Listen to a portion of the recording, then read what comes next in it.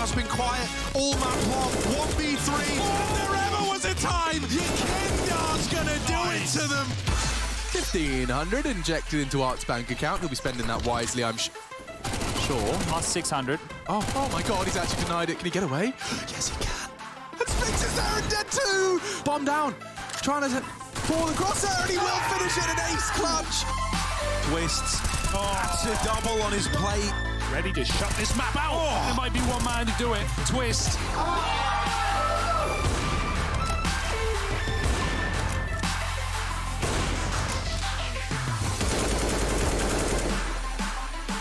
Good headshots out of Rouse. Has he really got another one in him?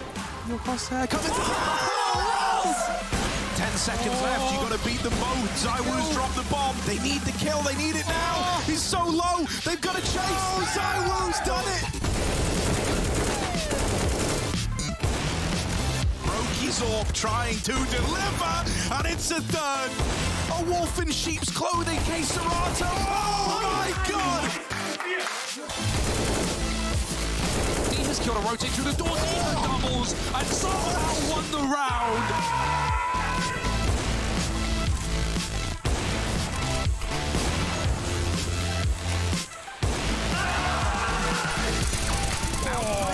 Wow, that's a thing of beauty. Controls the A1S. What could go wrong? There's not a flash. Oh wait, there's a flash. Oh, there's a Molotov. Oh, there's two people here. Oh, one man left my up. God. Rouse, they're coming for you, buddy. Oh, they're coming for you. Oh no!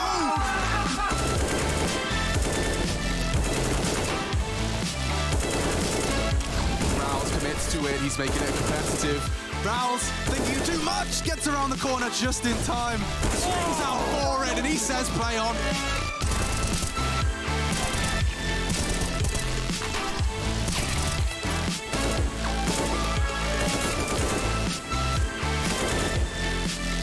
They're going to try and get in. They're going to try and get past K-Serato's AWP. Back at the site. Going over, trying to dodge danger. They can't figure it out. It's a murder mystery, and K-Serato was there all along.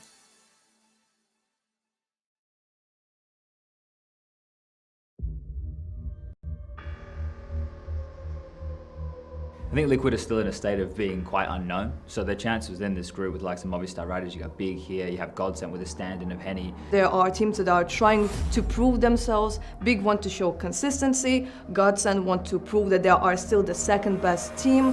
Then there's Liquid that made some questionable changes, and they want to show that like, no, those changes happened for a reason. But that's the big question mark. What type of Counter-Strike are they going to deliver here against teams that on paper they should be beating?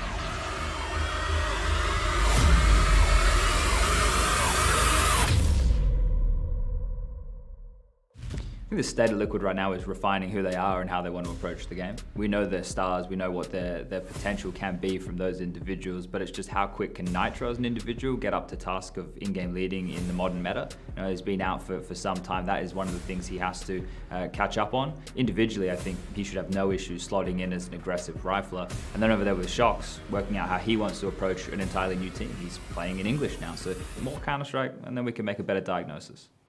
In Group C, we have the obvious favorites. Of course, it's the players. So far, for the last year, they were doing a remarkable job at getting to the playoffs. Maybe like a year ago, when it comes to Cologne, yeah, like they struggled a little bit. But in the last few events, playoffs like was never like a question mark.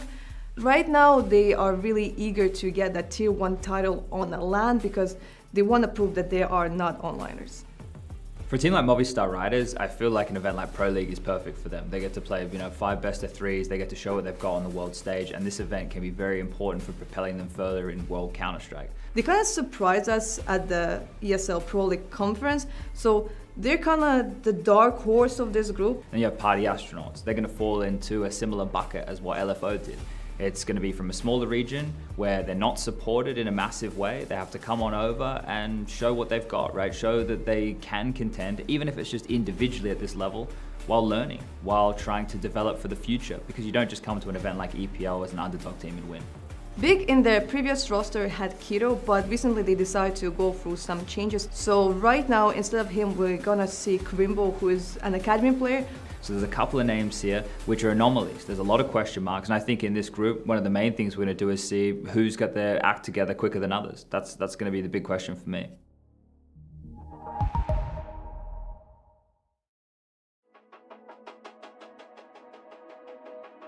I think Liquid's just lacking time and reps of international counter.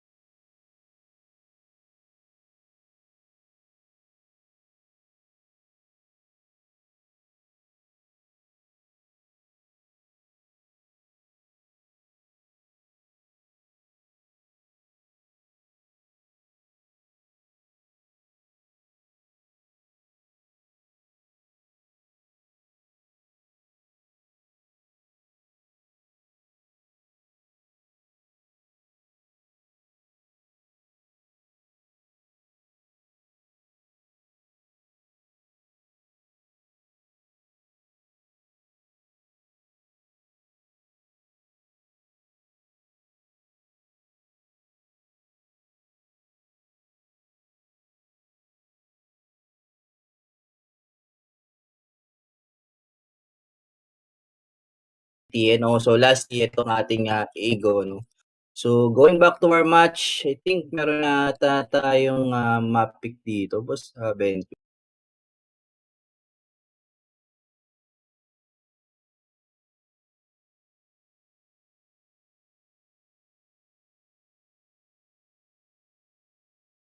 Map it will be Inferno.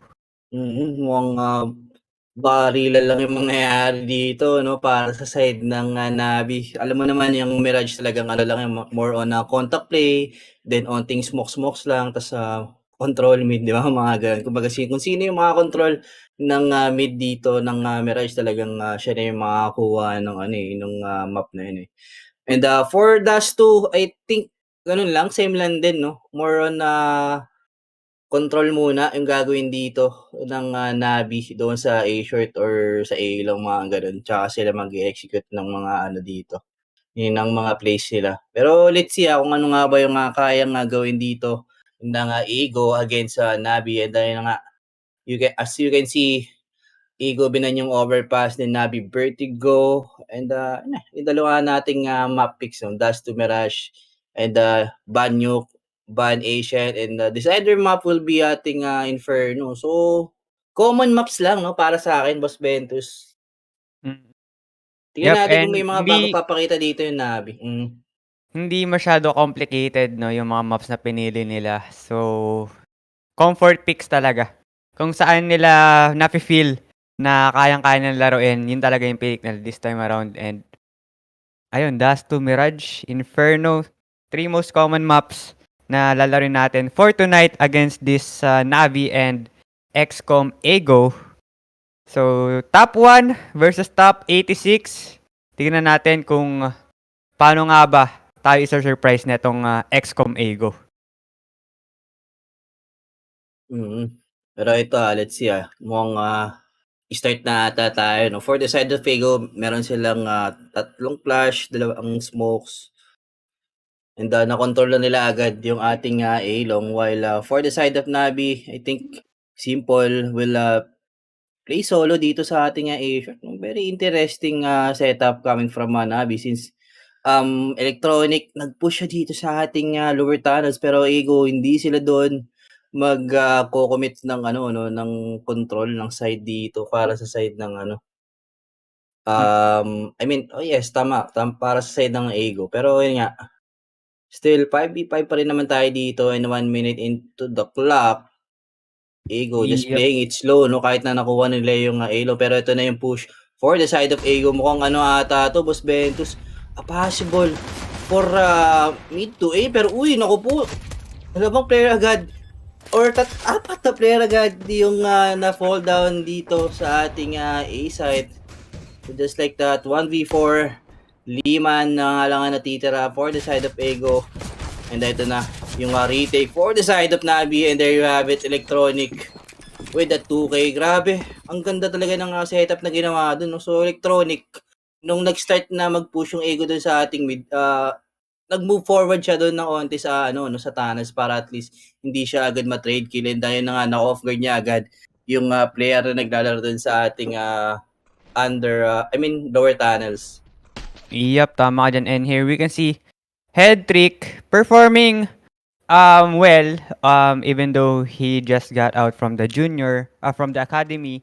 Pero looking at his rating, he have 1.32 rating with 1.33 impact as well and with the ADR of 97.8. So, sobrang antaas din ng rating nito ni Head Trick coming out sa academy. And sino ba, I think, will it be Simple yung magpapalit na IGL this time around? Since wala si Boomage or Electronic? Parang malabong maging si Simple to. Kasi syempre, alam mo naman, pagka IGL tapos fragger ka pa, medyo mahihirapan ka sa pag-micromanagement ng ang kampi mo. At also, ang dami mo masyadong iisipin, talagang mawawala ka sa focus dito. Pero, for me, I think, pwedeng si Perfecto or si Bit yung maging IGL nila dito. Pero, let's see Ego, they only have upgraded pistol at isang scout dito para kay Furlan. Pero Furlan will fall down in the hands of Electronic. Pero Electronic, ang ganda ng angle niya dito, men. Nakatatlo agad. And let's see, ito na yung push coming from Simple. So down to MWLKY. Paano ba ibigkas yung niya dito, IGA, Parang Milky mga Yep, and now 2-0 dominating na Navi, since eco round naman tayo for the side of Ego.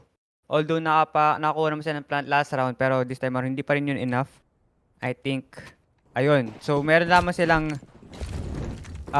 nag-full buy na pala sila dito. 3 rifles, 1 SMG, and 1 AWP para dito kay Ultimate. And the mid control is happening for the side of Navi. They're trying to put pressure dito sa Ego natin na hindi sila masyado makaporma and makapag-set up ng kanilang mga utilities dito. Pero head trick, going aggressive dito sa may ating long doors. Pwede makot off guard yung 2 players dito. He will get down. He will get 2. And just like that, that's gonna be a free AK for him. Yup, grabe naman yung last and play dito by Hetrick, no? Talagang gamit na gamit yung kanyang SMG dito against close range guns, no? Which is itong AK. Kitang-kita mo naman, naging rewarding pa para sa side ng Navi. So let's see, 5v3 situation, Ego.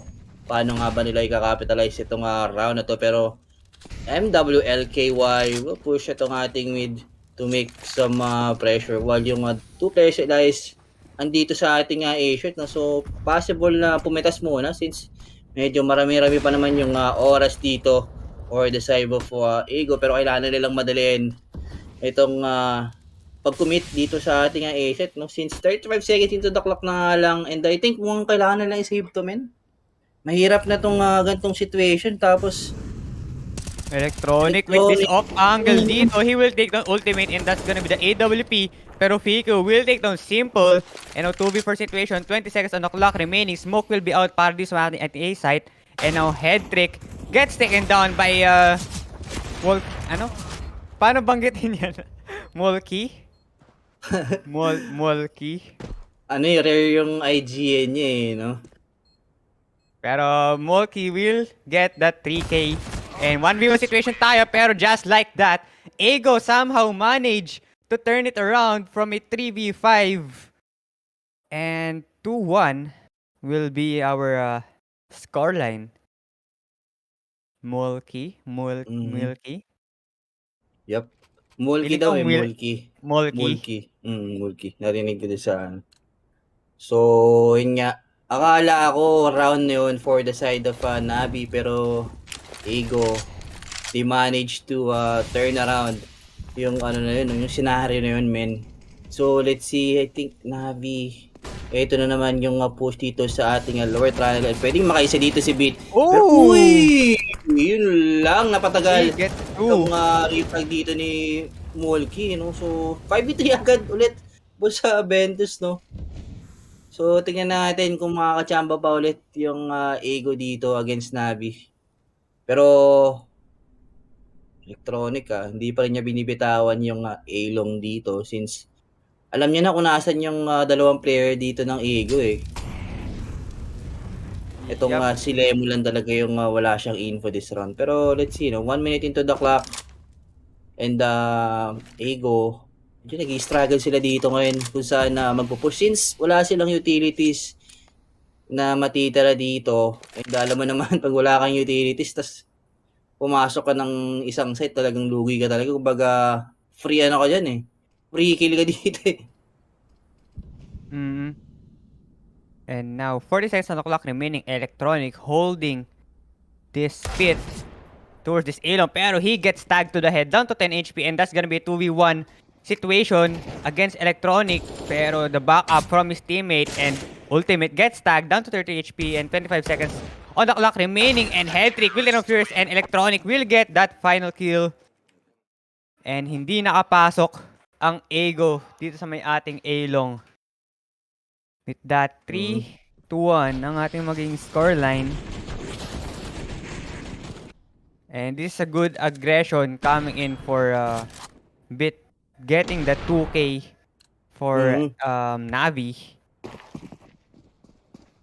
Naging rewarding lang din talaga yung pagkuha ni Edric din sa dalawang players na nasa A-long, kaya nakuha ito ng Navi. And alam mo naman yung buy ng Navi kanina, kumbaga broken yun May naka-pistols, then pamas, yung iba naka-M4, then si Simple naka-scout nga lang siya dito sa ating A-long But still, they managed to win that round. Pero let's see, Ego, kung ano nga ba yung magiging play nila this round. Pero bit dito, nakakuha ng dalawa. Electronic with will get two as well. Mm-hmm. And it's all up to Fico with this Deagle. P250 rather. 1v5 and the Dream. Pero he gets taken down by Simple using this Deagle. Grabe ang Navi. Mainit agad sila. First match pa lang nila. Mukhang 3 weeks lang sabik na maglaro. Since nasa group din nga sila, guys, medyo matagal silang hindi nakapag laro, no? And kitang-kita naman natin, baril na baril. 3-4-1 ang ating magiging scoreline. And here we can see Ultimate holding this headshot.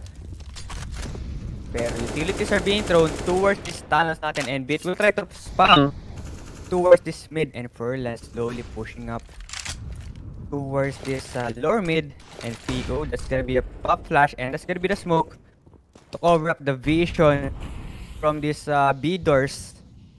Pero 5v5 pa rin tayo. 4 rifles tayo for the side of Ego, and 1 AWP pa rin for Ultimate. Meanwhile, the same goes for Navi, 5 rifles, although one has the Galil, simple. Pero Moki still holding towards this mid natin, and this is gonna be a slow push coming in for the side of Ego, and here comes the nade, and Furlan gets tagged, down 67 HP with that nade.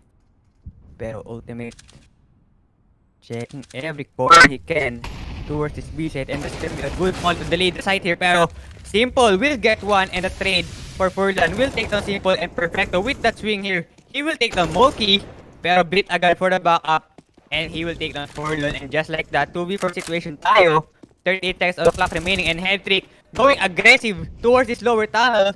2v1 dito sa lower mid natin, if ever, pero Headtrick gets one. Pico is out, and now Headtrick gets tagged down to 13 HP, pero Ultimate will miss his op shot, and Headtrick will get that double kill, and another score, another point for Navi. Headtrick doing pretty well on this ESL Pro League Season 15. And it's very unfortunate that Boom H was not able to join his squad this time around due to pandemic. Alright, so Furlan gets taken down by Simple. Eto na, nakahawak na ng op. Si Kuya mo Simple, pero electronic with a spray down, pero Bit will take down Ultimate. And 2v5 agad tayo dito, pero Bit will take down Lemon, and Simple again. No scope. Grabe. Eto na. Nilabas na yung magic stick ni Boss Simple natin, ng Boss Ventus. Alam mo naman, napaka-deadly ni Simple. Pagka nilabas niya na yan, men.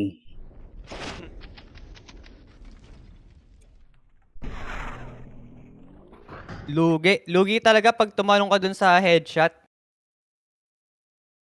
Since nagkaroon ng adjustments sa dust to map natin, no. Kinover up yung vision ng T side sa may mid. So they need to drop down to the headshot in order for them to pick the double doors. Pero timeout will be called dito sa may ating Ego, and they need to come up with a strat here to at least even up or make the points closer. Pero tignan mo itong roster ng Ego, no. Ang dami nila, 1 2 3 4 5 6 7. They have total of 7 active players. May ano pa sila, no, may mga substitute members pa sila dito for the side of Ego, no. Siguro nandun pa sila sa learning stage mo. Mga gumiganon ba learning stage? Pero ito na naman, Navi Electronic with aggressive push na naman para sa side nila, and then na Electronic makakuha dito si Molky, but marirefrag din naman agad di Ultimate dito, no. So let's see kung paano nga ba lalaruin ng Ego tong round na to. Pero nice bait coming from dito, no, Simple. So tumawid siya, then Bit, akala ko pumus dito sa lower tunnels, nag-back pala siya dito towards sa ating B side. Pero ito, the Molo dito sa ating car, and Simple ismokan niya yan to slow down the push, no. So isipin ng Ego dito na may naglalaro dito sa car, and possible na isprayan nila or itry nilang i-pick up muna yung nasa car. Pero Simple. His off shot will connect pero Furlan gets only tagged down to 11 HP. 4v4 pa rin tayo. And the rest members of Ego push up already. This may ating ace hit and that's gonna be a good molly to delay the bomb plant and Fico needs to back away.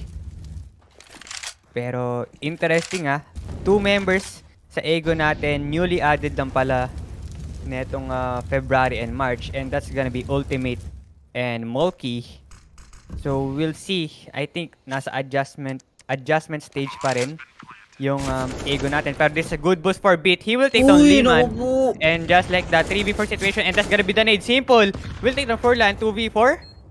Post-plant situation tayo. And the retake is on for the side of Navi. Fico defending this site on his own. And he gets tagged to the head. But he gets taken out by Beat dito. And it's all up to Ultimate with his AWP. And Perfecto gets tagged down to 17 HP. 1v4 situation. They don't have any smoke. Pero Simple for the backup. Yep. Grabe, nice retake coming from Nabi, no?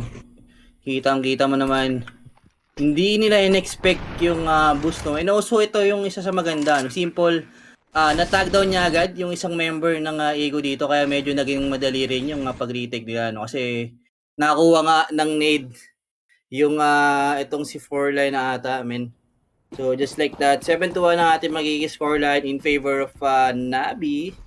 So, Ego, hindi nag-work yung nila, yung possible play nila dito, Kasi di ba nag-tactical timeout sila? Talagang ina-aggressive lang talaga sila dito ng Nabi at no-respect Di ba? Yup. And Uy! Electronic with the through the smoke, nakadalawa, nag-line up sa kanyang crosser. So, let's see, no? 3 members na naman ng Ego dito ang matitira. And Fico, he only have 20 HP left. Yup, and Ego, they don't have an answer sa aggression na pinapakita ng Navi dito. Earliest 20 seconds, lagas agad sila ng 2 members and that's gonna be a very hard, especially when you're at the T side since you need all members. Pero Bit, with that one tap, will take on Fico. You need all members in order for a perfect site execute with the utilities and the push for the swarm. Pero eto, Ultimate with the spray down will miss his shots here. Pero Electronic will take on Ultimate and it's all up to Furlan. What are you gonna do? 1v4 situation. Simple, still holding this may ating A site. Pero I think naspatan na siya dito ni Furlan. Pero kailangan i-save na lang niya to. Wala silang pera. Furlan trying to go aggressive again and slowly getting swarmed from behind. Dahil si Electronic nakakapag-lurk and push na siya towards this A-long and Simple knows what is up. Kailangan na lang abangan to pero may spatan niya dito sa may car. What a shot for Simple. That game sense. Yep.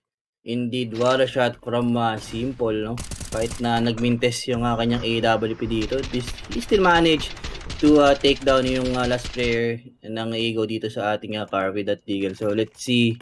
8-1 and unti-unti nang lumalamang. I mean, unti-unti na nagkakakulay yung panalo dito ng Navi against sa Ego ng Boss Ventus. Yep.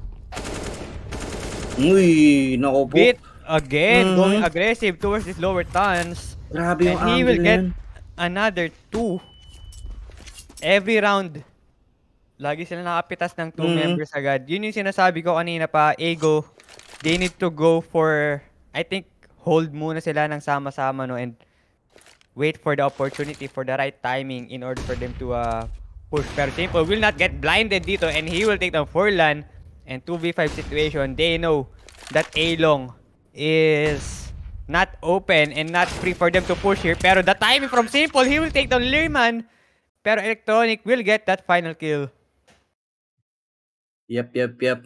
Ang ganda ng mga support flash dito para sa side ng Navi, no? And also, yung dun sa lower tunnels natin, itong talagang good angle siya. Good for 2 angles talaga. Kita mo naman, nagpapalitan lang dito si Bit tsaka si Electronic dun sa ating lower tunnels, no? And the Ego, Hindi pa rin sila nadadala, no? Hindi pa rin nila ginagamitan ng utilities bago sila pumik dun sa LT para at least magkaroon sila ng advantage eh. Pero ito this time around, imomolotov to ngayon ng Navi and the Simple. Makakukuha agad dito si Mwalki. So just like that, 4v5, then nag-grenade pa. Ito nga si Liman sa may Along and the head trick with a headshot dito kay Liman. So 5v3 situation, Boss Ventus, and mukhang round na naman to para sa side ng Rarabi. Pero let's see kung may makukuha pa sila ng mga players dito ng Navi since Electronic. Makukuha na rin si Pico pero Furlan with a trade. So 5v2 and alam na ng Navi kung nasaan yung mga members ng Ego this round. Pero still, Ego will play it slow and magta-try muna sila ng magta-try muna sila ng pitas muna, bago sila mag-commit, no? Pero ito, Yup. babalikan nila ngayon yung bomba. It's not gonna work since Navis already set up their defenses sa ating A site and B site. Pero mid is open though. I'm not sure why they're not trying to go for a mid. Pero eto, ultimate gets taken down by Simple and Simple with that prediction pero Furlon will take on head trick dito. 1v3 situation, 22 seconds on the clock remaining pero alam niya na nandito si Simple and yung Simple will miss the shot here pero the info is there that he's low. So Simple, mapapadigal lang siya. Who's the IGL of Navi? I think Electronic. I'm not sure. We're not sure guys kung sino nga ba ang naging IGL since nagkaroon nga ng substitution para kay Boom H. Pero let's see, mamaya makikita natin kapag timeout siguro yung Navi. Pero Navi dito mukhang hindi na kailangan ng IGL eh. More on lang talaga eh. Firepower wise, sobrang lakasan ng Navi and hindi talaga makakasagot yung Ego natin dito, Boss Ventus. Medyo may hirapan talaga sila dito. And parang expected na rin naman, no? Since World Ranking 137 against World Ranking number 1. Diba? Napakalayo, men.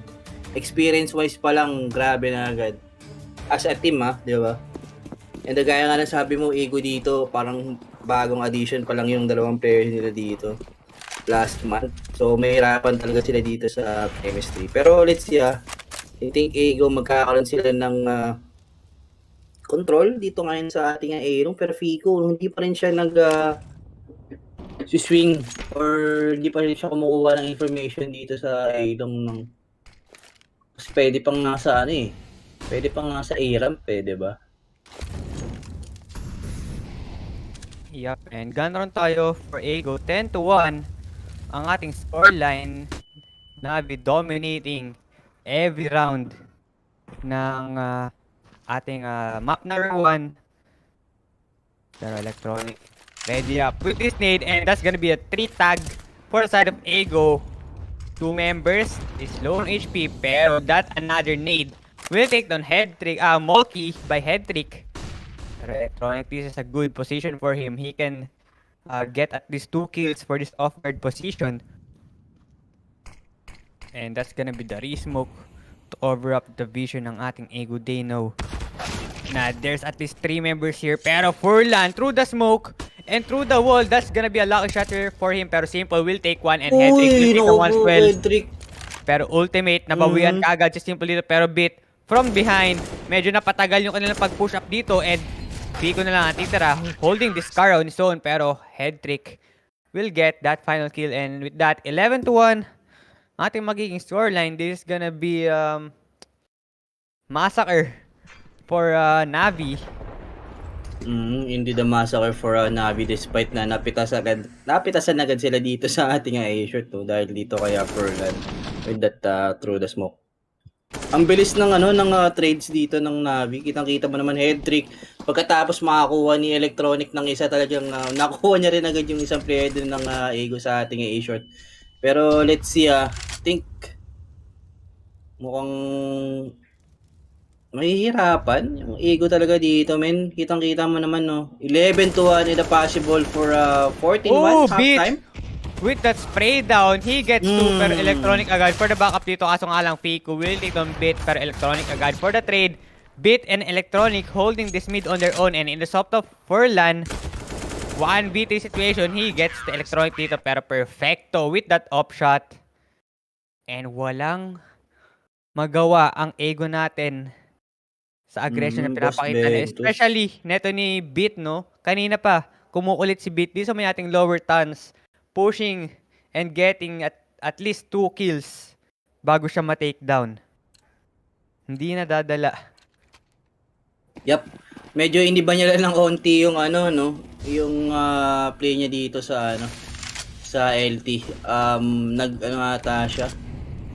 Lower mid, no? And the Ego, hindi na sila nag-commit ng ano dito ng push sa mid kasi alam nila simple laging nakatutok dito with this AWP. Kumbaga respect na dito yung ano respect the GOAT for the side of Ego, man.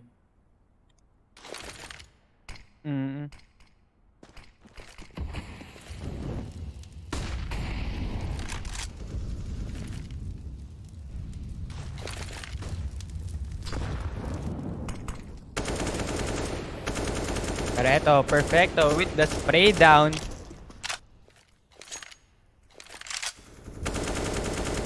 And still 5v5 tayo. 12-1 ating scoreline pero Furlan slowly pushing up towards this A short.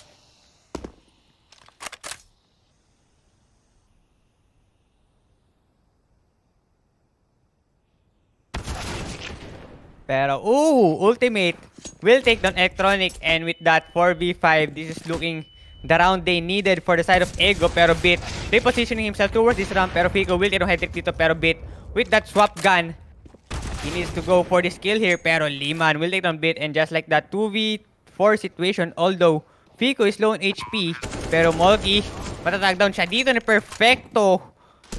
I don't know how perfecto won that duel. Pero now, post-ban situation tayo. This is still winnable for the side of Navi dahil Fico down to 3 HP and Ultimate holding this up here. Pero, Perfecto will in Ultimate. That's very expected. Pick for him. Perfecto will get another one. And then Soto Liman will take a Perfecto dip, pero simple for the trade.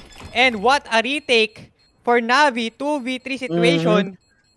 Sabi ko na, napanood ko na yung round na yun Perfecto with a perfect clutch na naman. Grabe talaga itong player na ito. Kita-kita mo naman, isa-isa niyang pinugutan yung ulo ng Ego dito, no, Boss Ventus. No? Despite na man advantage, lamang na lamang yung Ego that round, man. Yup, and tignan mo, nag-whiff doon. Kung di sana siya nag-whiff doon, pwede pa sanang makuha nila yung round na yon. Pero eto, Bit with his op and smoke will be out para di sa may ating double doors.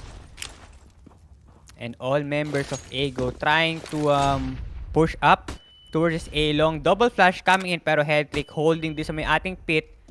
And no one's still checking if may tao nga doon. They're not checking the pit here pero Electronic gets taken down.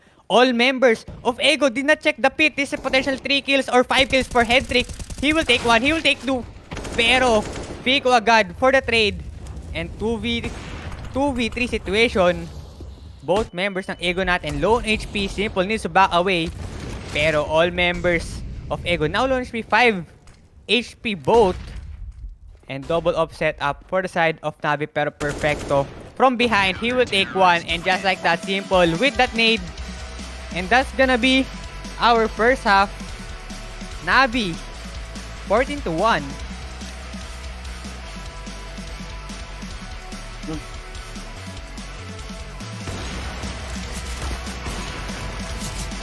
Grabe.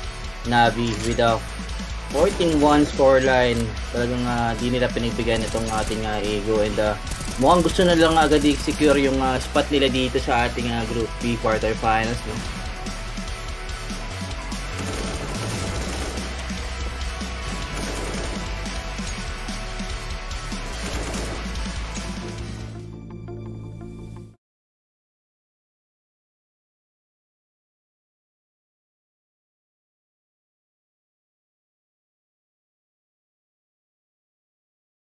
Yep, and it is what it is. 14-1.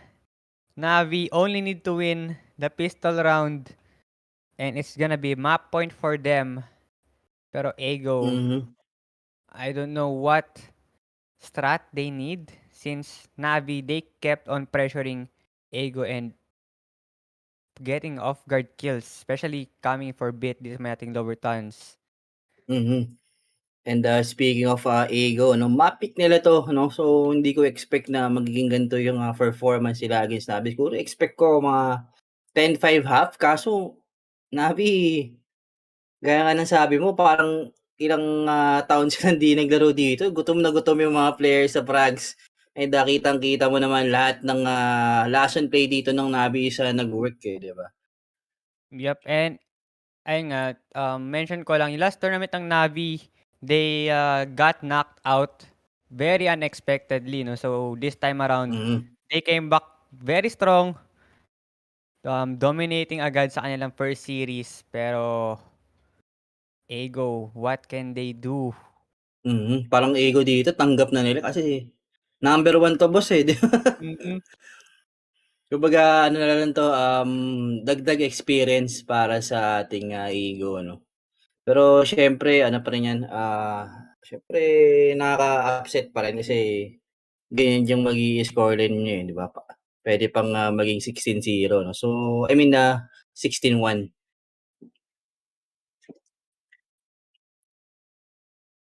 Yep, and with that, So let's go. Let's wait for our mhm, players, no, na makapag-prepare for our second half. Pero in the meanwhile, guys, please do share our live stream here on Facebook and on our YouTube as well. Meron din tayong live stream dyan. Actually, sa YouTube natin, we have 800 viewers. Big shoutouts sa inyo, guys. And please do subscribe dito sa ating Focus Fire para lagi kayong updated sa mga CSGO action natin. And sa Facebook naman natin, please do follow our page. And this is still the official Filipino broadcast of mhm. ESL Pro League Season 15, brought to you by Lupon WXC, Fire Gaming, and The Armory. Meron pa Yep, tayong and, 2 series. mhm. And, kay Boss RJ Sim yun, ma-pick daw Boss Ventus. Mm-mm. Mapick Pick yung pa nga ito ng, ng Ego. Yep. And our next map will be Mirage, and it's picked by Navi. So mukhang ilista nyo na to, guys, na 2-0.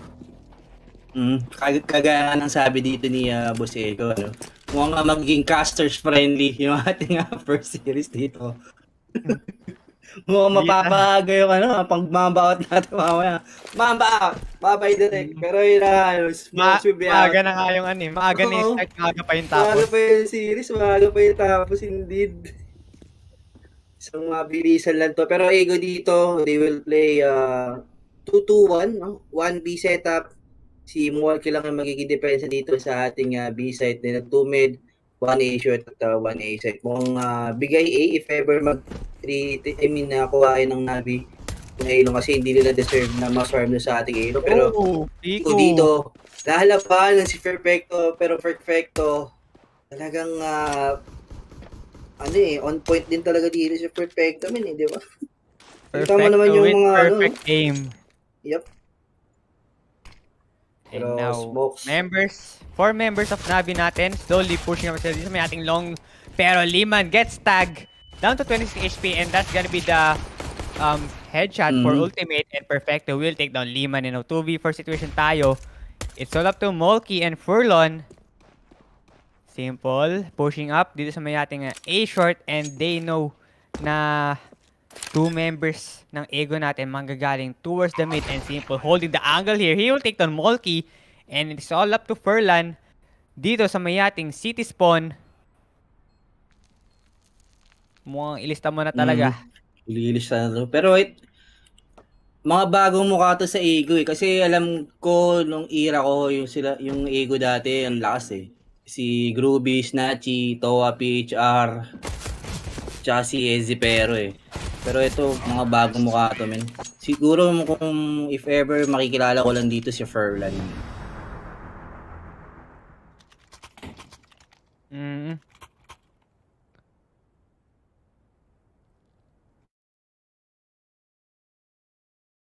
Hindi, si Fernan pala yung ano, dating member pa ng Ego. Kumbaga nawala lang talaga yung ibang kampi niya, ano, sila Groovy.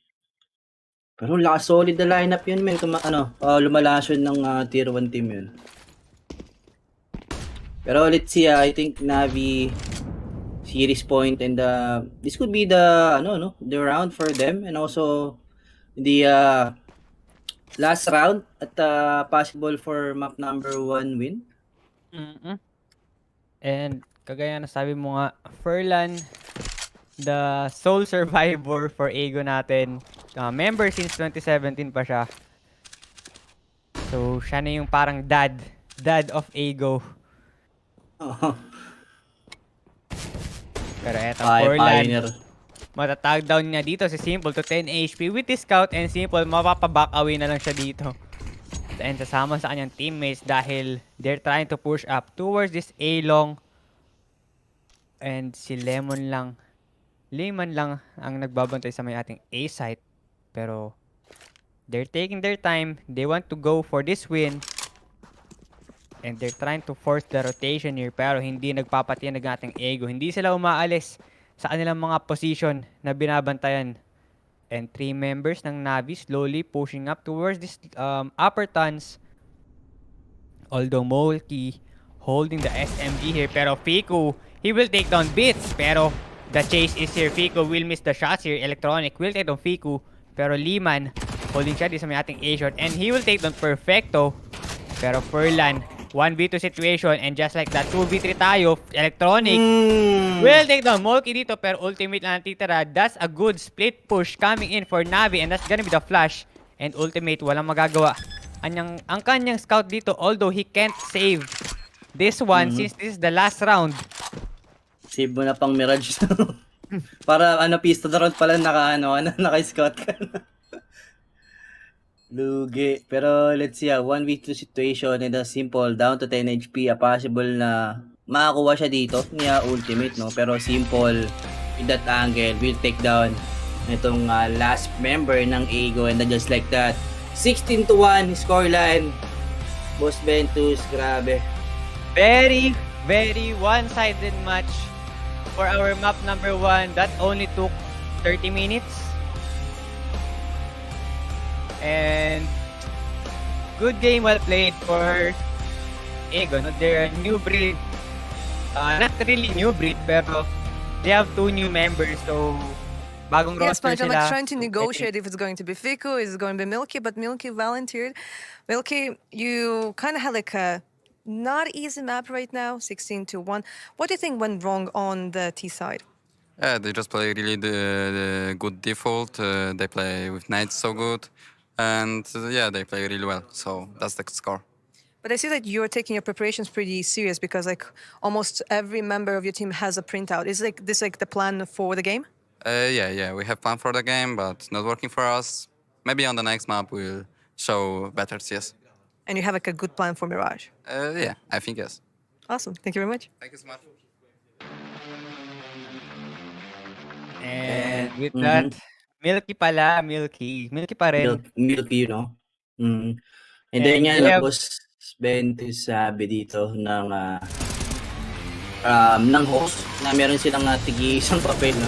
Talagang in-expect nila na nag-ready dito yung Ego, kaso yun nga lang. Parang yun yung may hirap sa by the book, di ba? Against firepower play.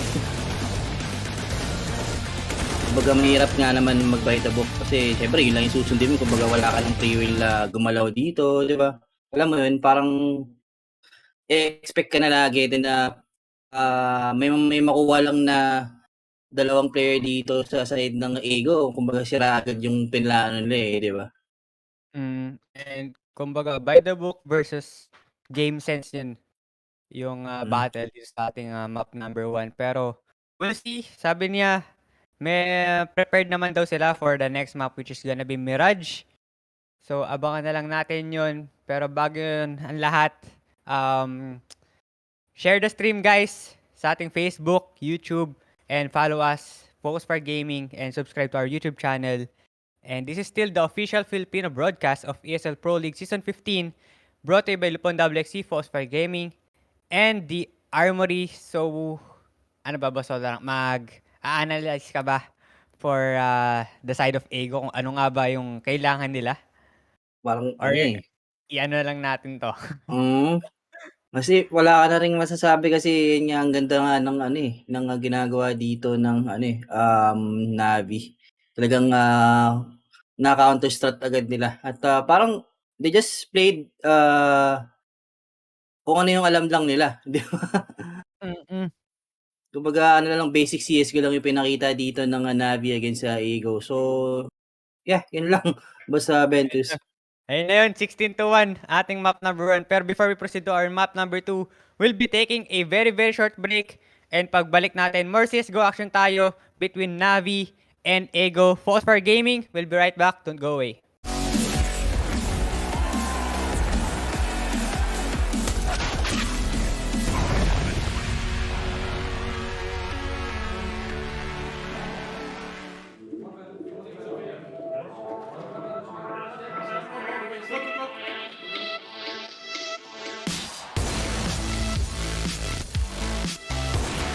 Roki trying to be the difference maker. Three in the round. Carrigan carrying again. 3 kills, and there's no one to stop this.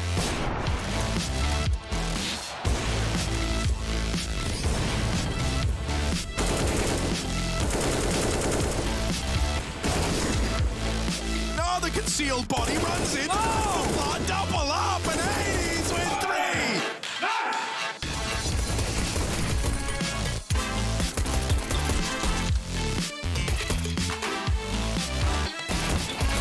Yikindar's been quiet all map long. 1v3. If there ever was a time, Yikindar's gonna do it to them. 1,500 injected into Art's bank account. He'll be spending that wisely, I'm sure. Plus 600. Oh my god, he's actually denied it. Can he get away? Yes, he can. And Sphinx is there and dead too! Bomb down. Trying to fall across there, and he will finish it, an ace clutch. Twists. That's a double on his plate. Ready to shut this map out. There might be one man to do it. Twist.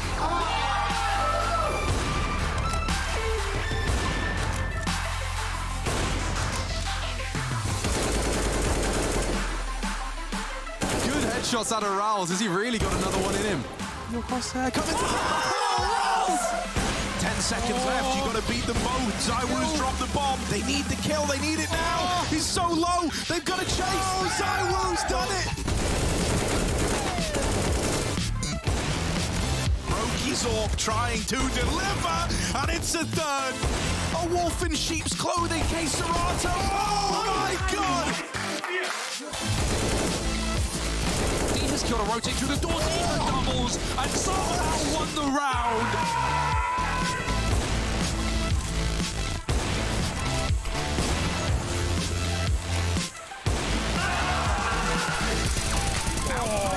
Wow, that's a thing of beauty. Controls the A1S. What could go wrong? There's not a flash. Oh wait, there's a flash. Oh, there's a Molotov. Oh, there's 2 people here. Oh, one man left my up. God. Rouse, they're coming for you, buddy. Oh They're coming for you. Oh no!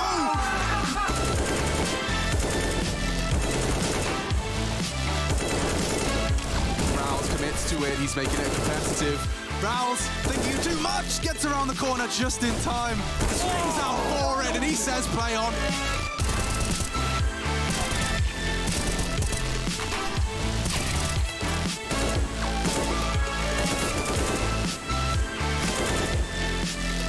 They're going to try and get in. They're going to try and get past Serato's AWP back at the site. Going over, trying to dodge danger. They can't figure it out. It's a murder mystery, and Serato was there all along.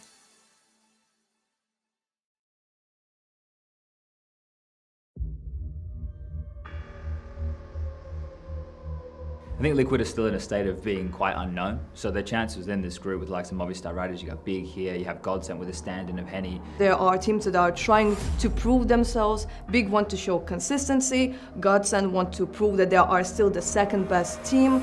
Then there's Liquid that made some questionable changes, and they want to show that like, no, those changes happened for a reason. But that's the big question mark. What type of Counter-Strike are they going to deliver here against teams that on paper they should be beating?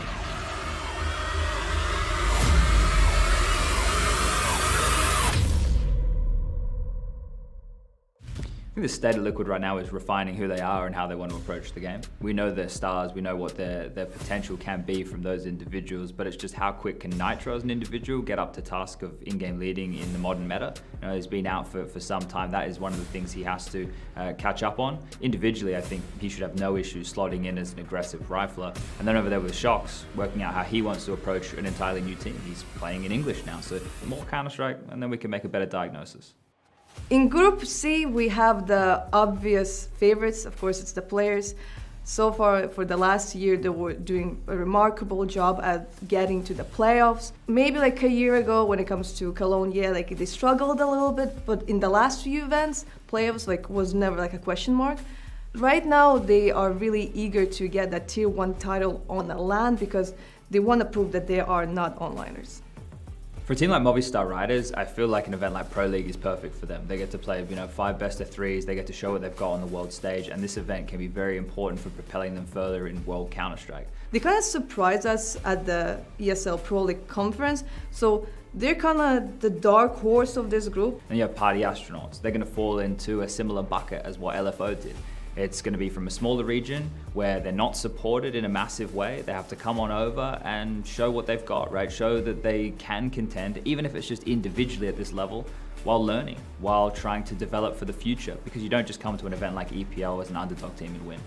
Big in their previous roster had Kiro, but recently they decided to go through some changes. So right now, instead of him, we're gonna see Krimbo, who is an academy player. So there's a couple of names here which are anomalies. There's a lot of question marks, and I think in this group, one of the main things we're going to do is see who's got their act together quicker than others. That's going to be the big question for me.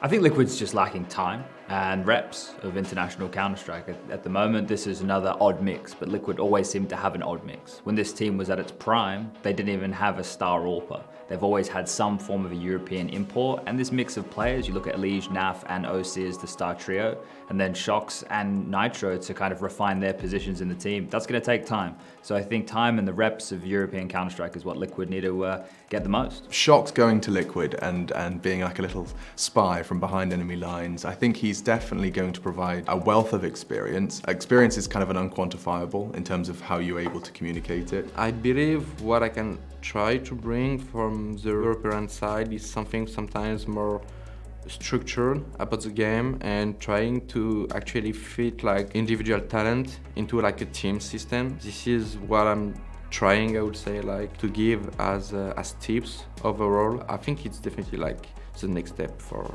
the NA teams. There's a lot of expectation because it's Shox. Shox is one of those kind of legendary names that will echo through the halls of Counter-Strike.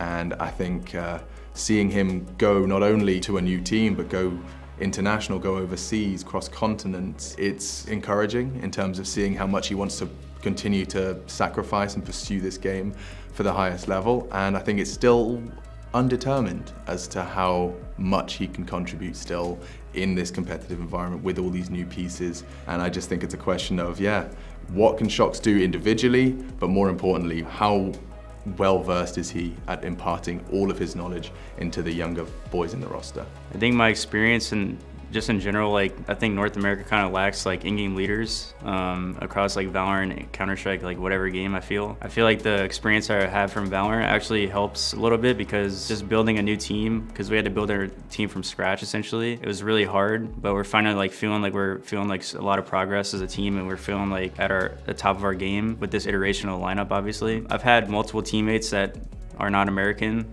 and Counter-Strike specifically, and it's always nice to have that kind of the other perspective of things, and having Shox on the team definitely helps with that team dynamic for sure. He's been a huge help, so it's going to take some time, but I think we're feeling really good right now. I think saying that Valorant would have added to Nitro's experience tank doesn't really take in mind that the games, even though they're both FPS, are completely different. I think the only thing that Valorant would have done for Nitro is bring back his love for Counter-Strike and his passion for the game.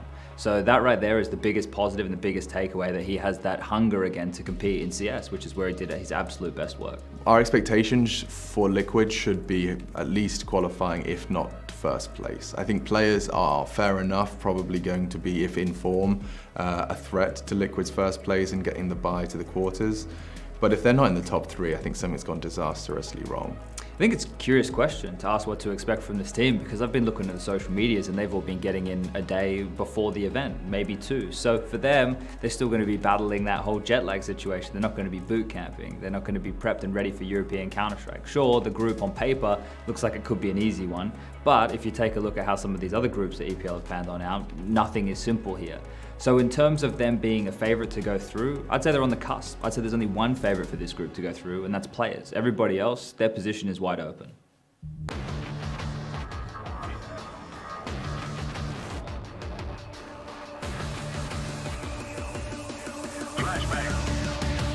So there's the flash, there's the push. That's 1, that's 2. Oh my God!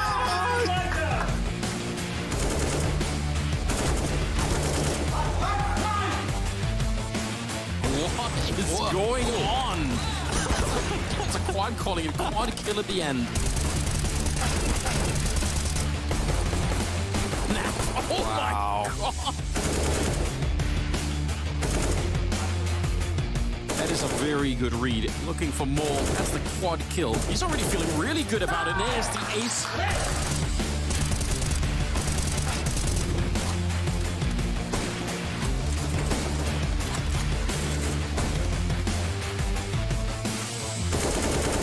Mopos up against 3. Good first frag contributes. Gets away and bangs another head.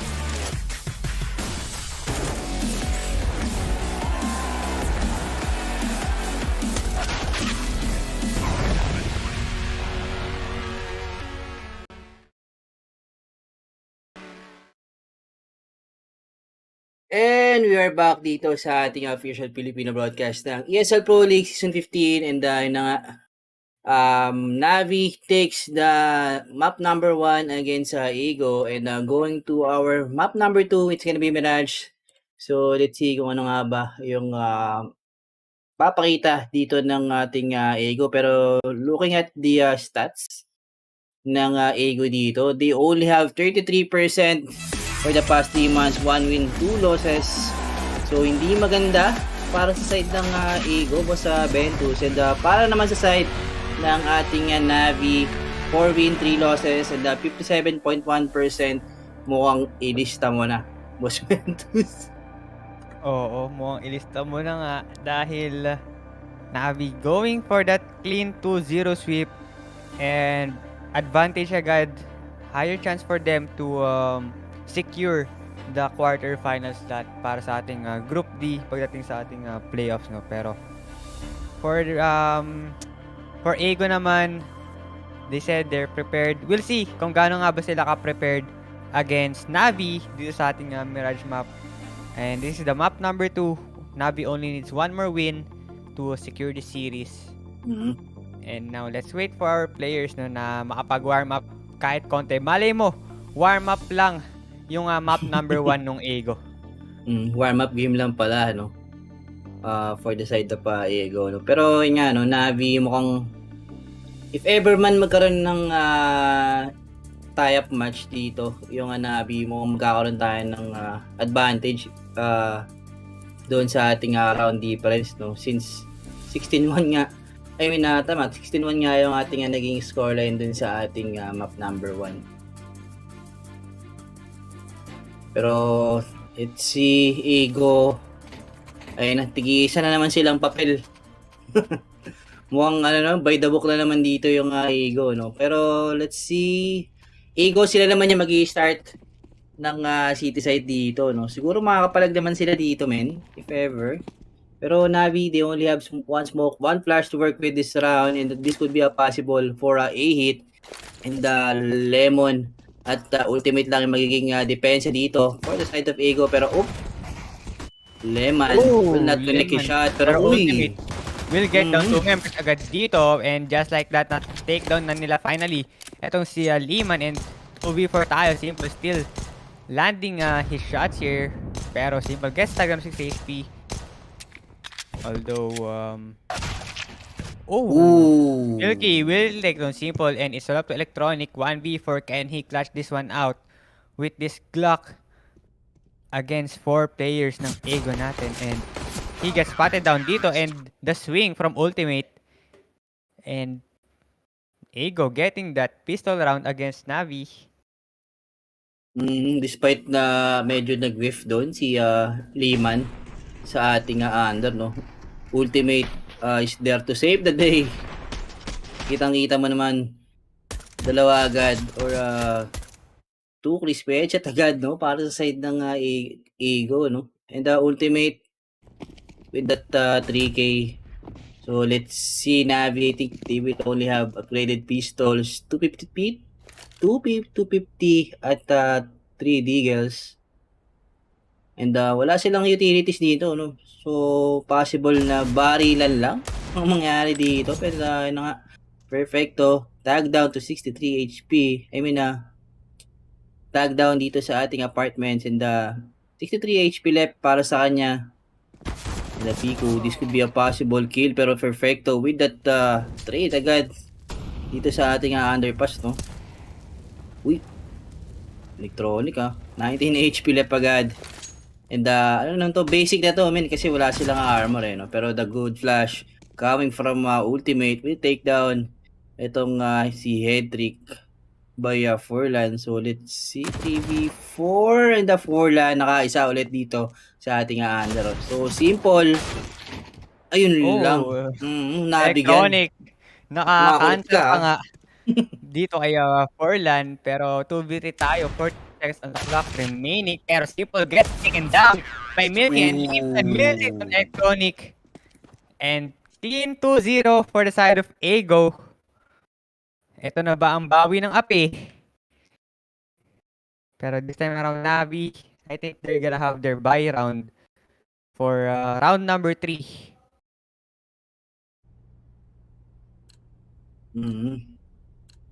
So Navi upgraded pistols at ito na. I mean upgraded pistols lang tira nung lating last round, no? Kaya I think isusugalan nila yung buy dito sa ating round. So let's see. Oh, Liman going aggressive. Uy, pero paano siya agad dito ni Simple and Perfecto.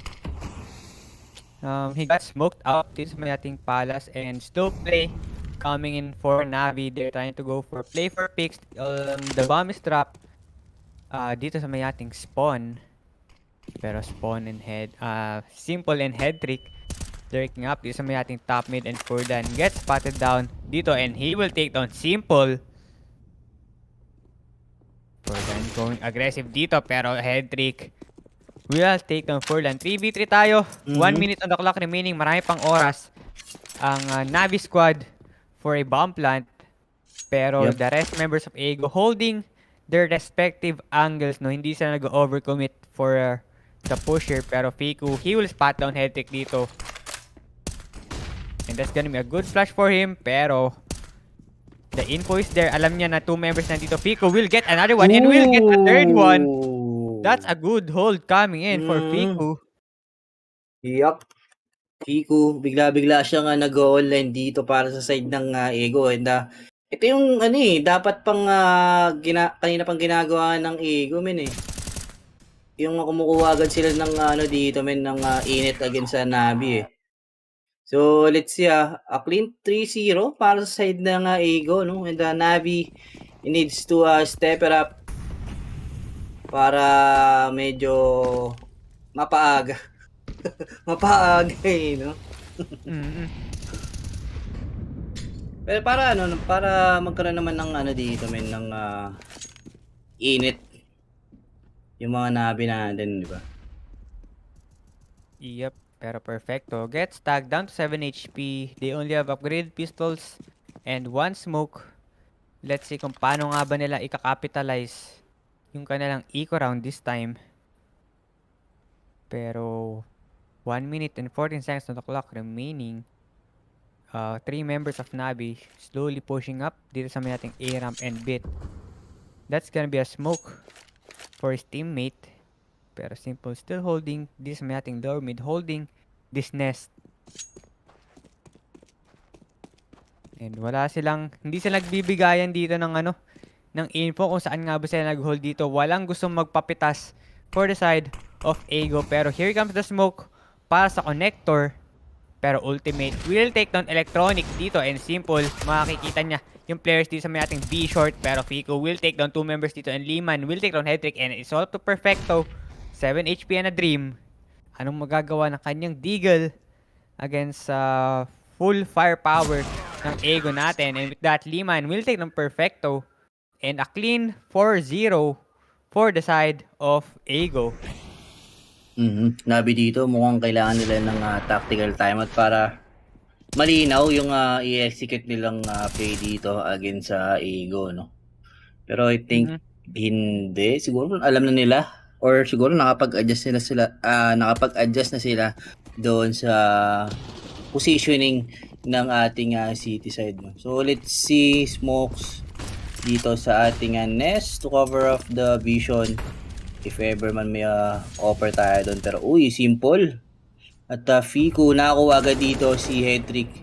And simple, sayang kasi makakuha niya sana yung nag-jump spot doon sa sa B-ups. Kaso medyo na-late lang yung pag-scope niya ng AWP dito. Pero let's see 4v5 situation. And Navi, mukhang default muna sila dito, no? So respect pa rin naman para sa side ng Ego, man. Kasi pag di mo na-respect yung opponents mo, talagang talagang magdedire-diretso or possible mas lumamang dito yung Ego, men. Di ba? Yep, tama ka dyan. Pero eto, Smoke and Molly will be out dito. Pero bit pa rin niya na may madadami siya doon. Pero Milky with the push, he gets taken down by Electronic for the trade. And 3v2 situation tayo. Ultimate holds his AW towards this market and he will take down Electronic. 2v2 tayo.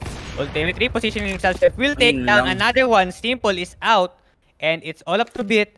I'm not sure if alam niya na may tao pa dito sa ating B apartments. Pero Bit, narinig na siya dito. Bit versus Ultimate dito sa ating B side. Pero matatag down lang Ultimate dito. 270 HP. Kaso nga lang, Ultimate with that angle will take down Bit. And just like that, 5-0 for Ego. And ang Navi, ganda ng mga ang ganda ng mga angle dito ni Ultimate, talagang pang sure win, no? Kitang-kita mo naman simple.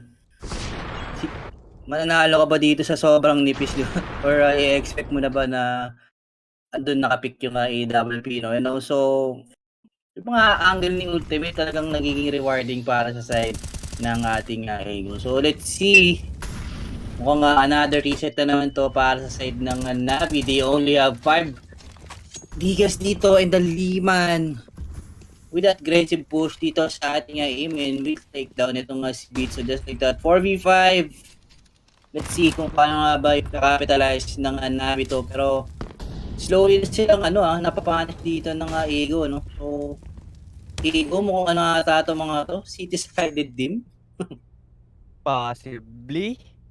Since they are dominating on their city side, no? And now, the rest members of Navi, bawas agad sila ng isa. Pero, Bomb is getting picked up by Electronic and rotating towards this top mid. 3 members na ng Navi natin pushing up towards this connector. Pero it is smoked out. Piku. Holding this ticket boot. I think may spotan niya ata.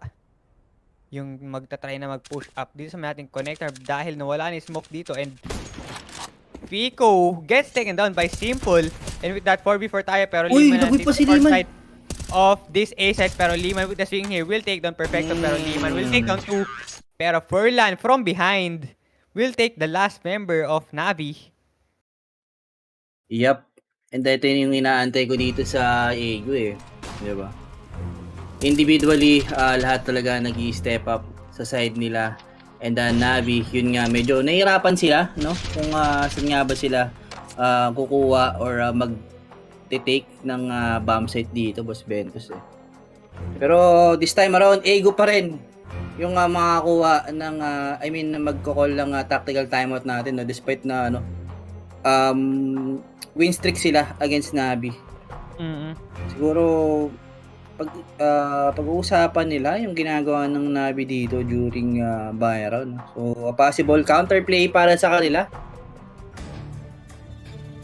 Yup, possibly nga. for counterplay, and Navi. Medyo nahihirapan sila this time around kung paano nila denominate yung Ego last map. Ganun sila denominate this time around ng Ego. Pero slow play muna tayo for the side of Navi. If hindi nila makapitalize, so this is gonna be another eco round for them. Pero ultimate will take down Electronic with this AWP. Pero Fico with the spray down, matatag down niya si Hendrik with 41 HP. Pero Liman again will take down Beat. And isa-isa nang nalalagas ang members ng Navi dito. Furlon will take down Hendrik with that nade shot. And it's all up to Simple and Perfecto. That's gonna be a good timeout for the side of Ego, no, na counterplay agad nila yung ginagawa ng Navi during their buy round.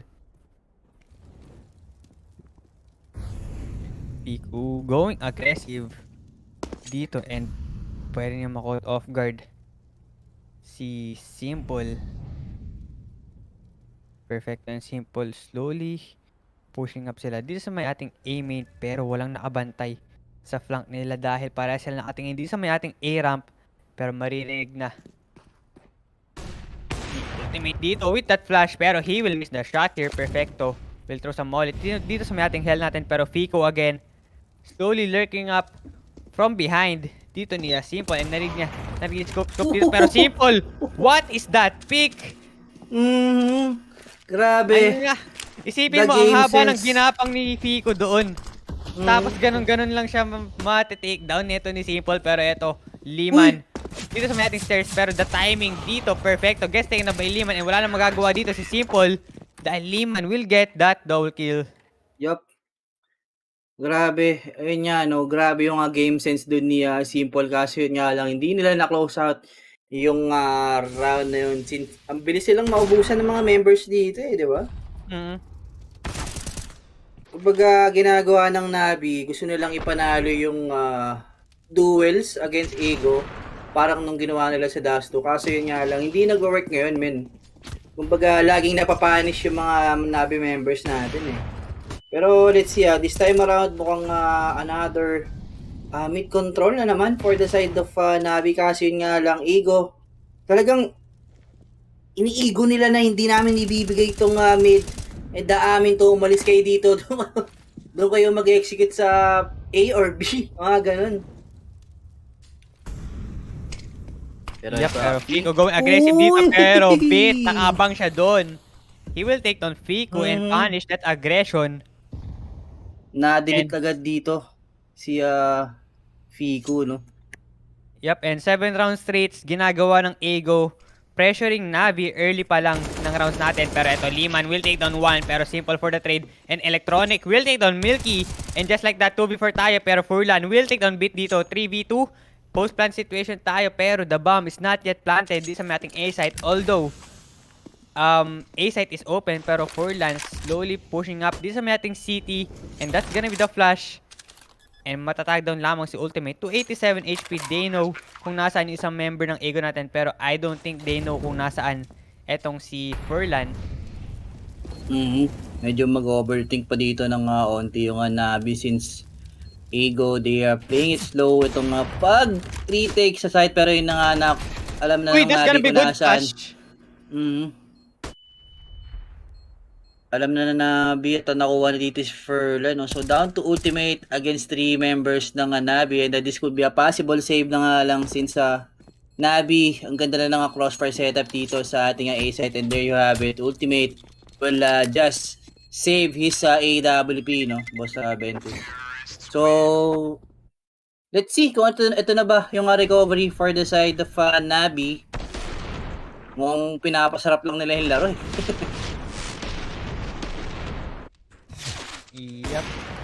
Possible na pinapasarap na nila, or talagang nanlamig sila on our map number 2.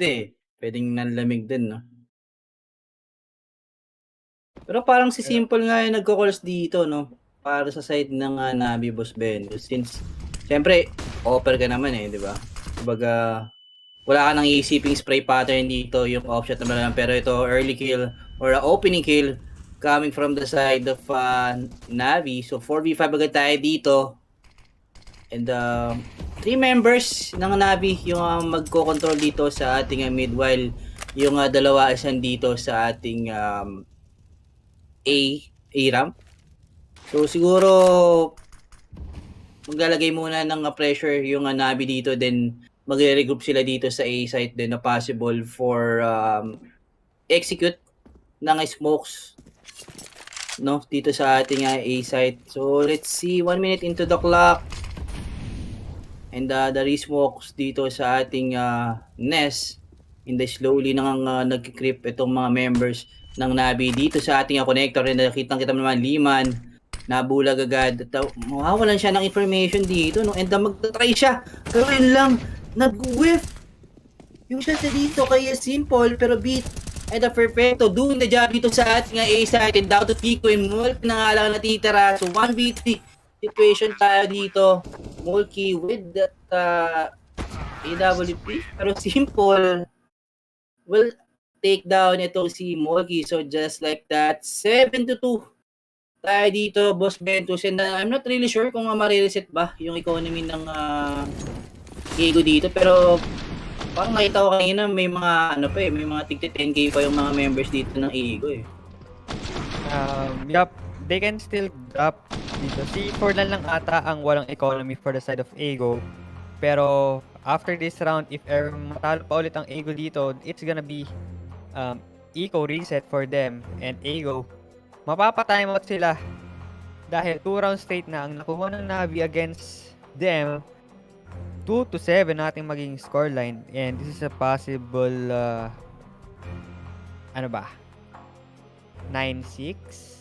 Ego if magtutuloy-tuloy yung init nila, no? Pero if not naman, there's a potential comeback for Navi 8-7.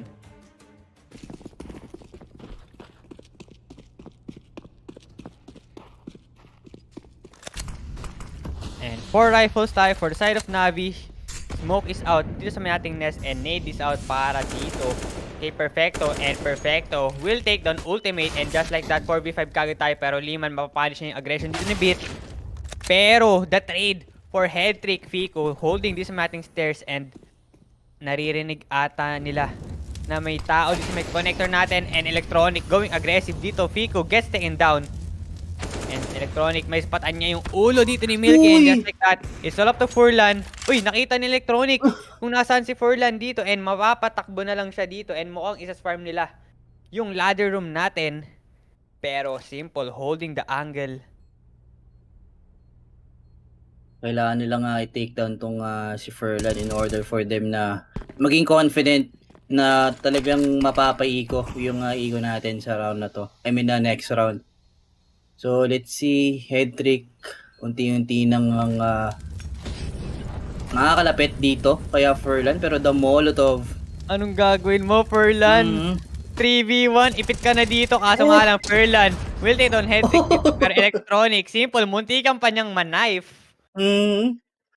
Gusto pang ma-outnode gaming dito ni Simple, no?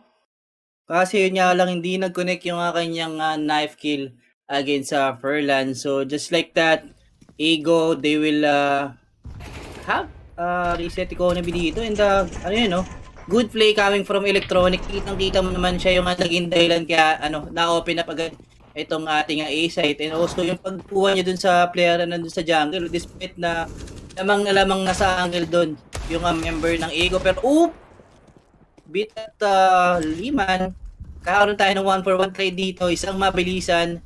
And the 4v5 situation agad. And then the push from Mulky. Pwede siyang ma-off-guard dito ng isa if ever. Pero beat. Uy! Nakita niya. Uy! Yun lang. Nag-panic si Milky nung nakita siya doon. And going for that pick is a really bad decision for him. Pero now 4v3 tayo. Beat and the rest members of Navi pushing up towards this A side. Beat every corner he can. Pero he will take down Liman dito and Beat.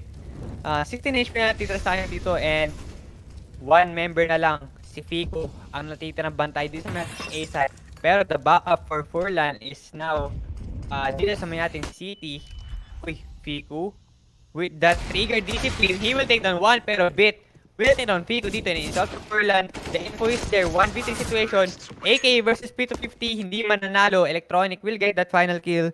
And just like that, Navi again getting another round here. 4-7.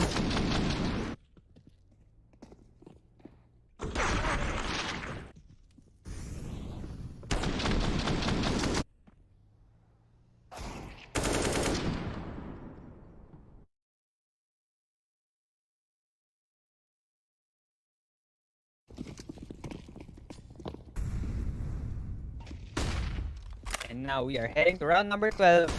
Furlan still holding pa rin dito sa ating nest, pero Fico trying to go aggressive dito sa may mid natin, and he needs to back away. 4 members of Navi, 3 rather, holding dito sa may ating back alley. Pero I'm sure naririnig sila dito ni Ultimate. May ultimate ano siya di, ultimate game sense.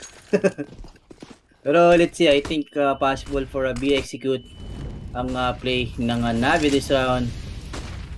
Or pwedeng ano no, pwedeng manggulo lang dito si Perfecto, pero uy, ayun Perfect. lang, With that multi. spray down. Napasama pa nga yung pagkuha ng information dito ni Molky.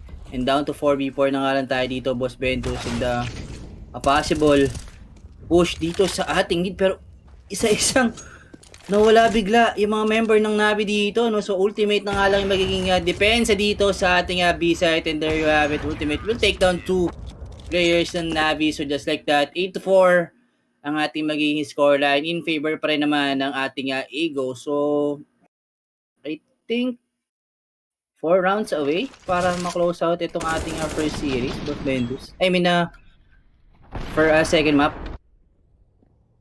I mean, second map pala, second map. Second map tuloy. First up, yes. And a good hold. First up pala, first up. Coming in for Ultimate doon sa ating B side. Pero may economy pa naman ang Navi. They have full buy utilities for rifles dito, pero simple. Still holding din sa may ating apartments. He won't spot anyone, although alam niya na merong isa dito, at least one, and that's gonna be Milky. Yep. Alam nilang may na-independent dito sa ano sa B-site. Kitang-kita mo yung Milky with that 3 frags. Kaya mukhang si Milky yung kanilang target nila dito, no? And Milky. Uy, nakita niya ata yung barrel. Yung mahaba dito ni Bit. Uy, pero here comes the push here, Molly. Dito sa may van natin, and it's up to Milky to defend the site on his own. 5v1 dito, and Milky gets tagged at 20 HP, pero Bit will tiro Milky and head trick, will tiro Fico dito. Spurlan will miss the sprays here. And 3v5 situation tayo for this round. Bomb is planted, post-plant situation tayo. Dito sa may ating B-site, Furlan holding siya dito sa may market, pero the push out from Perfecto. Very well timed. And it's up to Ultimate and Liman. Mukha atang kailangan lang na i-save tong AWP nila and AK since walang pera itong si Ultimate to buy for another AWP for the next round. Tama ka dyan. Pero ito Liman, he needs to win this duel against Hetrick or else talagang hindi niya masasave yung baril niya. Pero yun nga, Liman nakaisa in the Bit. Natin kung may follow-up from Nabi. Pero Ultimate, hindi tumama yung options niya dun. Possible sana na makakuha pa siya dito ng isa, pero yun lang, nag-round rush start na agad tayo. Pero Navi, ang ganda ng pag-execute nila dito sa sa ating B-set. Napakalinis. Kita mo naman, smokes, molotov, at parang 3 flash lang ata yung binato dito para mapabakawi lang si Molky. Tapos nakuha agad nila yung A-site Pero let's see, 8-5 ang ating magiging scoreline. In favor pa rin naman ng Ego, pero Navi again. I think this could be a possible for a B-rush, pero the smokes to slow down the push. So let's see. Mukhang ata to, mid 2B. Naku po, the timing, Fico. Inalis niya yung crosser doon. Walang information. Yung mga members ng Ego dito and yung mga electronic, nalaso na dito si Mulky. And also, with the help of a simple. So, 3v5 and the Bit. Ang ganda. Grabe, nakat agad ni Bit yung rotation dito sa side ng Ego. And Ultimate at 5 na naman yung matitira dito para sa side ng Ego. Pero I think this time around, mukhang i-hunt ng Navi itong 2 members ng Ego since they have the economy, no? Para sa ating last round, next round, di ba? Kumbaga, syempre, hindi na nila i-waste to. Kailangan natin tanggalan ng baril at para maging confident nga, no? Na will miss the shot and that's gonna be punished down and it's up to Liman para ma-save yung kanyang precious AK. Smoke will be out. Pero simple. And he won't spot Liman dito. And somehow Liman managed to get out alive doon. And Navi again with the round win, 8-6. One more round for our second half. Nako po, 2 members ng Ego only have SMG and opted out for the utilities. Pero ito, simple, going aggressive. Di sa may ating Tetris box. He will take down Liman. And uy, simple. Tatalo sana siya dun sa may ating sandwich. Kaso nga lang, ultimate agad. Nakabantay dito. And that's gonna be a good flash. 4v4 tayo and A-site na take na neto ni Electronic. Pero wala pa rin nagro-rotate na members ng ating Ego dito. Electronic, pwede siyang makadalawa dito if ever, and then nga nakakuha na dito si Ultimate and down to 4v3, that this could be a possible for a free A site, no, mas bento. So since ipit na yung mga members dito ng Ego, and there you have it, 4 lang na nga natitira, and ang layo pa no, pag-rotate niya from B site, and Edric just doing his job dito sa ating mid, no, talagang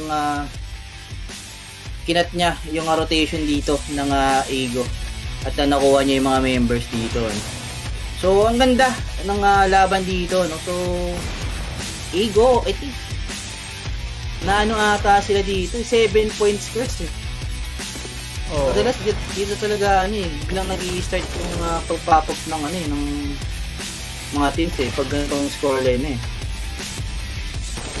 Actually, nangyari nga sa akin yung kagabi, 8-0. Tapos biglang drop ayaw. Pinasarap lang talaga. It happens talaga. And Ego doing well dito sa ating map number 2. Pero is it gonna be enough for them to take another map, to take the map here and push this one into a map number 3? Pero Navi, medyo late lang nag-start yung kanilang mga engines dito and uminit. Pero somehow, they managed to make a comeback here. 7-8. 1 point lead lang naman ang Ego on their T side. Pero this time around, sila naman ang City. Tingnan natin kung makakapasok ang Ego sa City side ng Navi natin.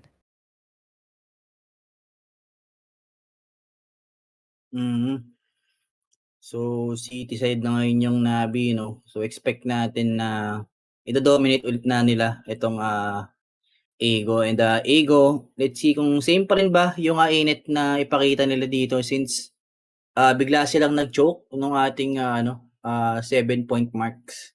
I mean, 7-point mark ng araw nila. And hindi na sila nakiscore. And Navi, kitang-kita mo naman, dala-dala nila yung pagiging experience nila. Kumbaga, every situation is nagagawa agad ng solusyon, men, di ba? Oo.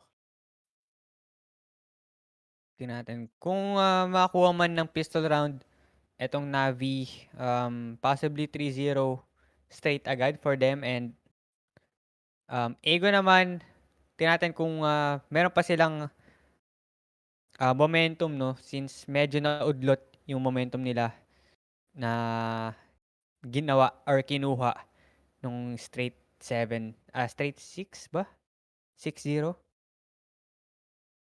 7-0. Straight 7-0 yung Ego dito, tapos doon na nag-streak yung bawi ng Navi. Nakaisa lang ata ulit yung Ego.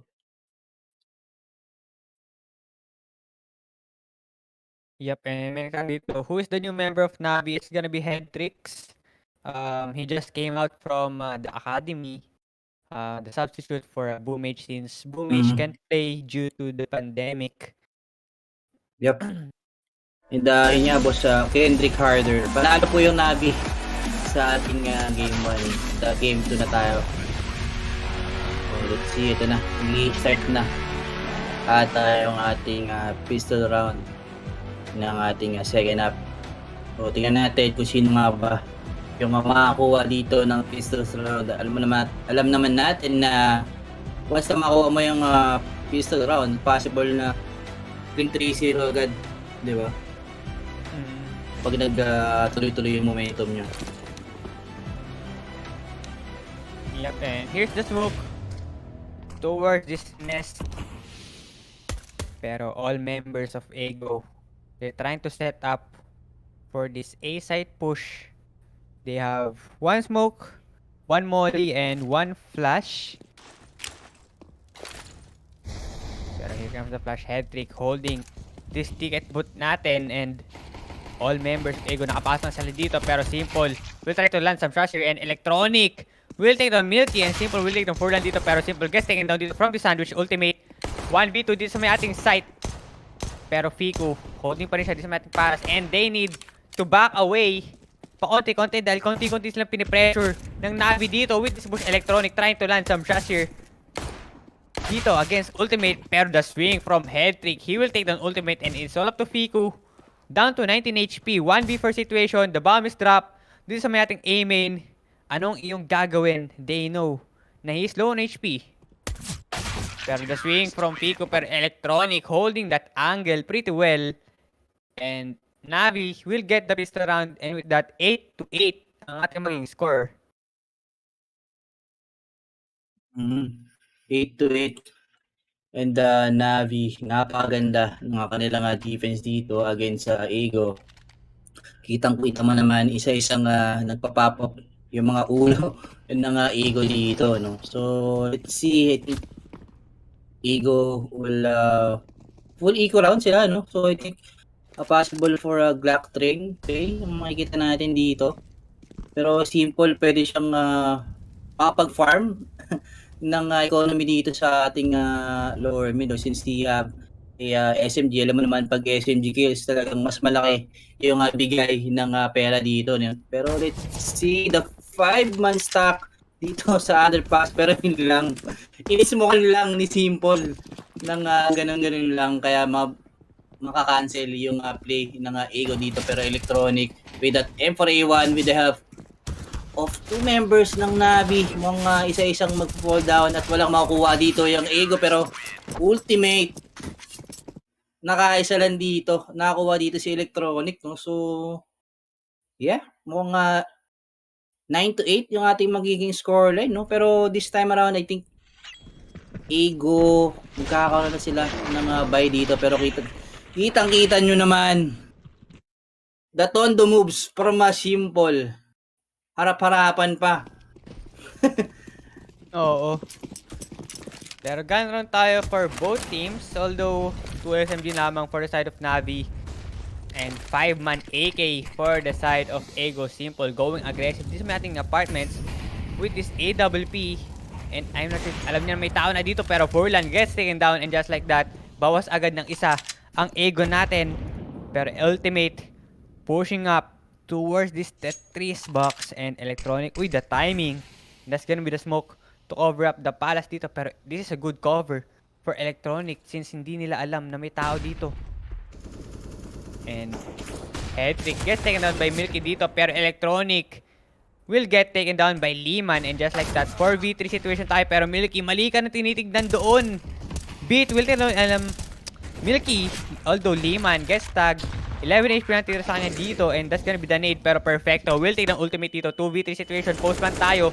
Piku with the spray down will take down Beat and Perfecto, and it's all up to Simple, and Lehman will take down Simple, and that's gonna be a free AWP for the side of Ego. Good setup from the side of Ego, no? Talagang nag-work yung play nila nung round na yun. Kitang-kita mo naman Mulky with that flank dito sa ating connector, and also yung off-guard angle dito ni Fico, no? Hindi talaga in-expect ng Navi na may players na naglalaro doon sa ating jungle, no? So let's see kung ano nga ba yung magiging bawi dito ng Navi, since hindi maganda yung kanilang buy dito, no? Since Electronic, you only have SMGs at ZZ dito kay Perfecto, pero yun na nga, unti-unti na nga nababawasan yung mga members ng Navi dito. Pero 2v2 situation, let's see, Lehman at Fico na nga lang ang natitala dito para sa side ng Ego. And the 4 Navi naman, Simple at Perfecto. And then nakita na naman natin maglaro tong 2 players na to, no? Talagang ano to, mukhang makakita na naman tayo ng the perfect place, para perfecto and simple. Pero simple, naku po, yun lang, di siya nanalo doon sa duel against Liman. And down to perfecto. The very winnable pa naman to para sa kanya since Pico, we only have 14 HP left, pero the refrag from Liman will take down etong si Perfecto. So just like that, mukhang 10-9 yung ating magiging scoreline, boss sa Ventus, or yeah, 10-9 nga yung ating magiging scoreline for the side of in favor of Ego, mga boss. Yup, and timeout will be called by Ego. Actually, akala ko Navi nga magta-timeout, pero Ego, mapapa-timeout sila to hold their lead, no? Since ano to crucial lead nila to. Kailangan nilang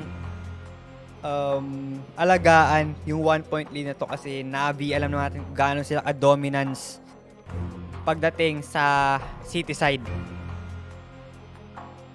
Pero simple, kira natin, chilling lang siya, naangiti pa. Parang nagkikwento lang siya sa kanyang mga teammates dito. And now we are heading to round number 20. Navi, eco round sila dito, although bit with this FAMAS, pero Perfecto with this SMG, and 3 members sa kanila nakadigil lang with some utilities. Hedrick holding this A site. That's gonna be the smoke to cover up kung sino magpa-push up dito natin teammate. Pero Milky gets taken down by Bit. Nag-whiff yung kanyang shots dito, pero Electronic will take down Liman dito, and Liman will take down 2. 4v3 tayo, pero Furlan will take down Hedrick. Nag-miss yung mga shots ng Navi squad, and that's gonna be the bomb plant.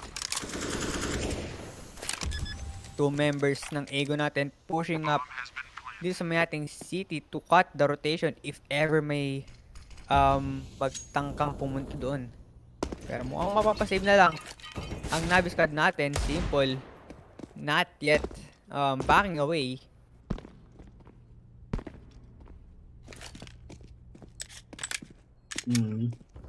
Mapapasave na nga yung ating Navi members, no? So not really sure kung ano nangyayari dito sa ating Navi. Parang bigla silang nag-struggle during their city side. I think hindi pa kasi yata nilalabas yung AWP dito ni Simple, Boss Ventus. So yun nga, 11-9 in favor of Ego. And Ego talagang slowly but surely na nga silang nananalo dito, no, against sa Navi. So let's see. Navi, think they still have no economy, no, dito sa ating next round. Yep, and pistol round again. Eco round. Upgraded pistol lang meron Navi. And here comes the 3-man push towards this aiming. Pwede nilang malason kung sino magtatang mag-push up dito and makakot nila off guard. Kaso nga lang, meron ng tao dito sa may ating palace for that backup. Pero the flash here, ultimate gets taken down by Perfect, and that's gonna be the free AK for Hedrick. Oh no, binigay pa rin laki dito kay Simple, pero Furlan pushing up towards this B apartments. Pero Milky checking every corner he can, pero Bit gets taken down by Milky, and Fiku will take on Hedrick dito, pero Simple will take on Fiku. 3v3 situation. Kaso nga lang, nakita doon yung likod dito ni Electronic, and 2v3 tayo, and Simple and the rest members of Navi. Perfecto. Kailangan na lang nilang isave ulit to.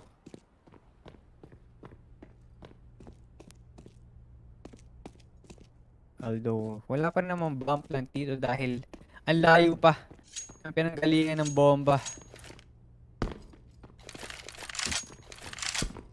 And Navi, no, kailangan nila nga ipanalo to. Or i-try man lang nila i-retake, pero Navi medyo ibibigay na ata nila itong round. No? Since Perfecto, he only have 13 HP left. And hindi na nila sasayangin yung dito armor ni Perfecto, no?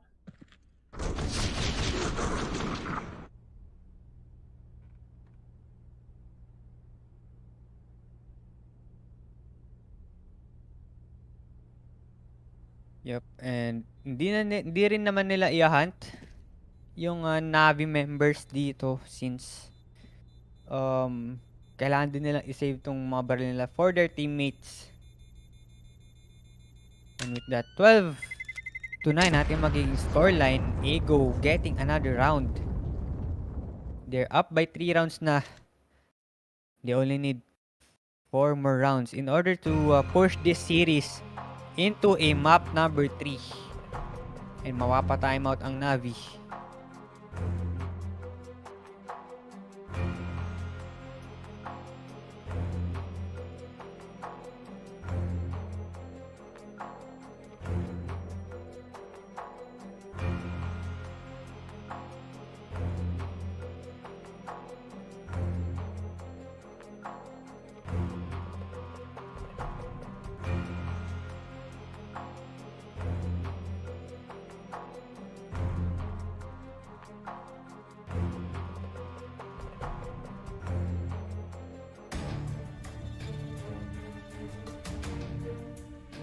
And eto na nga, round number 22.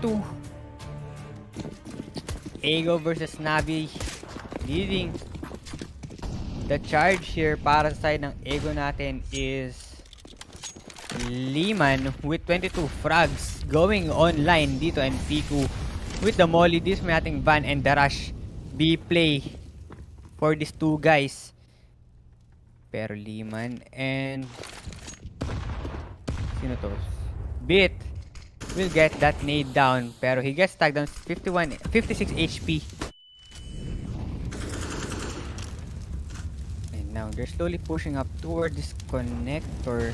Ang laki ng performance dito ni Liman, no? And meanwhile, si Milky down to 6 frags lang siya. He needs to perform pa for secure series dito para sa ng Ego. Pero with that, Simple will take down Milky dito and will miss the shots here. Simple gets tagged down to 61 HP. Pero he gets taken down ultimate. That's op versus op. And napunish yung pagiging maulit doon ni Simple. Pero Fico will take down head tricks. Naku po. 3v4. Nag-iisang depensa sa A-site natin.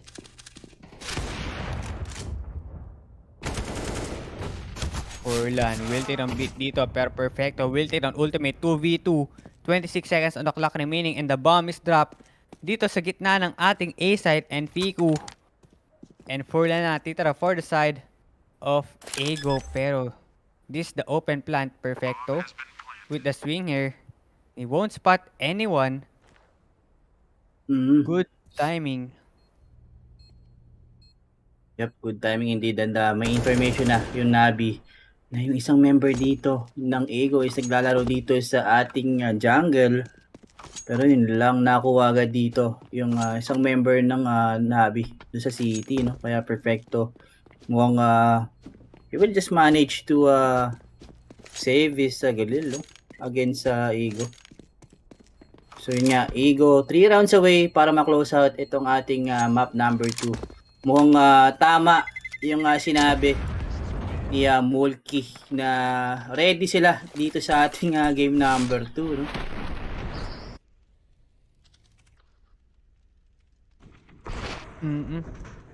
And Simple losing that 1v1 with this AWP.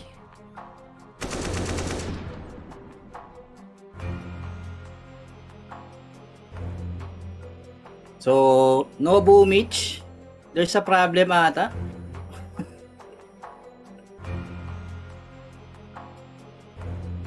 Possibly. Or pinapaganda lang talaga ang laban ng Navi. Pero Tsaka ewan ko lang. din talaga. Lagi Mahirap din silang talaga, walang boss enemy. Ventus, na mawalan ka rin talaga ng IGL dito. Gaya na sabi ko, Um, simple, hindi siya makagalaw ng maayos dito, men. Kumbaga, hindi ito yung simple na kilala ko. Yung simple na kilala ko is at least 30 bombs, no? Dito sa Mirage.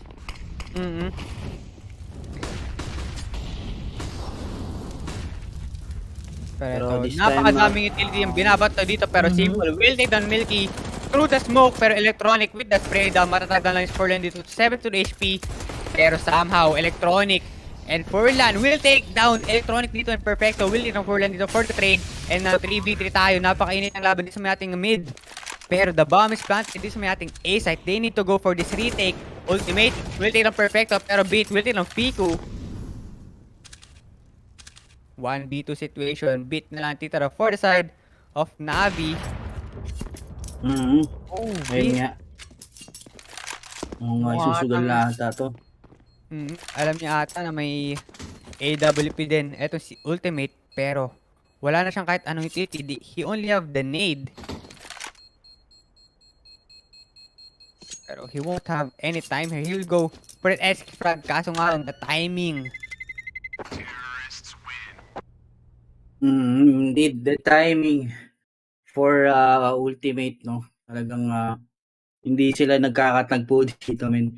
Pero sayang yun, bit if may information siya kung nasan yung last guy dito, possible na ilaban pa niya yun. Kasi yun nga, mawawala na siya ng oras, then di pa niya alam yung pwesto dito ni Ultimate, no? Kaya he managed to save na nga lang itong kanyang AWP para at least meron pa rin palag naman. Pero yun nga, 2 runs away para sa side ng Ego and mapapa-tactical timeout pa dito yung Navi, no? So, a possible play at pampatay ng momentum dito sa side ng Ego, no? Boss Ventus.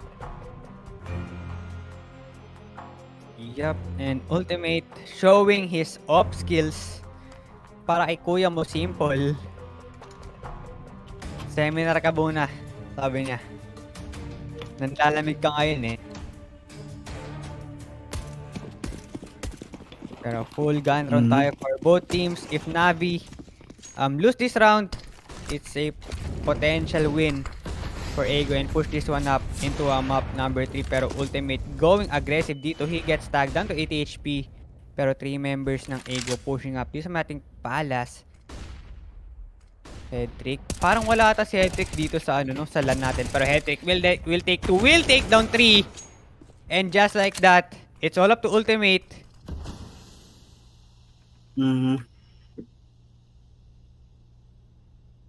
So, mabilis na round para sa side ng Navi and Ultimate tag down and 6 HP left. And pwede na siyang mag-wallbang dito actually, pero beat with the off guard angle. We'll take down itong si Ultimate. So just like that, no? Boss Ventus, 14-10 ang ating magiging scoreline and a tactical timeout ata ulit para sa side naman ng Ego, no? Medyo hindi nag-work yung play nila doon, men. Expected na din ng Navi, no? And also, yung angle ni Hetrick doon sa Palace is naging rewarding para sa side nila.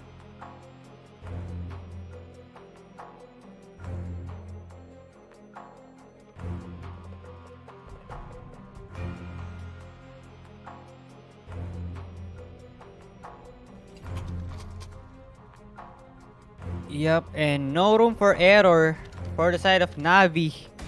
Nasa kanila ang pressure this time around. Pero may gun roll pa rin naman for the side of Ego. Although Furlan Tech 9 with utilities. Pero maraming nag-celebrate na ata dito. Mukhang mga picklos ata daw, sabi ni Boss Mark Tibera. At kay Boss Gipiga, easy times 3. O, tingnan natin since napitan sa dito si Mulky. And Mulky, pag ganito lagi yung magiging performance niya, talagang siya yung parang magiging reason kung bakit matatalo dito yung Ego. Kasi he only have 6 kills, no? With that 24 rounds. Pero sa bagay, naman siya B-anchor siya di ba? Hindi naman doon pupunta yung Oh, ating the timing. Navi. Pero the timing nga from Electronic will take down itong offer ng Ego. Pero Lehman will also take down itong si Beat. So 3v4 situation and the flash and the information from Electronic. Wala siya makikita dito sa mid. While for the side of Ego, slowly na nga silang mag-creep in dito sa ating A site, no? So let's see if makakapitalize pa nila itong round na to at makuha yung ating series point, Boss Ventus. And the rest members of Ego natin pushing up towards this A site. 30 seconds on the clock remaining. This is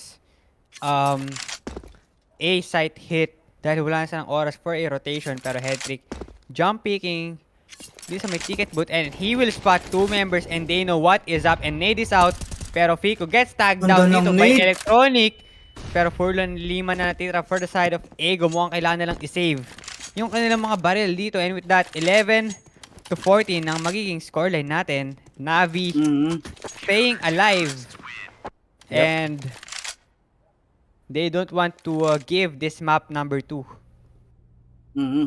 Nabi dito, no, talagang minamanage nila na hindi na sila makuhaan pa ng round dito ng Ego, and possible for comeback Israel at Boss Ventus. Since Ego hindi na magiging maganda yung kanilang buy, kitang-kita mo naman, pinilit na lang nila Furlan at Lemon ang magiging sacrifice dito, no, para sa side ng Ego, while yung ibang member is upgraded pistols lang yung kanilang buy this round. So let's see kung mag-work nga ba itong gantong buy for the side of Ego, pero perfecto. Uy, Furlan. Na-low siya kagad doon. Gantong molotov doon. Pero perfecto again for the Nick. Sasaluhin natin po. And Furlan down to 44. And Furlan with the spray down dito, and matatagan ulit siya dito. Sinasaluhin niya lahat ng iba to dito sa may ating B apartments. Pero Milky nagpapanilig siya dito sa may ating lower tons. And all members of Ego holding dito sa may ating tunnel, para simple holding dito sa may ating nest. And this is gonna be the run boost. Tingnan natin kung makapag-hospital flick si Kuya mo simple dito. Pero Demon gets taken down, and that's gonna be punished. Pero simple with this reposition dito, and for them will take down simple. Pero Bit for the backup, and alam niya na at least meron pang 2 members na nagbabatay dito. Lee, Bit with the spray dump, pero Electronic for the backup dito. 2v4 situation, Electronic will get another one, and he knows the third guy, and he will get the 3 kills. And Navi getting another point here. So 14-12 yung ating magiging scoreline, no, Boss Ventus, no. So 2 rounds away para ma-even up itong ating rounds or score para sa side ng Navi. So let's see kung ma-expect nga ba nila yung ating comeback dito, no, or Ego. Tingnan natin kung makalason sila with this buy, since they only have 3D girls and 2P 250. And this could be a possible for die pick, pero yun lang simple. We'll get another one. And Grabe. Simple going all in dito, pero Headtrick with the backup dito will take on Pico, and 2v4 sa tayo, pero it's ultimate. Maninade down niya itong si Simple. Makulit ka, kanina ka pa dyan sa stairs getting the 3k, pero Headtrick again will take on Furlan. Headtrick will get that 2k dito, pero ultimate alam niya kung nasaan dito, and Headtrick will get that 3k. Even though wala si Headtrick, no, dito sa LAN event natin, medyo nakakasabay pa rin naman siya. I think isa rin talaga sa factor kung bakit nahirapan, since kulang sila isang member na kasama nila. Iba kasi yung feeling pagka katabi mo yung team mo eh. Mas mabilis mong makakausap sa comscore, kung ano man yung plano nyo, maiintindihan mo agad eh, di ba? Pero let's see, I think Ego, they will play A side, possible for i-execute dito para sa side nila, men. And kailangan nila nga mag-work to, or else talagang magtutuloy-tuloy yung momentum ng Navi dito. And Oy, Beat! Possible win, pero Beat nalagasan agad isa ang Ego natin, pero Liman with the swinger, he will take down Bit. 4v4 tayo. Liman trying to spray down dito sa ating CT pero he won't connect his shots here. Pero yun Pico lang! will take down Electronic and Simple will miss the shot pero nakabawi siya agad siya gamit is Deagle pero Simple will get another one from the trade agad para kay Milky and na 1v2 situation. Perfecto. Uy, the timing. Pero Uy, wag ka double up mag-on namin. mag-swing dito and just like that, Navi losing that round. Ang ganda na sana ng early pick of the Nibit. Kaso nga lang, medyo Nasobrahan. na-pressure agad. Yep. Nasobrahan sa sinigang dito si Bit mo kasi -1 na yun eh, di ba? So, ang gagawin na lang ng Navi is na retake itong ating A site kasi yun nga lang, Bit, I think, kumuha pa siya ng information dito if fake yung i-execute dun sa ating A site since nakaisa lang siya tapos hindi niya pa nakita yung ibang members eh, di ba? So, yeah. So, one round away, Ego, para ma-close out itong ating map number 2 pero ito nagpapasahan na ng Kodigo yung ating Ego dito, no? Yep. Tingnan And natin I kung think ano that's, yung play na exit nila dito, men. that's a miscommunication between Bit and Headtrick. No? Since si Headtrick nagbabantay siya sa may ticket booth pero napasobra Natakot nga lang si Bit dun and uy, sala pa nga yung Molly. Pero ayun nga, nasobrahan sa pag-pick dun si Bit and the backup sana for Headtrick. Hindi niya na-backupan si Bit. Baka na-flash siya kaya napaback away siya dun. Pwede. Pero let's see Ego playing it slow at gusto na lang i-secure itong round na to, no? So, possible for game 3 or OT po sa Ventus. Since Ego, pag natalo sila dito, mapapa-eco round talaga sila or hindi yun magiging maganda yung kanilang buy dito sa ating next round. Yep, it's now or never for Navi pero here comes the jump boost. Ultimate. Oh, yun Bit! lang! Will take ng ultimate. Ang ganda na sana ng ginawa dito pero Simple will take ng Furlan and they need to back away. Kailangan nilang alagaan yung kanilang advantage dito pero Electronic, may tao na sa baba niya which is si Liman pero the straight off from Electronic will punish Liman dito and now 2v5 situation tayo. Fiku will try to spring here pero Simple agad for the trade. Simple anchoring this mid on his own with his AWP pero Milky holding siya dito sa may ating top mid. 1v1 with the great one. Milky gets taken down. Milky. Simple says, no, no, no. Yep. I'm the Simple better says, offer. baby ka pa. Sabi ni Simple dito. Don't reach young blood. Di ba? Pero yun nga, Navi, ang ganda ng ginawa nila nung round na yun. Talagang kinontest nila yung ating mid, no?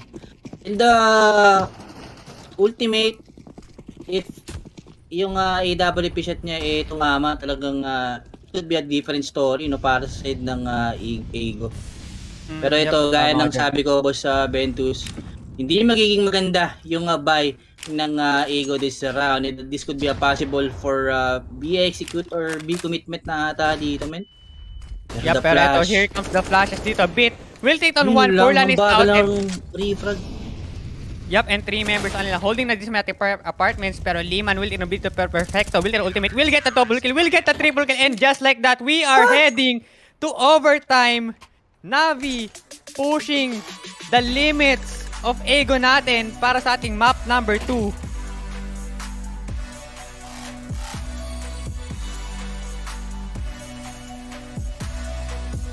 Medyo kinabahan ata yung Ego dun. Natagalan sila sa pag-trade ng kampe. Yep. Tsaka alam nila kanina pa na hindi nag-work yung slow play nila, men di ba? Kumbaga, more on fast play yung nagiging rewarding round sa kanila or rewarding play para sa kanila, di ba? Pero Navi still, gaya nga ng sabi mo, talagang all out sila nung ating round number 14, no? I mean, yung 14-15 doon talaga sila nag-all out kasi expect din talaga nila na ma-force nila ng broken by itong ating Ego. Yep. And guys, this is still the official Filipino broadcast of ESL Pro League Season 15 brought to you by Lupon WXC, Focus Fire Gaming, and The Armory. And a big shoutout to our viewers sa ating Facebook and YouTube. Napakarami natin sa YouTube. No? We have 1,700 viewers. So guys, please do subscribe to our YouTube channel and follow us on Facebook. And share the live stream and comment down below kung sinong team ang inyong sinusuportahan. Yep. And kailangan ko na ata nga gamitin yung Russian word ko dito, Boss Bentos Quickie bet to our Russian viewers yan, or shout out to our Russian viewers, and welcome to the official Filipino broadcast of ESL Pro League. And yeah, let's see if who will take this map number 2. Is it gonna be Ego or is it gonna be Navi? So comment down below your teams that you are supporting, you know. Sakit sa ulo nun. English. English tas Russian, sakit talaga sa ulo yun. English Russian, no? Multi-language, official, broadcast. Ay! Buhay, Ego. Dapat, I mean, Navi, parang yung kasabihan natin na kaya mo naman palang tapusin pinag-overtime mo sa Navi, no? And Ego, mukha atang kakabahan sila dito sa ating overtime, pero hindi nila pwedeng maliitin ang Navi, no? They have a big lead. Kanina, they have, I think, the largest was 5. Pero hindi nga nila naalagaan yun. Navi making a comeback, forcing this to in overtime.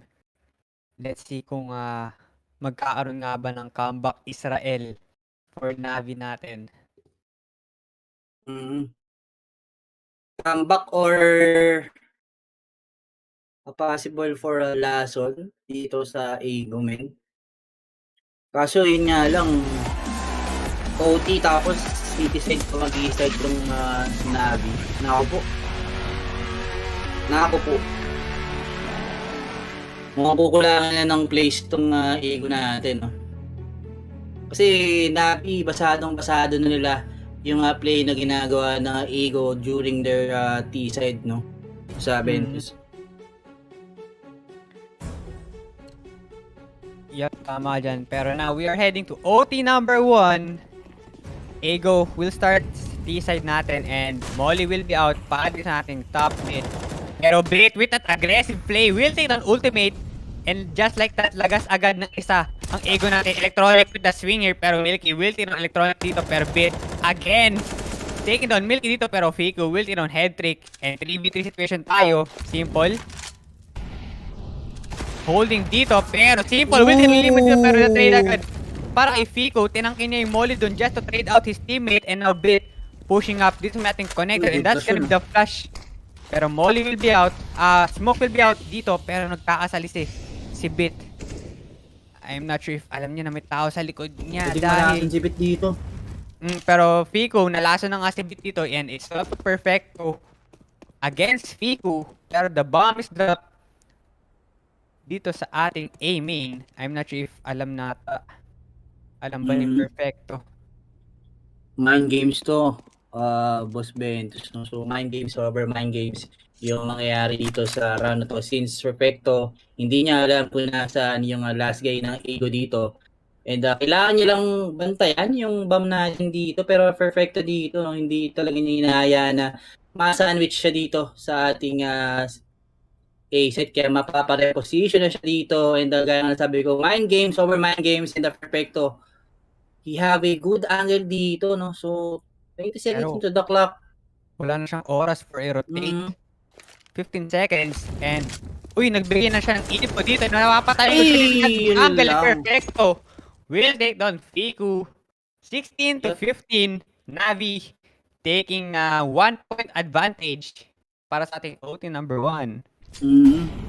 Perfecto with the perfect angle. Kitang-kita mo naman. Parang lahat, perfect kay perfect Di ba? Perfect angle, perfect clutch, perfect kill. Pero let's see 16 to 15 nga yung ating magiging scoreline in favor of Navi, pero ultimate dito. Early pick dito sa aiming kaso wala siya nga may spot na player pero the smokes to block off his vision dito sa ating aiming. So 3-2 setup para sa side ng Eagle, no? They will play 2 mid and 3 close A or 2 ramp 1 palace, no? So let's see kung mag-work nga ba tong play na ginagawa ng Eagle since ito na naman yung play stone nila eh. 'Di ba? Navi sobrang ready sila dito sa mid, talagang hindi nila hinahayaan or talagang kino-contest nila yung mid this round. Pero let's see Navi simple, medyo nag-overthink siya kaya hindi niya alam kung anong pwesto nga ba yung magandang gawin dito. Pero nice molotov dito sa ating A-main to slow down the push. Pero ito na, the smokes and a flash dito para sa side ng Ego. Pero nice flash coming from Navi, kaso yun nga lang, head trick. Hindi siya mananalo doon sa duel against sa Fico, pero multi na naman. Uy, naku po. nagkasalis eh. So ginawa ni Milky yun kanina, no, na nag-work at naging rewarding para sa side ng Ego, pero this time around Electronic will take down itong si Mulky. So just like that, 4v2 and that 4v1 na nga lang, 4v1 na lang natitira para sa side ng Ego. Pero there you have it, Navi cleaning up itong ating mga member ng Ego sa ating A-set. Kung sabi ng Navi dito, kayo makakalat kayo dito lilinisin namin kayo at iisa-isayin namin kayong kukuwain. And also kay Simple, very good off shots. Kitang-kita mo naman, gaya ng sabi mo, hospital pick. Yep. Hospital flick indeed. Pero eto, the spray down from Electronic. Matatag down his ultimate dito. And he gets taken down dito. Pero Liman will take down Electronic. And Simple gets punished by Liman. Pero head trick again will get taken down dito. And bit na lang titira and perfecto for the side of Navi. It's gonna be 3v2 situation, although Fico is low on HP. Pero 2 members sa kanila pushing up dito sa may ating A side. Pero Furlan, mga off guard siya dito. Perfecto gets taken down and it's all up to beat 1v3 situation. Pero hindi niya ata alam na may tao na dito sa may ating A side. Fico, huwag ka lang magpaparinig dito bit dahil pwede siya makot off guard dito ni Fico and that's gonna be the molly. Pero the info is there. Bit will take down Fico. Pero the spray down, the tap from Bit, it's not gonna work. Furlan will take down Bit and 16 to 17 natin maging score. 1 point advantage for the side of Navi. Yep, 1 point advantage indeed. That Ego, good round yun yung ating last round, no? Since at least nagsusurvive pa sila dito sa ating map number 2. Map number 2 and this time sila naman yung magsi-city side. Tingnan natin kung paano nga ba nila kukontrahin yung mga play ng Navi dito. Pero yun na nga, Mulky will take down itong si Beat. Napakabilis pero instantly refrag by head trick. Or makuha na rin dito si head trick by ultimate. So 4v3, let's see, Navi medyo mag-i-struggle ata sila dito sa pagkuha ng A site. Pero ayun lang, napamali pa yung pag-shift ng angle doon. Pero ultimate holding siya dito sa may ating city. Yup. So Ego, they have 2 up this round, no, to work with. So let's see kung gagana nga ba to. Pero 2v3 situation, the ultimate. And also itong si Mulky, makukuha na nga nila yung dalawang member ng Navi. So all 17 ang ating magiging scoreline natin dito. Possible for double OT or pwede nang close actually ito ng Ego eh. Since kitang-kita naman natin, no, medyo parang mas malakas sila dun sa city side, men. Pansin mo ba? Yep. And Ego have the momentum, no? And Navi All members sa kanila. 4 members pushing up towards this B apartments. Milky holding pa rin siya dito sa may ating market. And Molly will be out to stop that push. And Head Trick, I think he's holding this top mid on his own. Pero the info push for Fico, they know what is up. And now the rotation coming in for Lemon. Aliman.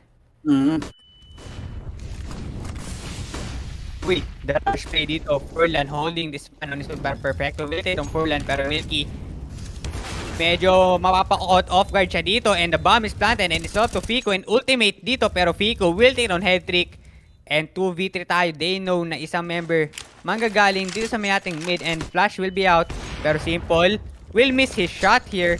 Fico with the nade, 1v1 dito sa may ating B short, pero Simple gets tagged down 56 HP and now the retake. Ultimate pushing up na siya di sa may ating side, pero will miss the shot. Oh, dito Alam niya na may mama. tao dito, pero Beat will take ng ultimate and it's all up to Fico. Wala na siyang magagawa dito, and with that, Navi map point, series point tayo for Navi. One more round ang kailangan nila dito, pero Fico iisa pa nga siya doon. Kasi lang na-refrag agad dito ni Beat. So just like that, 18 to 17 Boss Ventus, no? So gaya nga nasabi mo, one round away para ma-close out itong ating second map at para ma-clean 2-0 na to ng Navi, no? So let's see, I think Ego, they will play 2-up setup this round.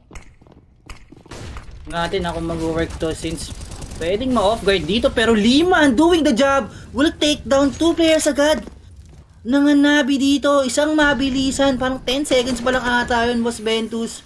Pero down to perfecto at electronic na nga lang ang natitira dito. Let's see kung magkakaroon ba ng clutch, and this could be a possible highlights, no? If ever, pag napanalo nila to, since isang round na nga lang para ma-close out nila to, pero yun nga lang, Ego will play it safe. Perfecto. Will take down Fico dito, pero ultimate pre-positioning dito sa may ating city.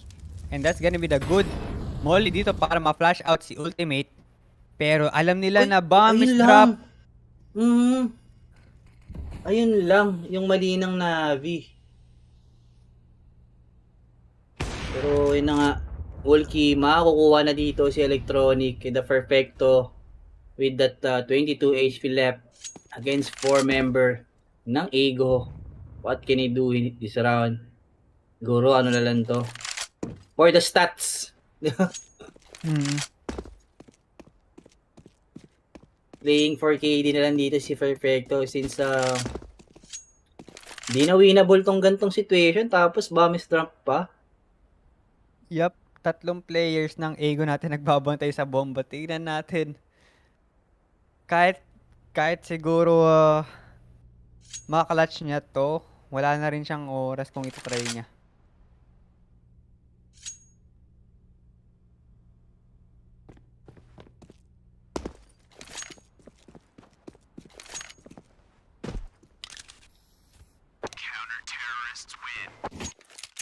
And with that, we are heading to OT number 2. Ego.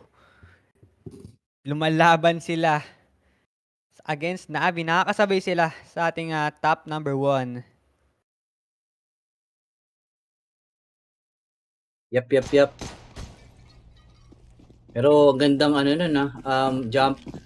I mean, self-boost doon from Liman. Kitang-kita mo naman naging rewarding para sa side ng Ego. Yung 2 kill niya doon sa ating mid, no? Yep, and eto, Perfecto and Bit slowly pushing up towards this under, pero Milky with his AWP nakabantay lang siya din sa ating ladder, and that's gonna be the smoke para sa nest, pero no info yet for the side dito, pero Milky will take on head. Ang ganda ng angle doon ni Milky. Kailangan lang pala ng AWP dito niya Milky para mag-pop up, pero Fico, nakuha rin dito si Beat, pero instantly refrag by Simple and the smokes to at least back away dito sa ating mid, pero ultimate just holding his angle and expecting a push from Electronic, pero perfecto dito will take down the head of Mulkey. So that's like a 2v3 situation. Navi, Yep. what is your plan to close out itong ating map number 2? Medyo nahihirapan sila dito, Boss Ventus Pero, Pero parang lugi yata si Simple dito sa angle na to since Furlan with his M4. Alam ata ni Simple dito, kailangan niya atang paunahin si Perfecto, pero ayun na nga, Perfecto gets taken down. And Simple with the swing here, no scope. That's gonna be easy kill for Simple and 16 seconds remaining and the bomb is getting planted dito. This is still winnable for Simple using this AWP, kaso nga lang wala siyang info kung nasaan yung ibang members ng Ego natin. Oops. Simple, the angle dito will miss the shot here. 1v2 situation, post plant tayo, pero the double pick ultimate will take down Simple. Pero kung nakuha dito ni Simple si ultimate, talagang mag-iibang istorya yun pag 1v1 situation niya. Syempre, pressure na yung mangyayari doon sa isang member ng Ego. Kasi yun lang, ultimate, just being good with that AWP. No? Parang kanina pa siya nagpa-pop-up doon, no? Basta Ventus, no?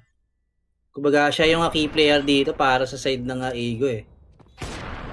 Yep, and I don't know how Simple missed that shot, no? Since naka-position na siya doon. Hindi lang niya na-flick. Nauna yung putok bago yung flick. Sinecure na talaga ni ultimate yung shot doon, eh. Yup, pero 19-80 nating scoreline and ultimate matatagdal lang yung si Electronic dito, pero Liman with that spray down Electronic is out 4v5 tayo. Ultimate will take ng Perfecto. Napaka-insane off skills coming in from this guy. Headtrick will take doon Liman. 4v3 situation tayo. Pero may tao na sa may Tetris natin. Bit will take ng Ultimate with the headshot, pero Simple will take ng Milky. Nakapag-push out na pala sila towards this connector and walang nagbabantay sa mid area. Furlan with the spray down. Wala siyang he won't connect all of his shots. Headtrick down to 49 HP. 2v3 tayo. Post-plant situation. Piku. And kailangan na mag-set up ng crossfire dito, pero mako-caught off guard niya si Simple dito. Pero wag lang silang papakampante dahil this is still a potential clutch for the side of Ego. And now the push coming dito. Furlan gets taken down, pero Piku will miss the shot.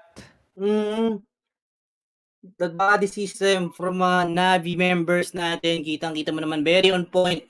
And wala talagang magagawa yung Ego that round since scattered yung pag-ano nila dito, pag-itik. Pero if ever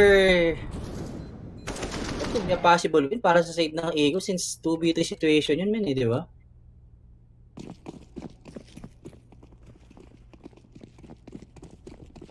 Yup, and double up setup pa rin tayo for the side of Ego. And Nade will be out towards this mid and Headtrick. Sasaluhin niya ng buong buo yun, down to 54 HP. May information na agad sila. Merong isang B-short dito, no? And the push from Ego dito sa ating B apartment. And the first time nilang gagawin to actually, no? So, let's see kung mag-work nga ba to para sa side ng Ego. And the big information na to actually. And pwede nang mag-stack A, yung mga Ego member natin dito, Boss Ventus. Since mag-continue yung push dito ni Furlan, pero Headtrick will fall down in the hands of Furlan. So 4v5 situation, and also Piku. Nakuha na rin dito si Beat, and mukhang cancel yung play dito ng Navi this time. Pero let's see kung paano nga ba nila i-capitalize to sa side nila. Since Ego, ang dami nila lang information, then ang gaganda na ng mga angles na hinahold nila dito, di ba? Yup, pero here comes the push. Milky will take on Electronic dito, pero Simple with the trade agad. Pero Simple going aggressive dito, and Liman will take on Perfecto. It's all up to Simple. 1v4 situation. Although nasa kanya yung bomba, pero pwede siyang ma-caught off guard doon ni Ultimate. Ayun nga lang, sayang. Free B-site na sana yun, eh. Tapos Siguro itatry niya na lang i-clutch kaso yun nga lang ultimate, the timing from this guy will take down itong si Simple doon sa ating city side. And palitan na lang ng rounds yung nangyari dito, no, Boss Ventus. Talagang ego, nag-all out na rin sila dito. At nagtatry lumason against sa Navi. Yup, and this series, unexpected no performance from Ego since alam naman natin na Navi talaga magdo-dominate dito pero Ego may pinapatunayan talaga sila dito and ultimate will take down Simple and the offer is out agad. This is a potential landslide for Ego sa ating OT number 2 pero Electronic with a swing down here pero Furlan will take down beat dito pero Furlan will get another one. Grabe naman si Furlan dun. 4v2 situation agad. Aggression ng Navi is getting punished.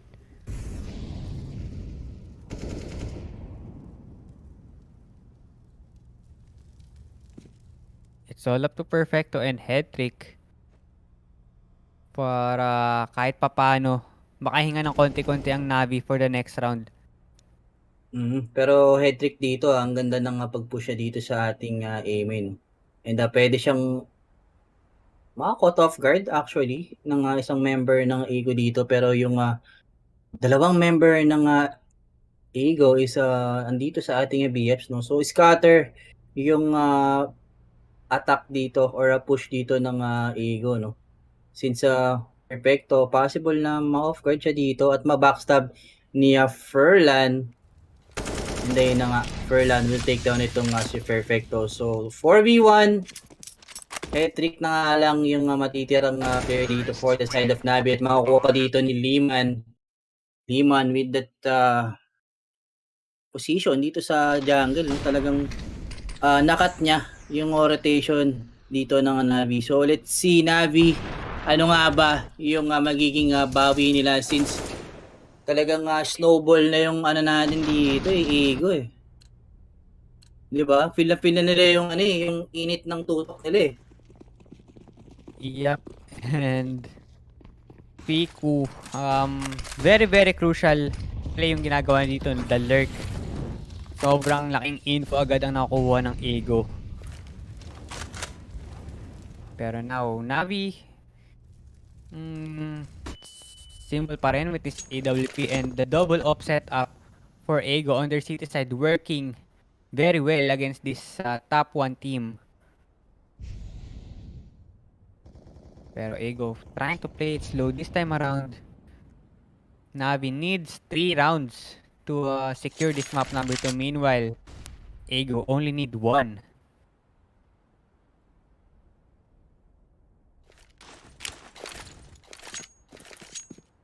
Pero ito, smoke will be out towards this nest. Pero wala nagbabantay sa may ating connector. Milky checking this connector pero he won't spot anyone. No info yet for both teams natin. Utilities lang ang mga binabato nila. Pang micro gaming and now uy, Simple nakalusot sa kanya. Etong si Milky. Pero I'm not sure if alam na ni Electronic na may tao sa connector. And now the push coming in dito. 20 seconds remaining and now Bit will take ng Fico dito pero Electronic with that wild swing dito pero Simple will take ng ultimate and now just like that 2v4 tayo and Headtrick holding the site on his own and just like that Headtrick will take that final kill and Navi getting around here 21-20 ang ating maging scoreline. Navi talagang they're just doing their job to please save itong ating map number 2, no. And hindi talaga sila sumusuko ng basta-basta, talagang all in.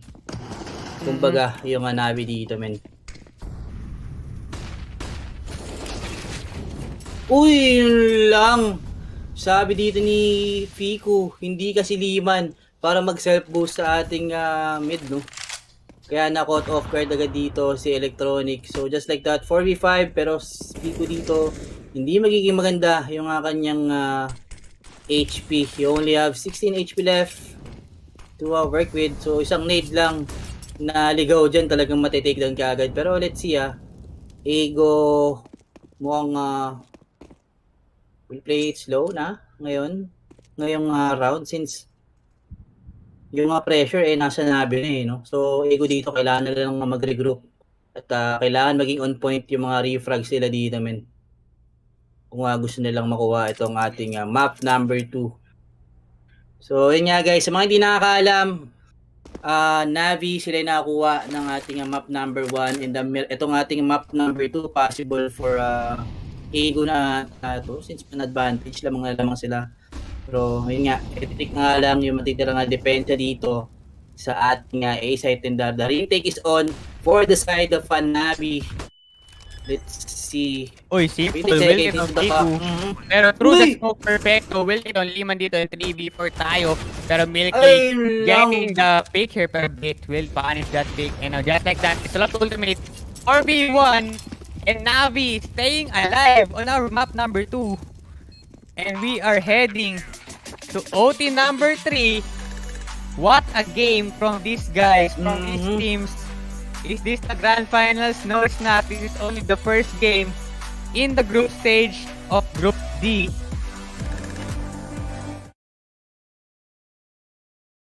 Yep. Grabe yung both teams natin dito. Talagang pinapainit nila. Kitang-kita naman na yung mga viewers natin dito sa ating YouTube. Umabot na ng 2K men. Mga record-breaking ata tayo dito, Boss Ventus, no? So, shoutout dito sa ating YouTube viewers and also dito sa ating Facebook, of course, no? And a big shoutout. Please do share the stream and follow us on our Facebook page and subscribe to our YouTube channel and support your favorite teams, no? And this is still the official Filipino broadcast of ESL Pro League Season 15 brought by Lipon WXC, Postpar Gaming, and the Armory. So, let's just wait for our players since grabe, 3 OT agad para sa first game natin. 3 OT. Going for 4 OT pa ata ito pag nagtuloy-tuloy yung palitan ng round ng both teams natin, no, Boss Ventus. No? Talagang kada may gagawin yung Navi, kina-counter ng dito ng Ego Tapos kada naman may gagawin yung Ego na play during the city side, nalalasol naman sila ng Navi, 'di ba? Kumbaga expect the unexpected talaga. Every round for this unexpected. Yep. Kumbaga laging mindset ng Navi dito, the enemies could be anywhere, 'di ba? Kaya kailangan always prepared at laging guns out ka lagi dito, men. And ay panalo mo lahat ng duels. Yep, and mukha tang bathroom break muna tayo for the teams natin. Kaya kabahan na. Kailangan ko na nata mag-bathroom break. Joke lang. Pero ang hirap kasi nun, ihing-ihi ka na, tas sobrang intense pa ng match nyo. Saan ka magpo-focus? Sa pagpigil ng ihi mo o sa pagtutok mo? Yun lang. Mahirap nga yun. Wala bang bote? Abot mo na yung bote, coach? Ayun, nasa ilalim na upuan nyo.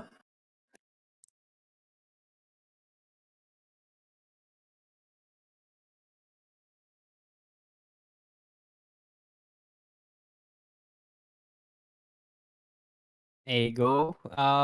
Ayun nga, gaya na sabi mo kanina, 33% ang win rate ng Ego natin sa Mirage map. Meanwhile, Navi, they have 57%. Pero sa pinapakita nila this time around, may gusto talaga silang patunayan. Gusto nilang magmarka dito sa top 1 team natin.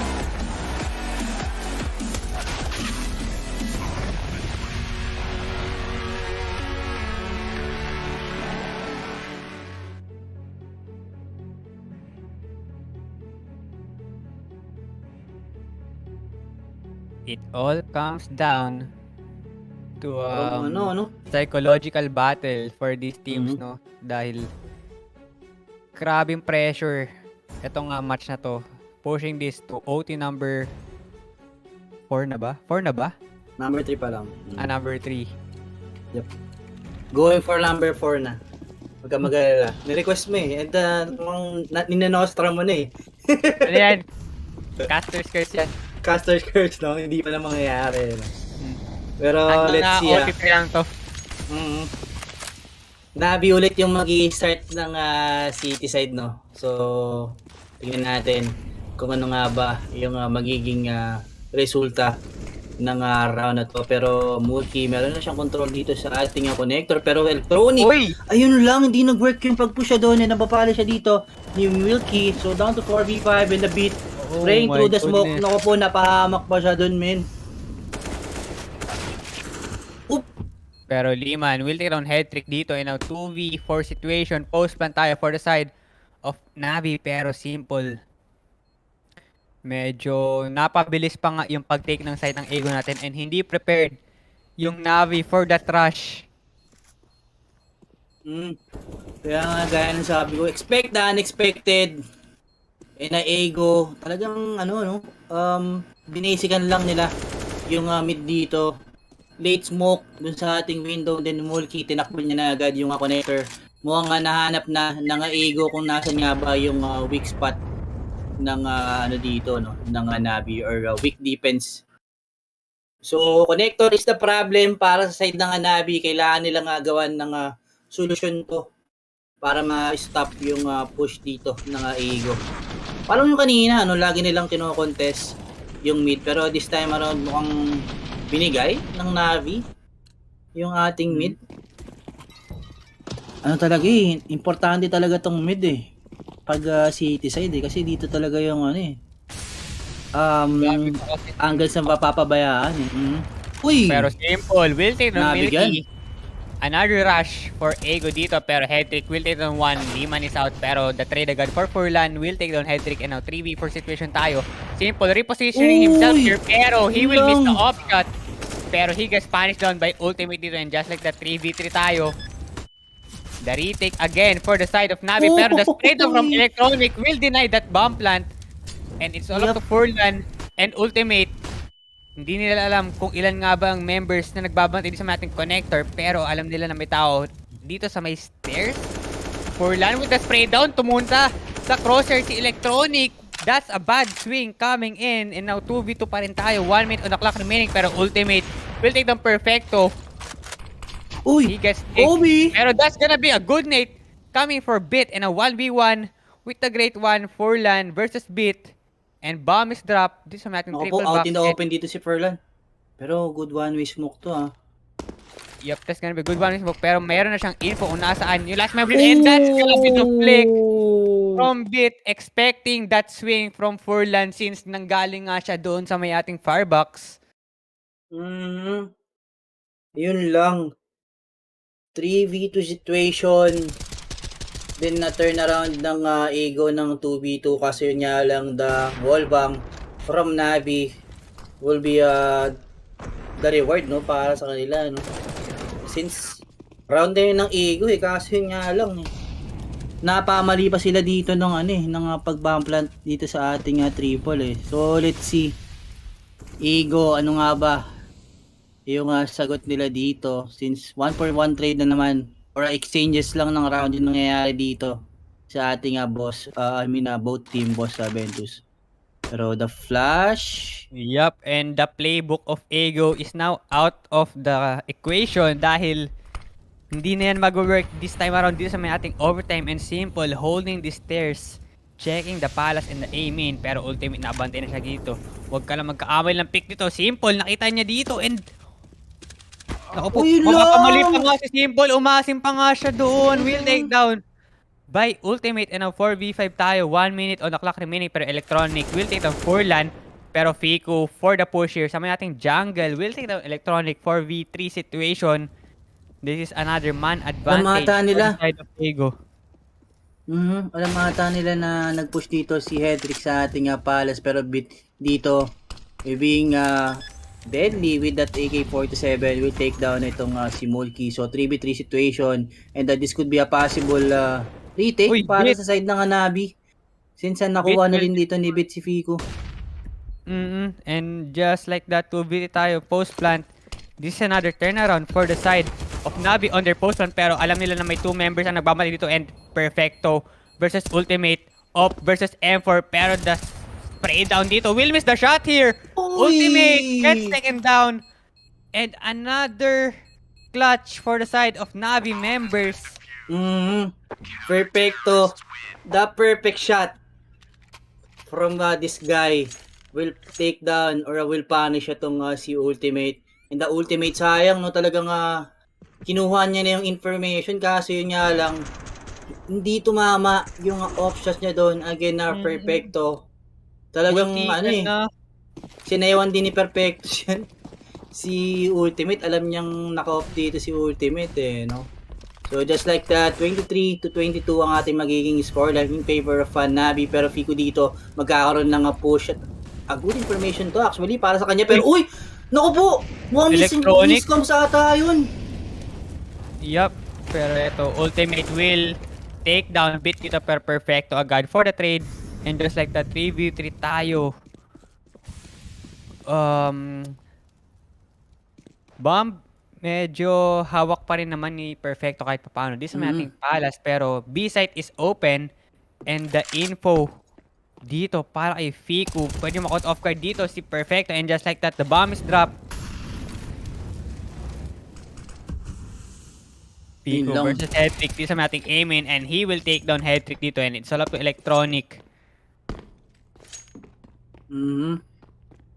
So, I think this is another round na naman for the side of Ego.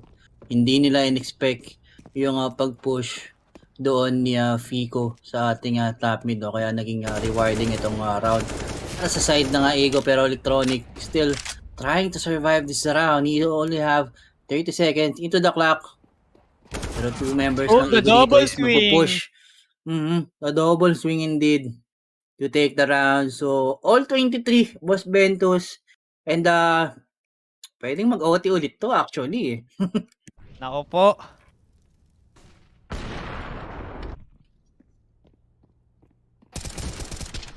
And napaganda pa nga yung pag-ignore ni Fico dun sa may nag-push sa may ating B-short, no, and getting that crucial kill. Hindi siya nagbigay ng kahit info, ng kahit anong info na nakapag-push up na siya towards the spawn, pero Furlan will take down Electronic with that aggressive pick. So napano siya dito yung lurker ng Navi, no? Since Electronic parang kanina pa niya ginagawa yung Palace take dito ng paulit-ulit and ito na yung reaction from Ego, pero Ego again, the push from B Apartments, this could be a win para sa kanila, since laking information na yung nakukuha dito ng Ego, pero Perfecto, kailangan niya maging very careful dito, pero Fico will take down itong si Bit. So down to 2v5. Naku po. Yep. Pero eto, Fico will take down one, pero Headtrick gets taken down as well, and Ego on their map point 24-23 ang ating scoreline. Yup, feeling ko Navi dito kailangan nila mag-default, then itry nilang mag-slow push dito. Since hindi nag-work yung mga mid control nila ng early. Kumbaga, mako-control nga nila yung mid, kasi yun nga lang, napipitasan din agad sila ng mga members dito Uy, pero mugi dito will people gets taken down by pero the rush by Mulky, no? And bomb is dropped dito sa may spawn side natin, and 4v5 tayo. Alagaan lang siguro ng Navi yung kanilang man advantage, and Bit nakapag-push up na nga siya dito sa may ating connector, pero nade will be out, and that's gonna connect kahit pa paano kay Headtrick, down to 90 HP. 2-3-1 set up tayo for the side of Aegon, since nagas na agad sila isa dito, and 1 minute on the clock remaining. Ultimate very very deadly using this AWP. Pero wag lang sila magkaamali na push up sa may B site natin dahil 3 members ng Ego nagbabantay dito. And this is gonna be a good call if ever man. Pero ultimate gets flashed down and he gets tagged down to 71 HP. Alam nila na may tao dito sa may ating city boot. And mapapaback away na nga lang siya dito. And the rotation is happening dito. 5v4 situation. Bomb is planted dito sa may ating A site. Kailangan ng Navi. Alagaan yung kanilang mga crossfire dito. And nakita ni Perfecto yung barrel dito ni Furlan. Pero bit guessing dito and Perfecto will get on Furlan. And Perfecto will get another one. Pero ultimate with this AWP shot, pero Liman gets tagged down to 49 HP. 2v4 situation. Uy! Simple! Napakangat yung kanyang crosshair doon, pero Liman mukha atang wala ng oras. Ang Ego natin dito, simple again. What? And there you have it. Another overtime naman tayo dito. And sabi nga dito ni Director, only games. Only games? Parang ano to MR36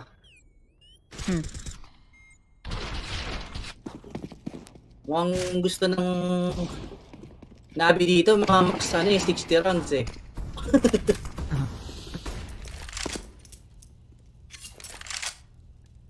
Ano ba longest OT na kinas natin? 5 OTs ba? Parang mga around 4 lang din ata Boss Bell. 4 OTs lang din, no? Mga ganito lang yun. Anong mga laban yun? Alam ko may na-break ng record nun eh. Top highest frags sa LAN. Highest parang frags sa LAN, no? 56 frags ata or 58 in one game. Dispenser ata yun.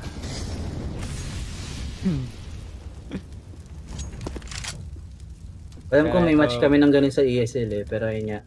Back to the ball game nga tayo dito. In the 5v5 situation, pero bit hindi magiging maganda yung kanyang HP dito, no? 22 HP left para dito sa player na to. And the one nade cannot take this player away, pero let's see Hedrick just holding his angle dito sa ating mid, pero simple will take down itong si Fiku. Talagang Ego, no? Kumukuha sila ng information dito, pero Furlan will also take down ito nga si Hedrick. So down to 4v4 and the Liman yun lang. Nag-whiff yung kanyang spray down doon. 4v3 situation, 26 seconds on the clock remaining, pero simple. Punishing that impatience ng ating Ego dito, pero Milky mawapa-pick na lang siya dito sa ating net. And it's all up to Milky, 1v4 situation. Tingnan natin kung you have what it takes to cash this one out, pero Milky Wilson ang beat, and just like that 1v3, pero may nakalusot na sa kanya from this jungle. Kailangan yung bilisan dito, pero Electronic from behind. So 1 round advantage para sa side ng Navi, Boss Aventus, no? So tingnan natin, mukhang kailangan ng Navi dito is maging consistent sila during their city side, no? So first time ata ng Navi na mag-Navi T-side during OT. Kasi kanina, no, parang lagi sila nga nagsi-city side eh.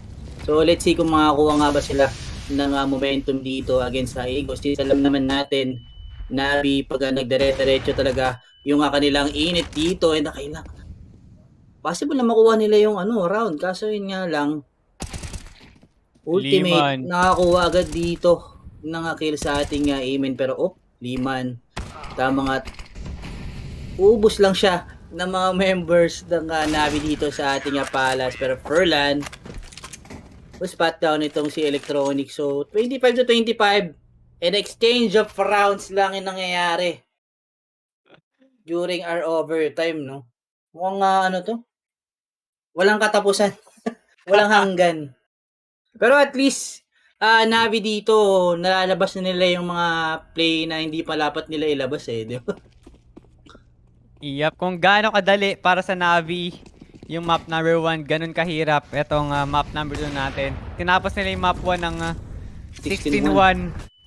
Pero ngayon, hirap na hirap sila tapusin to dahil Ego, kumikis eh. Kumikis pa. Ano tawag dito, ano lang din sa side ng Ego, Boss Ventus, no? Despite na 16-1, na-reset agad nila yung mentality nila na kailangan natin bumawi.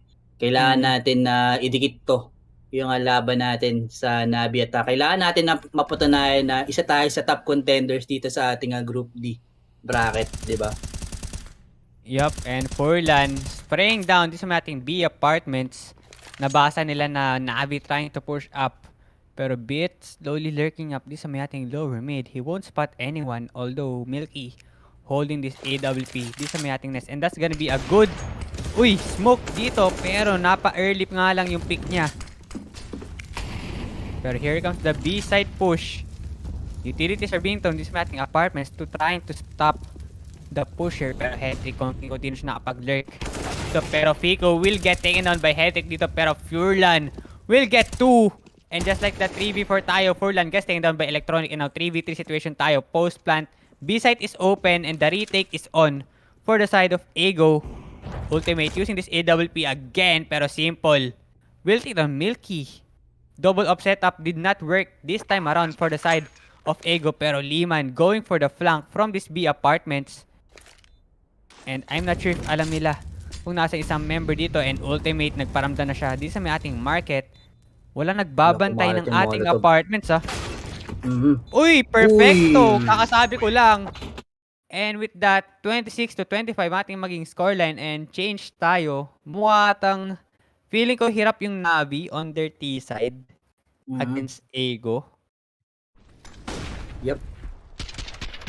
Lagi sila nag-i-struggle dito sa or mga 2 rounds straight man sila, laging Ego may bawi na isang round dito. Hindi nila inahayaan na clean 3-0 at mapunta sa kanila yung pressure di ba? Kasi pag nag 3-0 tapos... Simple going aggressive dito. Wilted on Fiku and just like that, lagas agad ng isa ang Ego member.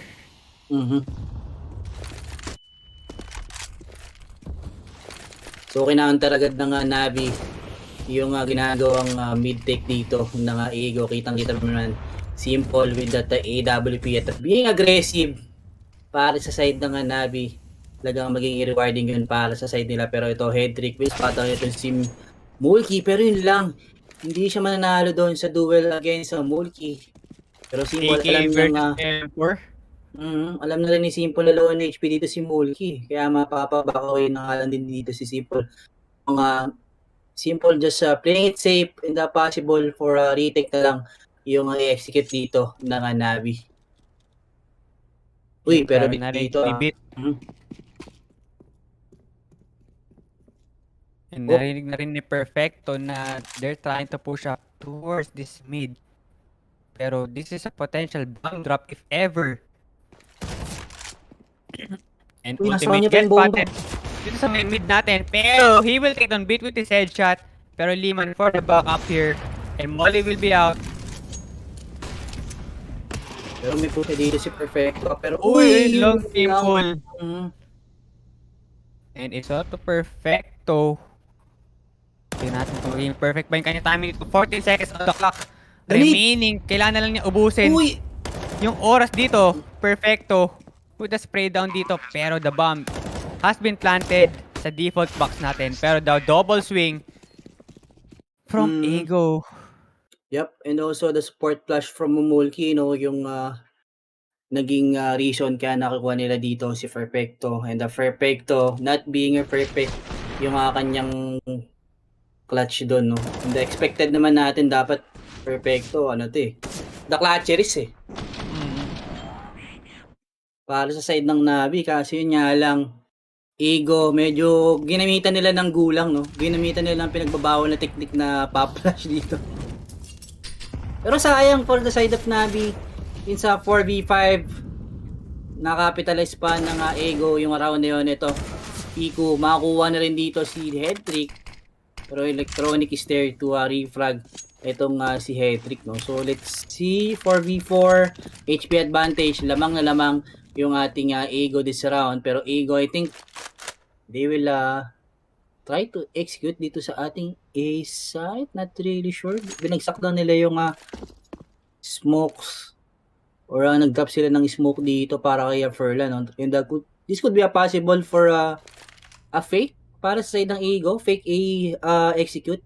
Then tsaka sila mag-rush ng B site dito, no? Since man advantage lalamangan ng Ego itong Navi sa ating B site. And Bit, pwede naman siya makalason dito if ever hindi siya agad ma-check, no? Kasi itong B site, ang dami mo rin kailangan i-check.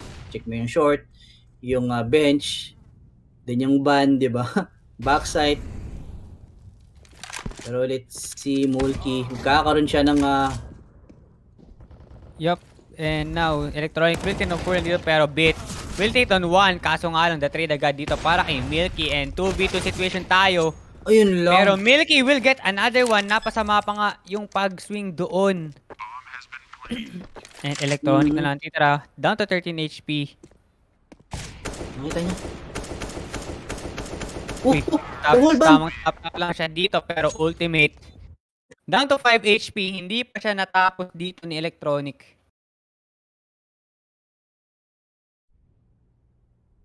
Sabi dito ni Boss John Mark, sana Nabi mapanalo na nila. Nakatulog na ako sa sobrang tagal. Mukhang bukas pa ata matatapos to, Boss John Mark.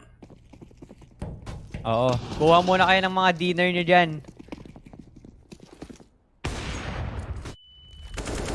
Pero eto, the spray down. Liman rushing din sa may ating site and 2 members ng Navi natin needs to back away. Pero Milky gets tagged down to 18 HP and here comes the boost.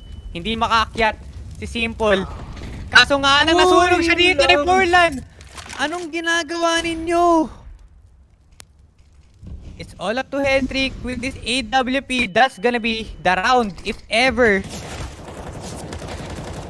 Pero Bit, will take from Portland dito. 4v4 tayo. And now, bomb is getting planted. This is may ating A-side ultimate.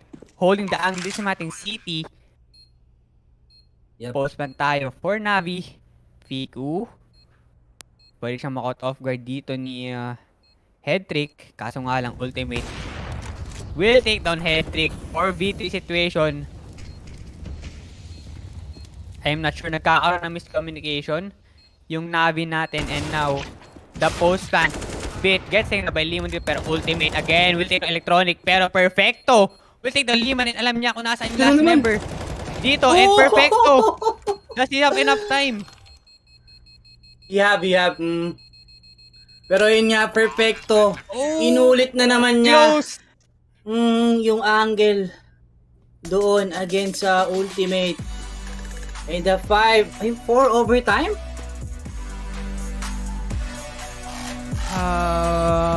OT number 4 na yun, di ba? OT number 4. Yan, going for OT number 5. Mukhang i-break natin yung record ng G2 against FaZe Boss Ventus dito sa Mirage. Oo nga. Alam ko Mirage din yun eh. Oo, Mirage din yun, Mirage din.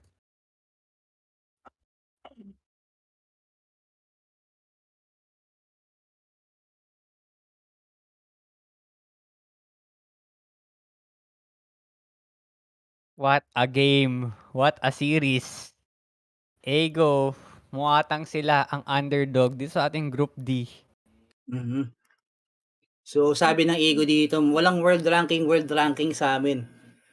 Papakitaan namin kayo ng mga nagiinit naming tutok. O, diba?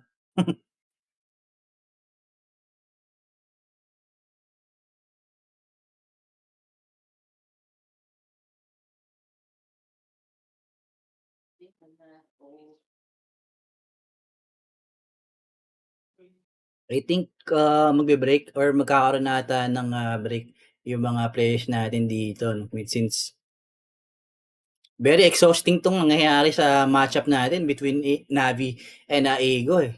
Kitang-kita mo naman, no? All in, lahat na ng play nilalabas ng both teams natin eh.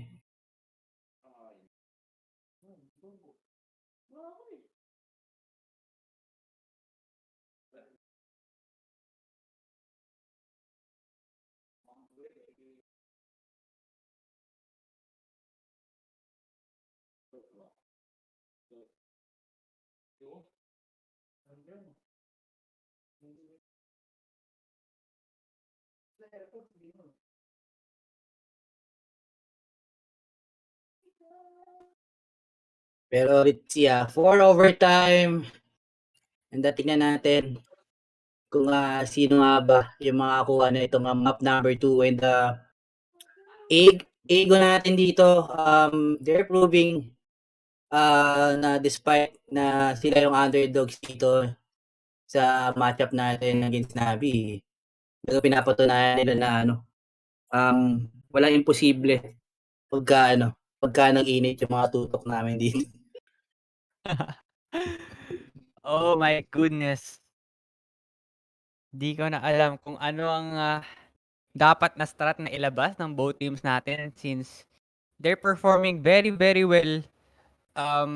Early rounds, may pick off lagi. Pero pagdating ng mga clutch time, post-stun situation, retake, laging may unexpected na nangyayari, no? Man advantage, natatalo pa, and naka-clutch out pa.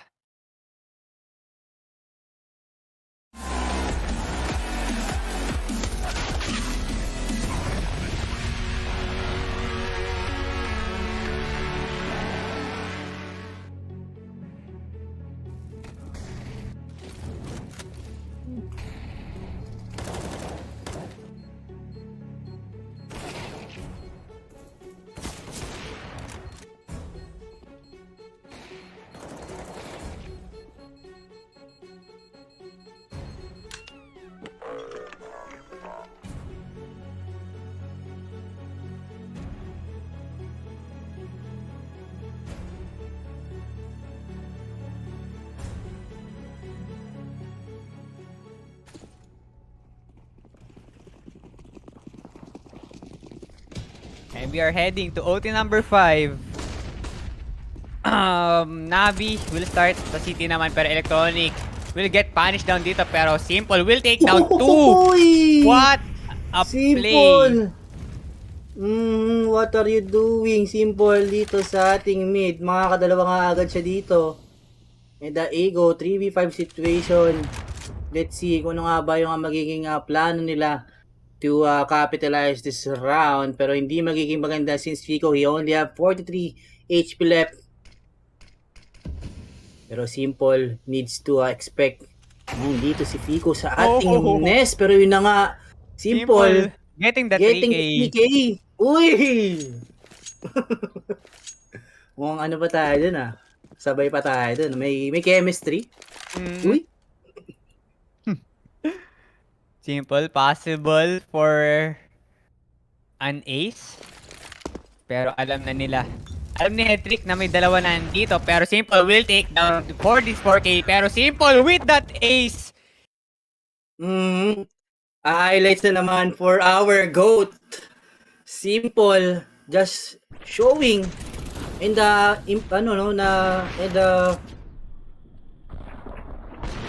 showing and ano nga ba? Proving that he is one of the top 1 player dito sa ating CSGO men. Kitang-kita mo naman, napakabilis ng reflex dito ni Simple with that AWP. So let's see, 1 round advantage para sa side ng Navi. Kuya mo Simple, galit na. Galit na nga.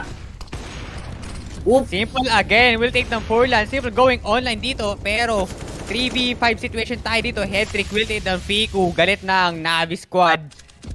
And Milky gets tagged down to 44 HP. 2 members sa Ego natin, low on HP, pero Milky maka-caught off guard siya dito ni Bit. So 4v3 in the Simple. Meron na rin siyang information. Kung saan naglalaro itong isang member ng Ego, pero Milky spot down the head of Simple. Pero yun lang.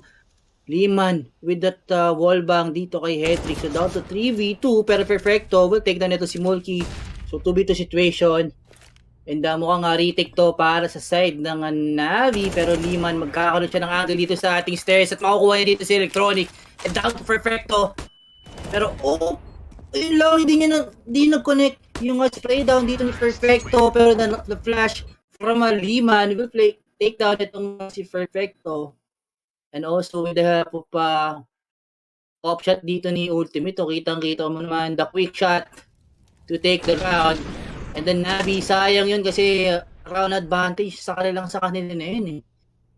Navi dito, I mean, Simple dito, ano na naman eh, nag-asim na naman, akala niya kaya niyang ma-takedown dito si Mulky. At nag-overthink siya na baka may lokas na player ng Ego dito sa Palace, kaya talagang kinumit niya na siguro yung pag-swing doon. So, let's see.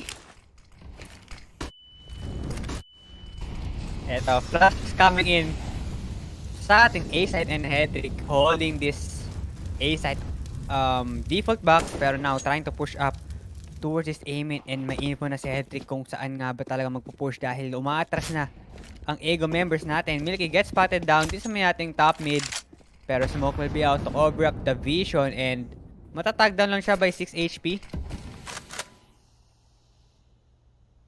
And eto na, yung rotation ng Ego natin towards this B site.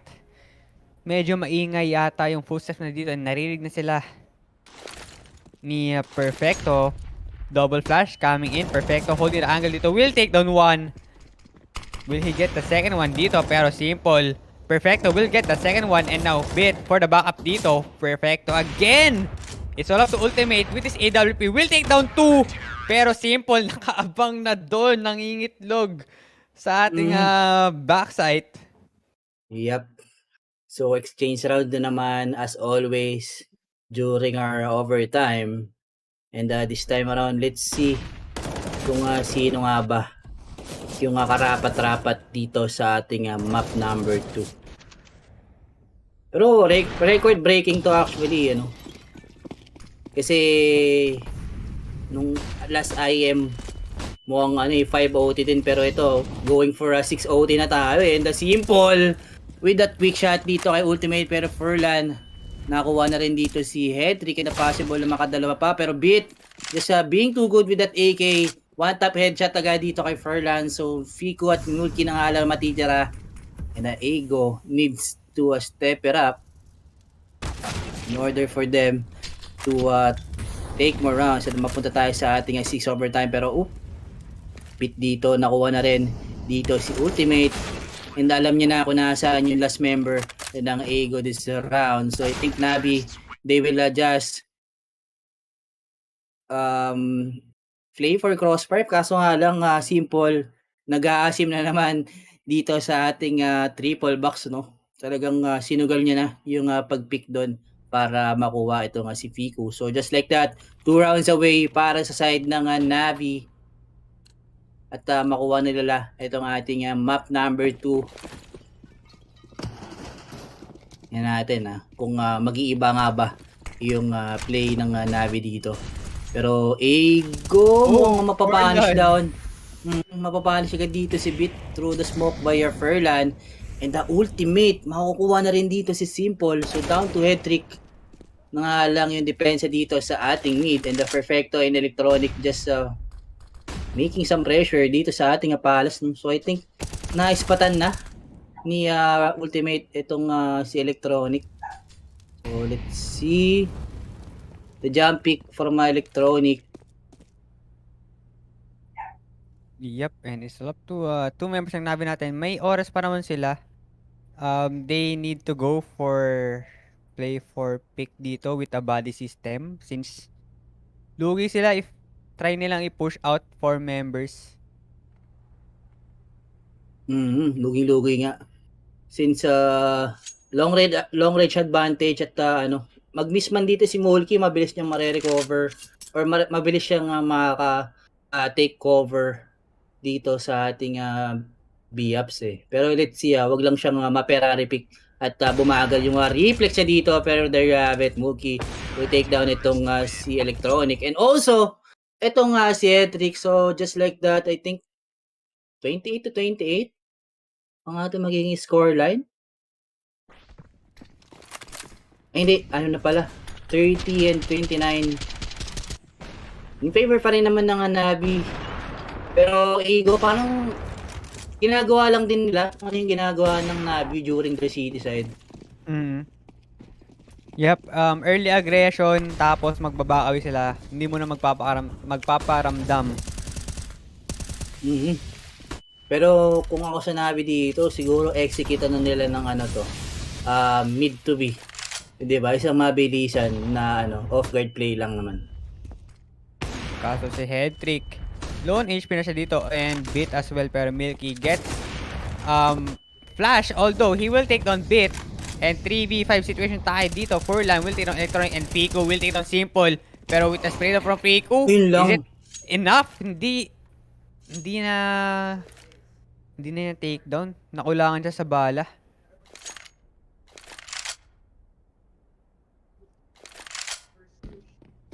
And Navi on their series point. Kaso nga lang, Ego denying. Denying itong ating Navi members, no? Oh my Talagang, goodness.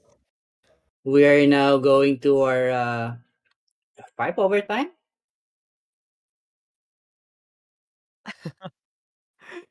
OT number 6 6. OT.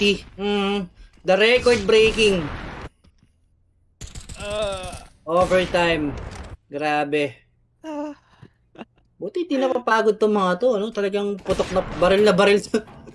Tagal din naglaro. Tagal lang ano rin kasi natin guys yung bracketing system natin talaga tinapos talaga natin. Parang umabot tayo ng month.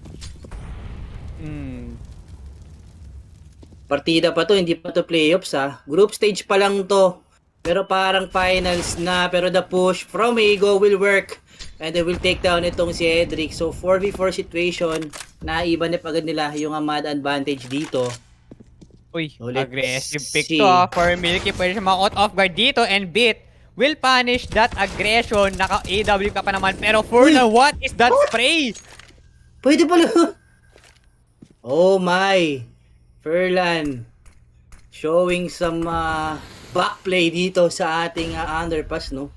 Kitang-kita mo naman almost sa tag down dito kay Bit. Pero ultimate with that one-way smoke will take down itong si Bit. So, Navi. But simple. Will take ng Furlan. 3v2 situation tayo and Electronic nakapag-push up na siya. Di sa may ating Tetris. Pero ultimate still holding sa may ating connector. Kailangan tong i-pick ni Electronic. Pero perfecto. Will take on Fiku. And just like that, 1v3 situation tayo. Electronic again going online on this round. Nung double scope. Si ultimate. Pero ang ganda ng pag-even na pag-capitalize ng Navi dito. Talagang ang bilis ng mga trades para sa kanila. Pero sayang to, no? Akala ko around na naman yun para sa side ng Ego Kaso Navi just playing it slow and hinihintay nila yung mga information na gagawin dito ng pagkuha ng information na gagawin ng Ego Then yun yung naging rewarding para sa kanila kasi iniisa-isa nilang i-punish yung mga members ng Ego dito. Pero let's see. I think Ego, they will play defensive this round. Hindi tayo magkakaroon ng aggressive rush dito, no? Dito lang ata sa Palace, pero wala silang may spot down na player dito. And the Electronic, magkakaroon siya ng information na may pumush dito sa ating Palace. Pero ito, Navi, they are playing it slow and putting some pressure dito sa ating mid data connector, no? Kaso Bit, pwede nga malason dyan with that one-way smoke. And meron ng control yung Navi dito ngayon sa ating connector. Kailangan na lang nilang maging successful yung wrap-around play nila dito if ever sa ating A side. Wala ata nagbabantay sa B short natin and there you go. Smoke will be popped towards this connector and Molly. Para dito, uy, ultimate will take down one. Munti kang pang collateral pero Headpick nakapag-push up na siya. Dito sa may ating A side. Pero Lehman with the spray down will take down Headpick dito. Lehman will try to go for the second one pero no. Electronic will take Lehman too pero ultimate will take down Simple. 2v4 situation. Ultimate again will take down Electronic and it's all up to Perfecto. I'm not sure if may narinig ata dito sa may ating ladder. Yep. Pero 1v4 tayo, 9 seconds on the clock remaining. Pero wala nang magagawa si Perfecto with time running out and Ego getting around here. Feeling ko yung Molotov na yun dapat sa jungle yun eh, kaya hindi nila tinitignan yung jungle eh. Kaso yun nga lang, nag-fail, tumama ata dito sa Nest. Kasi, syempre, patak na kayo ng ano eh, ng acid eh. Kumbaga, yung jungle talaga yung magiging open up dito kaya ano. Tiwala rin siguro yung Navi doon sa nagbato ng Molotov. Kasi yun nga lang, napahamak pa yung Navi dahil sa tiwala na yun. Alam mo naman, minsan talaga mapapahamak Uy, ka ng tiwala dito eh. Bit boosted up siya dito sa may ating bench and he will take on Pico dito pero Electronic for the push here pero Liman will punish Electronic dito 4v4 pa rin 1 minute and 20 seconds on the clock remaining. Molly will be out para dito sa may ating underpass pero Ultimate going aggressive again dito sa may ating connector will miss this off shot and alam nila na dito sa may ating connector. Bit holding the angle na. Oops. And that's gonna be a bomb picked up and rotated towards this B site. And Milky na lang ang natitira dito. Milky missed the opportunity for that shot here. Pero Simple will take down Milky. Nang tagal mong pumitek, sabi ni Simple, ako nang pipitek sa'yo. Now 2v4 situation. Ang ganda rin ng pag jump down ni Electronic ata doon sa ating visit no, talagang nabait yung shot, I mean nabait yung cross replacement dito Milky kaya ano nakuha agad siya dito ni Simple. And ito na 32-31 ang ating magiging scoreline and same lang no, 2 rounds lagi makakuha yung 2 rounds lagi makakuha yung Navi then 1 round sa Ego. Tapos mapapa-overtime na naman. Nakita mo yun, parang may tanong ata si Electronic sa coach nila. Tapos gumano na yung coach nila. Parang, I don't know. Bawal kasi magsalita yung coach while on game eh. Not unless pagka naka-post. Or I mean tactical timeout. Mape-penalty ka nun pag ganun. Pero let's see. Mid take para sa side ng Ego pero this box to slow down the push dito sa ating B short. Electronic will take down Liman pero Fico low on HP na siya. Pero uy, pwede niya ma-cut off guard si Bit and now 4v5 3v4 head-trick agad natin niya agad yung kanyang teammate dito pero Milky going aggressive dito sa ating B side and jump down. Pero I'm not sure if may info na sila dito. Pero the double pick, perfecto. Will turn dito pero Ultimate will turn on head trick dito. And now 2v3. Ultimate, jump. Uy, narinig niya yung scope. Narinig niya yung unscope doon ni Ultimate. Pero 51 seconds. Pero Ultimate will take down Electronic dito. And Forlan, may info na siya. Pwede niyo ma-cut off guard si Perfecto dito. And just like that, from a 2v3 to a 2v1, it's all up to Simple. Tingnan natin kung makakuha pa to ni Simple. Pero Ultimate, masyado siyang maingay dito sa may mid natin. And Simple will take down Ultimate. Forlan, 1v1. Simple. Low picking dito. Uy! Natag down niya si Forlan dito to 60. Pero the info! Nakita niya yung barrel ni Forlan. And Simple. The T-bag from Simple. Galit na. The BM. Ang ating GOAT dito, men. And the nice wall bang also para dito kay Simple, no? Hindi ko expect na through the wall pa niya yun, men. Itong si Forlan. Yep. From the GOAT. Pero tiktang malakas yung Navi natin. Kaya nga nasabi mo, 3v2, man advantage, lamang na lamang yung Navi at isa-isa pang na-pick up dito, yung Ego. So, 1 round away para ma-close out itong ating map number 2, mga sir. Let's see, tingnan natin kung ito na nga ba yun, the Ego. The pressure is on para sa side nila, pero Ultimate talagang kailangan niya mag-step up dito in order for his team to survive this round. Pero head trick dito, magkakaroon ng close angle dito sa ating aiming, no? Uy, that's gonna be a good molly. Fico needs to Uy! back away. Pero may info sila na may tao dito. Pero ultimate, wilting on head trick dito. Simple, missing that opportunity. Huwag ka na mag-repick to a double pick. Coming in this may ating aiming. Pero simple. Oop! Ginagapang si Simple dito, men. Simple, sinasayaw niya yung mga bala dito. Pero simple, wilting on Liman. Pero beat with a spray down Fico. Wilting on simple. Finally, yan ang 2v3 situation. And ultimate through the wall. Matatake down dito si Bit. And install up to Perfecto. Palitan lang sila ng rounds dito. And bomb. Post-plan situation tayo. Wala lang kahit anong utility na pwedeng iba to si Perfecto dito. Pero he take one. Pero the trade agad para kay Fico. Yep, good opening kills for ultimate to. And ayun nga, ultimate just doing his job. Talagang lahat ng options niya ay tumatama dito against sa Navi. Pero sayang to yung pag-push kanina ng Navi sa Amin. Ang ganda lang ng flash ng Ego nung round na yun, kaya na-take down agad dito si head trick Kaso simple, medyo hindi tumama yung flick shot niya dun, men. Pero simple dito going for that 60 bombs, no? Nako po.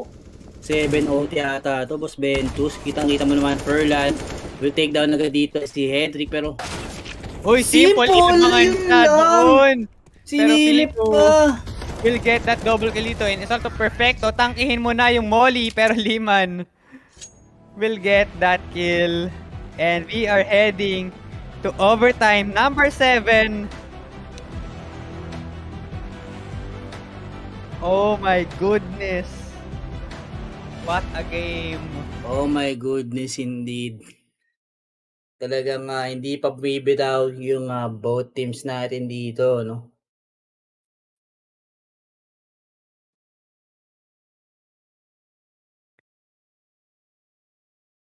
And OT number 7 na tapos nanalo yung Ego tapos map 3. Tapos overtime ulit. Oh, easy ka lang. Pala desisyon ka na naman. Nag-overthink ka lang.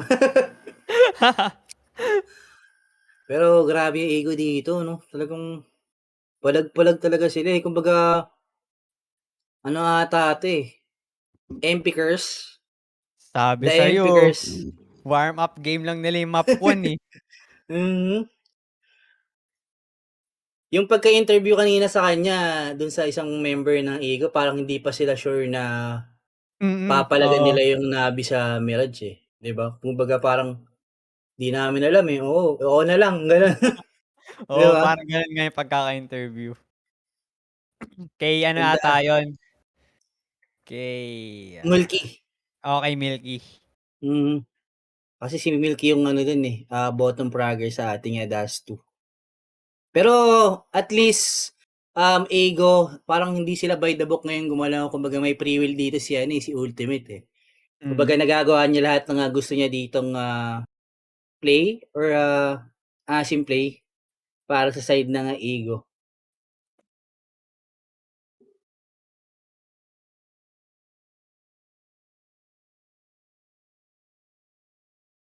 Yep, and Navi will start City for our OT number 7. Kitang-kita mo naman. Tenga ni Simple, namumula na.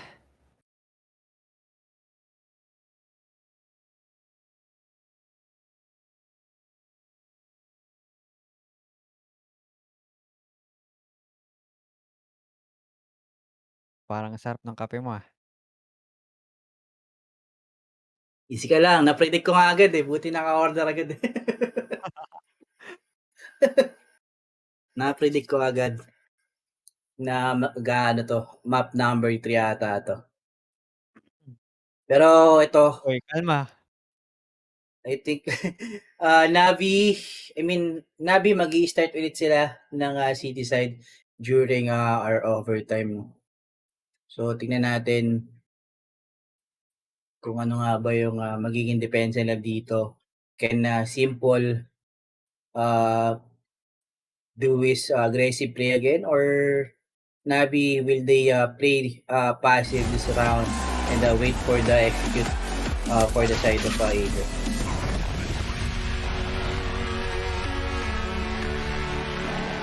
Yup, and let's just wait for our players no na mag-reset ulit.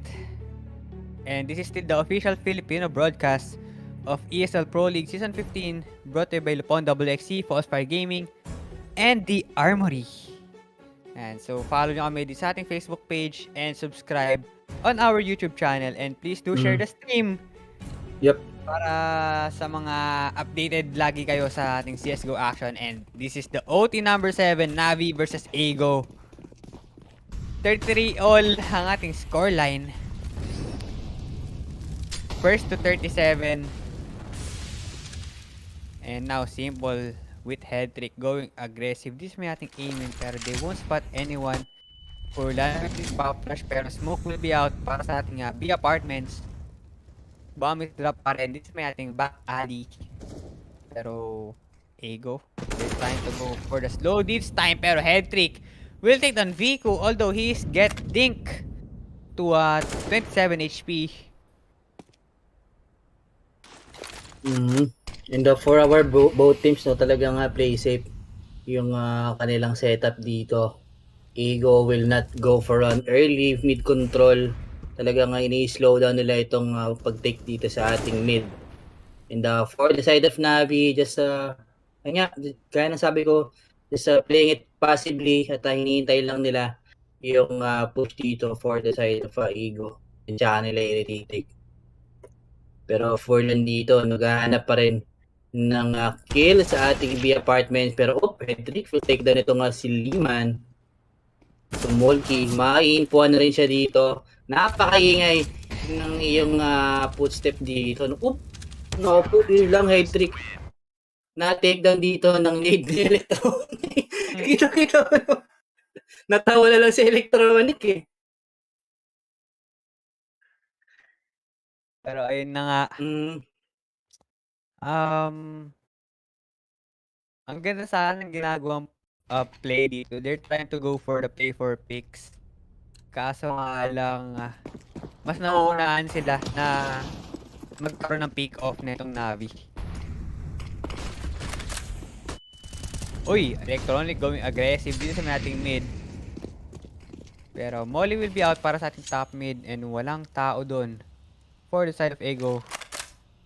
And Electronic again trying to go aggression dito sa may ating connector. He won't spot na may nagbuboost dito. Pero Electronic will take on Fiku. Pero the Molly nilakad na to ni Electronic and Forlan gets tagged down to 52 HP. And just like that, 4v5 tayo. Navi with the man advantage.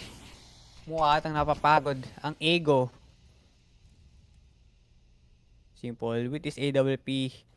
And mukha atang magkakaroon ng pop flash. Kaso nga lang hindi makapag-push out itong si Forlan dahil nandito si Electronic, although he gets tagged down to 23 HP. Pero Liman nakapag-lurk up na siya dito. Milky will take down Electronic, pero Simple holding the site on his own will miss his shot here. Alam niya na may katabi na siya dito, pero Simple will miss the shot and that's gonna be punished out by Liman and head-trick agad for the trade 3v3 situation. May spot niya itong si Ultimate tag down to 36 HP. Pero Milky holding na siya dito. 2v3 situation tayo and just like that, Yun lang. Ego again. Yep. Even though man advantage ang Navi, they manage to get the round. Yup. Kita mo naman dito, Milky nagpapapo para sa side ng Ego with that 7 HP. Nakadalawa pa nga agad para sa side ng Ego. So 34 to 34 ang ating magiging scoreline. So let's see. I think Ego will play aggressively dito sa ating A-set, no? Since kitang-kita mo naman Ultimate. Ang ganda na ng angle niya dito sa ating CC side, pero yun lang, hindi nag-connect yung kanyang shots dito with that AWP. Pero Milky dito will fall down in the hand of Electronics. So down to 3v5 Mukhang round na to. Para sa side ng Navi and the Simple. Uy! Na take down na yung ano dito Palace player ng Ego. Pero ayun lang. Isa-isang nag-cross yung mga member ng Ego dito. Sa crossfire setup na ine-execute ng Navi. So down to ultimate na nga lang tayo dito against 4 member ng Navi. Let's see kung mamamanage pa niyang makuha itong ating bomb plant or pwede na siyang ma-take down actually dito no, since Navi they have the flash to get some information. Uy! Ayun lang, muntik na. Ultimate will miss the shot here.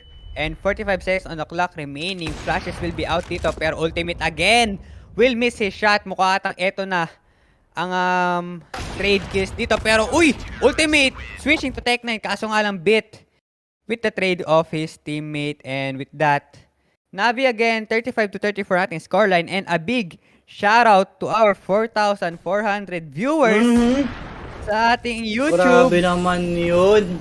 Record breaking. And the record breaking din kasi itong kinakas natin. Oo. Looking at Simple with this 62 frags. And Dobry Večer. Nilabas na yung Russian Dobry Večer. We have 4,500 viewers. So, good evening guys. Please do subscribe to our YouTube channel for more CSGO contents and action. Pero eto, Fiku will take down 2 members agad ng Navi natin. 3v5 situation and he is down to 15 HP. And the rotation for Ego, for Navi, going towards this A site.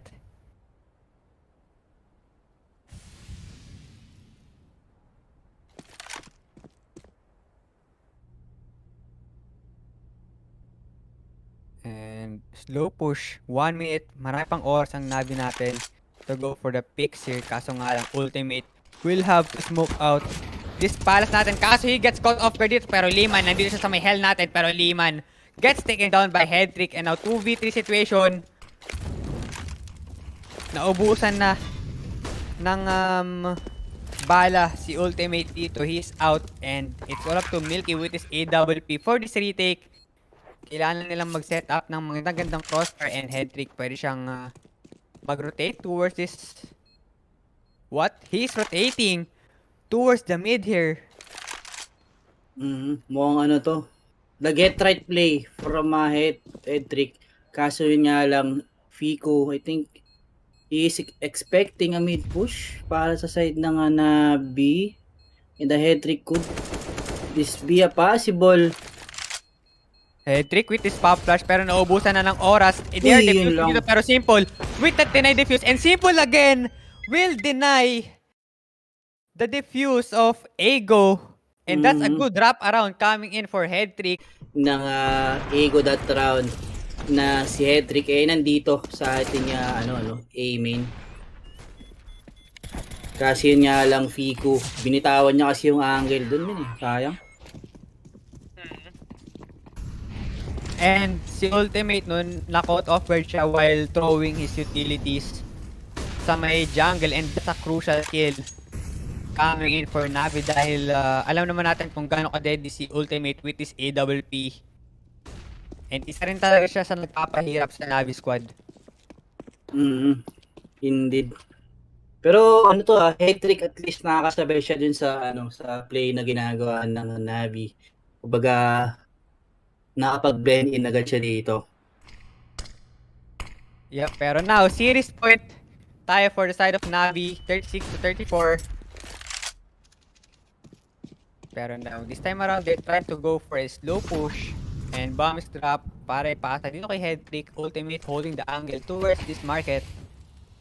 Binigay niya, I think, yung jungle dahil meron namang 2 players ang Ego. This is nating A site and that's gonna be Liman and Fiku. Pero nagpapakiramdaman ng ating dalawang team dito. Uy, Simple gets tag down to 68 HP pero I'm not sure if alam niya na may tao dito sa may ating B short. Although nakapag-lurk up na siya dito sa may ating ladder room. Liman and Fiku, the patience from these two Guys, isa may ating A-site pero perfecto, nakapag-push up na siya. Uy! Perfecto! Will take down Lima dito pero the trade agad para kay Fico and head trick. Will take down Fico. 3v4 situation. Simple! Tinamaan niya yung paa doon kaso nga lang Milky gets tagged down to 15 HP. 3v3 situation. Post plant tayo. Ego needs to go for a retake here or this is it. Navi will be able to take this series. Kaso nga lang, Bit will take down Furlan. And just like that, and Ultimate will take down Bit dito. Pero Ultimate trying to land some shots here. The reposition dito for head trick. Yun lang. Will take down Milky. And just like that, is up to Ultimate. Pero Ultimate will miss his shot.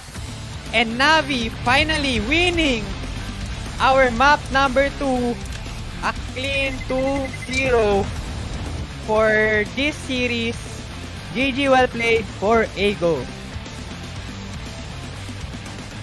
Indeed. GG well played. A clean 2-0 pero Ego dito. Nice try pa rin para sa kanila since pinahirapan nila yung Navi ng ganito. Parang sila lang ata yung teams na naging ganito yung scoreline against sa Navi. Talagang palag-palag, no? Yung ating Ego dito, men. Yup.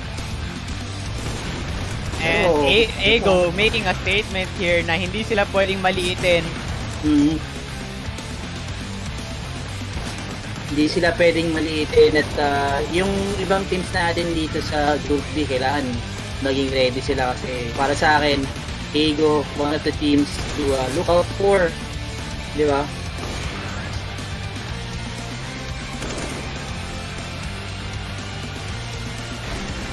Seven overtime. Yep. 37-34 ang ating magiging scoreline for the series and 2-0 clean for Navi. Ego, they did their best, no? Especially Ultimate. Napaka-deadly. What a guy. And sumasabay siya talaga dito sa ating The GOAT. Yep. Tsaka ang sakit sa ulo nun, no? 7 overtime.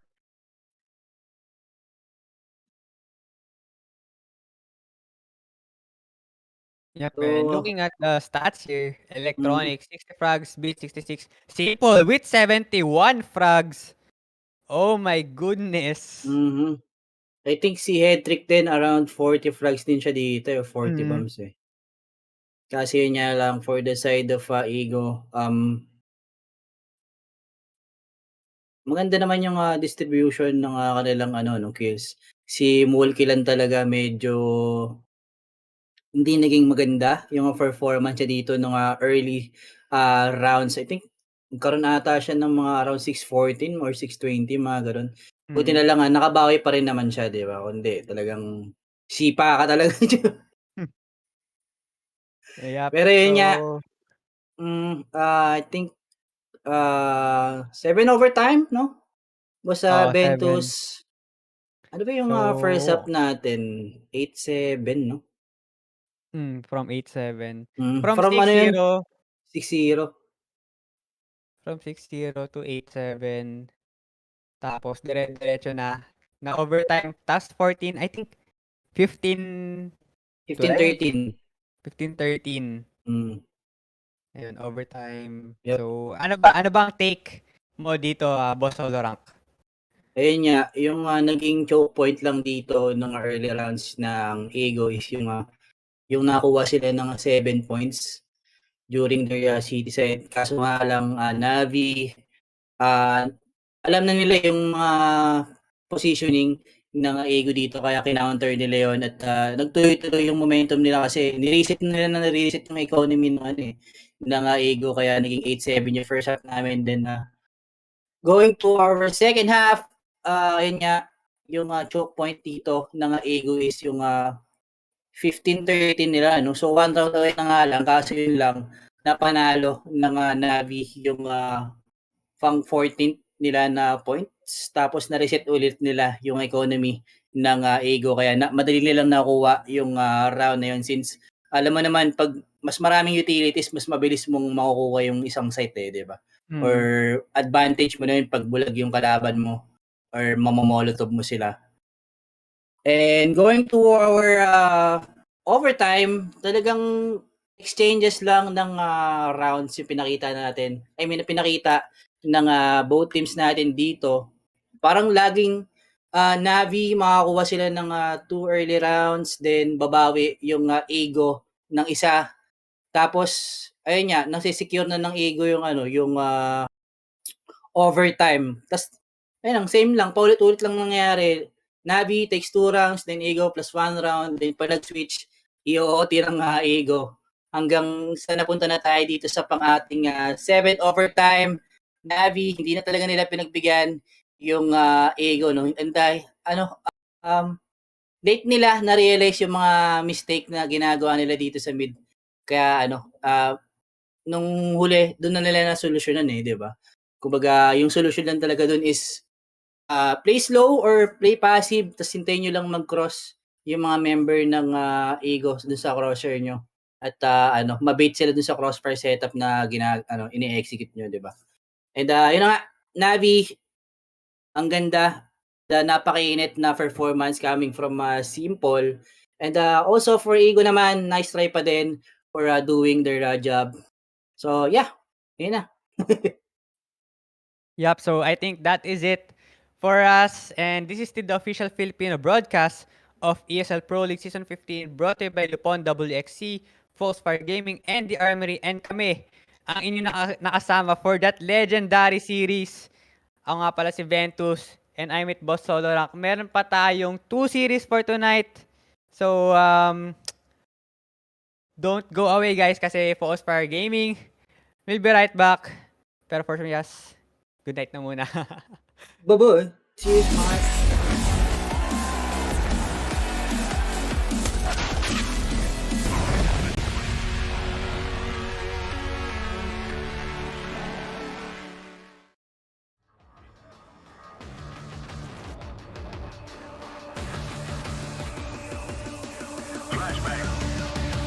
So there's the flash, there's the push. That's 1, that's 2. Oh my god!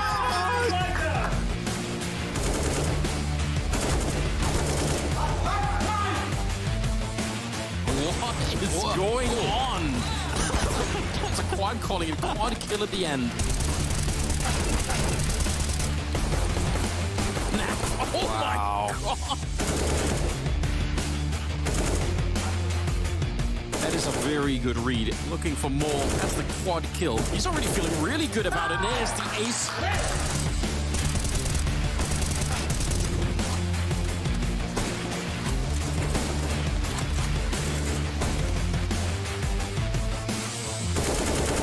Mopos up against 3. His first frag contributes. Gets away and bangs another head.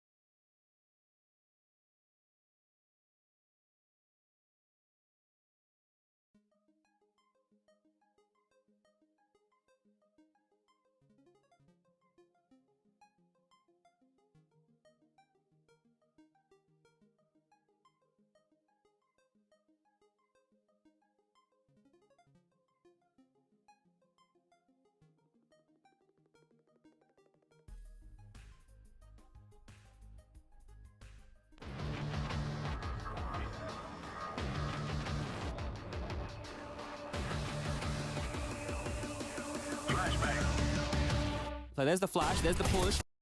And that's two. Oh my god!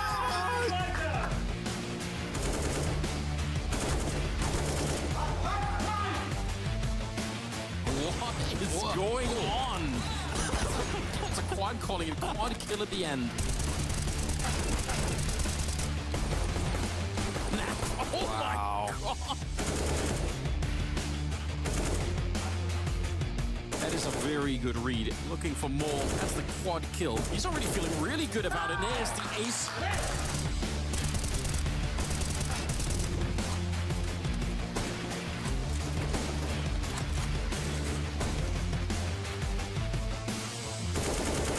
Mopos up against 3. Good first frag contributes. Gets away and bangs another head.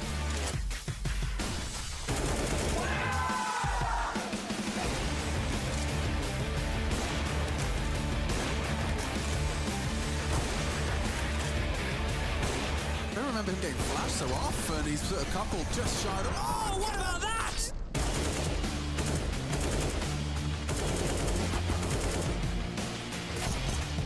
Sunpayas opening up, and what a follow-up headshot. Oh!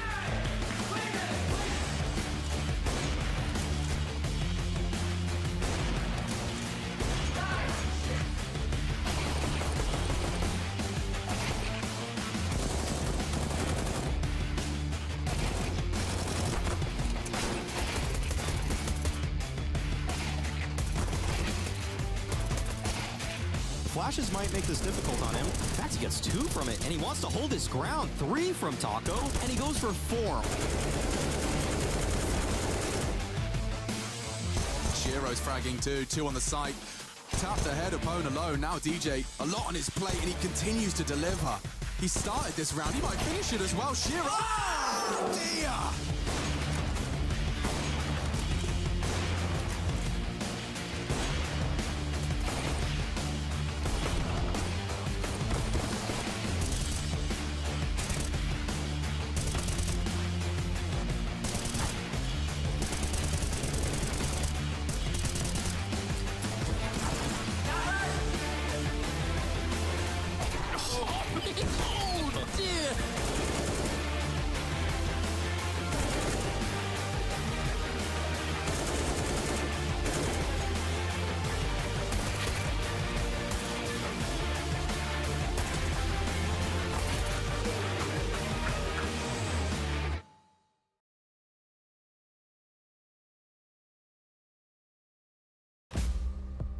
We have really high expectations for Navi because last year they won the Grand Slam, they recently won the Major. Yeah, there were some maybe questionable games in the beginning of the year, but then like they reached the semifinals of Katowice, so I'm sure that they should go through. But you know, like when it comes to Group A, Group C, Group D, like all of the groups, we always had like 2 favorites, and somehow one would end up not going through. Right, like in week 1 it was G2, then in week 2 it was Vitality, then it was Big, and right now we have those 2 favorites. It's Navi and Heroic. At the moment, I'm like 99.999999% sure that Navi is going through, but there can always be that little but. Heroic, I think, out of the 2 Danish teams in this group are probably more easy to have expectations of, just because they look like they've been starting to refine and actually put the online fakey boy maneuvers where it feels like they've got such a read of the game and can react just like one kind of 5 players in one mind. They have that, and they're getting closer to looking like that regularly, especially in LAN, which we'll see this time in this week. For Astralis, Farley joining is a necessity. We needed to see an AWPer join this rank. Seeing Glaive flustered and frustrated as he tried to do what he was so good at whilst developing a brand new skill at the highest level, it just didn't click. And I think they knew that, and I'm just glad that the remedy's been provided, and Farley's quite an exciting prospect. I remember when he blew up on the scene, you know, Copenhagen Flames, and he was an exciting prospect. But this is like his big opportunity, and I'm sure he's going to seize it. Blaine surrounded by the old guard of Glaive and Zipex. You got conflict for the muscle. I mean, like it's not hard to have expectations of Astralis. So EG and Complexity are so different because you have EG that has the core of 3 players that won a major title.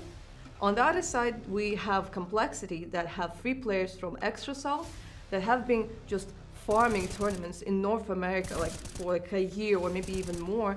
So we didn't really see them on a global scale. So this will be maybe something kind of like new for them. I would imagine there's a good upset potential for Ego, but they are outmatched, outgunned.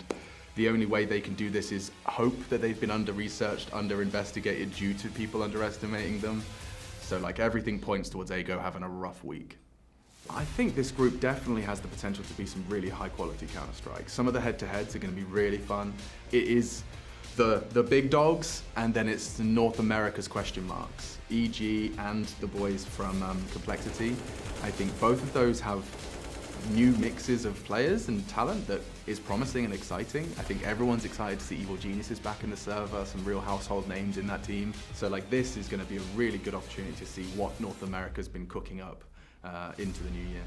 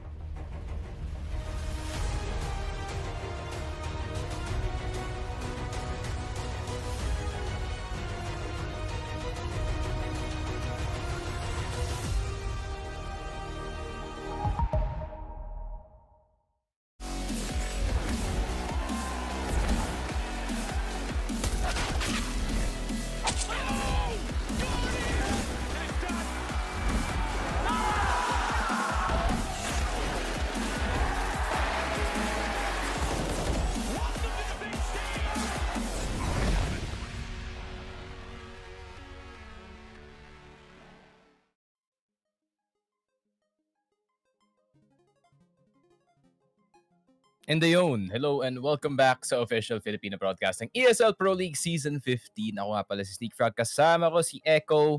And ayun, nakita niyo naman nangyari doon sa map or sa first series natin, map 2. What a bagger, to say the least. They're trying to go for the record pero medyo malayo-layo pa yung record in terms of DOT. Kailangan nila umabot sa may 50s.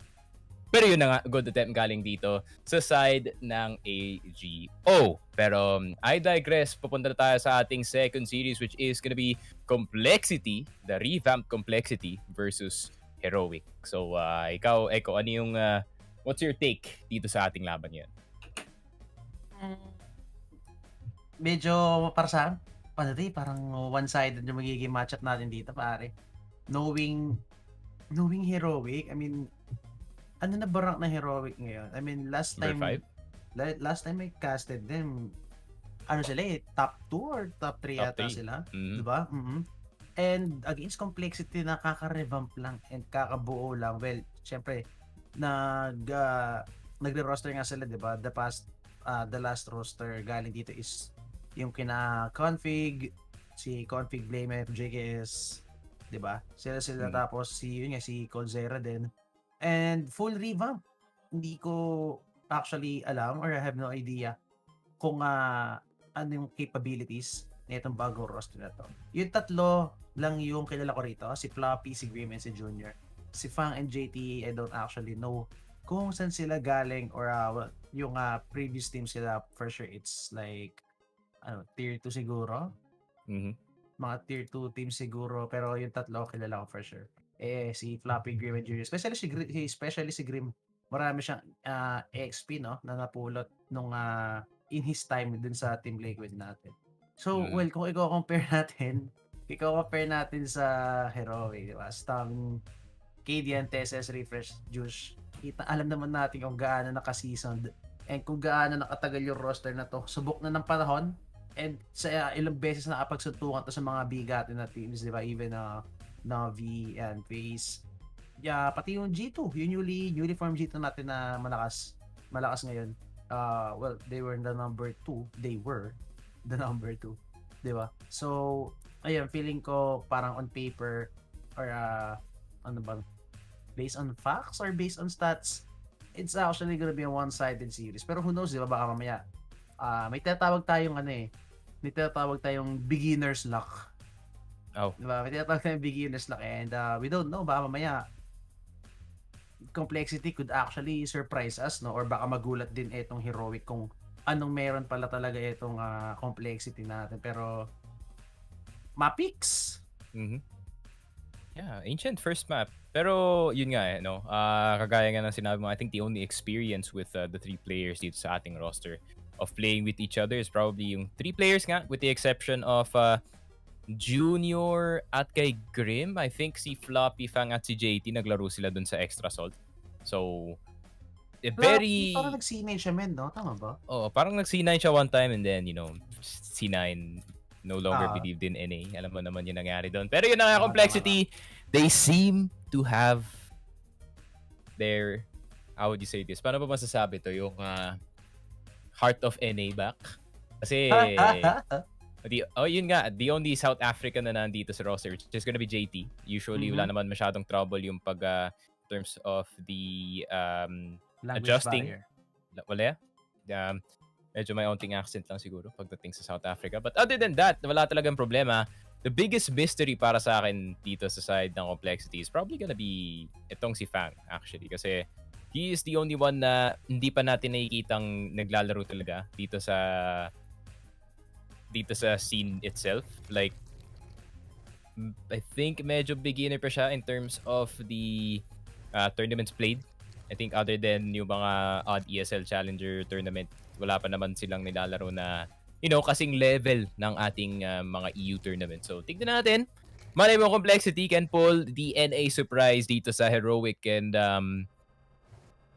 maybe they can do some magic. Pero let's speak of Heroic naman this time. So since yung first pick natin dito is gonna be Ancient coming from the side of Complexity, this could be them shooting themselves in the foot considering CT side plus Heroic doesn't really go well para sa kabilang team. Alam naman natin kung gaano kagaling itong Heroic on City side tapos sa Ancient pa. Yun nga, as you said, they could be actually shooting themselves in the foot packet because this is Heroic and they play this map. Pare, they know heavily how to play this map, pero baka mamaya this is the best chance na tingin ng Complexity kaya nila. Pero ito na nga, pistol rod, good flash kill yan, goes for the white swing. Pero naipis na rito, everyone standing there on the box, wala sila mataguan, and it's gonna be pure annihilation from Heroic. Not a single frag, not a single casualty. Grabe, pare. Ay. Yan ang pinaka-best example na welcome to Ancient City side din. Like, stuff like that will just happen really kasi nga the way that the map is designed is really playing para sa mga cities dito. I mean, them filing into a single choke point and may naka-USP dito sa kabilang side ng smoke, which is si Kadian. Got most of the damage pero meron tayong isang member doon who was tapping away doing some damage para dito sa Heroic. Pero 1-0, not the best start para dito sa Complexity. Grabe, talaga sinampulan ka agad na napa-welcome to a Tier 1 team. Welcome to Tier 1 CS, etong Heroic natin mga kaibigan. Complexity getting caught with a bang. Good flash and the IGL himself with the 3K. Look at this pare, 4A1S. Ganito kaaga, second round, 4 rifles per Steven. Oh my god, grabe. The bulls on this guy, pag namatay siya, that's gonna be rifle. Pero ito na, Kadia with the flank. Kadia with all the info. Yun na nga, binurse pa niya yung ulo. Kadia sobrang force of steam niya because he has all the bullets and the advantage. Close range, gets the ace. Oh, foul with the deny. Okay. Oh my god, Kadian having his game, mga kaibigan, early into this match. Gusto ni Kadian to, pre. Farm din eh. Tapos i-WP agad. Right at home para sa kanya. Kadian with the MP9. Even if he wasn't to buy the op no dito sa next round natin, we knew that he was gonna go for the push. Si Fang pa nga, nakadamay pa nga ng minus 300. Naku po. Minus 1 plus yan. Uy, pero A-site pinapabayaan ng Heroic. What is this? Pero fast A-hit na coming in for Team Complexity and they're gonna make the right calls, Jush. Trying to spam. Susubukan niya makachamba rito kahit isa lang mga kaibigan. Pero eto na nga, it's gonna be Junior and Fang together to punish KD. Agree with the headshots, Juice on the ground. Pero nakaisa siya rito. JT is actually gets taken down by Juice. 3v3 tayo rito. Health advantage on the side of Heroic. Although wala silang kit. Pero ang dami nilang utility rito. Uy, pero may kit dito. Since Juice, pwede nilang recover yung kit dito. Now the time is not gonna be a huge thing para sa kanila. Good need. Ada pa utility para kay Stav. And he could actually use all these needs to cancel out some angles. Yung refresh. Oh, scroll wheel. Nako po, that's the full HP guy. Floppy down to 10 HP. Na-dig siya kaagad. That's gonna be the nade. Oh, pero tumama sa kahon. Oh no, this could actually be very winnable para sa Complexity. The flash, the team flash, bulag na bulag. Time is running out. Good from way refresh. Pero si Graves still gets a headshot. Fang, kailangan yung makachamba dito through the smoke. Pero it's gonna be the cover by refresh. Wala rin silang kit. Ay, Tesas tumakbo. Hindi niya na-defuse yan. Oh my god, what's the confusion? Hello? That's a risk that you don't need to take this early on kung kayo yung Heroic dito. Trying to go for the B-side stack kasi ina-expect yata ng Heroic dito that Complexity would be very desperate para kumuha ng round dito and makakuha nga sila ng rush dito sa B. Unfortunately, A-side pala ang nirush ng mga tropa natin and they got a free entrance papasok doon. I think even Complexity was surprised na wala palang tao yung Heroic dito sa A. Exactly. And the retake, man. Di ko talaga na-gets. Sobrang tagal nila mag-retake. That was 3v3. And I don't know. Kahit ako sobrang confused ko kung paano nila tinake yung retake na yun. I mean, that's a 3v3 situation. Anyways, Heroic still with another goodbye for Rapos pa rin tayo. But utility-wise, sobrang sakit. But it's gonna be Kirian now. Playing with the AWP, his favorite weapon mga kaibigan, and Complexity without any grounds at all. Grabe, look at the map, no map control whatsoever coming in on the side of Complexity. Pero ito nga Kidia, it's gonna be the first contact, and yun na nga nag-whip siya. Grim, highly aware na pwede may mag-pick dito from the cave, and now that's gonna be Grim taking down Kidian's town. Still staying dito sa may cave, still usual assistance pa rin. Galing dito kay Town, going for that smoke, and now it's gonna be the sandwich play. Grim could actually get the right timing. Ito na nga, no. Oh, the flash! And yun na nga, that's gonna be revealed. Grim, go for the peek. Not going for the commit, pero ito na nga, backup is coming in. Tesses gonna go for the white peek. That's gonna be the volley. Tesses with the frag. Stun gets one before dying, pero si Fang, the double entry coming in by this guy. Fang with the 2K. And now si Tesses alam mag-isa, 1v3. B-side is gonna be, A-side is actually gonna be left open.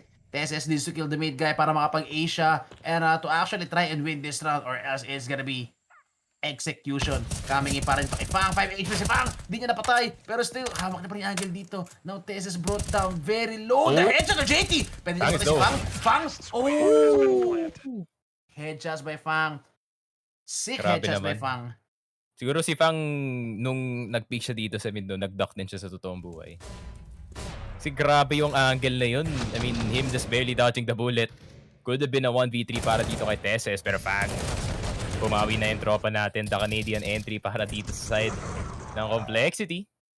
Getting that 3K para sa kanyang team in the biggest part as well. Broke na dito ang Heroic, so they are gonna be on those pistols. Opportunity para sa Complexity para i-stretch ang kanilang lead, which is what you don't want kung CT ka dito. Pero tamang set bilang yata trip ng complexity dito. Alam yata nila na is gonna be an eco. Full eco para sa Heroic. JT swarming in with the Mactin. Spamming in the wall pero wala siya makita. Flashes coming in by his teammate. Good flash coming in para kay Junior para mamali Oh, isa tabs in. Now Kyrian, look at this with the USP. Going for the push. Alam ba nila out assist down. Good cover by Junior. And now the USPs are doing it very minimal. Pero the recovery by Kyrian. The recovery by complexity. So very good. Could have been a disaster, Kyrian pare. It takes down 2 with the USP. Sayang naman yun. Grabe, tabs in moment na sana yun with the USP, pero Oo. good coverage. Good coverage with our friend doon nga sa site. I mean, USPs and SMGs, what can you do, man, at that point?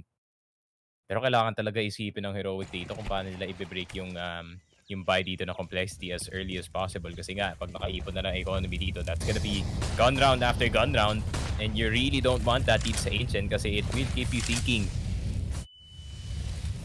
dito sa game natin. Round 6, 2-3. Expected better galing sa Heroic, man. Not gonna lie. I mean, Heroic, pare, playing it very passively, yan. Parang, I haven't seen them really heavy control mid, no? Like, heavy utility sa mid, push down nila with 2 guys watching back-to-back. And I think that's a free ground to take sana, yung middle yun. And huge map control in their favor. Pero man yun yung gawin nila, pero Flippy. So aware. Teses on the ground and that Galil, pare. Oh my god, the 35 bullets actually making the difference. And it na nga si Fang, the lurk of the century. The timing. Naku, pag tumalikod to, if Fang actually gets the right timing, it could be disaster. Yun na nga si Josh on the ground. Pwede niya mapatay si Refresh dito. And Refresh buying time, but the push coming in by Fang. Oh, Refresh, good recovery. Importante mag-stay alive si Refresh dito because he's actually a key dito sa may A site natin. And Refresh needs to stay alive. Pero Grim, alam niya na kailangan nila patay si Refresh dito. They're gonna go for the triple team. Refresh, that's gonna be the free fire. Refresh, still alive. Oh my god, this guy doesn't need the headshot. He's gonna go for your body. He's gonna go for anything, mga kaibigan. And now Refresh in this donut position. Holding the brick wall, holding down his own. And Refresh, the one-man army. The tower.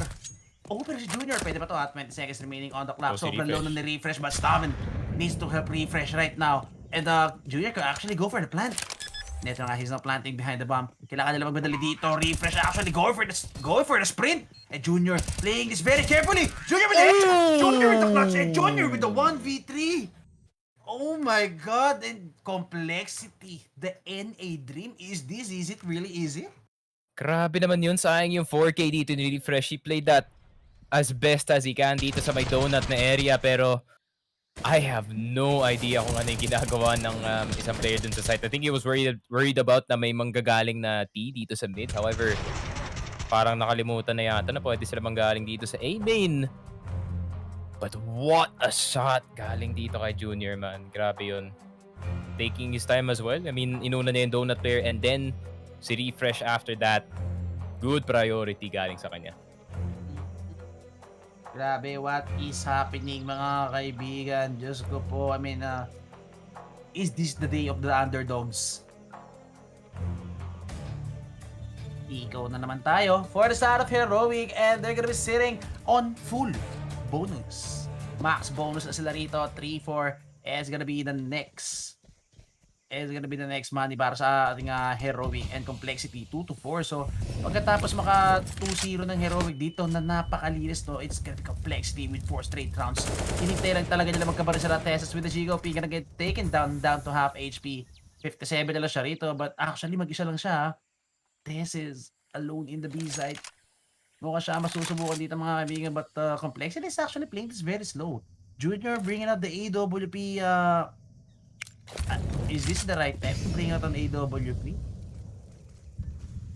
4 stack A pa rin tayo still on the side of Heroic and Complexity. Alam nila na it could be a force buy, it could be an eco. And yun na nga, that's gonna confirm the eco buy or the half buy coming in on the side of Heroic. Pero St. yata sila. Alam nila na they can overpower B-side with all the weapons they have. Pero si Tesis makakaila kaya siya rito. Tesis could actually go for multi-frag. This rage is a one-tap potential, mga kaibigan, with the 5-7. Yun naman nakakisa siya, pero quick trade by Grim. Oh my god, kung nakapag-mampout siya ron, he could have taken out easily. Eto si Flappy, mga kaibigan, pero Grim, so quick. And now Junior with the peak. Junior holding down the angle. This is the best angle na pwede i-hold ng AW, mga kaibigan. And Stun is staring at his death. Pero still, Heroic. Ito na nga, flash coming in. Junior with the frag. Junior, go for the peek. Flash na makita rito. Double peek is gonna be coming in. Floppy with the spray down. That's gonna be all controlled. Triple peeks. Josh with the one tap. And mag-isa na lang si Cadian dito with the USP. He's not even opting to buy any pistol upgrade knowing na as much as possible gusto niya makabay ng AWP and utility actually. Pero pwede niya kumuha ng AK. AK, then mamba out. Hello? Oh my god. Oh, he's dead. He's He's dead. Good that been the play. Sayang Good that been the play para kay Pero, Cadian, pare. napaka big brain naman yun para balikan mo yung bomba knowing na mas mataas yung HP mo. What a nice. Floppy making sure that no save is gonna be made on the side of Heroic. Parang yung parang yung it's like a dozy nade pero M4 yung ginamit mo nung time na yun. But 5-2 though, complexity. I mean, medyo na low yung kanilang economy dun sa last round natin but Grim now on 200 pero the rest of his team pwede na silang mag-ipon kahit papaano dito but now Heroic, meron na kayong buy. Kailangan nila maging mas stable dito. I think the lack of Ancient na nilalaro nila recently, no, could be affecting yung kanilang play dito sa map na to. Exactly. KDN now with the AWP. Could this be the key in taking another round? KDN. What a boost. Good shot by KDN. That's gonna be Junior on the ground. That's gonna be the AWP para sa side the complexity and now Stound is gonna get tested. Yun na nga, dumaan sa harapan niya mga kaibigan and footsteps aren't gonna be hidden anymore. Tamang maingay lang sila rito and refresh na naman masusubukan dito with the A1 is makakaya siya dito. Doesn't get the first frag. Goes for the flick. Not enough. And now SC Revis Josh goes for the spray. Tini-issue sunog mga kaibigan and nainitan. Thumbs down. Sobrang init and Teses, okay, spamming to the smoke. No punish coming in for JT, 3v4 situation time for the retake. And Teses knows his angle very well mga kaibigan. That's gonna be JT on the ground habang nagbabantay siya ng bomba through the smoke 2v4 situation. Very winnable. We still have Grim on this side sa may temple. Alam natin kung gaano kasakit bumaril tong taon to. He's actually the one of the best anchors any could ever have. And tingnan natin kung paano niya ipoprove to anchoring ito po sa situation. Pop takes one. And Grim, yun na naman. Quick reactions coming in by Grim. Good take daw para sa kanya. Not a headshot pero nevertheless 1v2. Sobrang winnable but the flag by Juice. What a shot! Oh my god. Beautifully played. Juice taking down both of them in that retake situation. Bit expensive, pero yeah, it's a win. around is around, that's for sure. Pero grabe naman yung shot dito ni Cadian. So malapit na siya dun. Malapit na siya dun, that's for sure. Feeling ko alam ni Junior yung boost na yun and naunahan lang talaga siya ni Cadian dun. But almost good attempt galing sa kanya. Pero Josh, dude, with a 3K dito sa round. Actual insanity galing sa kanya with that M4A1S. Grabe kung wala si Juice dun min, ano? This would have been 6-2. Complexity. Yup. Juice, look at Juice saving Heroic for 2 times in a row already. Pero si Cadian din I mean, look at this IGL, man. He's actually the one fragging hard para dito sa side ng Heroic, no? And his AWP is actually the key into taking this first up kung hindi man na makagawa ng big plays at ng mga rifler niya, no? Floppy with the lurk trying to open up this site. Pag namatay siya dito, that could actually be the B site gun, the B lurk gun. And Teses, ooh, what a shot. So good with the entry. Teses, grabe, binarila sa noo mga kaibigan. And Floppy shuts him down all too well. Sis Juice na naman, susubukan that nade. Oh my god. Grabe yung nade shumot sa bulsa mga kaibigan. Now Juice is gonna be tested dito. Oh, bulag na bulag. Actually, that's a team flash. And eto na nga is Juice. Are you gonna go for the underhand push? Underhand flash push. And yun na nga, retake coming in. Goes for the spam. And it's Juice. Headshot angle. Oh, another flash coming in. Stound. And Cadian there for the backup. Junior and Flappy lang natitira with the 2v4 situation. And the bomb is stuck inside the site. It's gonna be the C4 taken hostage by Heroic or the city side mga kaibigan. Naka-lurk pa rin si Stound here in the middle, waiting for any flank coming in. So, ibig sabihin, hindi nila alam na dalawang tao ay nandito. So, still, every surprise play could still be made coming in on the side of complexity. Pero Cadian highly aware of any possibilities na pwede mangyari. Holding down the angle, yun ang need is gonna be thrown. Molly is gonna be thrown. That's gonna be information. Cadian knows very well may magagalit dito. But the whip, not quick enough, cannot peek. Oh, also nag-whip din si Junior kahit nakabasa sa angle. And now Flappy needs to do everything. 40 seconds remaining. Flappy with the second. Flappy now retrieves the bomb. And now it's gonna be Junior's job para mag-cover. Hindi niya na pwede bitawan to. Junior, it's all on you. Pero no choice siya rito. Down with the frag. And it's gonna be Junior left to save this AWP. Kailangan nila i-hunt to or else just take the AWP AWP, and yup, it's gonna be the AWP and the Mamba out. So, another expensive round para sa Heroic, pero still a win. Well played galing kay Stown yun din, 100%. But still, para naman sa side ng complexity, no? I think tama naman yung ginawa ni Floppy doon, getting that entry dito sa B side. But I think meron naman kayong opportunity para mag-slow down dito eh. Yung Heroic, gagawin lang naman nila is probably play passive on site, wait for you to go in, maybe mag-1-1-2 sila in terms of positioning. Pero mukhang masyado yata minadali yung complexity itong A side. Di nila in-expect na tatlo sila doon. Oh, grabe Yun si lang. Kaden. Not even a fast flick, but it was a sure kill. Tito flick. The Tito flick indeed. Grabe. The tracing, the tracking actually. Oh, Kadian? Oh, ano ba siya? Nako po, yun ang Kadian. Guess run, my friend. Kailangan niya matas. Open, he's actually gonna get tense, gets awkward. Pero Stown with the discipline and medyo may off sila. sumobra sa galing mga kaibigan. Actually, the off of, Junior. Oh. The double nade. Ang Parang gusto nila sakit. bitawan. Yup, pero ang ganda na ng pwesto ni Juice dito. Naparid?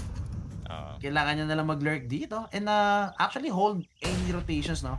So I think Heroic is gonna be comfortable to hold down itong A site natin. I mean B site. Kadian is gonna be so comfortable holding this angle knowing na walang makakaikot. All the rotation is gonna get cut off by Josh. Oh, but the timing! Oh, the whiff! Both of them whiffing so hard! Josh almost died, mga kaibigan. 19 HP remaining and it's gonna be Junior left with 28 HP remaining. Would he even go for this or just save? Alam na siya rito, 28 HP remaining. That double nade doing so much damage kahit wala pa siya nakikitang kalaban and nowhere left to run. Best option is to save this guy. Pag napatay nila to, they could actually go. They could actually go for a double op setup, no? If they wish to. Pwede. Tessus is not too bad on the op. Neither is Refresh, neither is Down. Sjush. Nako po, eto na nga. Nowhere to run para kay Junior and alam na nila, White Pick is gonna be coming in and Junior just in time, leaving the angle. Kailangan may pick niya pa rin oras. Nako, hihintay nila yung oras pre. 2, 1, and it's gonna be flashing by Nicadian. Junior, with the collateral, pero not enough. Grabe naman yun. 50 pesos lang yung laman ng wallet ng tropa natin. After this round, then complexity, medyo broke. Meron lang silang pang, ano ba, what can you buy with 50 pesos? Magnum? Corneto? Maybe? Max Sabers? Yung! Max Sabers. Baka naman. Pwede. Pero man, 50. What can you do? Feeling ko walang choice kundi mag-eco dito yung complexity eh. Na-stuck sila sa situation na to dahil dito. Pag nag-buy sila rito, ang baglan ni Cajun, decoy. Decoy is worth $50, Hagis na decoy. bro. Tapos isang damage lang makukuha mo. Yun, solid. Oh, pero nag-buy pa rin sila. Ha? It's gonna be Junior with the P250. It's gonna get dropped with a P250, mga kaibigan. Talagang pilit na to sabi ni Junior. Sige, parusahan nyo ako. Grabe kawawa si Junior. He was bullied so hard. All what's left for him is a P250 and the $300 smoke. Partida, hindi pa sa kanya galing yun. Both were dropped. Sinabis na sa kanya yan. Yep. Oh, the spam TSS. I mean, not a kill, pero so much damage para kay Flappy dito. Even Grim. Sa kinuha na Grim got very low. Dito sa may mid position yata. Feeling ko sa paka niya apoy-apoy dito. And, set A is gonna be coming in. Mukhang fake to. And look at the rotation! 3 guys rotating agad para sa may A-set natin. And yun ang stun. Is gonna confirm the information na is gonna be Kadian tested. Again, Kadian good for one. Always good for one with this AWP. Pero si Tesses still with the smoke and the flash. Pwede niya pa rin i-hold at ng B-site natin. But I think he's just gonna choose to play it very passively knowing na wala siya kasama rito. Yun na nga, is gonna be the smoke to neutralize the angle of refresh. For sure, is gonna be refresh pushing through the smoke. If ever kumatak si Tesses. Good shot by Tesses. That's gonna be a 3v4 situation. Tesses testing the angle, testing the waters. Junior! Siya pa kayo namatay. And is gonna be JT also taking him down. Grim! Oh, tropa yan! Oh my Grim? God, Kadian. Grim, what? Hindi niya ba narinig yun? Ay. Oh my God. Paano yan? 2v2. Walang armor to si Junior, dude. So, it's gonna be a bit rough. But at the same time, meron ding choice yung Heroic dito. Pwede sila mag-save. But at the same Pero time... it's gonna be a retake actually. Ganda ng angle JT rito. Oh, but Josh so ready for that. Junior with the trade. Kadian! Oh no! Oh my God! With the max savers around. Grabe naman yon. I don't Junior, think 150 yung round niya 150 yung pera niya sa start ng round. He had a P250. Meron siyang smoke, tinapon niya yung smoke sa mid, nakapulot na siya ng smoke and an M4 courtesy ang kanyang mga teammates. And somehow, some way, kinulang pa siya ng isang bullet nga dito sa last na clutch. Oh! What a big miss from KPN though. Wow! I'm surprised that they won that round, not gonna lie. Hindi ko talaga alam kung paano nila napanalo yung round na yun. That's Juice! What is that? Grabe! Answer pa kagad galing sa Heroic, but numbers advantage is on their side. Pero yung weapons... Oh, actually, lahat na sila meron dito. Ooh! Nako po, next niya naman. Oh, it's gonna be Floppy getting activated. Almost gets a 3K with that Galil. Pero sabi ni Refresh, I'm sorry bro, you're not me. Yup. Kung na-dink si Stown doon, that would have been a possibility. Pero, good read dito sa mid-push, no? Pero Shush. Grabe si Shush, pare. So, doing so much. With that push, yung sinasabi ko kanina, pre, yun yung hinahanap ko, the mid-control, mid-aggression on the city side. Huge resistance. Kasi binibigay lang na ng libre kanina eh. And it's always complexity abusing itong mid natin. And alam mo yun, yung quick rotations, map control coming in on the side of T side. Pero yun nga, dahil din sa early mid resistance sila, look at this. Ipit na ipit yung complexity. Every ground taken, and yun nga. Oh, okay. Naku po, ang dami niya, but Refresh with the 6 spray transfer mga kaibigan. Gets 2 hits, pero nevertheless, it's an eco round. It's a good eco. That's the Glock Train, I think. Glock Train, and nakakuha sila ng dalawa. I think that's enough. I mean, 7-6, tactical timeout, galing dito sa complexity. Pero kung ako yung complexity dito, no? Kung ako yung complexity dito, I would be happy with this half, not gonna lie. 9-6, we already done what we can dito sa T-side. I think at this point, yung timeout para lang makaisip pa sila ng isang round. Malay mo, di ba? 7 pala ang makukuha nila dito. And 8-7 is so brutal para sa City side. If kakalaro mo lang doon nga sa first half. Paano kaya iniisip ko talaga, how will Heroic figure it out pagdating dito sa T-side? Kailangan nila mag-rely sobra dito kay Refresh or most of the riflers dito, probably Refresh and kay Stown. Kung paano sila makakapasok dito sa site, but yeah, let's see. Heroic, I mean, you have one chance to make it at least a bit sided para sa side nyo. Maybe make it 9-6, pero hindi natin alam. Complexity, they've been doing some very interesting stuff dito sa Ancient. Pero eto, relentless aggression coming in para sa Heroic, pare. And hindi ine-expect na complexity to. I mean, this is the same strat. 3 rounds straight coming in by Heroic. Pero Fang, grabe, the balls of steel, man. Tumalon siya sa smoke. It's like an action star in the making. Etong si Fang, pare. Tumalon na sa smoke with the flash. Everyone is actually pushing through the smoke with the flash. JT with the opening. 2v3 situation. Oh, and that's gonna be Junior whipping the shot. That's gonna be the 2v2. That's gonna be the shot he needed to land. Pero still, winnable pa rin naman to. They're gonna take the CT. Plan for CT. Junior, good plan. I think alam nila na B-side is actually open na dahil napatay nila si Kanian with that aggressive positioning. Junior. Oh, Junior, you can't whip too many shots. Molly. 3v4, 3v2 situation. Still haba pa rin ng oras sila dito. And it's gonna be Tesses throwing out 2 smokes, mga kaibigan. 2 flashes din sila rito. Evans Juice is, I think he's gonna wait. Si Stown is gonna go late dito sa may cave position natin. And yeah, that's gonna be Stown getting activated. JT gets one! Oh, gets the second net! Pero eto na nga Stown. Will he get the wall bang? The advantage! Pero nevertheless, a headshot na naman for JT and the NA people.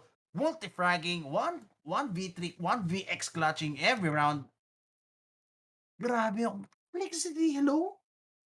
Pero still, I'm so confused kung bakit ganito yung laro ng Heroic pagdating sa Ancient. Why would you play retakes sa mapa na sobrang advantage pagdating dito sa mga cities? Why not just play the site? Kaya nga nagkaka-opportunity sina JT and si Fang. And itong si Junior makakuha ng clutch kasi nga they have the positional advantage of being inside the site. And Heroic, ooh, that might be something. Pero nasa Miri sa Hero up coming in by KD. And eto na nga, JT goes full on man mode. Pero it's gonna be Floppy taking him down. Yep, double up situation tayo rito on the side of Heroic. They could still do so much. Refresh still with the A1S. Could wait for the punish. Not overextending ito si Floppy. And I think is the best decision he could make, mga kaibigan. But Stung, mag-isa na siya kasi may beaming na with the Deagle. Kailangan mag-ingat dito if he gets shot down immediately. Pero nakalusot siya! Oh my god, this guy with the ninja moves. Baka maka-one-tap pa! Oh, he's gonna be stunned! Getting one! Naipit na siya rito. Good trade by Fang. But refresh, alam mo na dito si refresh. And JT goes for the reload. That's the time for refresh. He needs to get activated. Just goes for the push. Does the smoke over. And the one-tap na naman! It's Josh with the 2K! And what? A force by the dirty by... The chip by... And that's gonna be the last round para sa Heroic.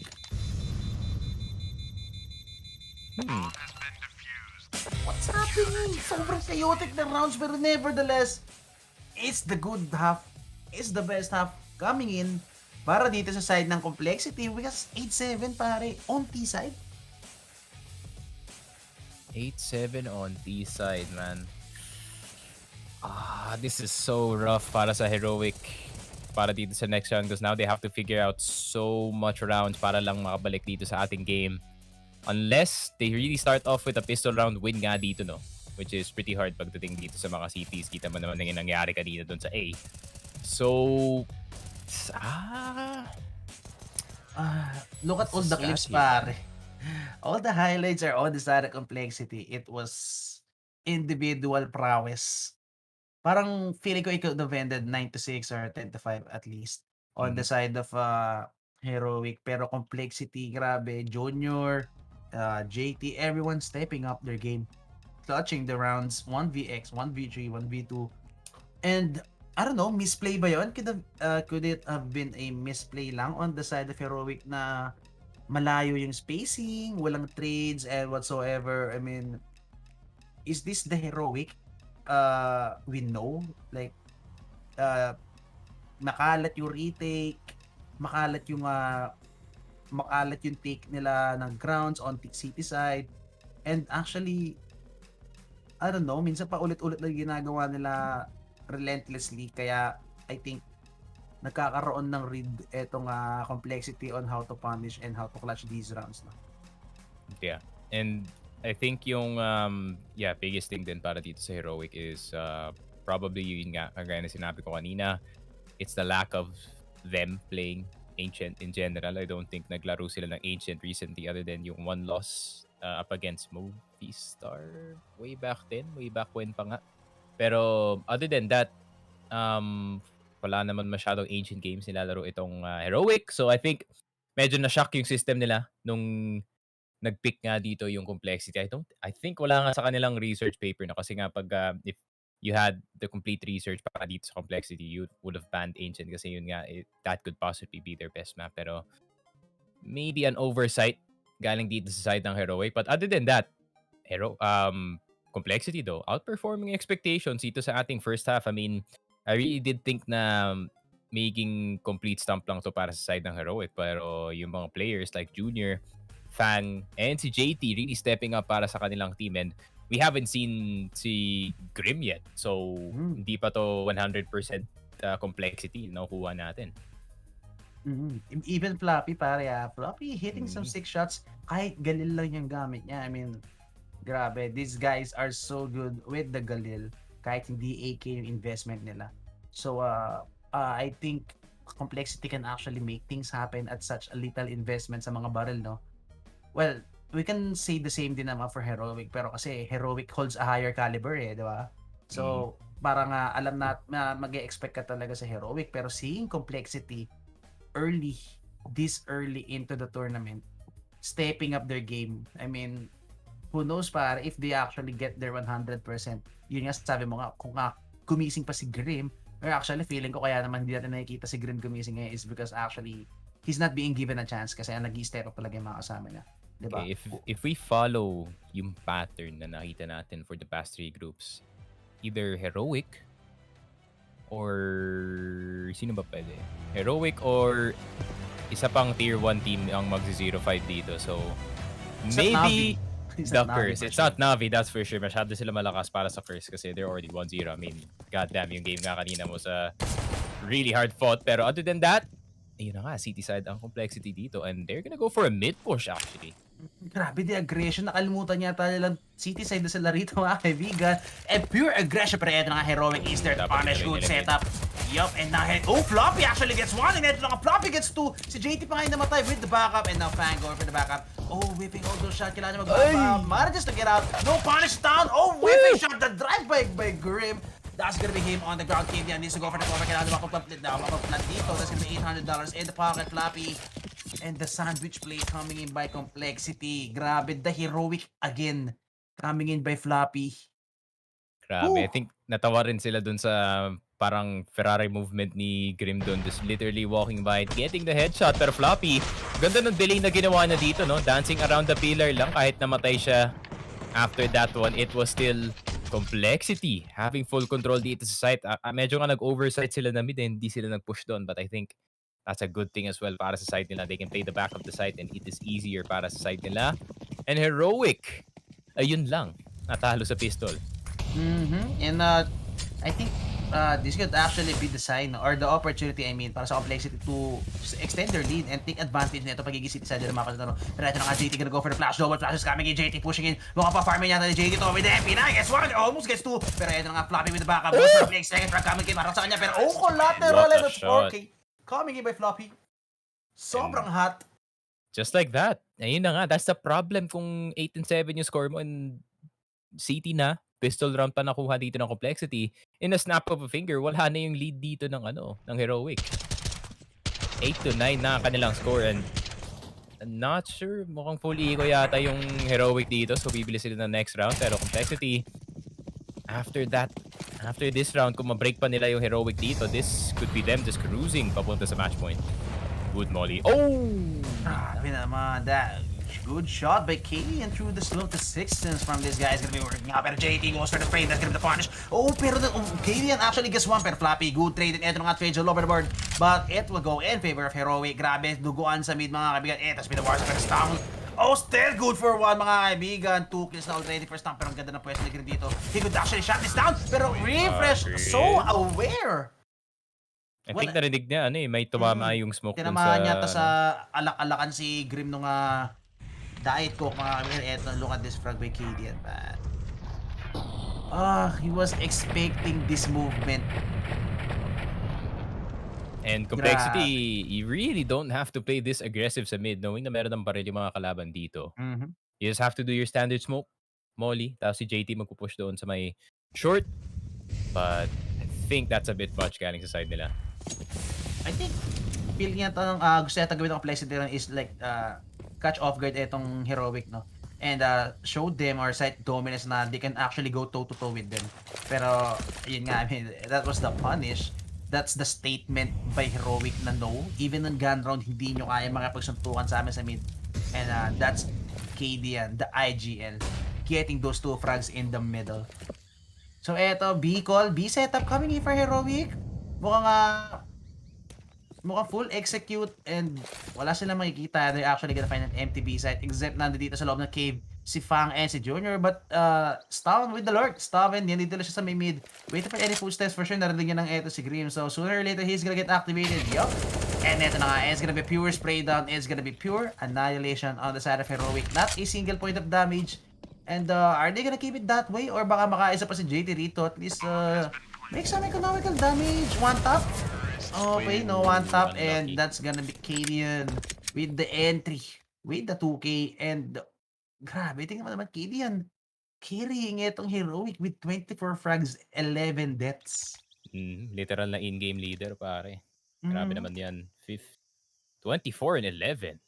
And puro actually, I think only 4 or 5 or 6 kills lang yata ang galing sa op dito. Yung mostly comes from may mga rifles ni KD and actually, pero Heroic with the movie star timeout. Tamang recoup lang. Naka-chill lang din sila rito, no? Although with the timeout, di sila nag-uusap. And I think they just needed more time para mag-chill or like recuperate what's happening inside the game, no? Si Refresh dito, really not stepping up his game plan. We haven't seen Refresh pa ako, pero mamaya na pag ganun na, pag kailangan na siguro. Siguro pag match point na, tapos second na pa hindi natin may kita. Pero yeah, depends dito kay Refresh. I mean, this isn't Inferno. That's for sure. So medyo uncomfortable yung tropa natin. Hindi siya sanay dito sa ating jungle. So let's see. Tignan natin. Uy, oh, nagkasalisihan? Complexity? Rush A lang coming in. It's like What is pistol happening? round all over again, pare. And it's gonna be 5v5 situation dito. Oh, the retakes. Josh with the D-smoke. Refresh. Still, going for the anti-flash. And eto na nga, paano kaya gagawin ng complexity? Would they even go for this retake? Sobrang hirap nito. Actually, if they could re-smoke this stun, sobrang dami niya pang utility dito. And all four players of complexity are actually shut down. And anong gagawin nyo? Would you even go for the retake? Dadaan ba kayo dito sa may cave position? Eto na nga, look at this. Waiting for the lurk. Checking for the lurk. Halftime na yung bomb, and it's gonna be a 5-man save. What? I'm confused. I am so confused. Ano, ito ba yung bagong meta? Na you just let the enemy team retake or let them take the site. So take tayo mas focus tayo dito sa mid instead of the site itself. I've seen more success galing sa mga teams na hindi sila masyado nag-ancient and they just play default. Mm-hmm. Is complexity trying so hard, pare. Like you don't have to do all this, man. Like Ancient is literally playing for you, pare. Just play the map. You know, player angles, yung usual lang talaga yung ginagawa niyo dito, and that's the highest chance you get a win. Di nyo kailangan pilitin yung mid. And if gusto nyo kumuha na mid control dito, just put one person sa top mid and one person sa donut, then Gucci na kayo doon. Kaso wala rin. Nag-ano sila rito. I think what complexity is doing is going for a gamble play. High risk, high reward. And so far, it hasn't worked twice already. Pero si Grim, naku po, the flash!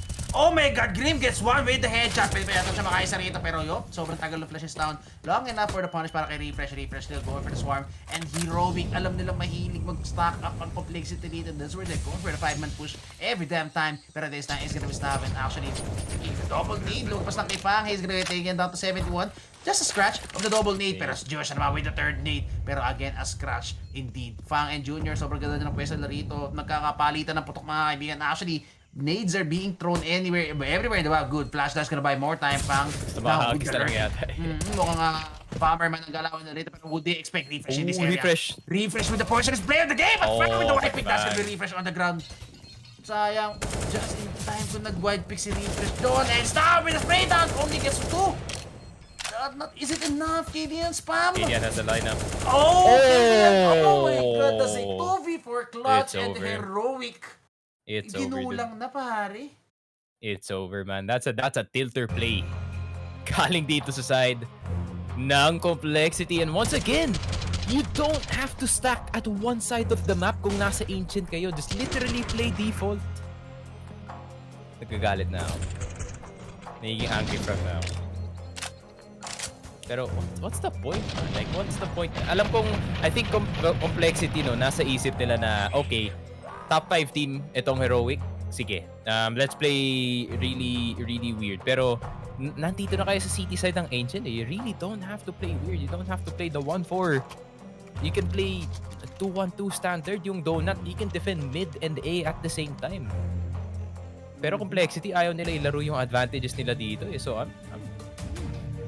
might be saying it's over kung ganito. This is the last buy para sa complexity. Pagkatalo sila rito, it's soon to be over. I mean, pagkatalo sila, that's 13. Eco sila. Pagkatalo sila sa Eco na is gonna be 14 para sa Heroic. And sooner or later, that's gonna be the last hurrah para sa kanila. Pero kung tingnan mo naman, para Junior, even playing this round with a glass cannon setup and Refresh, holding this angle, waiting for some push, waiting for some punish para sa side ng complexity, but this time complexity is not gonna commit the same mistake na ginawa nila kanina pa ng paulit-ulit. Going for aggression, going for push, going for gamble. Now they're just gonna play the map, play the angle, donut, solo B, then 3 guys solo A, then play 3 guys invested on the B side. Now Heroic knows. Grabe the read from Heroic. Bigla sila nag-slow play, pre. Bigla sila nag-slow play. Bigla nila default. Bigla nila kinuha yung grounds unti-unti. It's actually Heroic playing this map very meticulous. Look at this. Sobrang deep na ni Tesis. Tesis, this deep inside the map for sure is gonna be a B hit. Pero ina-expect dito ni Grim eh. But at the same time, no, dahil ka nalagay si Grim dito sa CT, they can maybe pivot towards itong A side. Tignan mo naman kung nasa naka-place yung bomba. Oo nga eh. I think this is by design, no? This attack, this hit is actually gonna be by design. Just a genius, no? Yup, tingnan mo naman, pare, refresh yung mamadali na 30 seconds remaining. Look at it, it's gonna be Cadian's a execute. genius, bro, actually.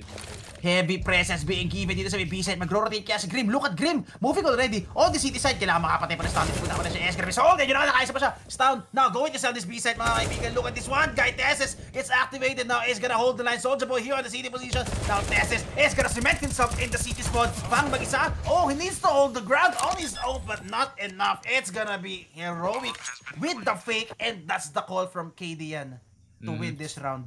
Such a good read galing kay Cadian with that fake. Grabe naman, tinamaan pa nga ng Danish fake itong complexity. And yun nga, kagaya na sinabi ko, they play default pero at the same time, no one was in mid. Walang masyado nagka-aggressive mid control galing sa side nila. They really displayed yung spots dito sa A. But at the same time, grabe naman yung fake dito ng Heroic. And dahil nga dun sa mid presence no, napadrag si Grim dito sa may top mid, which means A is a bit weaker. And from the start pa lang, alam na ni Cadian na A is gonna be a bit weak kung merong magpapakita dito as mid presence. So, grabe naman, you really have to credit Cadian para dun sa plano na yun. Grabe nga si Cadian. Pulling out anything from his brain. Pero eto, this is actually the key place. The moment Tesses got the lurk so deep doon sa may mid temple ba, doon sa may top mid, for sure that was when Cadian made the call. Kasi hindi niya gagawin yung call na yun kung wala silang tao dun eh. I mean, no info is there, di ba? And also narinig niya rin na Grim going for the rotate. The moment Grim get past through him, iniwan niya na kaagad eh, and actually cemented himself doon sa may city position, making sure na no backup is gonna be coming in doon sa may A hit. And they were actually expecting na 1K na lang yun nandun. So it's gonna be a 3v1 situation doon para sa Temple guy. And yup, mukhang isa na napatay ni Fang doon. So everything really panned out kung paano sa isip ni Cadian.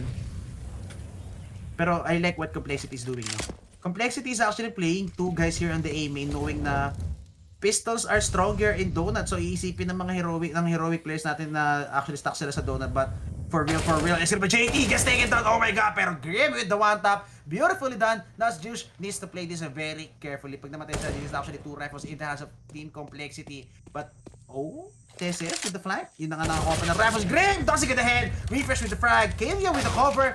And okay, Fang. Wow. Oh, yun lang. They I need mean, to get the Junior. bomb. They need to get the op. Hindi Man, pwede makuha ni Junior tong op.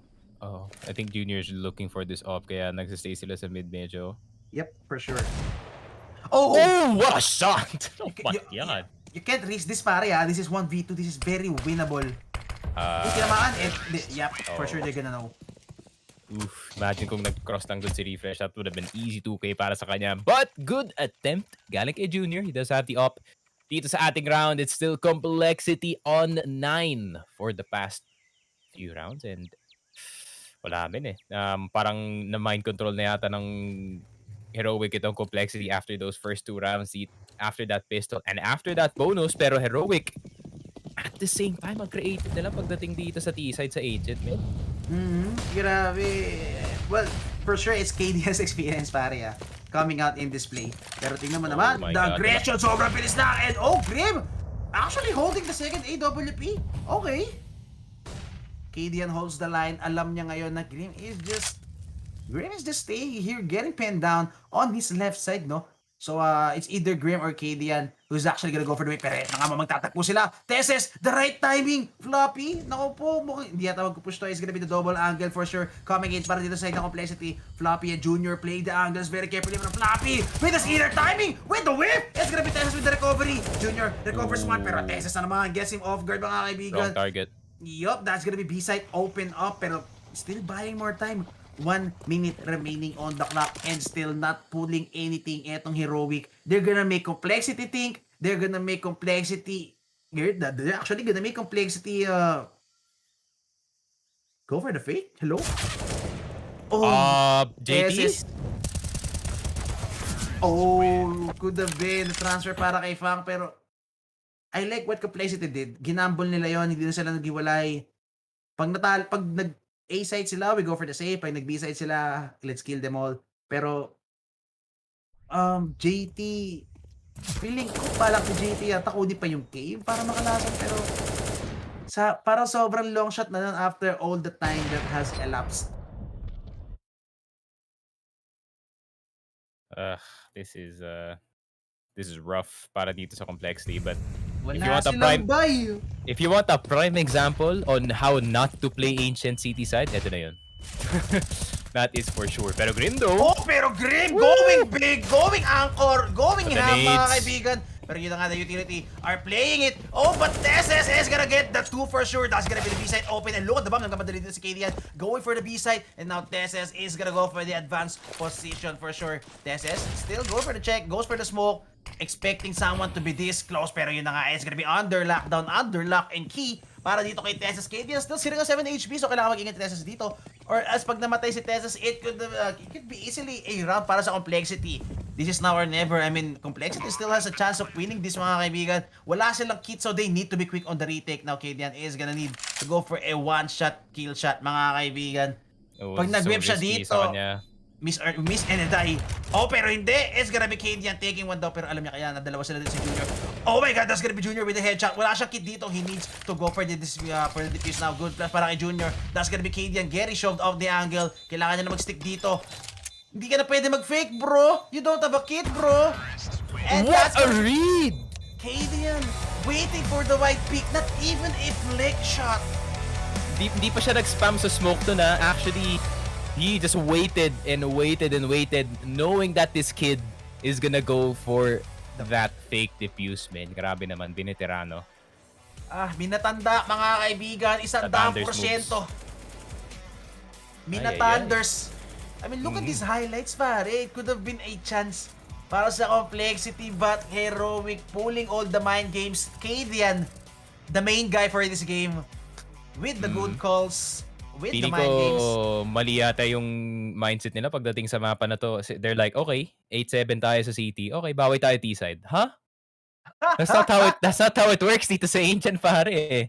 Pero Complexity, kagaya nga na sinabi ko kanina, if you really want a prime example kung paano nga talaga hindi laruin ang city side dito sa Ancient, you really have to look at this Complexity game kasi nga they kept stacking, especially early point ng round. They kept stacking sa isang point ng map expecting easy kills lang. Papasok yung Complexity doon, but instead KDN pulling the fakes out of his hat, and every time talaga na mag-fake dito si KDN nakakagat ng mga players dito ng Complexity. And especially doon sa last round na yun, no, that looked grim.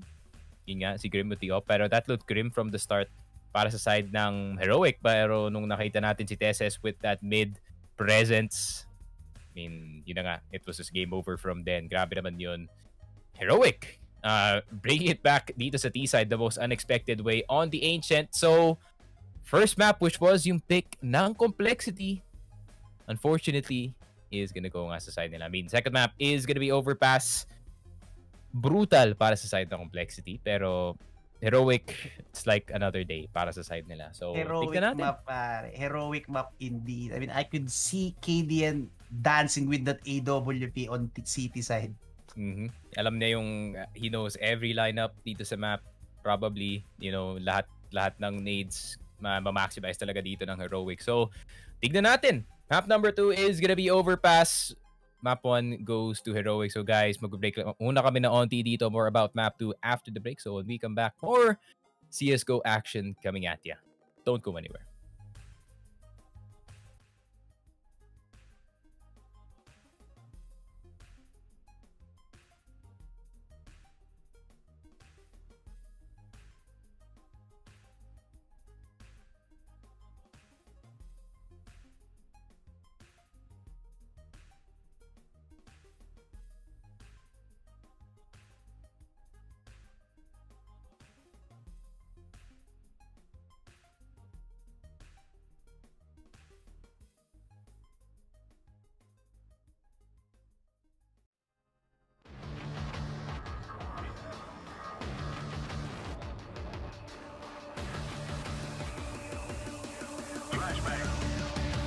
So there's the flash, there's the push. That's one, that's two.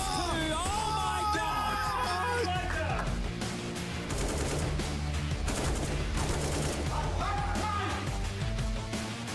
What is going on? That's a quad calling it quad kill at the end. Oh Wow. my God. That is a very good read. Looking for more. That's the quad kill. He's already feeling really good about it. There's the ace.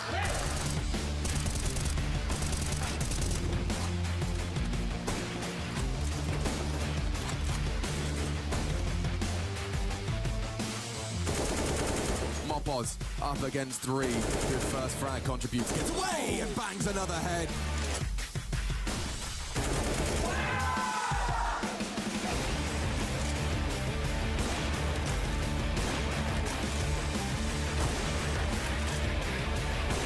I don't remember him getting flashed so often. He's a couple just shy of... Oh, what about that?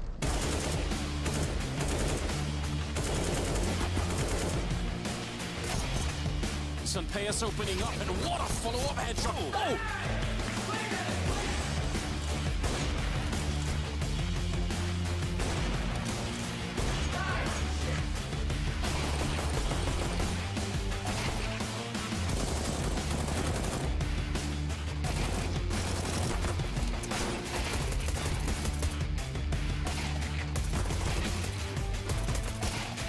Flashes might make this difficult on him. In fact, he gets 2 from it, and he wants to hold his ground. 3 from Taco, and he goes for 4.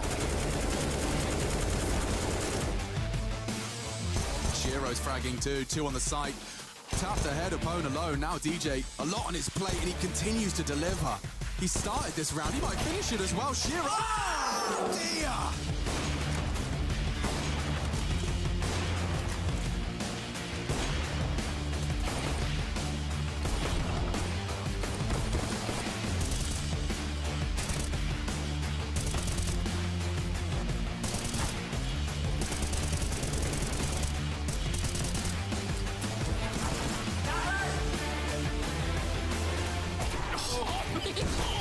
dear!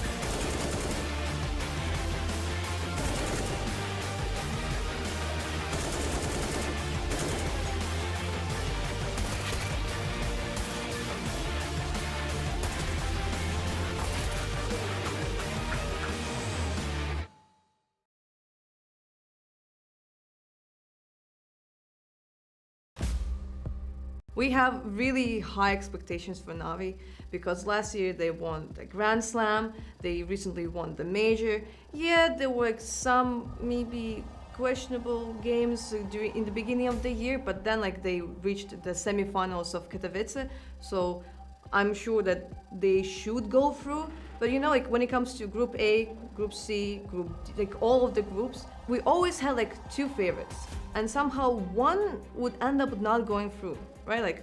In week 1 it was G2, then in week 2 it was Vitality, then it was Big, and right now we have those 2 favorites. It's Navi and Heroic.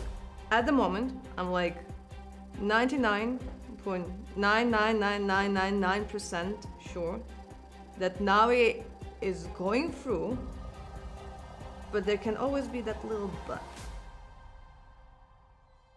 Heroic, I think, out of the 2 Danish teams in this group, are probably more easy to have expectations of, just because they look like they've been starting to refine and actually put the online fakey boy maneuvers where it feels like they've got such a read of the game and can react just like one kind of 5 players in one mind. They have that, and they're getting closer to looking like that regularly, especially in LAN, which we'll see this time in this week.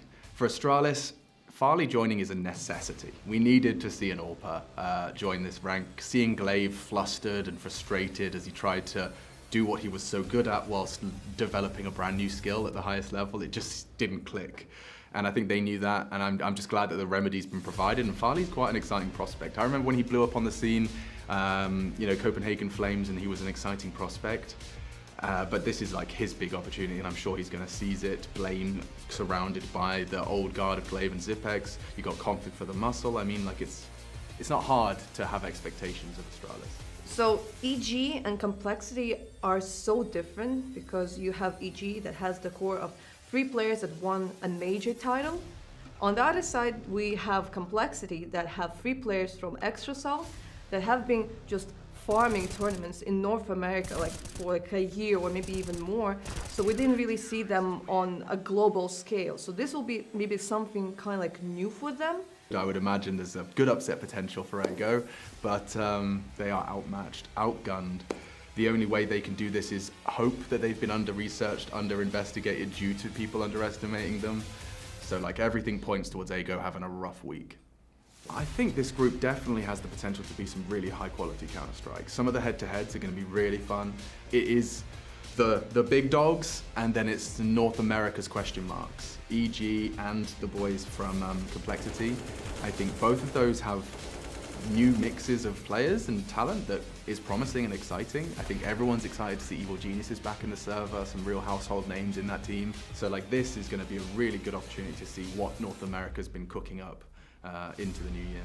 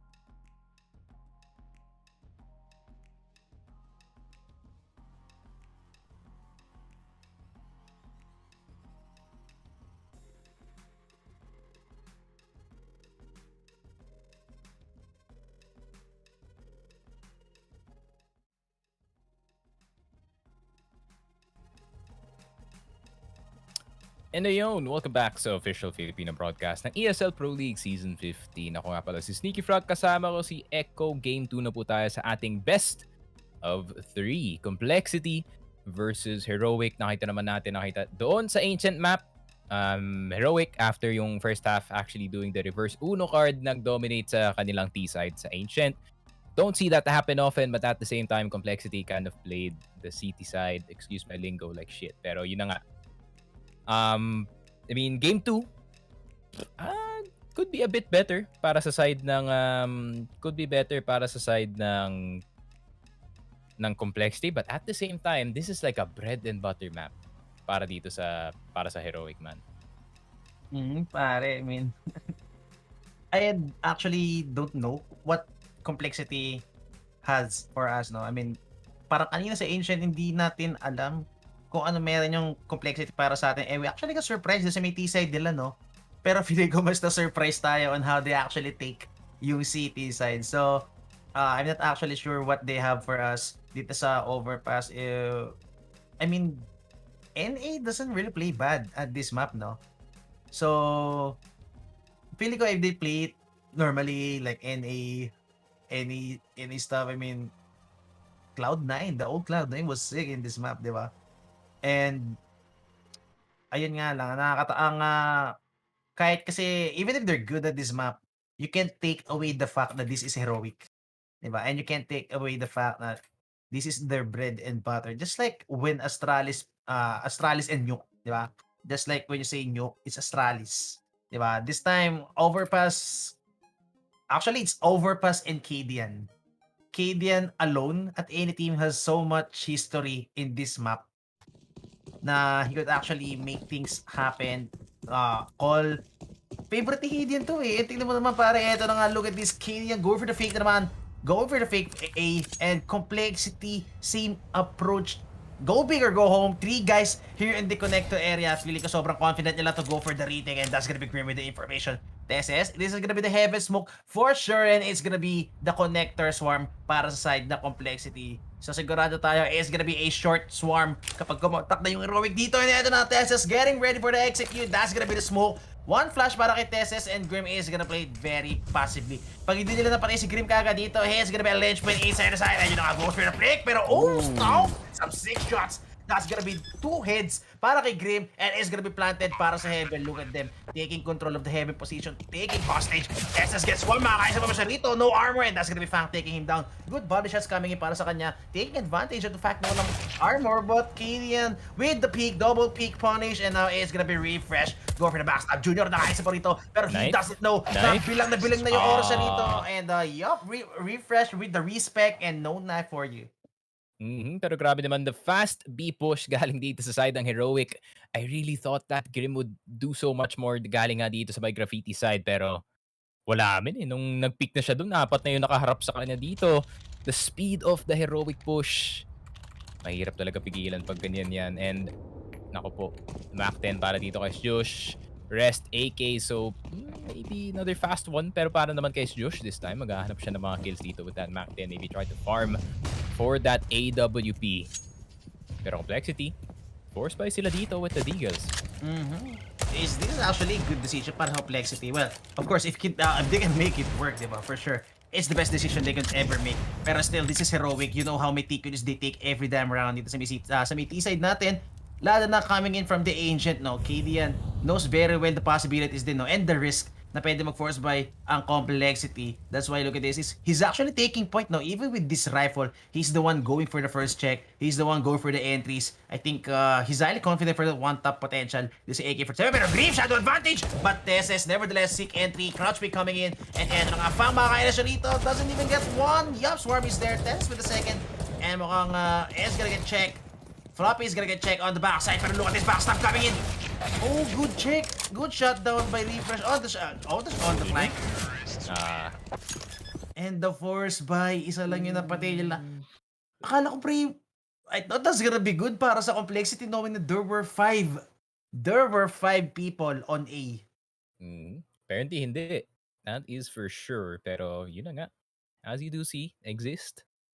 Signing that contract extension. Very nice. Good choice. Galing sa Heroic. Kasi ever since na dumating dito si Exist sa Heroic, no, parang mas naging well-rounded yung Heroic pagdating sa kanilang game. They are no longer that, slow play, reliant na team, no? Kaya na nilang gumawa ng mga fast push kagaya ng nakita natin kanina. So, great addition para sa side nila. I mean, very big yun nga para sa side nila. Pero Cadian with a spray. Pero si Stown pala nakakuha ng dalawa. Junior, Yeah, with the actually bonus. it's 2 apiece, no? 2 apiece coming in para sa kanila. Tamang share lang. Brother share. Even in the frags. Pero yeah, dude, back to the point nga doon kay Exist, like, he really offers yung mga mas aggressive na strats para pagdating sa team. Kasi he used to be yung, meron siyang dalawang role nung nasa NIP siya. He was either the super clutcher lurker para sa kanyang team or siya talaga yung pang-entry. Pa siya yung first one in for the side of NIP nung time na yun. So, maybe he can provide maybe he can provide some insight, no, para sa kanyang team. Kasi pansin ko kay Exist, no, every time na nagpapasub siya sa team, no, hindi naman JKS vibes na mananalo ko ng event, but the one time na napunta siya dun sa FaZe Clan, they did have a really good result kasi grabe talaga yung impact niya pagdating dito. And now, he's speaking his mind. Alam naman natin, the older players can really provide some wisdom para sa mga teams natin dito. Especially sa Heroic, no, na I think the only veteran presence dito is si Cadian. It's probably si Cadian. So it's really good to have another voice kagaya nga ni Exist dito. Even though, I'm not sure kung nakakaintindi ba si Cadian ng Danish kasi it's a bit different. Only a bit different lang. Only a bit different. Pero I don't think it's too hard para sa kanya. But still, 3-0. Heroic. Nako men, pagdating na sa mga set nades at sa mga fakes dito sa gun rounds, it's gonna be a sight to see para dito sa Heroic. Pero ito na yung hinihintay na complexity, man. Gun round Junior with the long bar. Pero nga, good flash just gonna be JT with the off guard, not the finisher. Oh my god. Sobrang excited niya. Thought he got the frag, pero he didn't. And refresh with the turnaround. That's gonna be the frag. That's gonna be biting him back, pare. That's the freest kill he could get na hindi niya nakuha. And that's gonna be refresh. Laughing, mga kaibigan. Look at this guy. Staying alive, 20 HP and tons of utilities left. Pero dito pa si Junior still here on top of the hapon. Could do anything, could do so much. That's gonna be Cadian on the ground.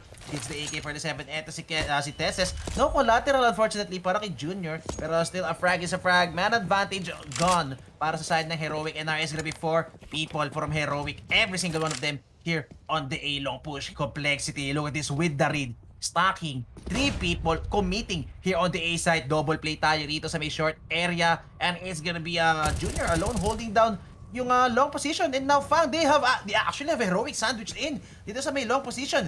It's all gonna boil down to duel lang, mga kaibigan. And set piece is coming in. That's gonna be the molly in the trap. Flashes will rain in. Junior with the dodge. That high sense paying off vividly. And now Floppy with the off angle.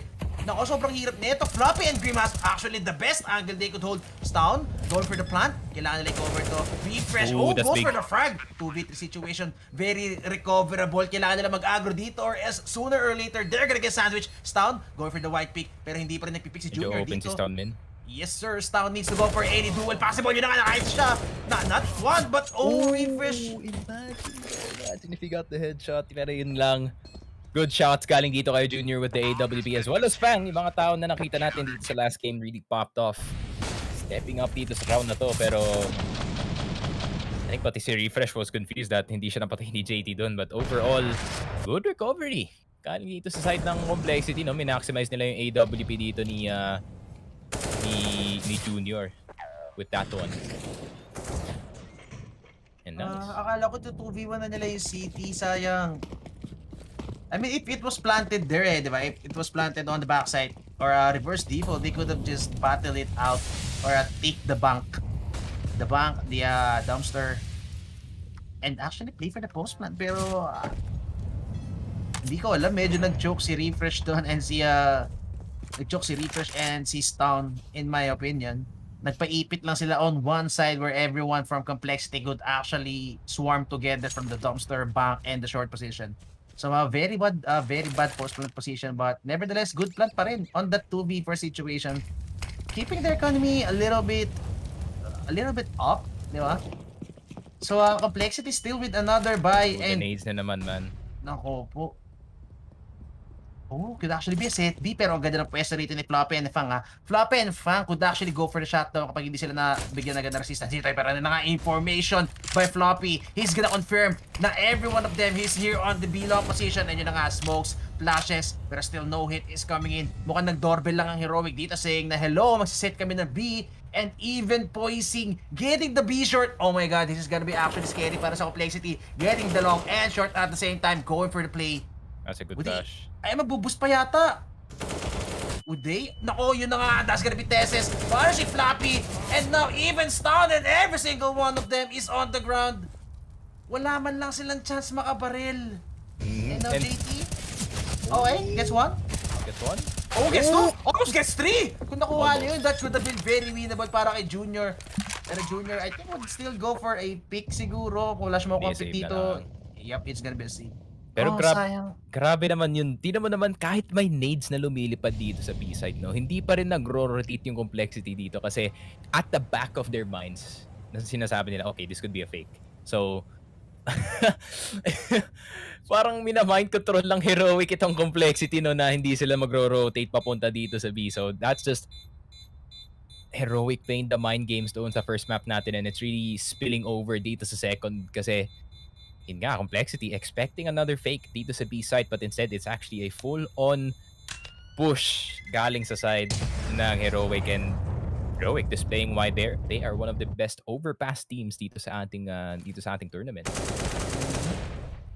Pili ko natuto rin yung Complexity on the Asian game natin kanina where Caitlyn is actually pulling up all the picks and grabe, look at this, every single frag going in their favor. Heroic just playing it flawlessly. And on T side, they're playing it so flawlessly on T side on how to hit a site. Complexity must be so confused. Everything fell apart in a matter of seconds. Doon sa may B site natin, not even a set B coming in, pare. So, yeah. A tactical timeout is actually kind of inevitable at this point, no? Yup. And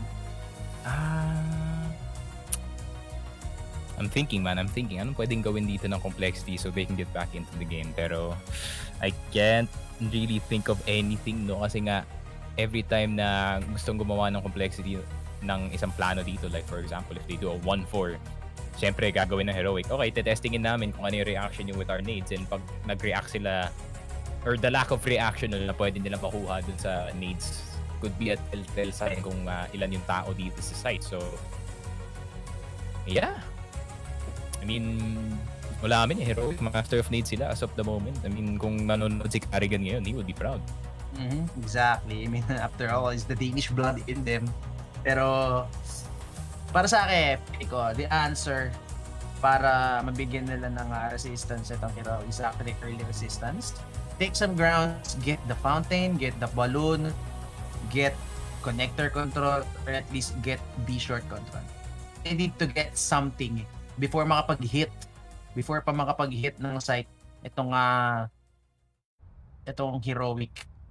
They need to get something, they need to gain some grounds, they need to hold down some grounds, like as mag-invest sila ng utility if they need to, but they need to get some grounds for some early resistance. JT playing the anti-clash and gonna go for the peak. And yup.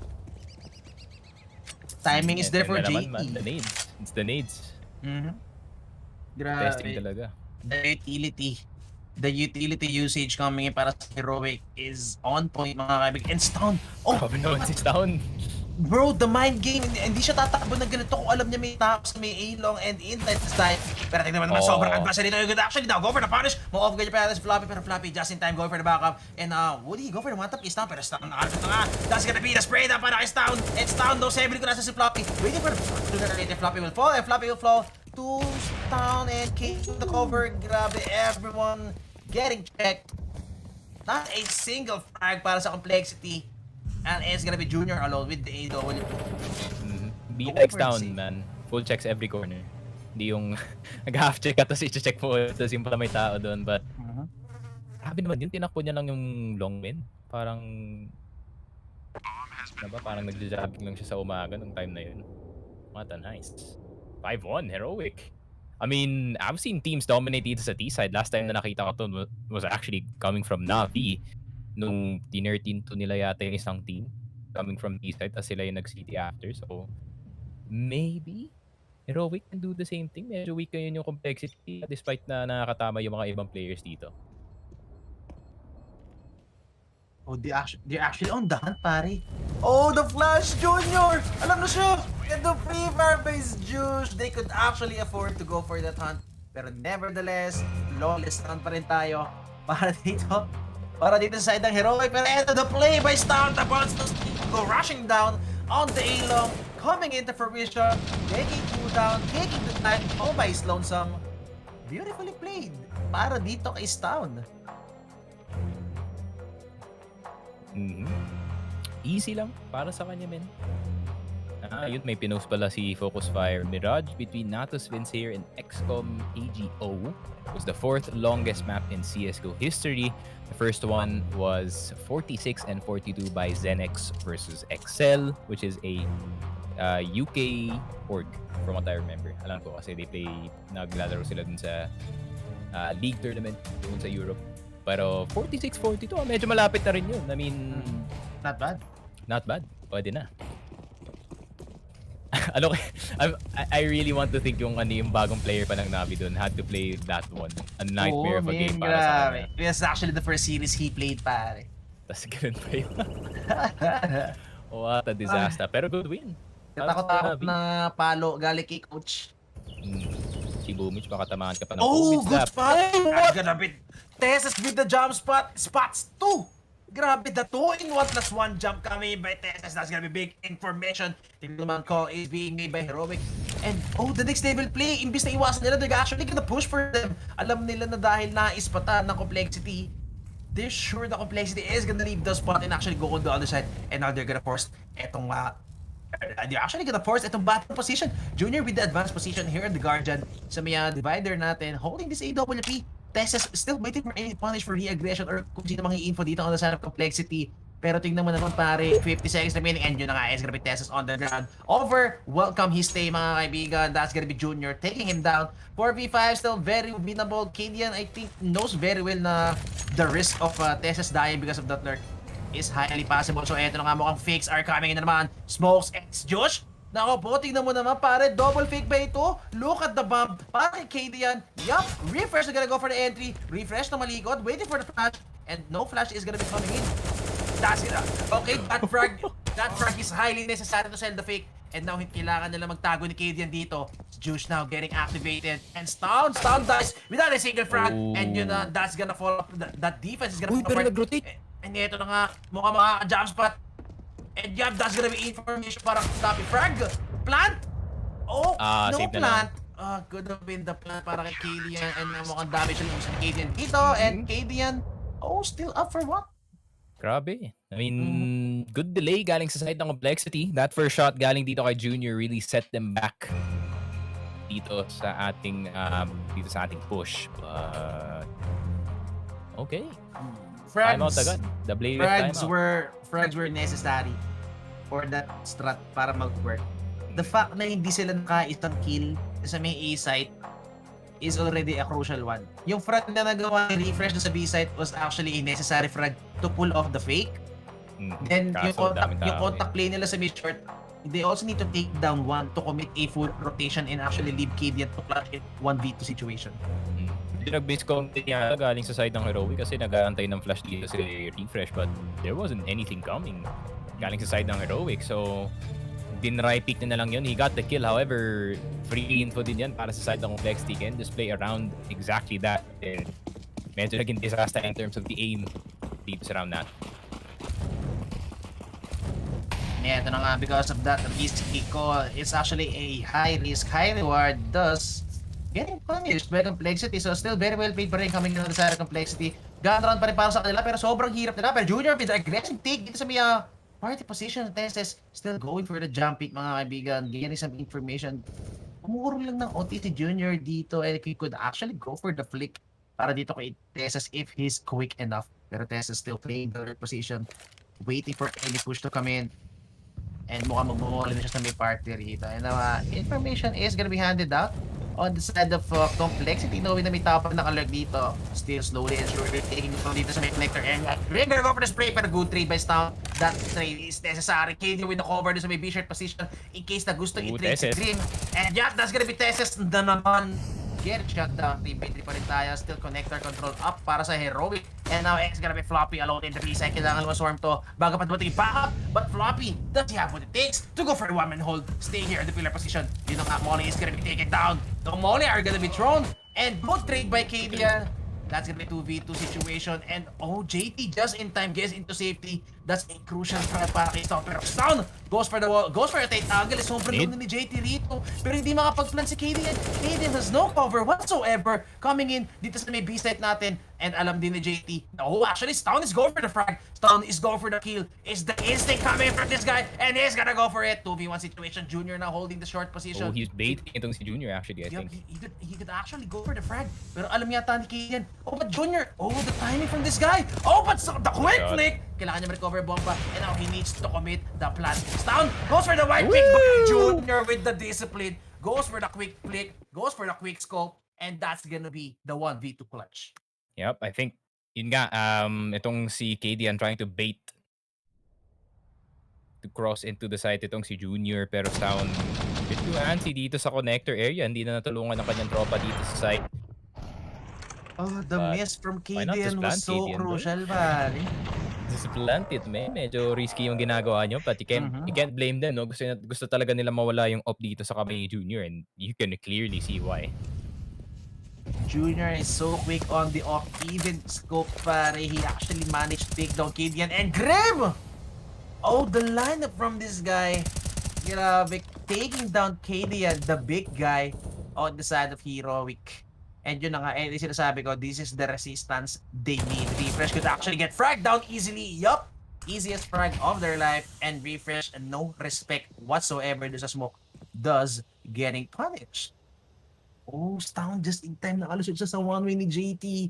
And JT, would he know? Grim! Shadow advantage na naman. I mean, Grim was wreaking havoc doon sa may lower bomb site kanina, and now he's here. And JT is gonna go for a punish. Yup! Easy frag coming in para kay JT and Complexity. Winning some rounds.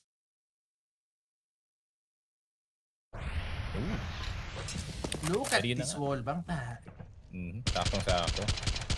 Naku, si Oh my KD pa nga. Shadow advantage. Yup. Even a pre-fire para kay Grim.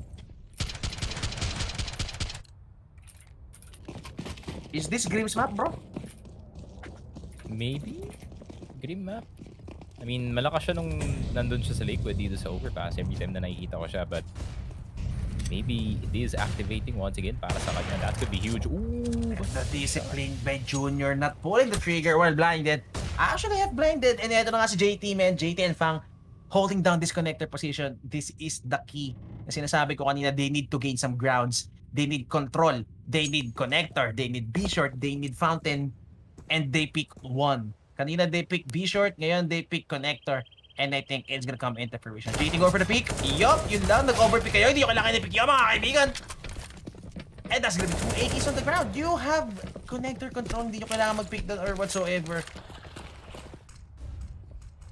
So confusing for me. Floppy with the Galil. Tessus with the AK.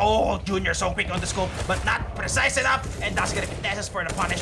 Grim, this you have what it takes. 1v2. Sobrang winnable neto. We know this guy is capable of anything. Clutch needed, mga kaibigan, para sa kanya. Still has a kit, no plan. So sobrang haba ng oras si Grim dito. Could still do so much ang Heroic. Heroic waiting for any mistakes to be committed by Cream. Cream go for the clutch pick. Refresh. Sooner or later is gonna come into contact. Good headshot by Cream. And yun na nga. Alam niya na kung nasaan ba. Tesses with the 3K to save that round, and that's an eco para sa Heroic. Huge mistake being committed by the connector, guys, pare. This is why you should never underestimate yung ecos dito ng Heroic, because every time they want to go for something, hindi naman masyadong complex, no? Pero, you know, tamang 5-man lang tayo dito sa fountain, nakahanap tayo ng 2 kills dito sa connector. Let's just swarm B at this point.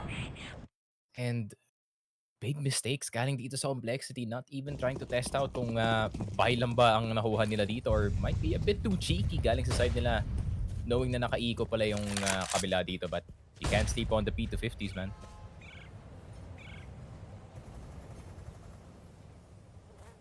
Ang ganda no angle JT dito, going aggressively. It's But one actually flash. Junior playing the Oh. anti-flash, bro. I like what they're doing, pero if this is gonna be a dry pick, this could actually be an easy punish coming in para sa Heroic. Pero knowing Heroic is actually gonna go and take an angle without any flash at all. Eto na nga, look at these two flashes already being burned down to push out anyone holding down the angle. Or kung naka-op man dito si Junior. But Junior is actually on the opposite side of the map. He's actually sitting on top of the half-wall position, playing for the anti-flash para dito sa crossfire nila sa bait setup nila the JT. Killian again gonna go for this flash before sila mag-peek.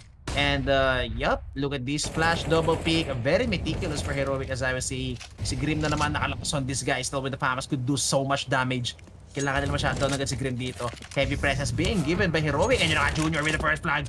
And mukhang re-repick pa yata siya rito. Good frag by Juice. Junior needs to go inside the side. Good flash para kay good flash dito on the side of Complexity to buy more time. Pero bigla sila bumaba rito on the lower position. Stown hoping to get from frags. Hoping to shut down na lang itong rotation coming in on the side of Heroic. Pero Complexity mag-isa na lang dito si Floppy. Over rotation being committed. We found sooner or later he's gonna fall down. And bulag na bulag. Refresh doesn't get a frags. Juice gets a frag on the other side. And another fake na naman. Oh my god, it's actually Juice taking down one. And di siya pwede mag-overextend dito. Look at the smokes being thrown down. That's gonna flash even pushing out Junior.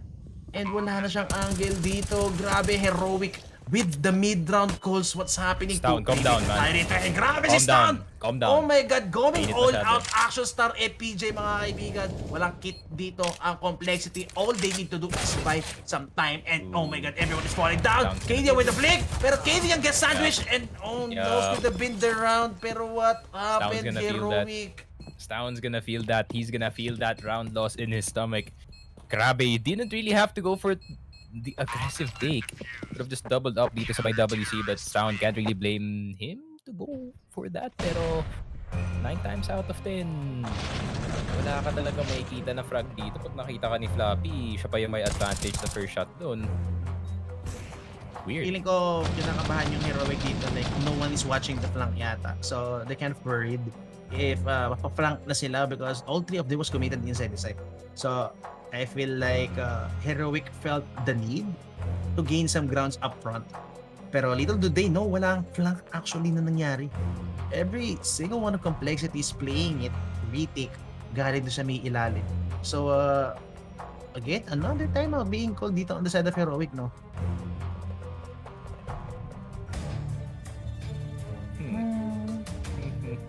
Okay, Stown, utility. Yep. Sound utility, but still could be them playing the long con. No? Pag natalo dito yung Complexity, they're not gonna have the biggest loss bonus. Maybe 5 DHS pala yung nilalaro ng Heroic dito. Tapos di lang natin na lang. Oo, man. They actually have a 1-4 lost bonus pagkatalo sila rito. And that's an disaster. Ito naman si Refresh again. Refresh. Oh! Whiff! Bro, that's a whiff on Green side. Oh, Floppy. Oh, sobrang bulag na bulag yung mga kampi niya. And JT with the recovery. Oh, walang bala! Chill. Could have been big! Oh, could have been big para kay Josh. Both of them were blinded. That's very gutting on the side of Heroic.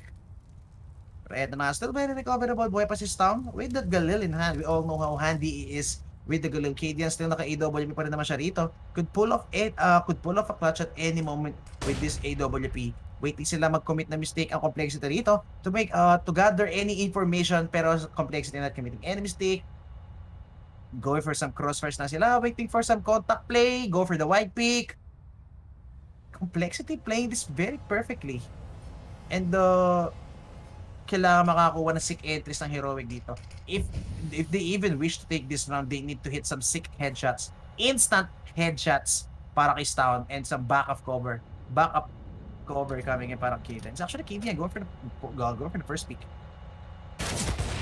Oh! Shake frag, pero yun na nga, the whiff by Stown. Kailangan niya ma-cover si Kadian doon for sure, but Floppy with some 6 spray naman. Ramdam na yata ni Stown, man. I think he really feels bad about pushing yung isang round na yan. This would have not have happened. This would have been 7-5. Or rather, 7-4. 7-4 para dito sa Heroic. But wala min eh. It really happens from time to time. But really good coverage. I think Complexity is adjusting well dito sa T-side ng Heroic. But 2 rounds na lang yung natitira dito sa half. And might be a bit too late considering 6 na yung nakuha dito ng Heroic. Exactly. Pero eto na nga, Connect tamang the rush. B-rush lang yata rito. Coming in for the side of Heroic. Ito na nga, bulog-bulog sila pang. And flashes. Kailangan nila ng tons of flashes. And now, mukhang hindi enough yung flashes. And it's gonna be a massacre para kay Floppy. It's pretty fast game, not gonna lie. Pretty fast game. I mean, 11, di ba 10 nag-start? So, 11. So, it's only been like 40 minutes, mga ganun, even 35. And the pace of the game. Surprisingly, ang bilis ng pace of the game, ha? Kahit Heroic yung nasa server natin. So, really interesting to see galing sa side nila. 6 to 7? No, dami nilang nades. So, you cannot really tell kung saan sila mapupunta dito. Could be another sick play, another sick call coming in on the side of Heroic. Another one of the mind games na pwede pull off eto niya, Kivia pero Junior. Sobrang hirap nung ginagawa. Junior, what are you doing? Ano ginagawa niya ron? I mean, that frag alone, bro. Junior kinda running it, that's for sure. Pero, that's so bad para sa side nila. They lose 2 rifles so early dito sa round natin. And alam mo naman yung Heroic, they're gonna be like, they're rubbing their hands right now. Sinasabi nila, all according to plan. Now we're gonna fake 2 time stops. Nandun pala kayo sa A site. Ay. I know, bro. It all fell down in one fell swoop. Pero hindi pa tapos to, still this is a 3v5 situation pa rin naman, mga kaibigan. And Kidian, goes for the frag. Good trade by Floppy, pero eto na nga, mag-isa na lang siya rito for sure. For sure, sooner or later, they're gonna go for the B-hit and outnumber na nila eto si Floppy. But Floppy, so far, sobrang sick with this AK-47 in his hand, and yun na nga, Astralis is actually gonna get off-guarded. That's the bomb! That's big actually, para kay Floppy. Floppy with a sick flick na naman. Kala ko would be recovered by Pero siya na Floppy lang, with those sick headshots, pero not enough. Ay. Imagine if Floppy just played the other side of that smoke, pero at the same time, numbers were in the hands of Heroic. But 7 to 7, man. Kagaya na sinabi mo, I don't know what the heck is Junior doing dito sa water trying to get a pick. Especially dito sa waters, man. Waters can be easily taken gamit isang flash lang, like isa or dalawang flash, and that can be easily taken over ng mga T's dito. So, a weird risk. Pero I feel like gagana yan sa mga ibang rounds naman. Pero refresh. Grabe, dito naman pare, refresh already, sobrang deep, and mga makaka-outplay pa kasi. You know, I guess one refresh doesn't go for the flick fast enough. That's gonna be Floppy. Still, sobrang init na naman, and yung mga dry picks are gonna be committed, I think. Nope, Heroic actually gonna reconsider kung ano mga pwede nila gawin dito. Nade, not really on point to make any huge damage on the side of complexity. 7 to 7 tayo. Yep, who is actually gonna take this round, mga kaibigan? Ito na naman si Junior going for this mid-round risk. Go for the ass in place with this AWP. And JT's actually the one in danger. Na kung meron man tao na sa loob ng site, no, he's actually risking his life to go for any information. And yup, he's gonna make sure, or he's gonna confirm na tao rito, but the flick test is not gonna connect the headshot. And Stown also, naku, mukhang na-figure out na Heroic's strats rely heavily on duels, pare. And now it's gonna be Junior holding down this angle, and Kadian knows, but Junior has the better angle. Junior has the shadow advantage, and as Jush is left with 1v3 clutch. 30 seconds remaining. Very winnable, very capable, pero ang hirap nito, pare. 30 seconds. His footsteps are even being heard. Sobrang hirap i-clutch nito, and yun na nga, sooner or later, the flank is gonna get activated. Easy shot by Junior, and 8 to 7. Parang first map lang natin, no? Yeah. Yeah, pretty much. I mean, 8 to 7, but now Complexity is in the lead. It's half natin, pero napapaisip talaga ako, if Stown did not make that one mistake, would this half be totally different para sa side ng Complexity? I would say yes, pero it happens, man. It happens. Nangyayari talaga yan sa CSGO na nagkakamali ka, you do overpush and you do overextend. Unfortunately, yun nga yung cause kung bakit 1 point down ang Heroic dito. But at the same time, Echo, that was T-side galing sa Heroic, which, you know, from our past expectations, hindi pa yata masyadong integrated yung system ni Exist dito with being more aggressive. I think nung dating times, their T-side was here and there. Pero ngayon, it is much improved pagdating nga sa kanilang aggression. It's no longer them waiting around sa ating mga maps and you know, waiting for a reaction galing sa side ng Complexity. Instead, it's gonna be them taking the fight to Complexity. You know, at times nagkakaroon talaga ng moments where you know it will happen na 3v5 yung magiging result ng initial push nyo, but then you can really find a way or really find some information para you know, maybe make that 3v5 possible para sa team nyo. So Heroic almost doing exactly that. Pero you know, Complexity, they had some good rounds in. I mean, big performance para dito kay Junior once again. Grabe. I mean, for sure, pare, Heroic could have ended up with a much better scoreline dito. I mean, kahit sabihin natin na, yup, they started on T-side, yup, this side is city-sided map. So kahit naka-7 lang sila, that's already a very good half in their favor as T-side. No? Pero judging from the rounds that has been played, for sure, Heroic could have had more rounds. I think 9-6 for decent, pero 10-5, kayang-kaya pa rin. But, yup, I mean, Complexity, sobrang capable of players, sobrang sasakad bumarel. Kita-kita naman sa Asian kanina, even how they played their T-side, they managed to recover to clutch 1v-XS rounds, di ba? So, hindi ko masabing Heroic is actually on the safe grounds na ngayon. Although City side and Overpass and Heroic all sounds all together very good, no? Kaso, yun nga, I still can't take away the fact how Complexity plays on T-side. Paano sila mag-recover ng rounds, how they play it together, and how they shoot some heads.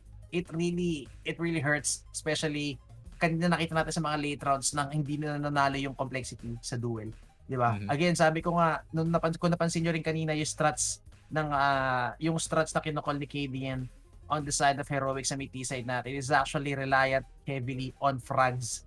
Pag hindi nila nakuha yung frag, hindi gagana. It's not at the back of a huge setup, not at the back of a flash and everyone swinging in, overpowering one side. It's at the back of getting some frags and forcing some rotations.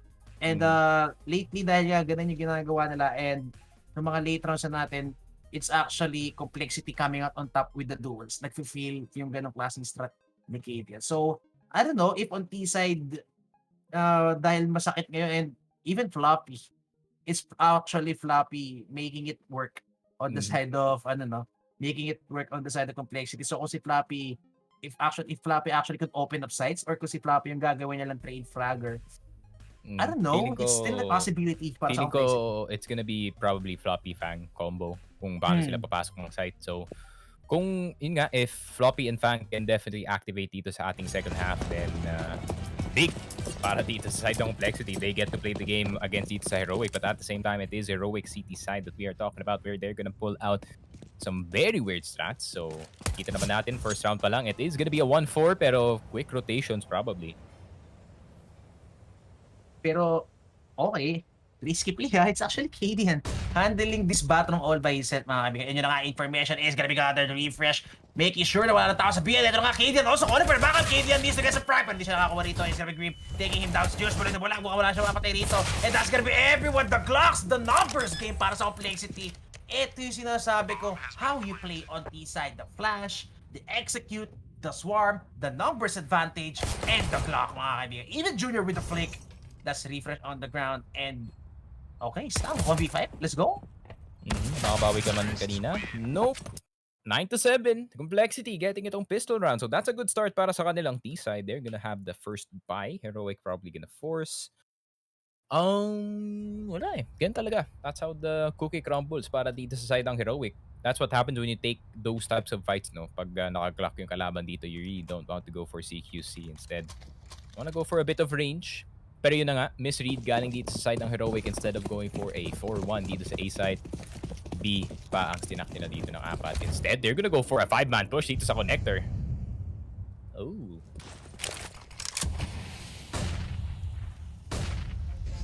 Oo.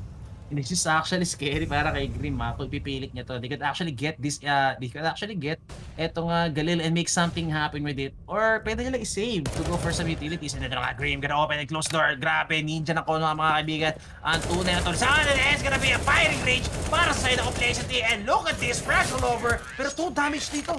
KDN again. with the USP gets to, again, on the eco. Para sa Ancient lang kanina. Dahil dyan, makakapag-op na siya pare. Op with half armor, I think? With the Kevlar only? Yep. So, Oh, no. Actually, mag-aano lang siya. It's actually op and Ako glass a cannon. single smoke. Yep, glass cannon. Pero we know Cadian, and for sure Cadian can make this work. It's actually Cadian top running the board for Heroic. Again, the IGL na naman, dominate para sa Heroic, and look at this complexity. So quick on their feet, taking control dito sa may fountain position. Pero Heroic gonna play it very passively, knowing na, yep, wala silang ganun karaming utility to try and fight eto mga area natin, no? Kasi if they're gonna try to fight some areas and gain some grounds, using some utilities, mauubos yung utility nila. Try and hold on doon sa base site natin in case complexity is gonna go for some execute, which is highly looking likely possible, mga kaibigan. Tignan nyo naman ang pwesto. Already 5 from Team Complexity converging here on the long position. Flashes are raining in. Bulag dito ang Heroic, and since Josh hindi siya nakusunod na sunod, not gonna land the smoke. Guess the smoke. 6 HP, pero si Refresh makakalasap yata rito. Oh, Refresh almost with the shot, pero still playing the position very perfectly. Brings out the USP and the crossfire, the deadly crossfire for people from Heroic. Oh my god, playing it very beautiful here inside the B site. And now it's gonna be pure annihilation. It's gonna be an all-out massacre dito sa may B site natin. And si Junior na lang ang natitira. Junior, where's your daddy? The fact na nagkaroon pa ng kill si Josh dito is actually really crazy.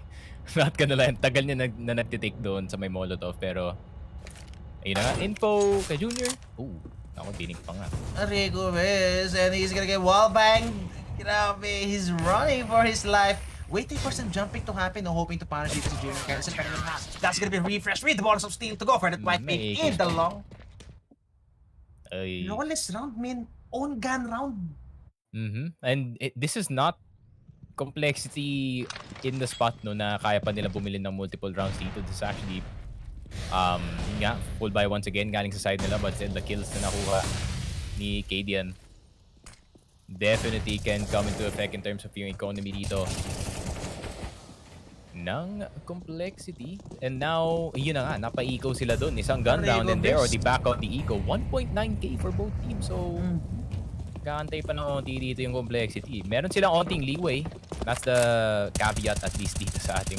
Pero nililig na rin ni Town to. And tignan mo naman, backup is gonna be called. Cadian is gonna be holding the line from the long area with the AWP. Eto na nga, peeking in with the long barrel, mga kaibigan. TSS. Okay, Cadian, guess what? It's gonna be the crossfire. It's gonna be the trio, the 3 musketeers. And that's gonna be pure headshots, pure frags, and only Cadian to fall. Heroic with some easy round. Good calls. Good, quick reactions. Sa side nila, men. Grabe. I mean, Heroic. Ayun na nga, meron na silang pambili dito. Plus and then some. So, if ever matalo nga sila dito sa round na to, AWP probably will still be available courtesy of Stone dito. Pero Complexity, this is a must-win round para sa side nila. Para mabalik nila ang momentum pabalik sa side nila. Plus, they need to fight another buy galing dito sa Heroic. Lost bonus. Kind of shooting itong Complexity in the foot. Not gonna lie. Nako po, this is not looking good on the side of Complexity. Wala na agad silang utility to try and go for any site. No molly to flash out anyone. It's just 2 smokes and 2 flashes and the information game. Eto na nga, nagparing na si Flappy, so they know na may isang tao pa dito sa B-shirt. Pero Josh, look at this information. They know na it's gonna be an A-hit or possible connector control, so hindi pa rin makapag-rotate masyado fully etong side ng Heroic. They're gonna let Refresh stay passively dito sa may B-site natin just in case anything bad happens. Josh sees the gun barrel, gonna go for the punish. Nakaisa pa nga si Fang. That is so miscommunicated, mga kaibigan. And now it's gonna be Grim who's gonna try to pick up someone. Junior, oh, so quick on the frag, so precise. And Grim, oh my god, this is so big para kay Grim. Oh, pero di niya, second frag. Oh, still gets the headshot. What? Oh my god, Grim popping up so hard. Going through the smoke. Oh my god, this guy with the last on play. Refresh, how will you manage to win this round? He needs to check every damn angle. And si Grim ang makakalasan dito. Refresh, he needs to go big. He needs to go through the smoke right now. Like, oh my God, what happened? Nag-2-way pa nga si Grim dun. Grabe naman yun. Grabe si Grim, pare, pulling out the any smoke. Sure. Di ba siya nakita dun? I'm really confused. I think yung one way medyo na natago din yung kanyang spot dito eh. Yung one way para sana kay KD yan men, pero si Grim pala yung nag-benefit.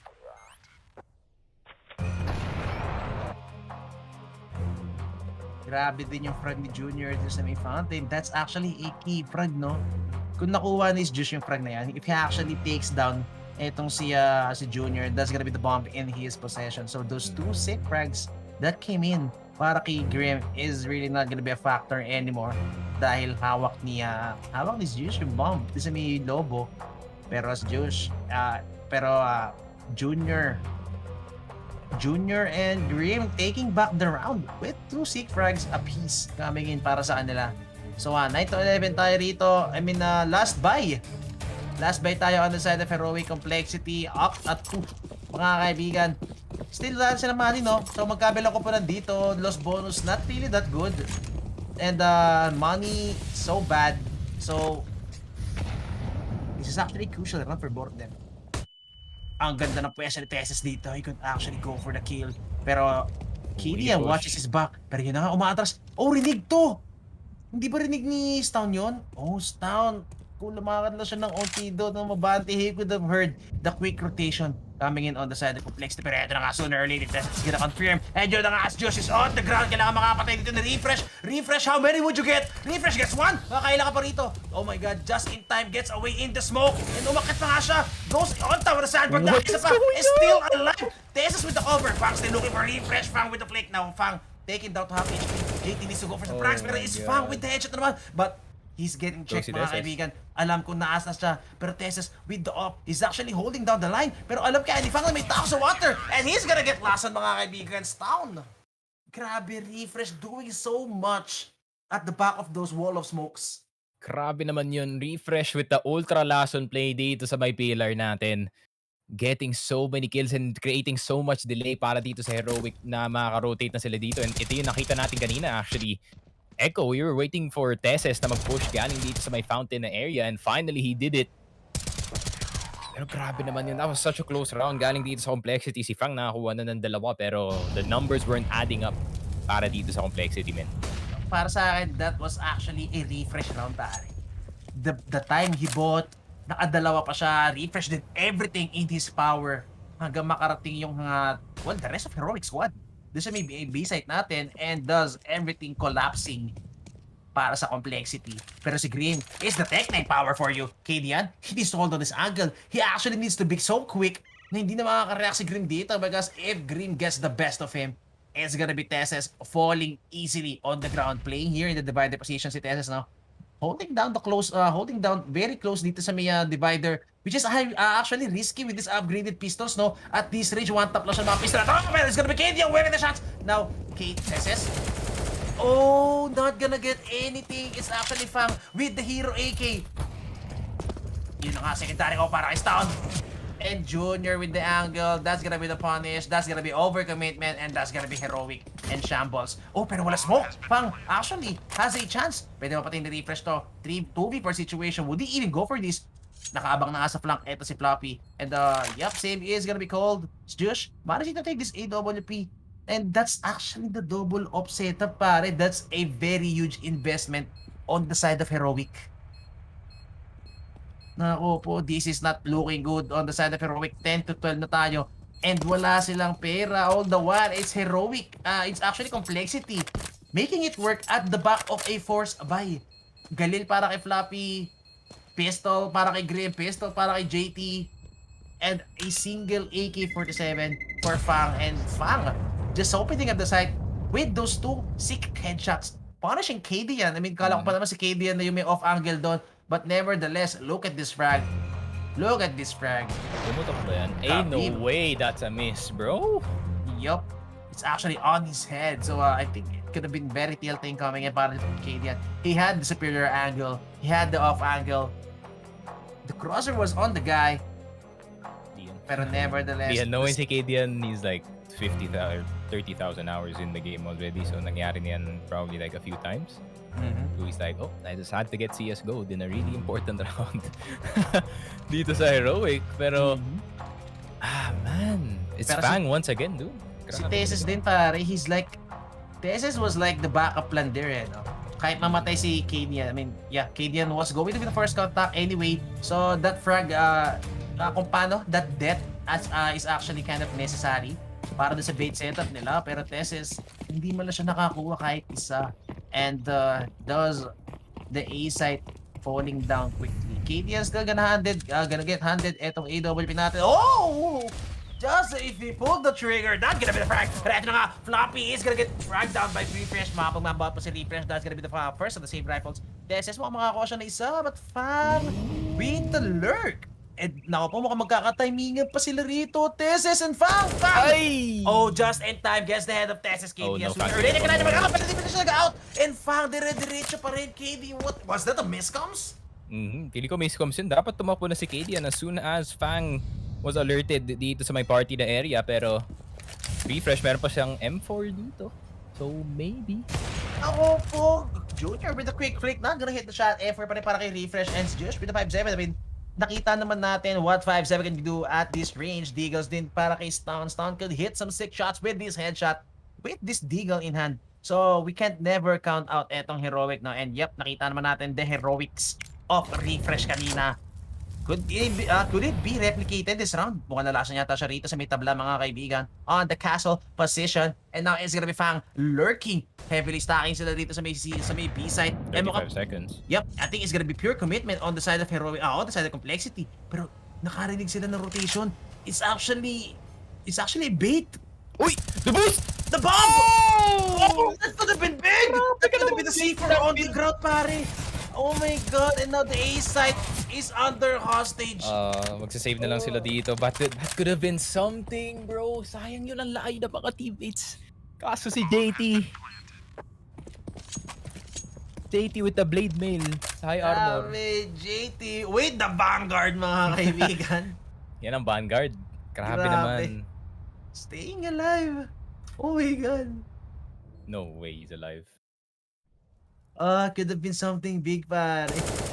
And ito, look at this Fang just pushing out of his mind. And that's Kadian on the ground. Nagsarado pa ng pinto. If he did not close the door. 2 HP, pare. 2 HP is the difference from Heroic making some... I mean, di man natin mag-guarantee na them taking that frag is actually a win. Diba? May dalawa pa rin tao doon sa may shared position, could still go for the punish, but nevertheless, it could have been something para sa Complexity, para sa Heroic to make Complexity get rattled, I think. Oo nga, kasi kung nag-drop yung bomba doon sa may connector na area, nako, Someone easy needs to push pick na that yan. up, pare. Oo. Yung dalawa magpupush, yung isa magpapasave na lang doon ng M4, maybe armor para sa kanyang katawan. But what's important is take out the win doon sa round na yun. But still, an M4 for two people, Heroic. Pag nagkamali ng tapak dito yung Complexity, this could be something. Naku, yun lang, nakasarado yung pinto. Naku po, pagkatalo sila rito dahil nakadigal si Kadian. Teses. Oh, Stun. Patalason man. Oh, the hero A4. The hero A1, I mean. Naku, pag di pa sila nag-push dito, Kadian could actually go for something. Stun with a sick frag. 3v4 situation tayo kay Evo, kung makakapatid pa si Kadian. Kadian needs to get the timing. Naku po. Oh, but the Junior so aware. Pero boy pa si Stun. Going for the spray. Gets the third. Oh my god. And ito na nga the pistol-based Josh. Retrieving that rifle. The golden coin, mga kaibigan. Oh, actually, the Chantico making it work for this boy. Host Junior. And oh my god, that hero A1 is doing so much. Getting 4 frags. Grabe naman yun. Kakasabi ko lang, like, basta naka M4 yung dalawang players dito sa side ng Heroic, posible talaga sila manalo ng round kasi nga, tignan mo naman si Stown with the last on play. Una dito sa long, papunta dito sa short. Kadian, kahit na, yun nga, medyo na-delay siya dito. But good awareness, galing kay Refresh, no? Nakatayo lang siya sa harap ng smoke knowing that it would dissipate, pero at the same time, he would just push it para makakuha ng trade dito. Deagle out. Si Stown, pare. This guy. Oh my god, JT down to 17 HP early into this round. That's gonna be very gutting para sa kanya, pero still look naman the most pare. Eto na naman, lumalabas na naman yung mga gulang moves natin on the side of Heroic, and yun na nga, makikita nyo lang walang tao sa may B-shirt.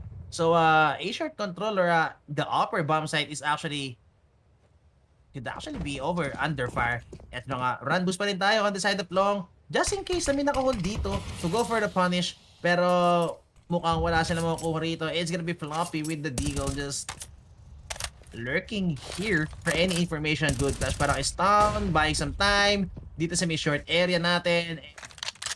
Look at this. It's gonna be fake call. It's gonna be fake set. Coming in on the side of the complexity. A minute remaining on the clock pa rin tayo. Flash is gonna be raining in. Bebenta yata nila si JT dito. Roaming na wala ng boy si JT. Nade! JT on the ground. Kabim! Yup! Shooter alert. Grabe, on point. Pero yun na nga, 3 guys from Heroic are on the A side. It's gonna be Refresh and Juice. Tested dito sa may B side natin, pero sila may smoke. Yup! Nako po, ang ganda na smoke ni Refresh. Pero the flasher coming in. Juice with the trade. Good frag base Juice, pero that's gonna be rifle on the ground. Si Refresh na naman. This gun again, playing in the water's position. Good flash para kay Kadian. That's gonna be more time. Pero si Floppy, if you naman, hard check coming in. Kadian holding the ankle. And now it's gonna be a 2v4 situation. Fang with the headshot. Pero Fang, di niya expect to. That's gonna be the frag para kay Refresh. That's the bomb on the ground. 20 seconds remaining. Junior, yeah, what it takes. Mukhang mag-save nila siya rito. Manages to get away. And mukhang the smoke is there. And punish. Yup. Kamali pa siya ng harap doon. But now this is the opportunity para sa Heroic na makabalik sa lead dito sa ating game. It has gone a bit too far para dito sa complexity. Getting itong mga T-rounds dahil dito sa Heroics ni Fang.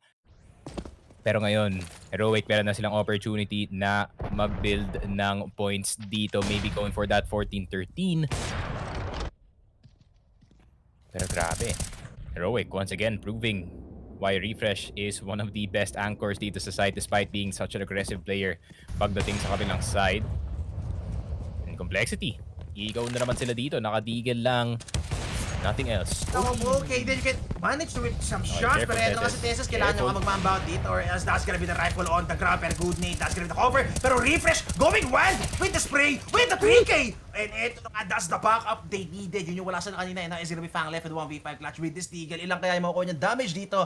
For sure, Heroic is gonna be sitting on 13-13, and that's gonna be the buy round para sa complexity on the next round. Fang, yup, no one tap for you. Kadian even elevating himself dun sa bench not to get the headshot angle para kay Fang.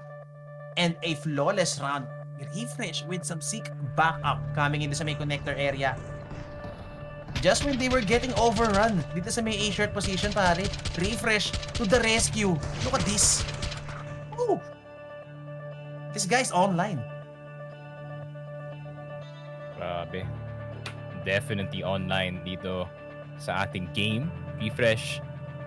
Tamang pad ng stats. Hindi naman kailangan masyadong, hindi naman kailangan masyadong passive doon. Knowing na naka-eco naman ng complexity dito. Pero Heroic.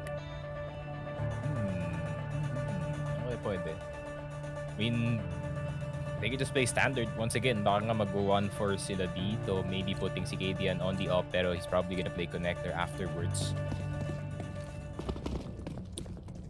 Pero no, 2B, get that 2B lang. Oh, 3B. Akala ko naman it's gonna be like a 2B play with itong si Stown and si Refresh. Definitely enough to defend yung site, no? Oh, pero Stown na, try to replicate eto si Green, trying to get lucky here in the connector, pero Tessa is gonna get tested. Kailangan niya makadami dito. He's actually get 2, pero wala, isa lang nakuha niya. Actually, not getting 1 is actually JT getting the head of Tessa's. Ito na nga, how would they get this round? Floppy na sunog, pero Refresh the whiff! Good molly by Stown. That's gonna be trade frag, pero his church gets through the smoke. Ito si JT. And now it's gonna be Grim. Left alone dito sa may short position. Gets the headshot. Nope, it's gonna be Stown again. This guy, sobrang init ni Stown. He's always Stown, taking it back para sa Team Heroic. And now it's gonna be a man advantage para sa kanila. Look at this, Kadian playing it very passively dito sa may bank position. Alam nila lamang sila ng tao and could actually go for the retake. Now he's playing it very safe. It's actually gonna be Stown and Kadian playing it very safe, knowing this is just nakapush na. Yes, pwede sila mag-connector, pero this is gonna be the gamble they're going to take. This is gonna be the risk they're going to take para sa Team Heroic. It's gonna be the long flank para kay Juice actually going for the connector.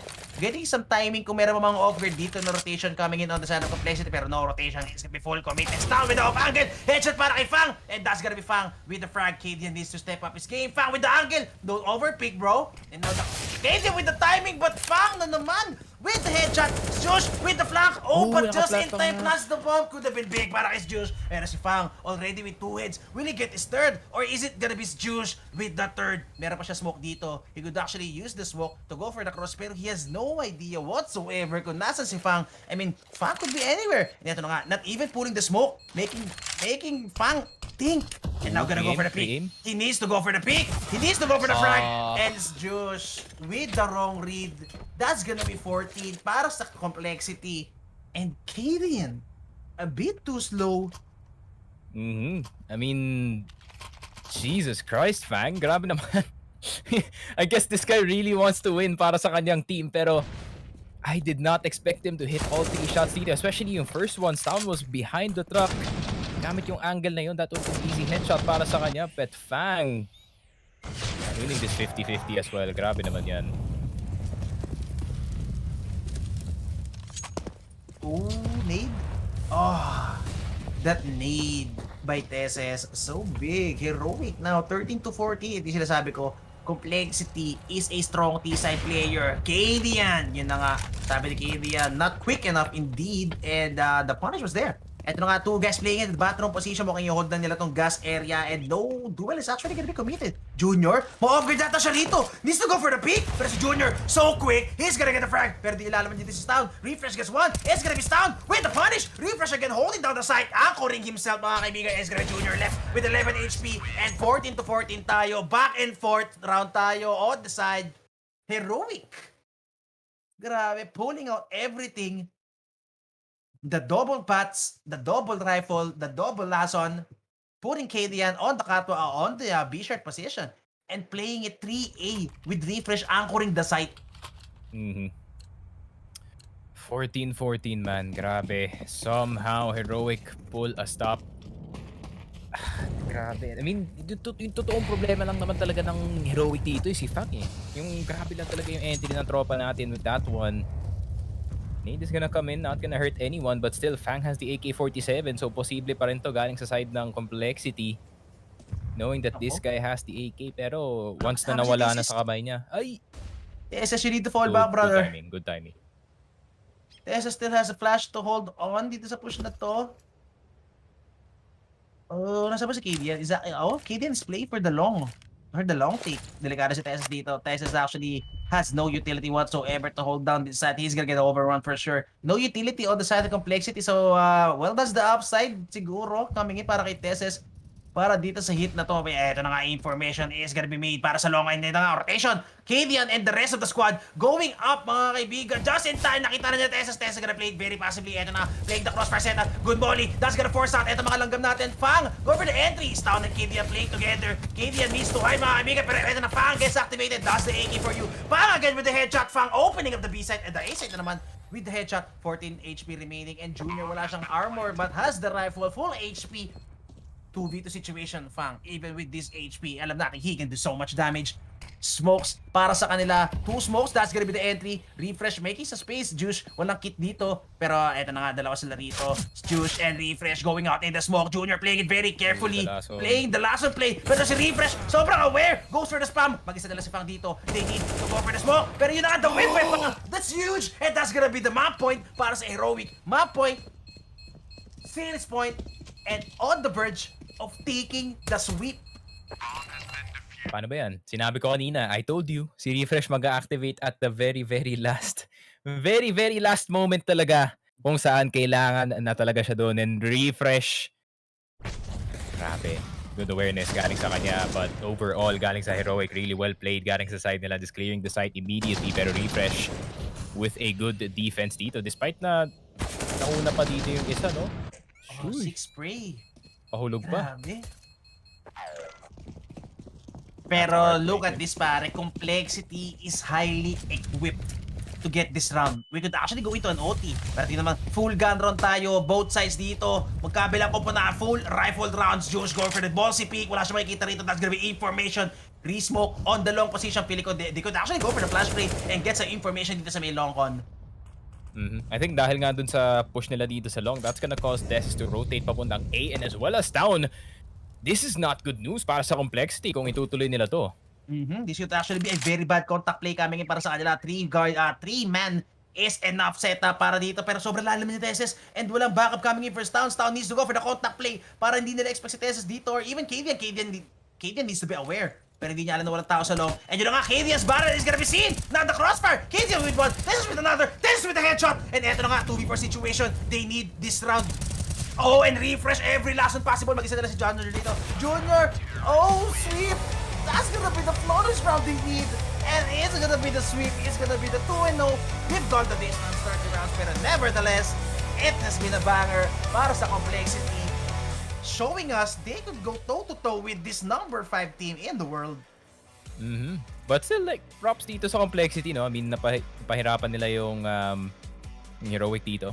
From the first map, dun nga sa first half, it was a pretty close match until din nga nangyari yung second half natin. Pero Complexity, good fight galing sa side nila. I mean, this is a good, I guess, launch pad para sa NA team na to na maybe that they can do better dito sa ating group kasi Heroic, they're not a slouch of a team, that is for sure. And Heroic, naiwasan nila ang curse, that's for sure. Meron na silang panalo dito sa ating group. So 4 teams left having to bear yung possible curse nga pagdating doon sa 005. But who is it gonna be? We will find out in just a short while. Pero once again, congratulations nga dito sa Heroic for getting it 2-0. And that is it. Pretty quick one, to say the least, no? For today, meron pa tayong isang after this. I mean, that's for sure medyo matatagalan ng ating third ones because it is gonna be the Salamun Duo. Salamun Duo casting. And yun na nga. I mean, catch them later dito sa ating page. Make sure to like and subscribe kung nasa YouTube kayo, kung nasa Facebook kayo, follow nyo na yung page and ring that bell para ma-notify kayo kung meron tayong Filipino coverage sa mga major events dito sa CS. Spoiler alert, it's probably all of them. Pero yun na nga, that is it para sa amin dalawa ni Echo. Kita nyo naman socials, visit nyo na lang Sneaky Frogcasts on mine, Echo Mael para kay Echo, and yeah, that's it para sa amin dalawa. So see you guys next time.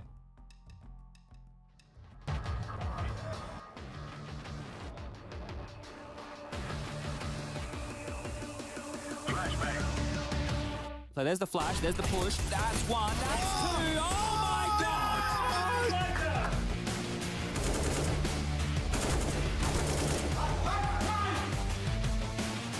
What is going on? That's a quad calling him quad kill at the end. Oh my god! That is a very good read. Looking for more. That's the quad kill. He's already feeling really good about it. There's the ace.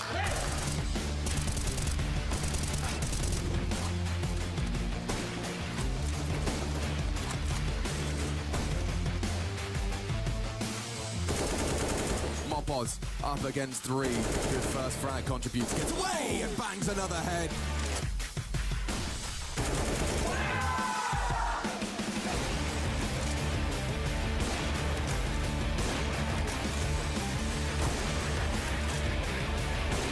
I remember him getting flashed so often. He's put a couple just shy of. Oh, what about that?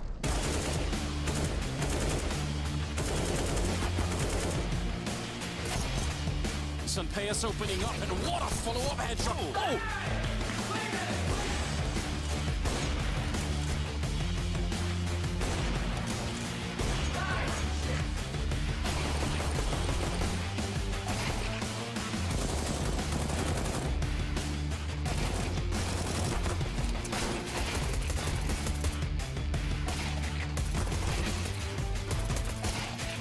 Flashes might make this difficult on him. In fact, he gets 2 from it, and he wants to hold his ground. 3 from Taco, and he goes for 4.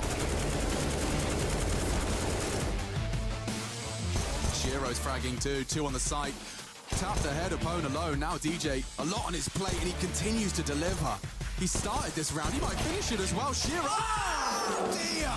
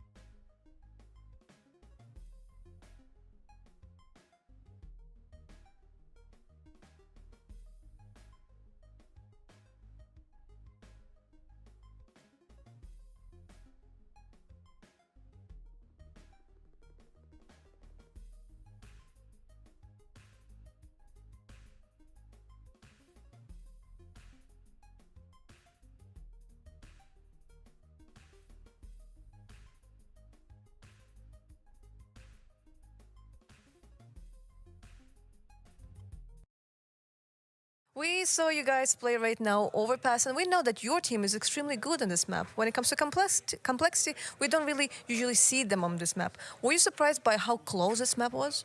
Yeah, a bit, but I mean, we made some mistakes that turned out to be like pretty bad on CT, where we had to like eco and save guns all the time. But I think they played like way better on overpass on compared to the first map because they were like a bit nervous. They won some clutches, yeah, but I mean, in the buy rounds, I think we won many rounds like easily. But on overpass, they showed some balls and they played a bit more risky and were not scared. And I think, they showed up on overpass and made it a bit difficult. But I think, like we have so much trust in our on our like CT side that we didn't worry because we know when we get our game flowing, nothing can stop us. Well, when it comes to like our interview, like we had like one like not so long ago, like it was I think after the semi-final of Katowice, and you were saying like like we're having like an off day. Did you manage like to figure out what actually maybe causes you those off days? I mean, it's hard to pinpoint, but I think it's mostly the mindset. I think we didn't hit the flow state. There was like some different like factors that made it a bit more difficult. I mean, it's not gonna be an excuse because we didn't play good and FaZe played like really well at the semifinals. But I think we have like talked it through, learned from it, and that's what we try to do. Well, today you won against Complexity, but tomorrow you're going to play against Astralis, which is another Danish team. Will it be like kind of like a personal game, like for the title, who's like the best Danish team? I mean, of course, there is some what do you call it, Danish like the rivalry. But I mean, personally, for me, it's more important like to try to be the best in the world. I mean, of course, it's a fun game to play because we can make fun of each other and so on. But I don't look at it as a special game. It's a game I really want to win because it would be a great start to the groups to be like 2-0, and we are not gonna underestimate like anyone, especially complexity. We tried like to pump ourselves up and not underestimate them because they have some good players. You saw the clutches on Ancient, so they do have the firepower, but we needed to show that we are a better team, which we did. I'm really looking forward to see like the Danish derby, but thank you very much for Fresh. I'll not delay you any longer. Thank you very much. Yeah, thank you.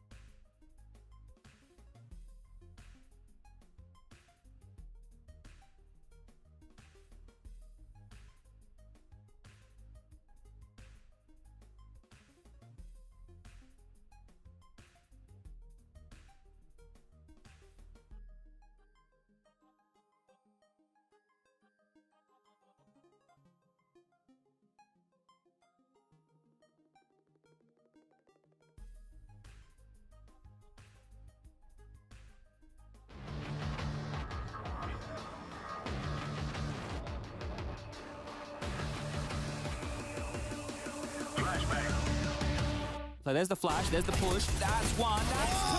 Oh my god!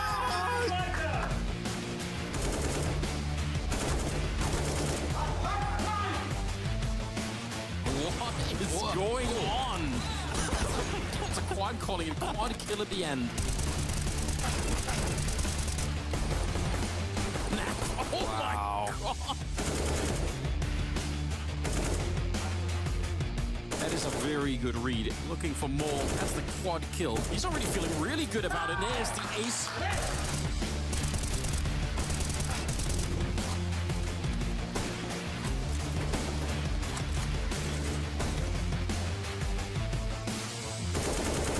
Mopos up against 3. Good first frag contributes. Gets away and bangs another head.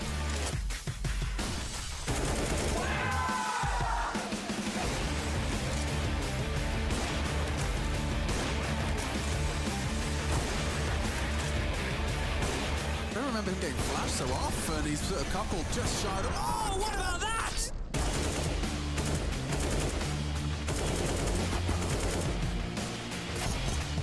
Sunpeus opening up, and what a follow-up headshot. Oh!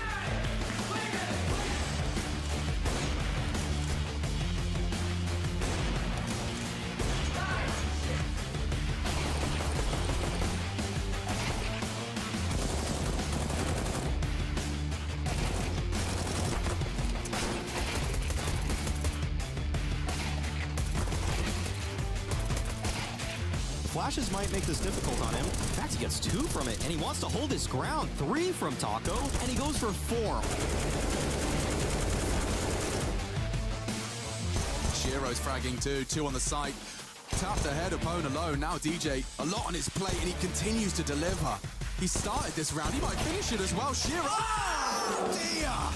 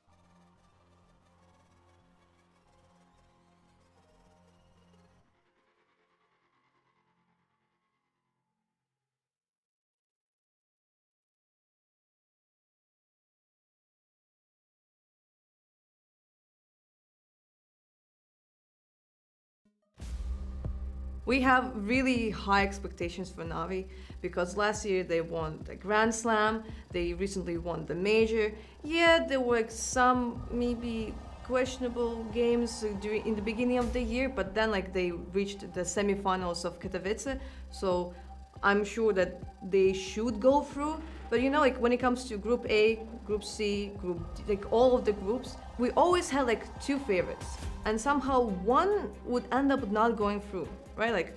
In week 1 it was G2, then in week 2 it was Vitality, then it was Big, and right now we have those 2 favorites. It's Navi and Heroic.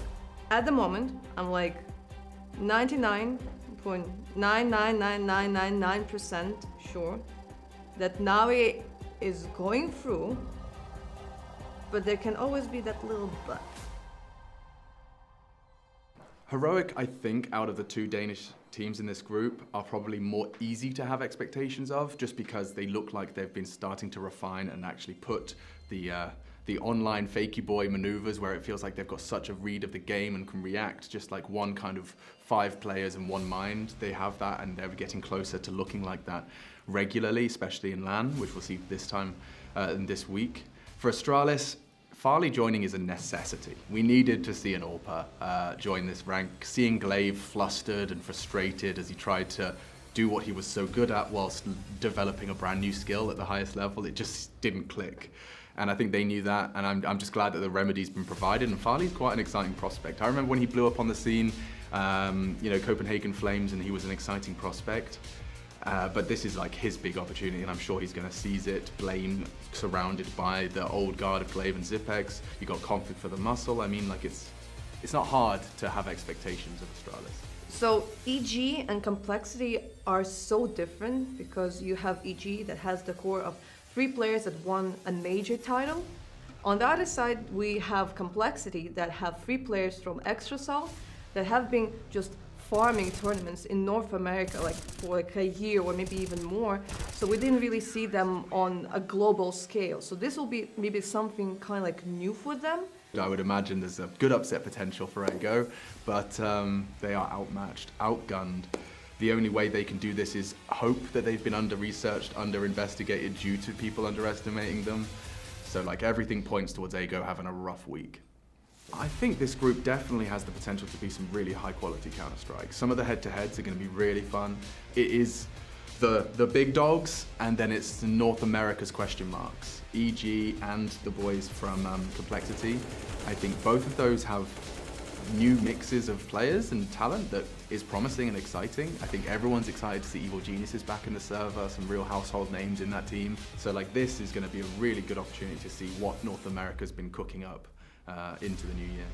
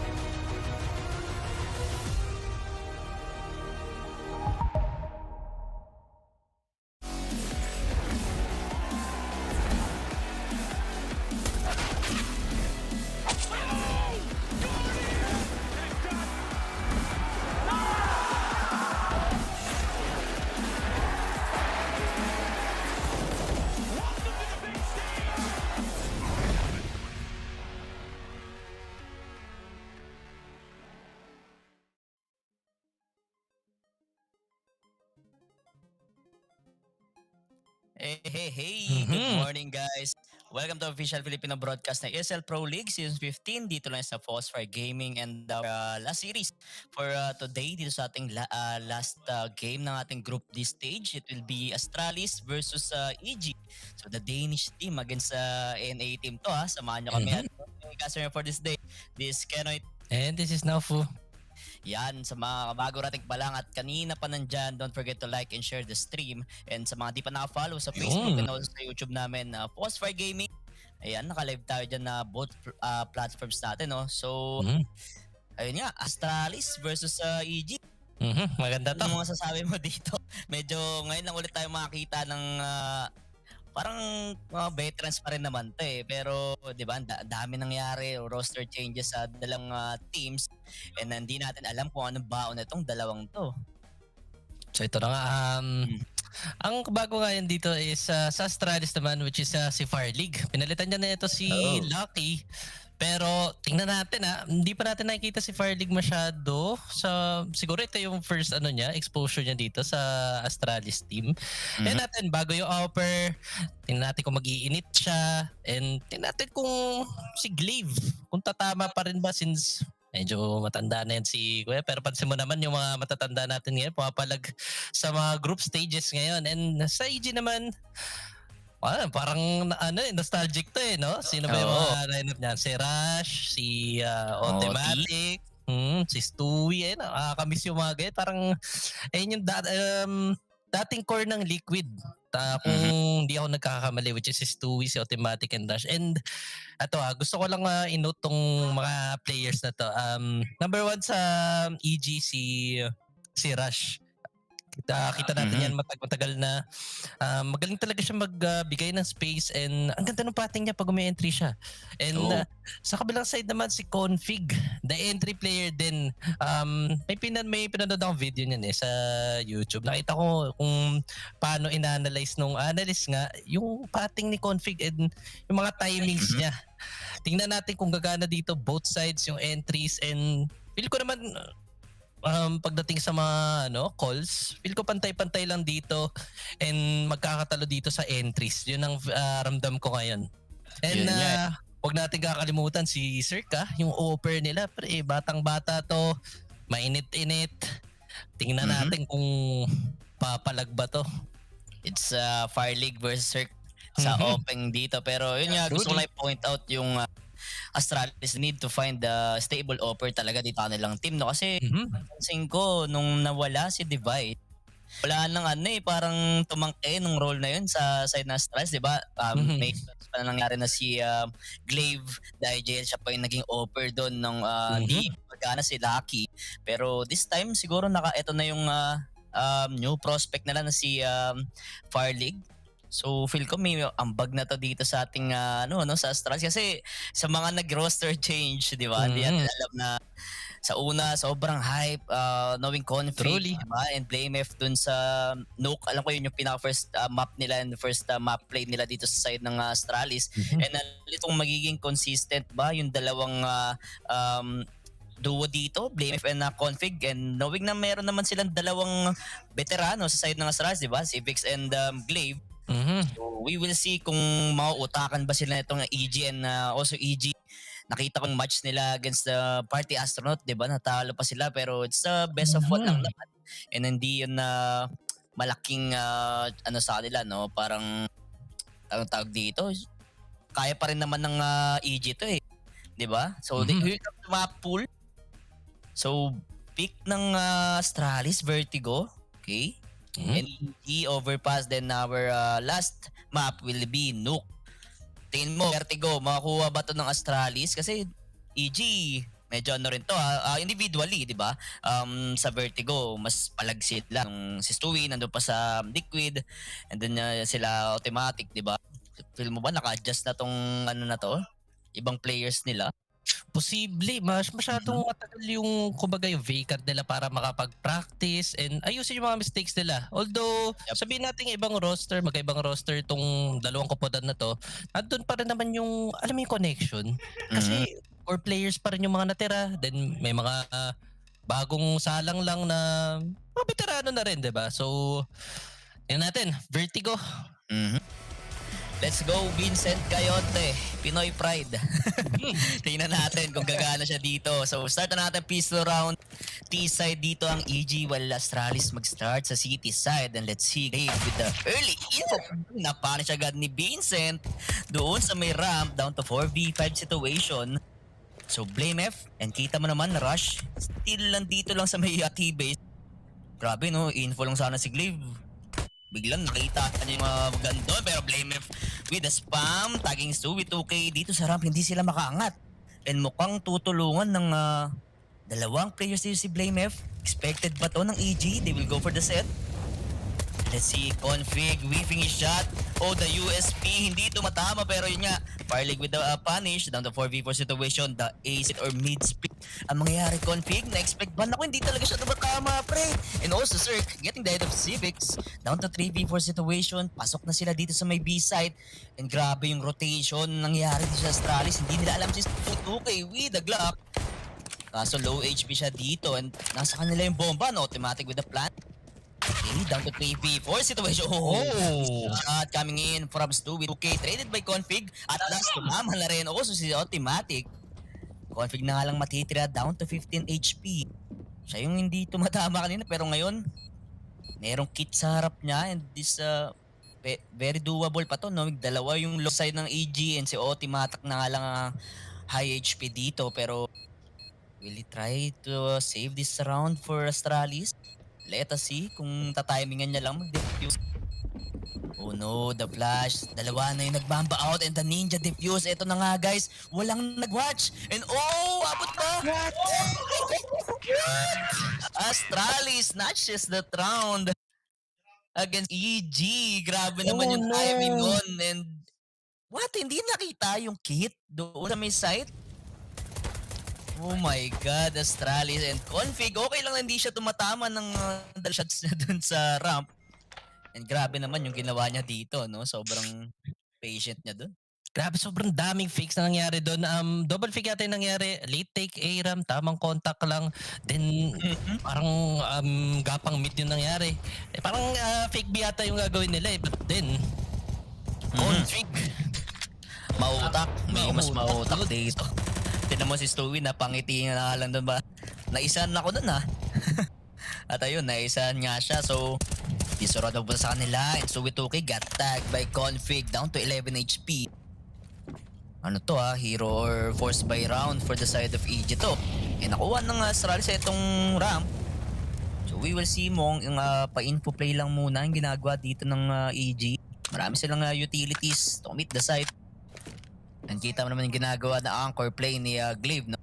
Sobrang laking info nito for the side of Astralis. And EG naman, sobrang ingat din dito sa kanilang round 2. Cirque with the flaw. Okay. Config with the headshot. Down to 5v4. And si Stewie 2K yun natag niya kanina sa may mid. So down to 50 seconds. And mukhang i-hit ang gusto ata dito ng EG. Walang enough utilities yung Astralis sa pang-counter. It's config na tumatangke doon sa may taas. And rush naman. That timing, good timing. 2K para kay config. Down to 5v3. And ang ganda ng pag-repo niya dito sa may sandbags. Ang dami niya or sobrang na-buy time to. And Glaive ready sa swing. Getting 2. Only Cirque ang matitira. And what a clean round for the side of Astralis. 2-0. Bilisan lang. So for the side of config, napakalamig niya nung first round but then bumawi siya dun sa ninja defuse. And dito nga second round, grabe yung info play. Parang siya na yung nag-take initiative. May nalo siya dun sa mid, pinush niya, nakaisa, then rotate sa A, no? Tamang iwan na sa mid kasi alam niya na wala nang babalik dun sa mid eh. So config yung ano natin dito, key player, but tingnan natin kung magtuloy-tuloy. And another eco round for EG, trying to pressure the B-main, pero wala. Okay. Fair pressure lang pero Astralis nakakaharap ng magandang timing round 1-2, di ba? Ito naman si Glim, sobrang tapang naman ito. Going for the big info play dito sa side nila. And kita mo naman how deep yung na-take niya dun sa may ramp. And EG, hindi na isusugal or kukontest pa yung A-ramp. Dito naman sila sa may B. Again, Config. Bakit ka naman nandito sa may B site? Oh, good trade. Coming in from Breeze. So down to 44. Eagles against the Rifles, SMGs. Pero 4v4 pa rin to ha. And wala nang presence sa side ng EG dun sa may A-ramp. So kita mo naman, passive setup pero automatic. Nakita rin dito si Civics. Yasa smoke and Breeze got tagged. Automatic na low dito sa may B-ramp. Ready sa swing dito si Civics. Getting the head of automatic also Glaive. Siya lang mag-isa dito. Hindi niya kailangan ng cut-trade. Going for the second frag. And si Breeze na nga lang matitira. And the punish. Glaive. 3K dito sa round. And 3 rounds para sa kanila. So, gandang start to. Side ng Astralis. What a good anti-eco kami from Astralis. Hindi sila natakot kahit eco, nag-push pa rin si Glaive. Kita mo naman laking map control yun. Iniwan na lang siya dun sa A, then stuck sa B, laban dun sa may B stairs. Then, grabe kahit eco, walang takot to mga to. Very proactive lahat. Good round coming from Astralis. Sa side naman ng ng EG. Ngayon lang ulit natin sila makita mag-vertigo. Kahit tignan pa natin doon sa may HLTV na stats, wala silang vertigo or wala silang laro dito sa vertigo. Pero since T-side mo, ang hirap sila hanapin yung choke point ng kalaban. Hindi sila makaangat Automatic and Breeze. Nandito lang, expected ba yung angle? Dito ni Civics. Oh, yun lang, napunished. Hindi na agad nakatrade, sobrang deep doon ni Civics and Config. Aasa ulit na or magre-reaggress siguro dito. And alam natin na medyo maganda na yung timing niya. Pero he got disabled dito sa may wood. Hindi yun alam. Mainit yan kapatid. Sakto nakamambout pa. Walang nakamark doon sa may wood area. So down to 1 minute remaining.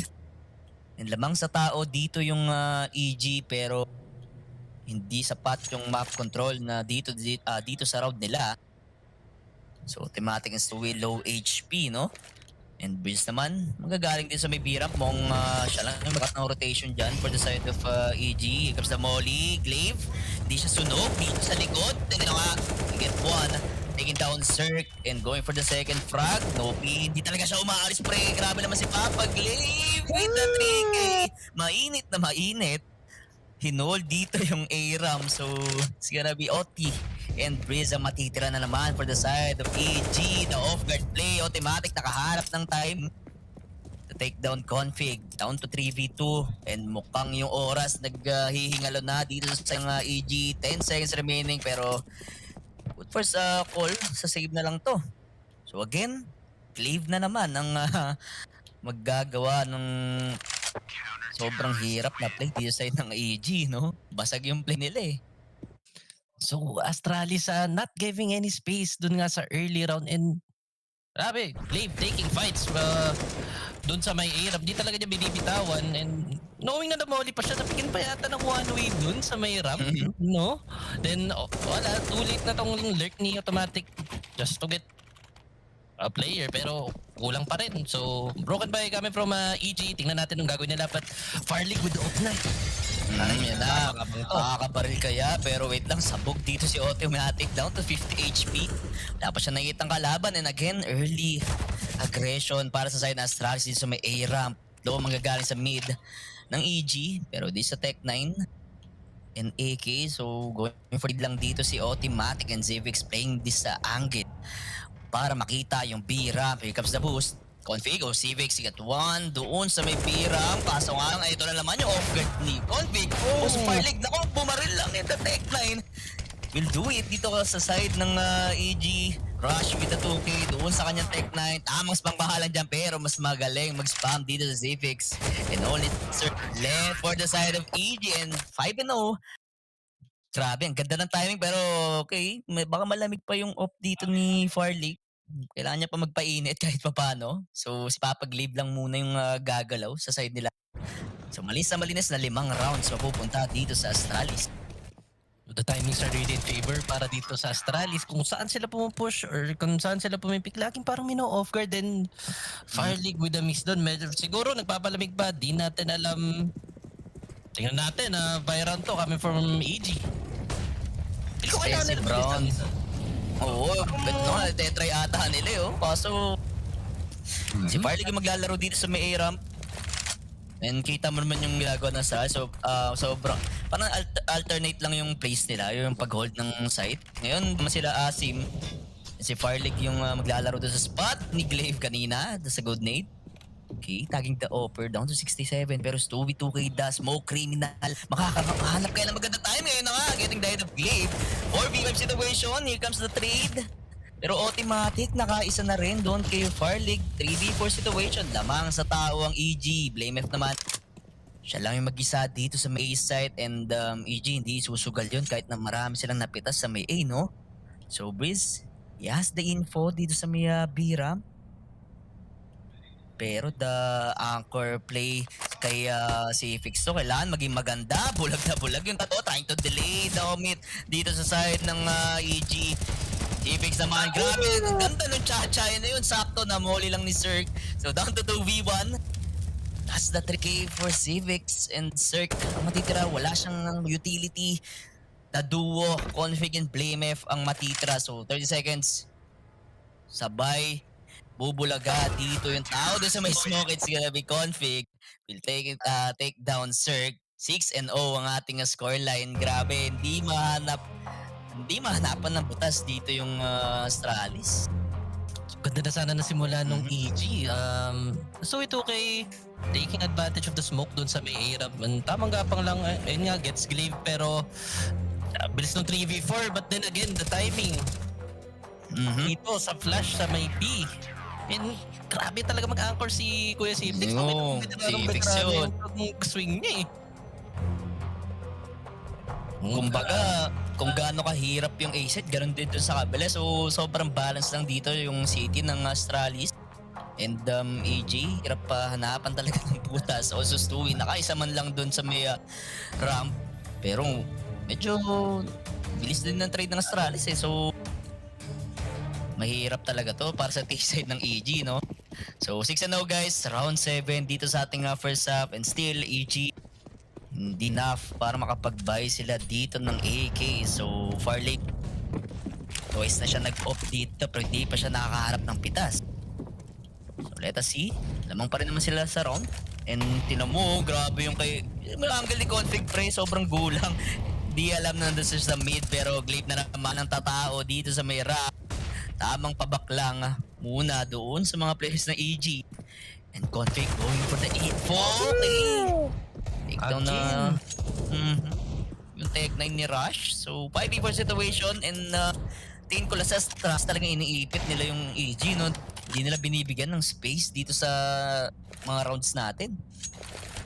Truly, EG dito struggling to get grounds. Dito pa lang sa aiming, kita mo, ubus na agad yung UT. Just taking the deep aiming and Farlig with the up marking down dito sa aiming. Tingnan natin kung makaisa. Malamig siya kanina pa. 1-4 ang score dito ni Farlig. But again, Pre, makakaisa na yan, pre. Nakasimangot na eh. Ito na nga, hindi pa rin talaga. Pero okay lang yan. Nandito naman si Glaive. I-clear kaya yung sandbox. Walang pang molly dyan. Mukhang tatangkin ni Stewie. Okay. The Tech 9. Para doon kay Stewie. 30 seconds left and Config. Ang ganda ng smoke dito sa may short. Pigilan dyan si Automatic with the smoke. Sobrang gulang dito and let's see. Kumahanap na magandang timing. Stewie 2K. Hindi na inabangan or right sa swing doon sa side. So 3v4 situation. Pasok dito yung EG. Comes the plant. And magandang post nut lang para sa side ng EG siguro to. Ito na yung retake smoke. Blame F dito sa may ramp. Meron silang kit. Tatlong kit siya kapatid. Kaso i-release pa nila na i-retake pa to. Zipix. Okay, so ito ay again with a frag. Pero the trade and yun gumanda pa kay Breeze. So Blame F ang matitira. Gets one. Cirque and Automatic. Ang ganda ng pwesto dito sa may sandbag. So mukhang ito na yung first round naman ng EG. Kumana yung entry ni Stewie. Ayun. 6-1 ang ating score. And EG, gumana doon sa may A site. So first round nila sa ating first half. Again, Farling missing another shot doon. Para naman doon sa may A-ramp. But well done coming from EG, taking their time and isolating their enemies, leading to pick-offs na. Kita mo naman na hindi na nakapag-trade dito ang Astralis and nakakuha pa ng mga decent guns nga tong EG, leading to their first round. So 6-1 ang nating scoreline. May off na dito si Sir. Tingnan natin. Look at the money para sa side ng Astralis, pre. Kahit na marami silang rounds, pero basag pa rin yung economy nila dito. So kailangan nila mag-iingat na hindi maubos sa every round. Kahit naman nakukuha nila yung rounds, no? So let's see, Stewie 2K again taking the initiative para makakuha ng grounds dito sa ating round 8. So Molotov, ang sagot dito ng Astralis sa may ramp. And biglang tumahimik dito para kay Glaive. Naghanap na siguro ng magandang timing to, no? And kita mo naman, config with the spam. What? Taking down Stewie 2K. So pati yung A-ramp, sobrang deep na nga dito ni Glaive. He will expect the collateral shot from Glaive na naman. Hindi masuwan tong A-site and Breeze. Alam nila na ito yung lurk sa side ng EG. So kailangan na lang ma-take down to. So nga lang, medyo nakatulog din si Config. Down to 3v2 and mukhang gamble na to kay Rush and Breeze. Okay. ba niya? Oy, ang ganda ng timing nito, pre. Tumagaling sa likod. Delikado pa dito yung EG once na mapaaga yung lurk ng tatlo, ha? Hindi expected to. Walang tao sa site. And ang ganda ng trade siguro mangyayari. Favor man na i-plant na nga nila dito yung bomba and Glaive. Boom, good trade. Flame F and siya na matitira down to 41 HP. Hindi niya alam na dalawa sila na magagaling dito sa may B-ramp. Hinahanap niya pa yung isang guy. Pero ang ganda na pag-mark dito, Rush. Play at the close angle. Grabing ganda ng repo niya, pre. Pwede makapares na, pre. Yun na nga. Maganda yung spacing dito ng Astralis. So, 7 rounds. We'll go for the city side. 7-1. Di na naman mapigilan yung aggression ni Glaive. I mean nga, nakatuhog na naman doon. Getting a lot of info, getting a lot of space. Grabe, fast reaction. Pakita mo, bilis ng tatlong flank nila. Napaka-unexpected nun, idol. So, bilis mag-react ng Astralis, no? Dito sa kanilang city side, kita mo naman yung aggression talaga ni Glaive. Hindi nila masosyunan nun, pre. Parang lagi sila na off guard, di ba? Halos lahat dito ng Astralis. Parang si Config and Glaive nga lang yung gumagawa ng ingay dito. Tsaka doon sila nababawasan ng tao. So, yun yung kailangan nila i-work out dito sa kanilang east side. So, nade will be thrown dito sa may ramp. Oh, Config with the spam again. Going for the opening kill. Taking down Rush. Grabe, sobrang asim. Bigla nandun sa may ladder area. So, 5v4 situation. David naman playing the off angle. Punishing Stewie 2K. Down to 15 HP. Saktong-sakto lang for that one kill. And again, lagas na naman dito yung EG ng tao. Ito na nga laop. Na-check. Masyado ka na maasim dyan. Insert with the op. Punishing Glaive. Sa info play niya lang. Here comes the smoke. Ang mga risk lang muna automatic with the Molotov. And Config will go for the re-aggression dito sa may ramp. Wala na siyang makikita. So ito na naman yung malaking info sa side ng Astralis. And si Breeze, mukhang ayaw niya na sa may B-ramp. Lagi siya napapunish dun So iwalay-walay mo na dito tatlo sa side ng EG, pero hindi nila alam may lason na sa likod nila, which is si Config. Nakakuha ng magandang info and ready na anytime dito yung Astralis sa may B-side. So down to 35 seconds. Insert. Tamang mark lang, pero si Config na naman. Ito na nga yung lurk. Getting 1 and 2. Si pala nakanako no isang frag na yon. It's gonna be Breezy matitira dito and 8-1 ang ating scoreline. Diyos ko Lord, ano nangyayari sa side ngayon ng EG? Medyo makalat ata yung T-side nila. Mukhang may hindi pagkakaintindihan dito pagdating sa EG. And the reaggressions coming from Astralis. Config and Glaive doing all the work dun sa may A. Doing all the info. Doing all the early pickoffs. Kailangan nila mapigilan yun. Mga aggression nila. So double up coming from Astralis. Knowing na ikot to, medyo delikado pa rin ang Astralis dito. Sa sobrang gusto nila makatake ng ng map control, sila rin napapanish di ba? Parang walang nagmamark dito sa angle na to. So lagi nila na off guard play dito yung EG. So mid hit for the side of EG. Expect kaya nila si Config nakahapon rin ng off. This is a double off. Oh, that nade. Grabe, sulit lang doon sa may apat. And smoke and config. Delikado ka dyan, kapatid. Bakit ka naman nag-overpick? Oh, good trade para kay Blamef. Pero yung bomba, hawak ni Blamef. Protect 9. And Blamef naman, grabe, dumadaw pa rin. Grabe naman, brenaso talaga ni Blamef yung city doon. And ipit na naman po yung EG. Scholar, Basketech 9 or AKs, hindi nag-work ngayon ng strats dito ng EG. Going for the fast play, so lagi silang napapanish, di ba? So, mainit talaga dito lahat ng players ng Astralis. Pansin ko lang si FIL lang naman yung medyo malamig dito, pero wala, masyadong mabigat yung depensa yung mga Astralis. So, max loss bonus for the side of EG yan, next round. Pero ngayon, sobrang kailangan nila makapondo dito sa kanilang atisa. 9 ng score dito ng Astralis, pero the utility usage for the city side, hindi talaga makakat dito yung EG. Cirque gets spammed. Down to 31. Siya nakaputok pa. Yun na nga. Sturging sa naman. Mga Ser and Config. Talagang dadapa muna dito sa may yellow area. So, man advantage. Ito na. Malay mo. Ito na yung hope sa side na yun ng EG. Good flash sana. Kasi sobrang naka-hard right. Dito yung players sa may ramp. Gusto ito kay tinatake yung mga flashes dito ng Astralis. So Glaive again. Nakita yung bag pre. Ayun na nga, nakita yung Jansport doon ni Stewie Tukay. Pero natgal ng trade ni Automatic. Pero okay lang yan.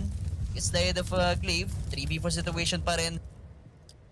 And isa lang yung tao dito sa A-site ng Astralis So FIL going for the info play.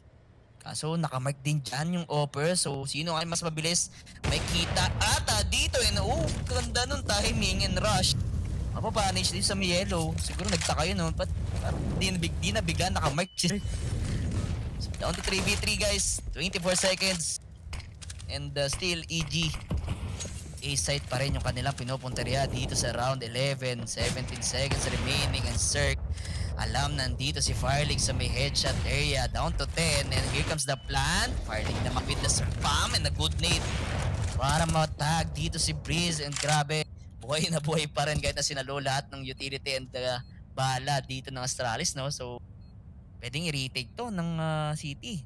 Ito si mukhang hindi na sila mag-release. So, feeling ko going for the exit frag lang dito ang Astralis and EG will get their respective 2 rounds dito sa ating first half. Sobrang kalbaryo yung nangyayari din sa may era. Feel ko naman good decision to for Astralis knowing na wala silang UT for the retake and medyo mahirap nga yun. May off pa si Cirque. Then wala, good second round coming from EG. Feel ko lang sa EG utilize... Wait, what? Sinaksak! Grabe, kalokohan pa. 6v4 situation. At ayun, sinaksak pa ni Vincent si Kuya Cirque. So, stowed away with the face palm. Nakita mo yun. So, round 12, guys. Okay, medyo hindi pa naman dito sobrang broke yung strategy. They will go for the full buy and FIL again with the op. Tingnan natin kung paano remedyo ang gagawin dito ng EG. Nade, Zivix. Op. Grabe yung damage ni Wise 2v2 down to 55. And Blamef naman ang tataw together with Papa Glaive dito sa may A-Ram. So again, yung utility usage dito ng EG Civics, mamamatay muna dito sa may B-side. Man advantage na naman pa ngayon sa EG. And let us see, once na talaga sila yung nakalamang sa tao, sobrang lang chance na makuha nila yung round. Pero ngayon, ayaw mo na nila magpa-info. So Breeze, go for the boost play. Dito expected ni Config na naka-cross. Kaso nakita, good timing sana. Pero here comes the molly. Kailangan na lang ka-trade ni Breeze. Kaso hindi na agad nakaswing dito yung dalawa sa B-Ram. 4v4 situation and still Config buhay na buhay dito sa may Tetris spot. And nakatulog ata si Cirque doon, my friend. And the spray down. So we took with the 3 HP. Isang pitik na lang dito sa may B-Ram. Delikado pa yung round dito ng EG. Down to 3v3 situation and here comes the flash. Di ang bulag. Kaso okay lang and FIL again missing his off shots sa ating first half. Hindi pa tumatama yung kanyang off dito, pero Mori to delay or hindi masusunog. Hindi aabutan dito si Automatic. And the retake is on para sa side ng Astralis, BlameF. Yasang, pero kung makakapatay si Grave, very winnable pa to para sa kanila. Stewie 2K, oh good swing, nakaisa yung low guy na dito si Stewie 2K. BlameF na nga lang matitira, down to 1v2 situation. And tingnan natin, ano yung hinahanap niya? Yung op? Okay, meron siyang time. So nga lang, op, painful lang dito si Rush and mukhang hindi na to or going for the exit frag na nga lang. Dito si Papa Gleb, wait lang ha, grabe naman doon si Stewie 2K, napakatapang nag-swings. Again, 3 rounds para sa side ng EG and a tactical timeout is called para sa side ng Astralis. So good confidence para kay Please just pick the B side. Ayun nga, naka-pick off siya. Ganda ng para sa start ng round. Pero grabe conflict. Talaga grabe pinipressure niya dito yung EG. Hindi nila binibigyan ng space. Tuloy-tuloy yung UT. Tuloy-tuloy yung picks. Then again, ganda ng pinapakita ng EG ngayon. Taking it slow, patience lang. And feel ko, kailangan talaga nila i-utilize yung offer nila, which is si Cirque, just to mark something doon sa A-ramp. Knowing Astralis loves to push and re-aggress ramp at any given point. So feel ko, gamitin lang talaga nila yung Cirque para maging tore nga. Yun yung kailangan nila talagang papitasin muna yung offer dito. Then sabay gagalaw yung 4 na rifle for the side of EG. And okay, first half, round 13 na dito and 9-3 ang ating scoreline. Hinahanap pa rin na Astralis sila makauna nga double digit round dito. Pero Cirque taking the grounds dito sa may B. Pero sobrang low buy dito yung si BlameF nga lang makaka-off ng A1S dito. Triple boost play ba to? Pero ang layo na naman ng EG mo ang natuto na Natuto na sila, hindi na sila ganun kaingay sa may ramp. Alam nila na laging ang ganda ng timing talaga ng Astralis, hindi lang mapigilan. So they will go for the contact play naman. Sobrang dami nilang utilities dito. Siguro try lang muna nila maging close dito sa may mid area. Comes the molly para maklear yung guardian spot. And Stewie 2K ang mag-iingay. The nade hindi abot kay Zivix. So 1 minute remaining and hinahanap ngayon ng EG yung info kung ilang tao din sa mid-site. Let us see, anytime pwede rin mag-burst dito sa ramp yung Astralis, pero they will go for the boost play pa rin. Garap na lang magandang timing and A1S pa rin yan si BlameF. And hindi sobrang unexpected nitong boost na pag nasa right. And yun na nga, taking down Stewie 2K with that boost play. Down to 5v4, 30 seconds, and walang magandang baril dito yung Astralis. Kailangan talaga maka-info and freeze with the 2K. Kaso nga lang, traded by the USP. Dito ni FIL, down to 2v3 situation, and FIL, okay na, dig lang or na-fake dig lang dun si Cirque, pero makuha pa rin nila yung round. And 4 rounds na para sa T-side ngayon ng EG. Breeze again, good entry frags doon. Ganda na timing niya doon sa may A-short and delikado yun if na ever binagalan nila and nakaboost ulit doon si Config. Mukhang makaka-pick off ulit, then 5v3 ang situation nun. So, good initiative coming from Breeze. Ito na, bayron na ng Astralis. Firelig with an off again. Sana naman uminit na to si Idol. Kaya ngayon, hindi siya nakakabaril dito ng off niya. Pero ngayon, ang bilis ng reaction dito ni Config. Kita mo naman yung angle niya sa may B-ramp. 3 yung may kitaan niya dito. Pero that nade, medyo mapipigilan lang si Config. So naghaharap ng one way. Sobrang gulang talaga. And still, that pre-smoke. Ang saktong-sakto lang. Ayun na nga yung bomba. May kita dito pero Zivix with the punish. And the trade dito sa may B-ramp. Down to 4v3 situation. And yung aggression talaga ng Astralis yung problema di ba? Once na tumahimik yung Astralis sa round, okay, possible round nga sa side ng EG. Pero ngayon, kita mo naman, dagas na naman sila ng dalawa.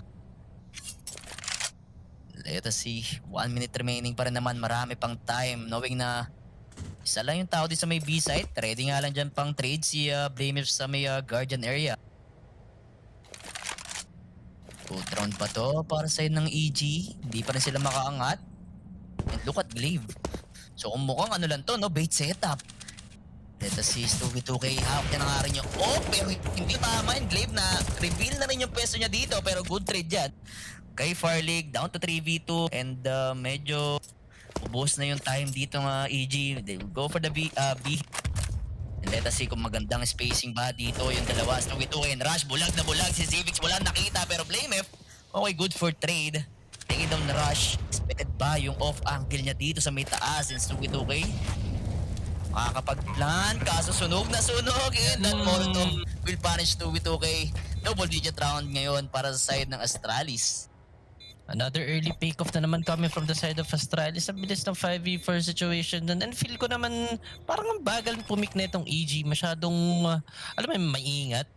Para sa akin, okay lang naman marinig yung step since alam din naman nandun kayo, nag-UT kayo dun sa may B. And feel ko, pick lang talaga nila itong EG. And nakakuha talaga ng angles tong Astralis ng, alam mo yun, superior angles. And dry pick lang nila.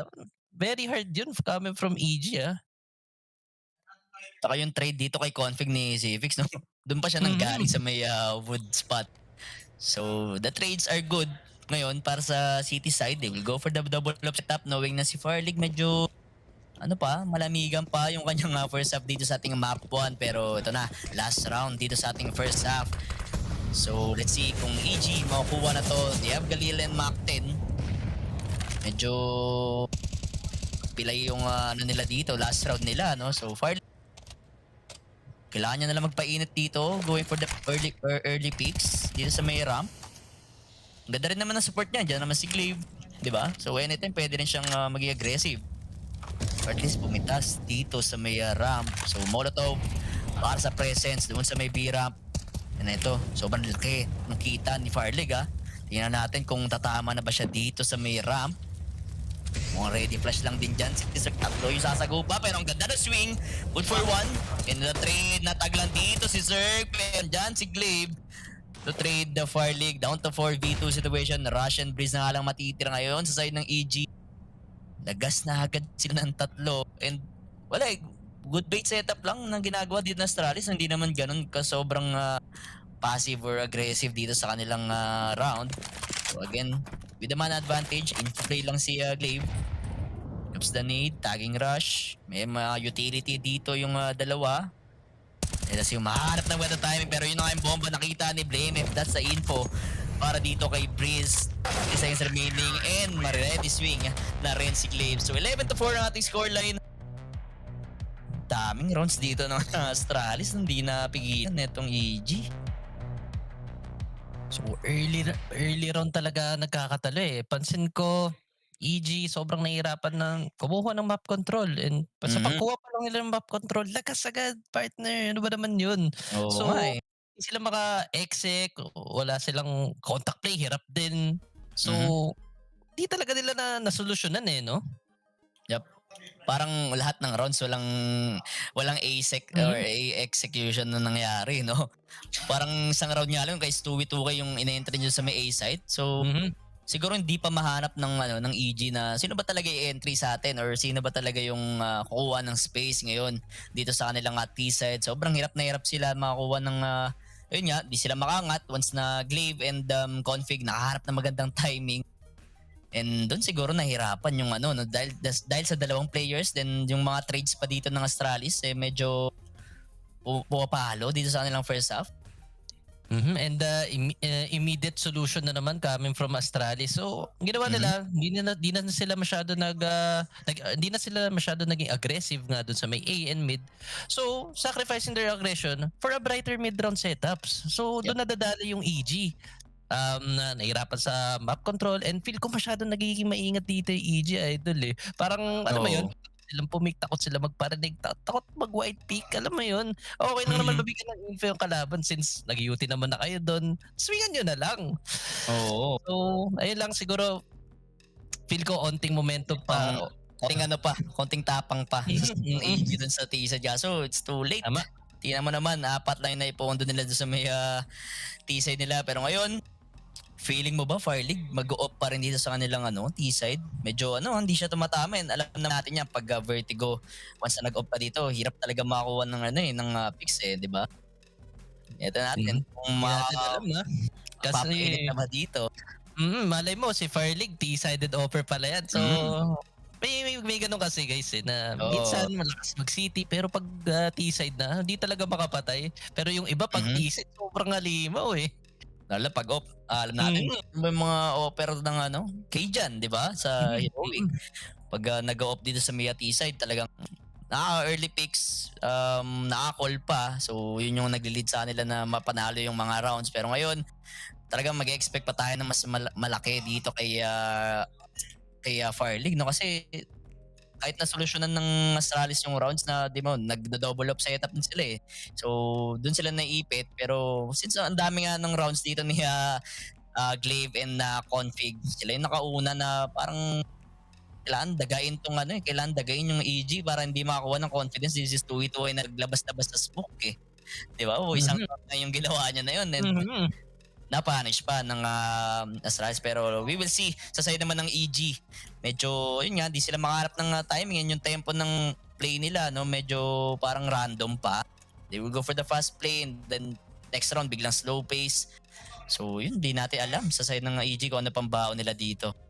Pero gusto ko yung ginagawa talaga ni Config, no? Taking a lot of fights from everywhere dun sa map. Kita mo naman sa mid push, tas balik A, re-agree na naman. And feel ko kailangan gawin ng EG yun dito sa may city side para naman magulat tong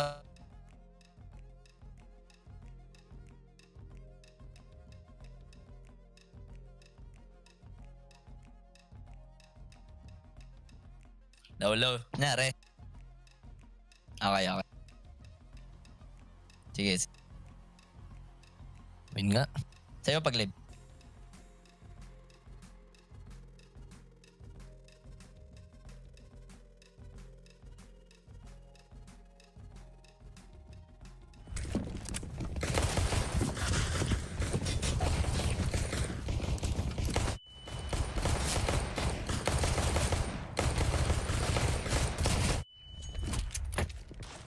Yan. Yeah, let's see. Lagas na pala dito. What? Yung side naman ng EG no 4v1 situation. It's gonna be rush. Ang matindi na ngayon. And Civics, tamang tore nga lang dito sa may side. And again, pistol round will go for Astralis. Hirap dito na naman EG. Ito yung sobrang kailangan nila para ma-momentum breaker dito yung Astralis eh. So, nakuha nila yung round. And feeling ko naman, safe 3 rounds mo to sa kanila. Dito mo naman si Papa Gilbong. Napakainit. With the Glock and pag-breaker mo sobrang synchronized ng... What? Sobrang synchronized lang ng pistol round dun ng Astralis. Sobrang ganda. And EG will go for the full eco play. Ayaw nila i-risk na kahit na or sumugal dito ng rounds. And mukhang they will go for the Astralis setup naman dito sa may side. Wait, the back ako nakita niya side. Good for 2 lang. Blame F. Going for the trade. Pero nasa USP and Sturk. Magagaling sa likod. And Farlig with the trade. Down to 3v1 situation. Breeze with the Mach 10. Hirap na siya dito. Knowing si Civics nakahawak ng AK-47. And makakaisa pa rin siya. Pero dito si Breeze. Down to 13 and 4 ang ating scoreline. 3 na lang. Maka-close out na ng Astralis. Good info yun para sa nakamakta. Ito kaya yung comms nila, naka-Astralis. Gulat din. Sakto magat yung second bullets ni Glaive. Truly. Tamang farm nga lang siya doon with some Mach 10. Nevertheless, good damage yun para sa EG. Decent guns. Lahat naka-rifle. At dito may isang galil tong Astralis. Pero ito ka mukhang fast B-win take to. Good nade coming from EG. Yup. Tamang nanto, slow play feel ko gagawin ng Astralis, ubos UT. Ubos UT and the full A1S naman yung sagot dito ng EG. Sobrang expensive and knowing this their map pick, hindi magandang start to para sa kanila or magandang warm up to. And Config taking the ground dito sa may mid, diretso na ata siya dito towards the city side. Gaps the molly para medyo mapigilan yung take din ni Config, pero sobrang deep niya na rin. Dito sa may mid area, ito yung hindi magawa ng ng EG. Walang isang guy na talagang parang nagmamatapang na kumuha talaga ng space. Ngayon, si Config naman yung gagalaw and expected pa siya dito ni Cirque. Okay. Good headshot. Punishing the guy from the side of Astralis. 4v5 situation. Okay, na-check lang dun si Config. Sobrang ganda. Ang game says dito ng EG naman. Gumaganda rin yung swing nila. So 3v5. Manggagaling dito si Glaive sa may A-side and the jiggle play or the info lang ginagawa ni Sir. Alam. Malun pa dun si Farley. Pero that's what? Talagang tinaon ni Automatic or kinain niya lahat ng bala na yon. 2v4 situation at 30 seconds. Mababaksa ba na nga rin dito si Glaive and Zivix ang matitira dito sa ating round. And di niya natay susugal to, no? So, good awareness coming from EG na may nakalusot na doon sa mid which is si Config nga. Pero gumagana nga dito yung mga mid-round aggression ng EG, no? Kita mo naman na gumaganda yung swing, gumaganda yung mga pick-offs nila. Great re-aggression din, no? Doon sa may A-short. Killing the scaffolding and mukhang save na to coming for si Fix. Ayun na nga, parang ginagawa ng EJ yung alis kanina doon sa round na yun. Naman naman, naghanap na ng magandang timing and buti lang na patay nila doon si Config. Ayun yung pinaproblema nila once na nakagalaw pa yun sa may mid. So ngayon, 13-5, mahaba-habang lalakbayin pa dito ng EG sa kanilang city side, pero city side naman to. Malay mo, more on city side talaga or strong side talaga nila tong city. Pero si Fix nakatawid na dito eh. B-split ata yung gusto dito ng Astralis and Glaive. Ako marami nang naririnig na steps dito si Breezy, pero the anchor play going for the 3K and 4 para side ng EG and Config ang matitira. Yes, Galil. Pero hindi enough to. It takes them 1 kay Breeze, kaso nga lang mayroon na agad na maagang lurk dito sa kanyang likod. Si Cannabis 2V ang magmamark and alam nila nandito lang siya sa may B-Ram. Tatlo agad yun nandito sa may site and 36 ang ating scoreline. EG, okay, papainit na. So the rotator coming from EG, sakto lang, just in time to help the mid guy and ganda ng swing doon sa Guardian. Medyo narito yung EG. So, sinalo na lang ni Automatic yung drop down dun sa may Guardian side.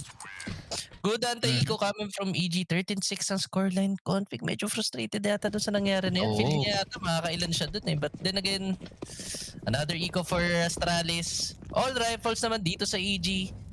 Config trying ulitin ba? Dito sa bit Pero the push setups coming from EG. Tamang bait setup lang. Circ marking mid. Not a lot much dito. So they will go for the plant lang talaga. Aim for the plant para sa side ngayon ng Astralis. Kaso nga lang, hindi rin gumagalaw yung EG. Ayaw nila magpalason dito sa pistols ng Astralis. Wala silang utilities yung T-side. So, opening kill. Good boost play.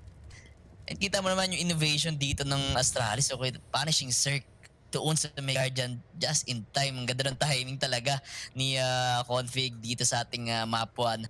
And let's see kung may equalize ba ngayon ng EG tong round. So 5v4 situation. Tahimik dito yung Astralis. Ayaw magpa-info dito sa may ramp. Pasok nga lang yung off.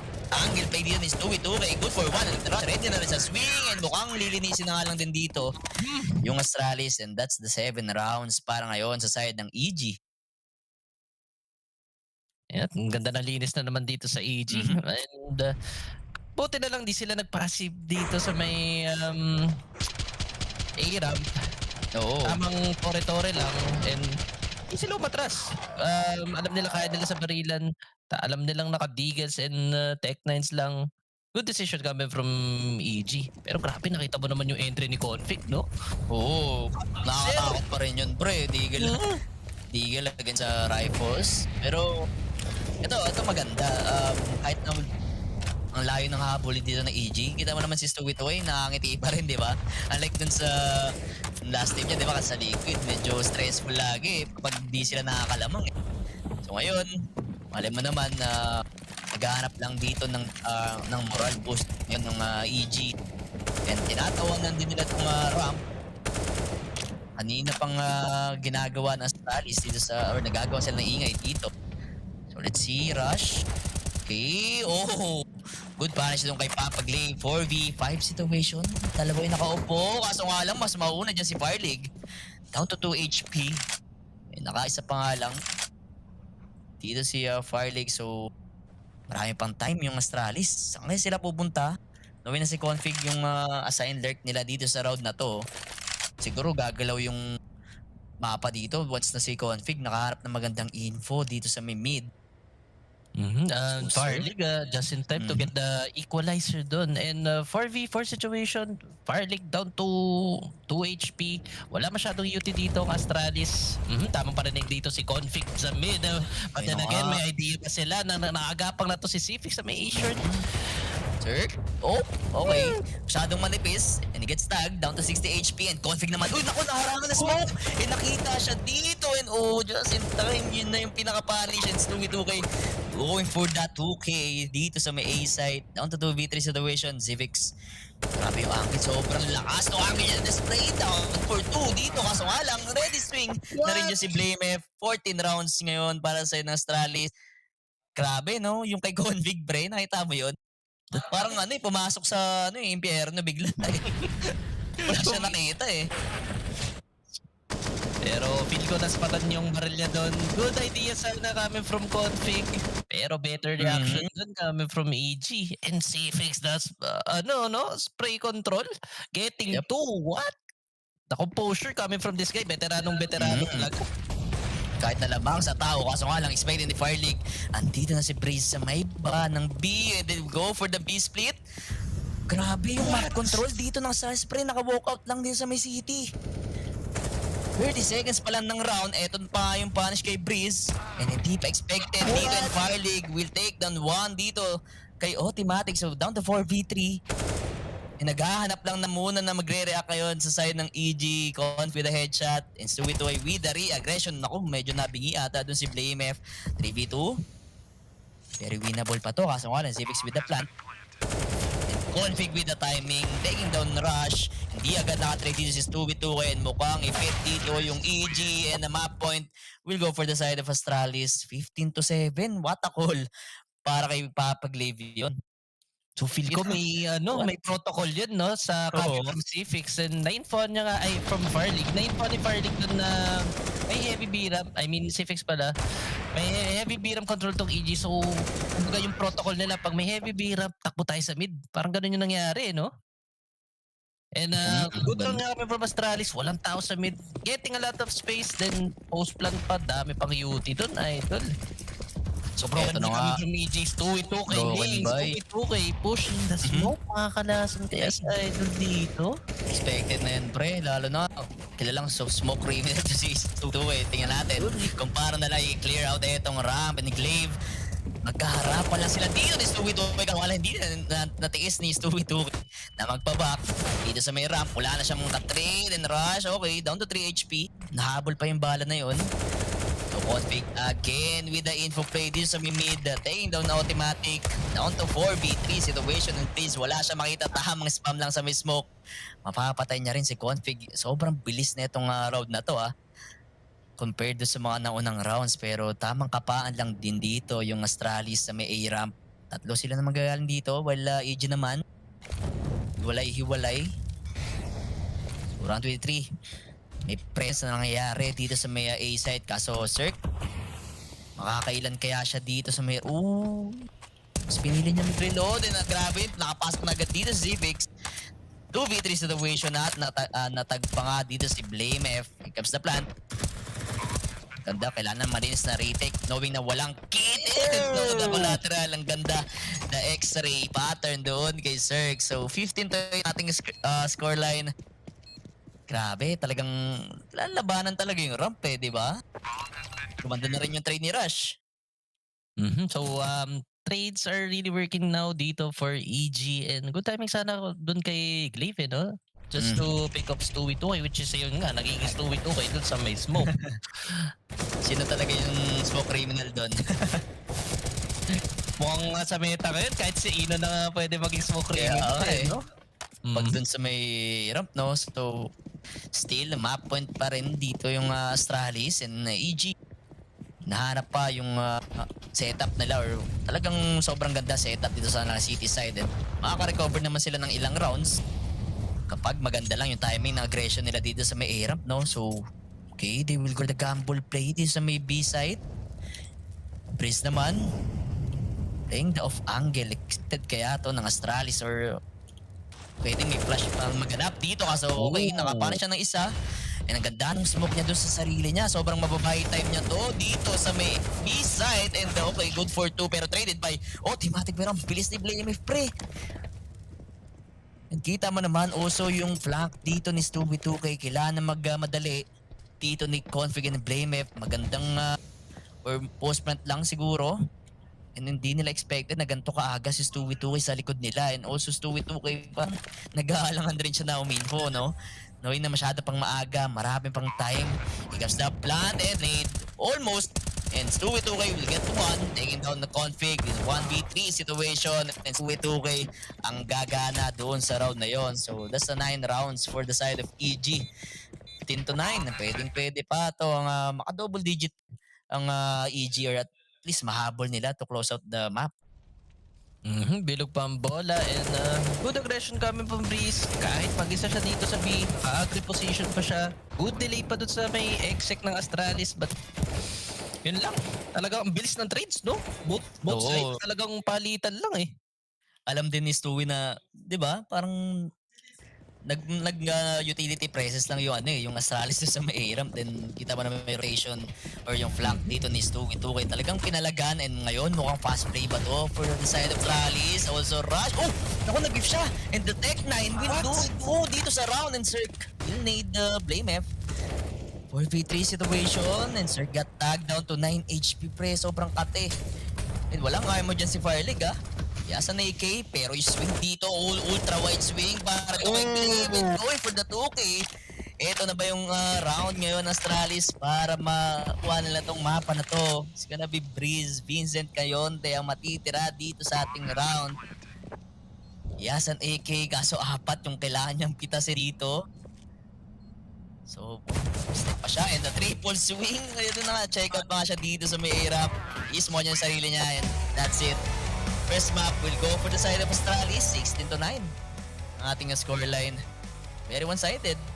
Or makapalag naman ng konting rounds dito sa kanilang city side itong EG kaso hindi yun enough sa mga calls ng ng Astralis sa T-side nila.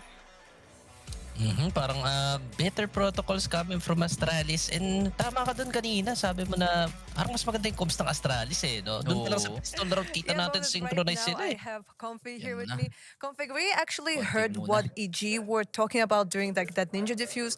What was happening in your comms? Everyone was saying that I should save because I had armor and I saw a kit. But then I said, no, I can ninja this. And then apparently it worked out somehow. I don't know. So this means like in the future they'll be listening more to you? I hope. Okay, but what are we getting on the next map? What were we getting on Overpass? I think that Overpass is going to be a good map, a good match, just in general. I think that we've been showing good, we've been playing good in practices, so I hope that we can show that we can also play Overpass.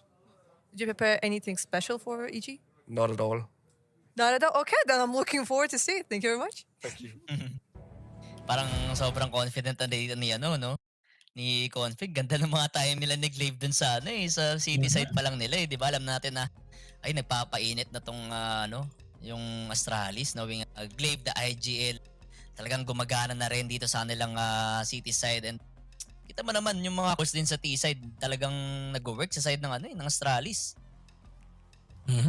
Pansin ko lang dun sa EG, di sila masyado nakapodo ng T-side. Yun nga, di nila masyado na-utilize yung op, which is dun sa may A-ramp. And a lot of flirtations nga dun sa smoke sa A-ramp na nilalabanan both sides. Pero lang the timing coming from Astralis talagang in favor talaga no? Parang kahit saan banda. Araw nila Oo.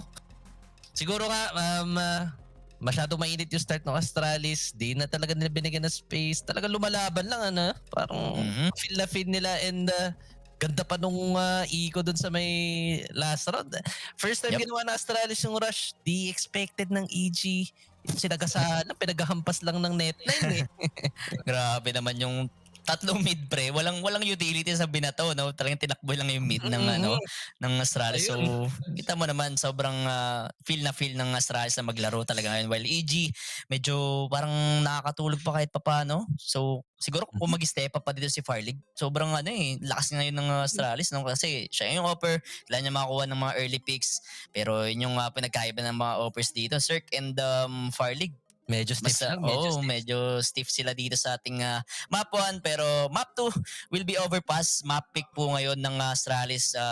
Malaking chance na matuwin pero di natin alam. Overpass pa rin yan and alam mo naman kapag gumana na rin dito si Stu with 2K hindi pa rin siya nakakarami dito sa side ng Astralis. Siguro yun na lang yung missing piece ng EG ngayon. So map 2 will be overpass and for us we'll be right back after a short break dito lang sa Fire Gaming.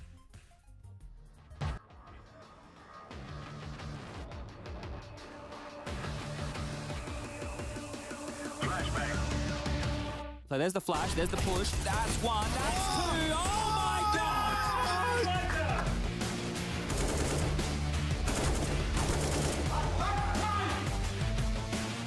What is going on? It's a quad calling it quad kill at the end. Oh my god! That is a very good read. Looking for more. That's the quad kill. He's already feeling really good about it. There's the ace.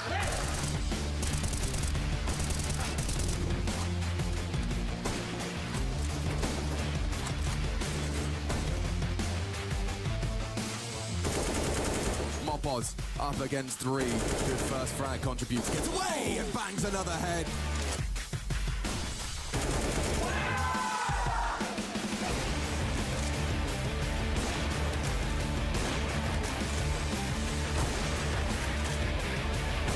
I don't remember him getting flashed so often. He's a couple just shy of... Oh, what about that?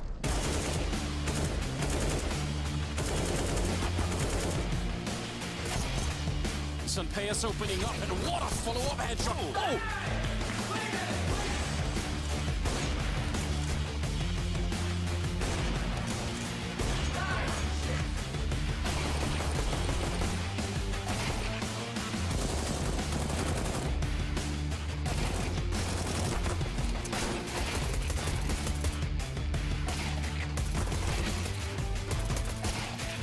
Flashes might make this difficult on him. In fact, he gets 2 from it, and he wants to hold his ground. 3 from Taco, and he goes for 4.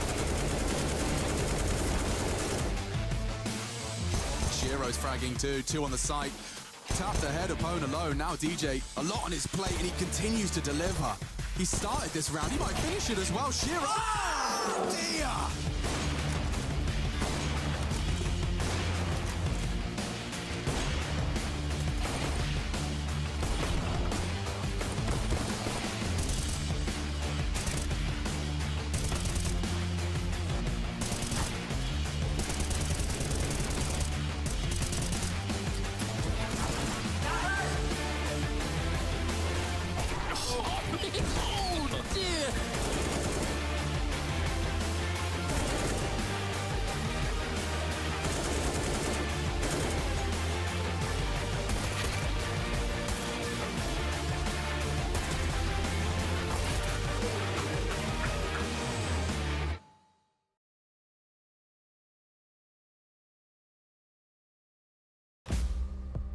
We have really high expectations for Navi because last year they won the Grand Slam, they recently won the Major. Yeah, there were some maybe questionable games in the beginning of the year, but then they reached the semifinals of Katowice, so I'm sure that they should go through. But when it comes to Group A, Group C, Group D, all of the groups, we always had 2 favorites, and somehow one would end up not going through. Right, in week 1 it was G2, then in week 2 it was Vitality, then it was Big, and right now we have those 2 favorites. It's Navi and Heroic.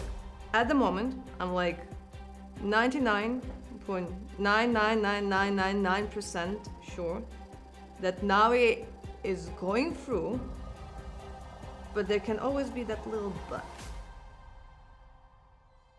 Heroic, I think, out of the 2 Danish teams in this group are probably more easy to have expectations of, just because they look like they've been starting to refine and actually put the online fakey boy maneuvers where it feels like they've got such a read of the game and can react just like one kind of 5 players in one mind. They have that, and they're getting closer to looking like that regularly, especially in LAN, which we'll see this time in this week. For Astralis, Farley joining is a necessity. We needed to see an AWPer join this rank. Seeing Glaive flustered and frustrated as he tried to do what he was so good at whilst developing a brand new skill at the highest level, it just didn't click. And I think they knew that, and I'm just glad that the remedy's been provided, and Farley's quite an exciting prospect. I remember when he blew up on the scene, Copenhagen Flames, and he was an exciting prospect. But this is like his big opportunity, and I'm sure he's going to seize it. Blame surrounded by the old guard of Glaive and Zipex. You got conflict for the muscle. I mean, like it's not hard to have expectations of Astralis. So EG and Complexity are so different because you have EG that has the core of 3 players that won a major title. On the other side, we have Complexity that have 3 players from Extrasol that have been just farming tournaments in North America like for like a year or maybe even more. So we didn't really see them on a global scale. So this will be maybe something kind of like new for them. I would imagine there's a good upset potential for Ego, but they are outmatched, outgunned. The only way they can do this is hope that they've been under-researched, under-investigated due to people underestimating them. So like everything points towards Ego having a rough week. I think this group definitely has the potential to be some really high-quality Counter-Strike. Some of the head-to-heads are going to be really fun. It is the big dogs, and then it's North America's question marks. EG and the boys from Complexity. I think both of those have new mixes of players and talent that is promising and exciting. I think everyone's excited to see Evil Geniuses back in the server, some real household names in that team. So like this is going to be a really good opportunity to see what North America's been cooking up into the new year.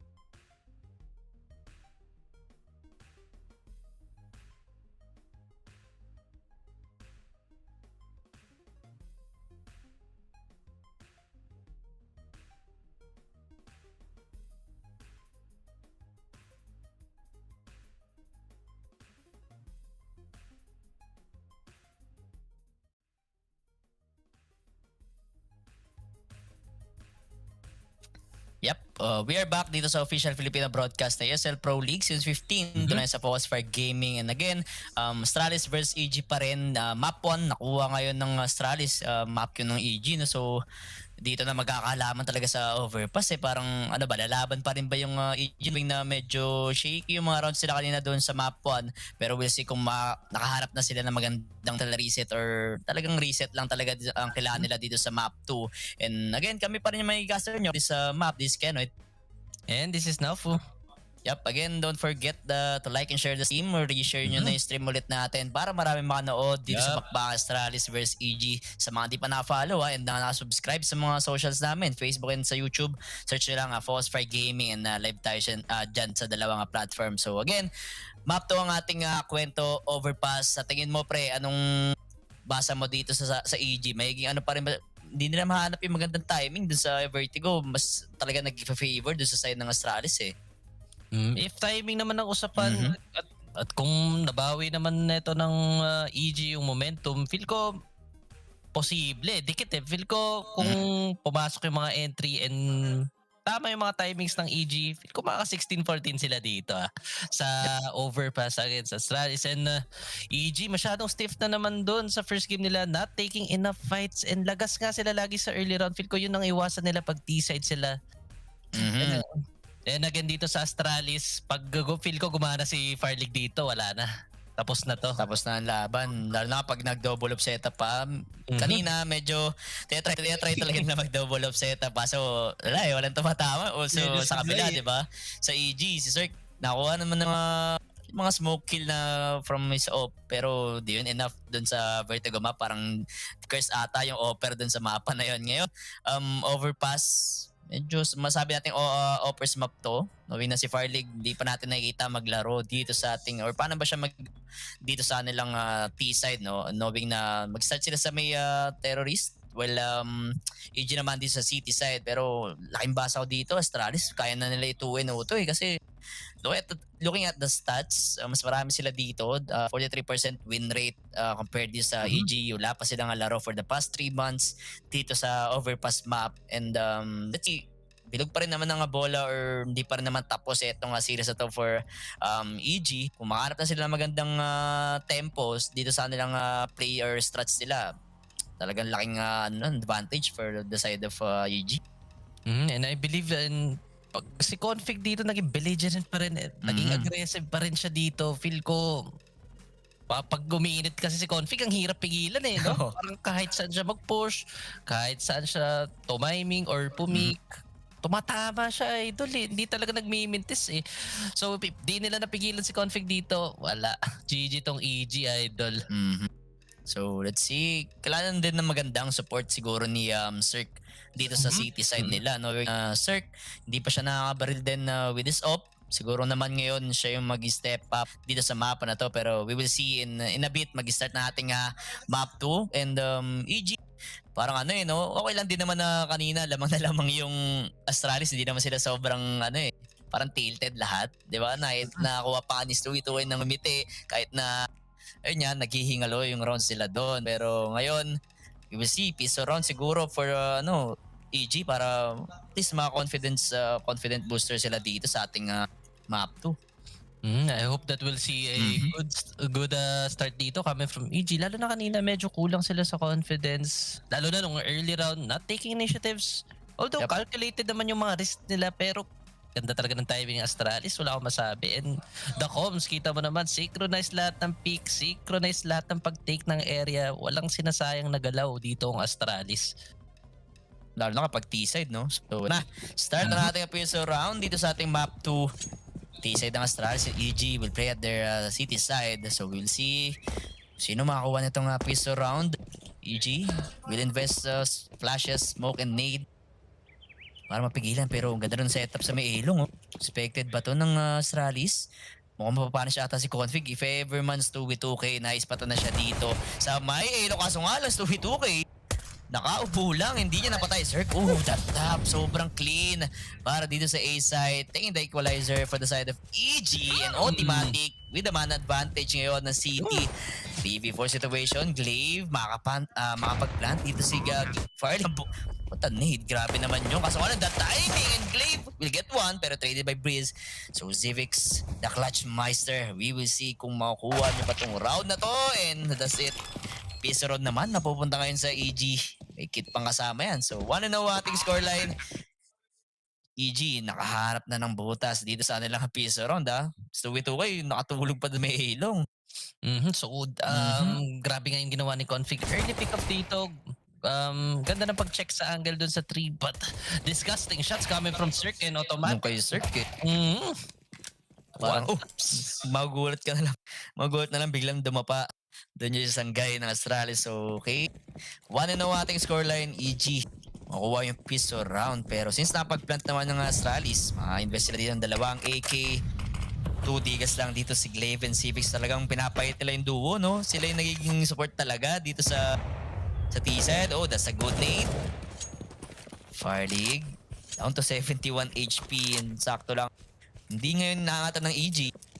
Di pa nila alam yung barrel. Galil pa lang yung unang narinig nila. Kaso nga expected by or nice patan ata. Dito and Config taking the headshot. Doon kay Automatic. 4v4 situation. Good trade yun para kay Cirque. So scout yun, ha. And grabe, no? Kita mo gano'ng ka-confident si Config na umararo lang dun sa may A-long. Yan yung kailangan ng EG, eh. Siniwingan lang, eh. And unfortunately, na-trade lang ni Cirque. Dito, slow play coming from Astralis. Tamang info lang dito sa Farlig. Wala masyado nangyayari. And Cirque taking some picks. Tash nakikita dito. Then mukhang rehit na. Alam ba si Farlig dyan?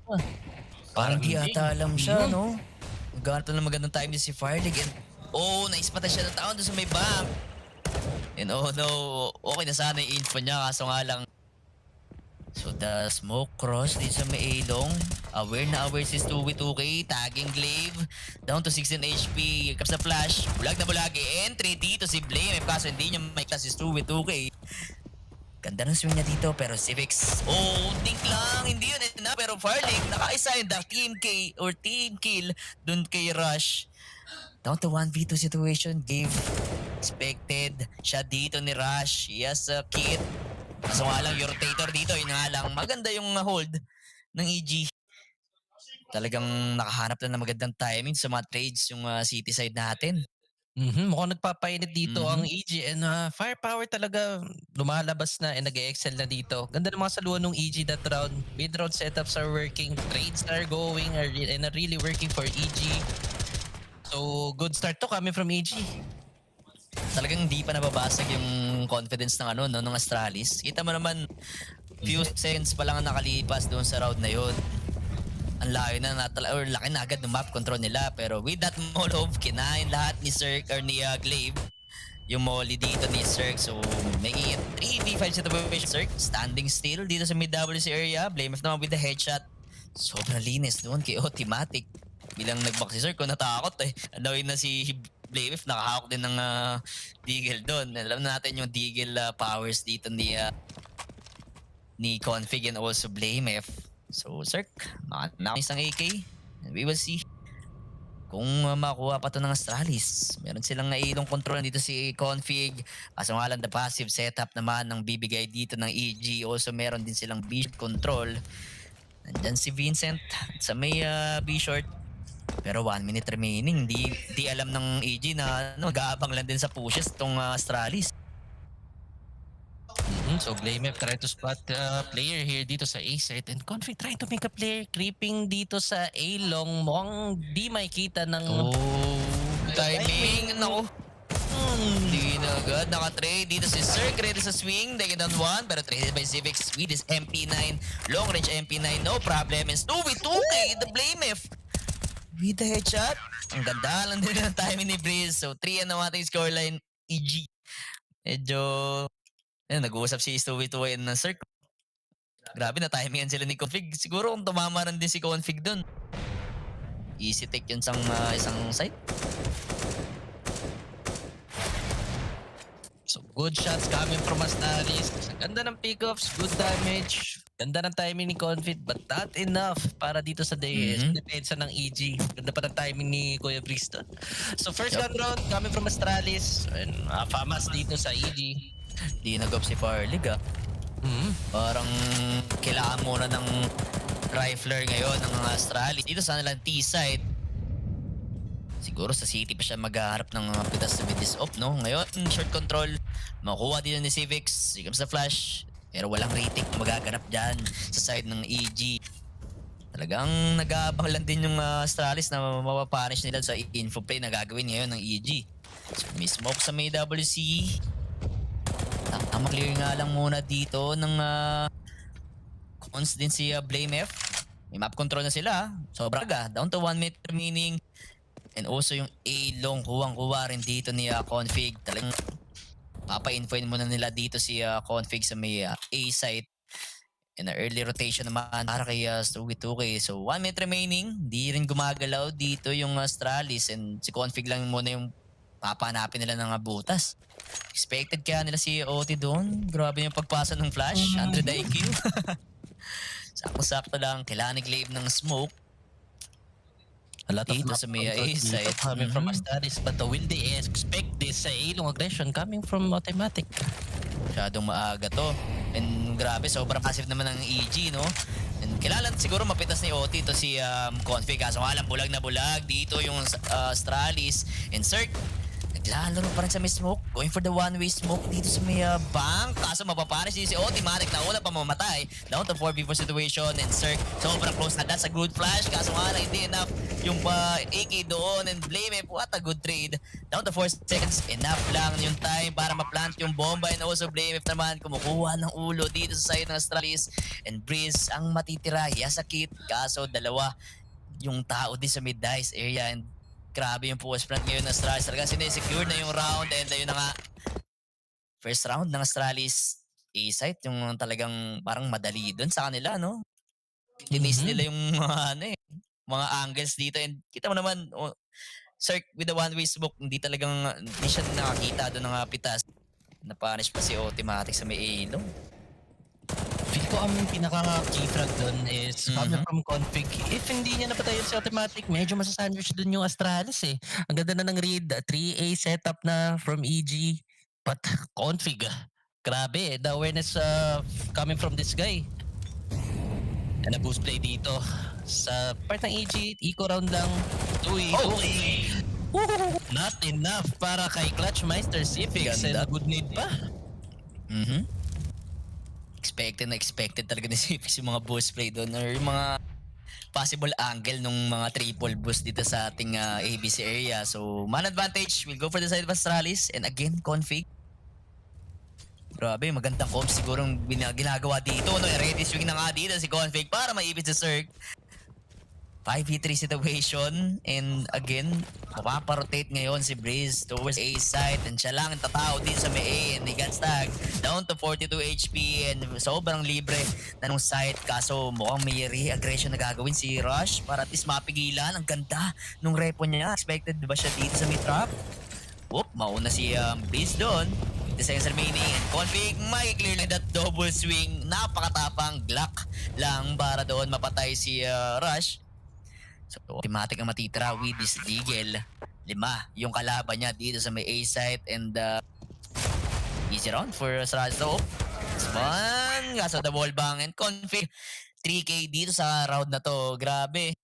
Mukhang alam nila na A site yung mahina sa side ng EG Sira rin yung rotations nila eh. Good idea sana dito sa EG just to boost dun sa may ABC area but the awareness of Civics having a great command dun sa B-short and Config not missing a lot of shots dito sa bayan. Nagko-connect lahat and trades medyo sablay ang EG dun and EG giving a lot of map control and continuously being a guessing game for the side of EG. Lalo na doon sa may B-shirt, no? Isang guy lang yung kumuha nung B-shirt. Pero, di ba? Sobrang laking yun. Naiambag doon ni Civics doon sa may B-shirt area. Pero full USP against full AKs dito sa round 6 natin. So, Mukhang anti-eco lang and Playmate makakasagupa niya yung 5 dito and kita natin das wing hindi na siya nakabaril pa and grabe naman USP train na ginawa dito ng EG Civics. Okay, naku po! Nag-review sila dito down to 3v situation. They have the guns. Pero ngayon, dalawa yung nanakaw. Sabay-sabay lang magsiswing dito yung EG. Napakagandang timing din. Doon sa may bilong config, gumagawa ng play. Hindi may A-site. Expected ba siya dito? And Claves, nasama na rin sa kanya. Duwable pa rin side ng ng EG. 3 AK, agad yung mananakaw nila. USP lang yan. So, kailangan na ata pumitas ni config. And look at the guys from EG. Talagang sama-sama lang sila. Going for the manpower. Oh, grabe naman. Glaive. 1v3 situation. And full eco round to ngayon para sa full eco round, no problem ngayon sa side ng EG. Grabe. Magkakahiwalay din kasi yung Astralis. Walang trades dun sa dalawang guy na unang namatay eh. So USP. good eco coming from EG, knowing that the Astralis is always playing default, knowing that they're very apart from each other. And yun nga, finor sila yung contact dun sa may connector. Then hindi sila tumigil. Talagang bumik pa sila sa B-short, getting C-fix, and inagreean pa nila yung bilong, making it a 3v5 situation. But ayun, mukhang nabawi nila yun, idol. Pati si Stu ito, what? Nakuha natin yung road na yun? USP lang sila, no? Pero grabe, dinaan sa tao yun sa dami nitong walang problema. Isang AK lang yan. 3 or 5 USP yung mag-swing sa may connector pero triple nade. Ako po. Alice again doing the triple nade setup para mapunish si Stewie 2K. The classic strat. The classic nades ang pinakapakita dito na Astralis. 5v4 innovation. Babawian sila ng tao dito. Blame F. Nakaharap na maganda timing. Hindi siya narinig dun ni Rush. So, automatic. Dito sa may ilong ka sa good for 1 lang. Traded by Glaive. 4v2 situation na Berk and Blaze na lang ang matitira dito sa round. The duo sa side ng EG and let us see. Mukhang high chance na para sa side ng Astralis. Nasolusyonan na agad, no? Grabe yung triple need doon. Saktong-sakto lang. Be aware doon si Stu with 2K. And ngayon, waiting for the pushes lang, knowing na lamang naman sila sa tao. Magkaiwalay. Dito si Cirque and Breeze. Let us see. Si Cifix nga lang muna ang i-info kung he's the off-angle play, getting the head of Civic. And ready na sila sa rotation. And Cirque, di niya naririnig yung steps dito sa may ilong, no? May double Sobrang layo. At ayun, hindi na iputok. Pero meron siyang info doon. Isang guy and Cirque. Ipit na nga dito sa may divider area. Down to 20 seconds remaining. Kailangan ng Astralis plant bomber. Comes the plant. Pero medyo delikado pa rin. Knowing na pag nakahanap ng pitas dito si Breeze. Very weak. Kaso nga lang, yun na yung key frag doon sa round na yun para makuha nila. And Cirque, I think he will save his up for the next round. And Astralis, grabe, 3 buhay and nakuha pa nila itong round na yun. So 3-4 ating scoreline. Buhay pa rin dito yung T-side ng Astralis. So EG being repetitive dito sa setups nila sa coming sa T-side. And ayun nga, good call coming from the Agile, which is Glaive, to throw a 3-need setup dun, no? And ayun nga, ganda pa ng timing ni Blame F dun sa may connector. Picking of the B-short aggression coming from EG. Good early pickoffs nga coming from Astralis, which converted to a round. Airstrike incoming. Truly. Di rin nakita ni Stewie 2K. Yung mga lumilipad na nades doon sa may bilang. So, Astralis, pondo lang dito sa kanilang T-side. Maharap lang magandang timing. And kita mo naman yung pestuhan ng ng Astralis Talagang si Config, dun sa may ilong. Diba? Parang lahat may assigned na na pwesto dito sa T-side natin So, dito si Cirque. Sa nasave niya. Let us see kung makokontrol ba ng EJ itong or di pa nila retake din itong B-short. Hindi pa natin nakikita yan. They will go for the B setup ba? Knowing na wala rin nakaangat doon sa may mid. Si Farlig nga lang nagmagawa ng ingay dito kasi expected ba yung gagawin ng Astralis Filipino area early pick and traded by Config dito si Civics. And sobrang close na si Rush. Hindi siya aware na malapit na si Config dito. And kailangan na lang makli. Oh! What? Sobrang linis na headshot yun para kay Config. Down to 9 HP. And kita mo naman yung space talaga ni Config, no? Comes the nade. Walang pa doon sa may side. And again, a man advantage and EG. Sobrang lockout na tong B-side para sa kanila. And mukhang tayo ang ating scoreline natin dito. Down to 4-4. Dito sa ating first half. And again, Config with the 11 frags. 5 deaths. Siya pa rin ang mainit dito sa T-side nila. Ito na nga yung sinasabi natin ng Battle of Entry sa mangyayari dito. EG versus Astralis. Kita mo naman, di ba? Pinanood ako YouTube video na kung paano entry si Config. Tapating, the crosshair placement. Yan nga eh, ganda eh. Lahat nandun eh. So, hirap talaga pigilan neto sa Config. Kailangan talaga nila mapigilan yung momentum niya. Kasi pag magtuloy-tuloy ng init, talagang sasagasaan lang nila sila neto ni Config. And pansin ko sa Astralis, they have a better default kaysa dito sa EG and the master of their roles no? Nag-excel talaga sila to their respective positions. Grabe yung hard check ni doon, ni Config pre. Kay Stewie 2K. Siguro Stewie, what? Doon siya nang galing sa may bridge, pero mas hinart niya pa yung water, no? My God, the game sense of this guy. Talagang nag-pay off this side ng Astralis. Pero okay, Nates again dito sa may off. Maingat na dito yung EG. Insert. Nakatulog na naman and Glaive will get 2 dito sa may B-side. Isa na nga lang yung tatangkay dyan. USB pa, my friend, and Stewie 2K. Sobrang libre na tong B-side para sa kanila. And BMF, alam na may info agad. Collateral shot, almost. Getting the 2K. Pero grabe yung B-side talaga. Yung timing na naman ng Astralis, yung nagpapanalo sa kanila eh.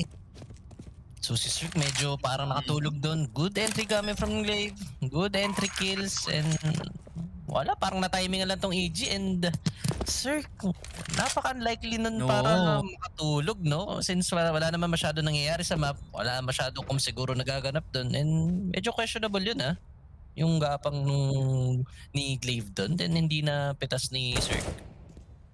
CS good nga dito si Cirque. So Config, anak ko po, hindi pa makakasave yung EG. Pero makapag-buy pa rin naman sila ng guns dito sa next round. Kaso low utility yan mga kaibigan. And 4-4 ating scoreline. Grabe, T-side ng Astralis, no? Or 5-4. Sorry, yung ating round. And ayun, no? Grabe, lahat ng players sa side ng Astralis kayang kumuha ng space dito sa T-side nila eh. So lamang sila na sa dito, Astralis.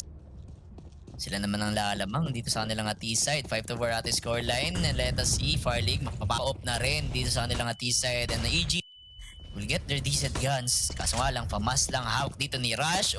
Civics, down to 10 HP. Siya lang yung gumagawang ingay dito, pero dire-diretso yung Astralis dito sa may mid. Talagang aga nila kinukuha yung yung map control para hindi sila maipit, pero expected ba yung post play dito ni OT and Cirque? At least makaisa lang si Automatic. Pwedeng-pwede na para mapigilan yung setup dito ng Astralis. Kaso nga lang, yung smoke na yan para ma-cover. Oh my God, grabe, sobrang talino ng Astralis, pre. Nakikita mo naman, mahagapang sobrang libre dito si Config.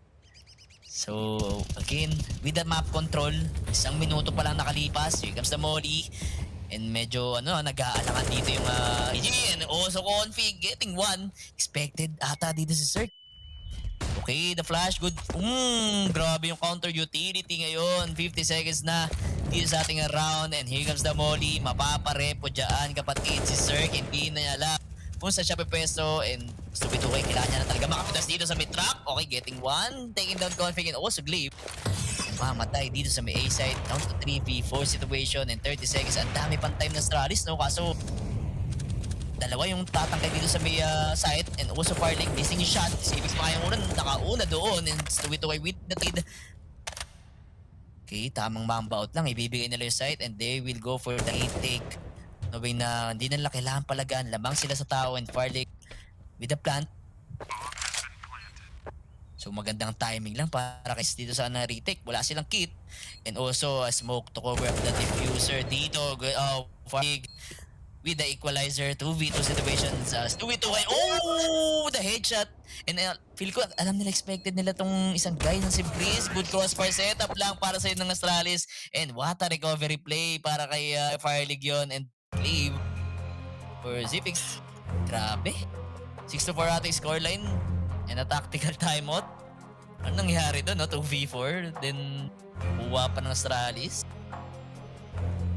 Ganda na ginawa ng Astralis dito na ganda ng smoke dun sa may headshot area. Just to isolate some angles, just to make sure that they're clearing the angles right. But then again, a recovery coming from Astralis. Ano naman, parang nadali na naman sila sa aim battle, no? Oo, aim battle talaga. Mas mas mainit yung tutok dito nung Astralis. Makita naman natin, no, guys. And yun nga, sinamahan pa ng tutok dito ni Config. And yung mga map control niya ng ganito kaagad, 30 seconds, nandun na agad sa may doubles area. Talagang pinapaback talaga nila yung EJ para hindi sila malason. So, 6-4. Dalawa yung lamang dito ng Astralis and walang maayos na barrel naman yung EJ pero hindi posible yan. Mga sir, no, kanina, USB lang. Then na-convert nila yun ng round. Ngayon, full AKs for the side of Astralis.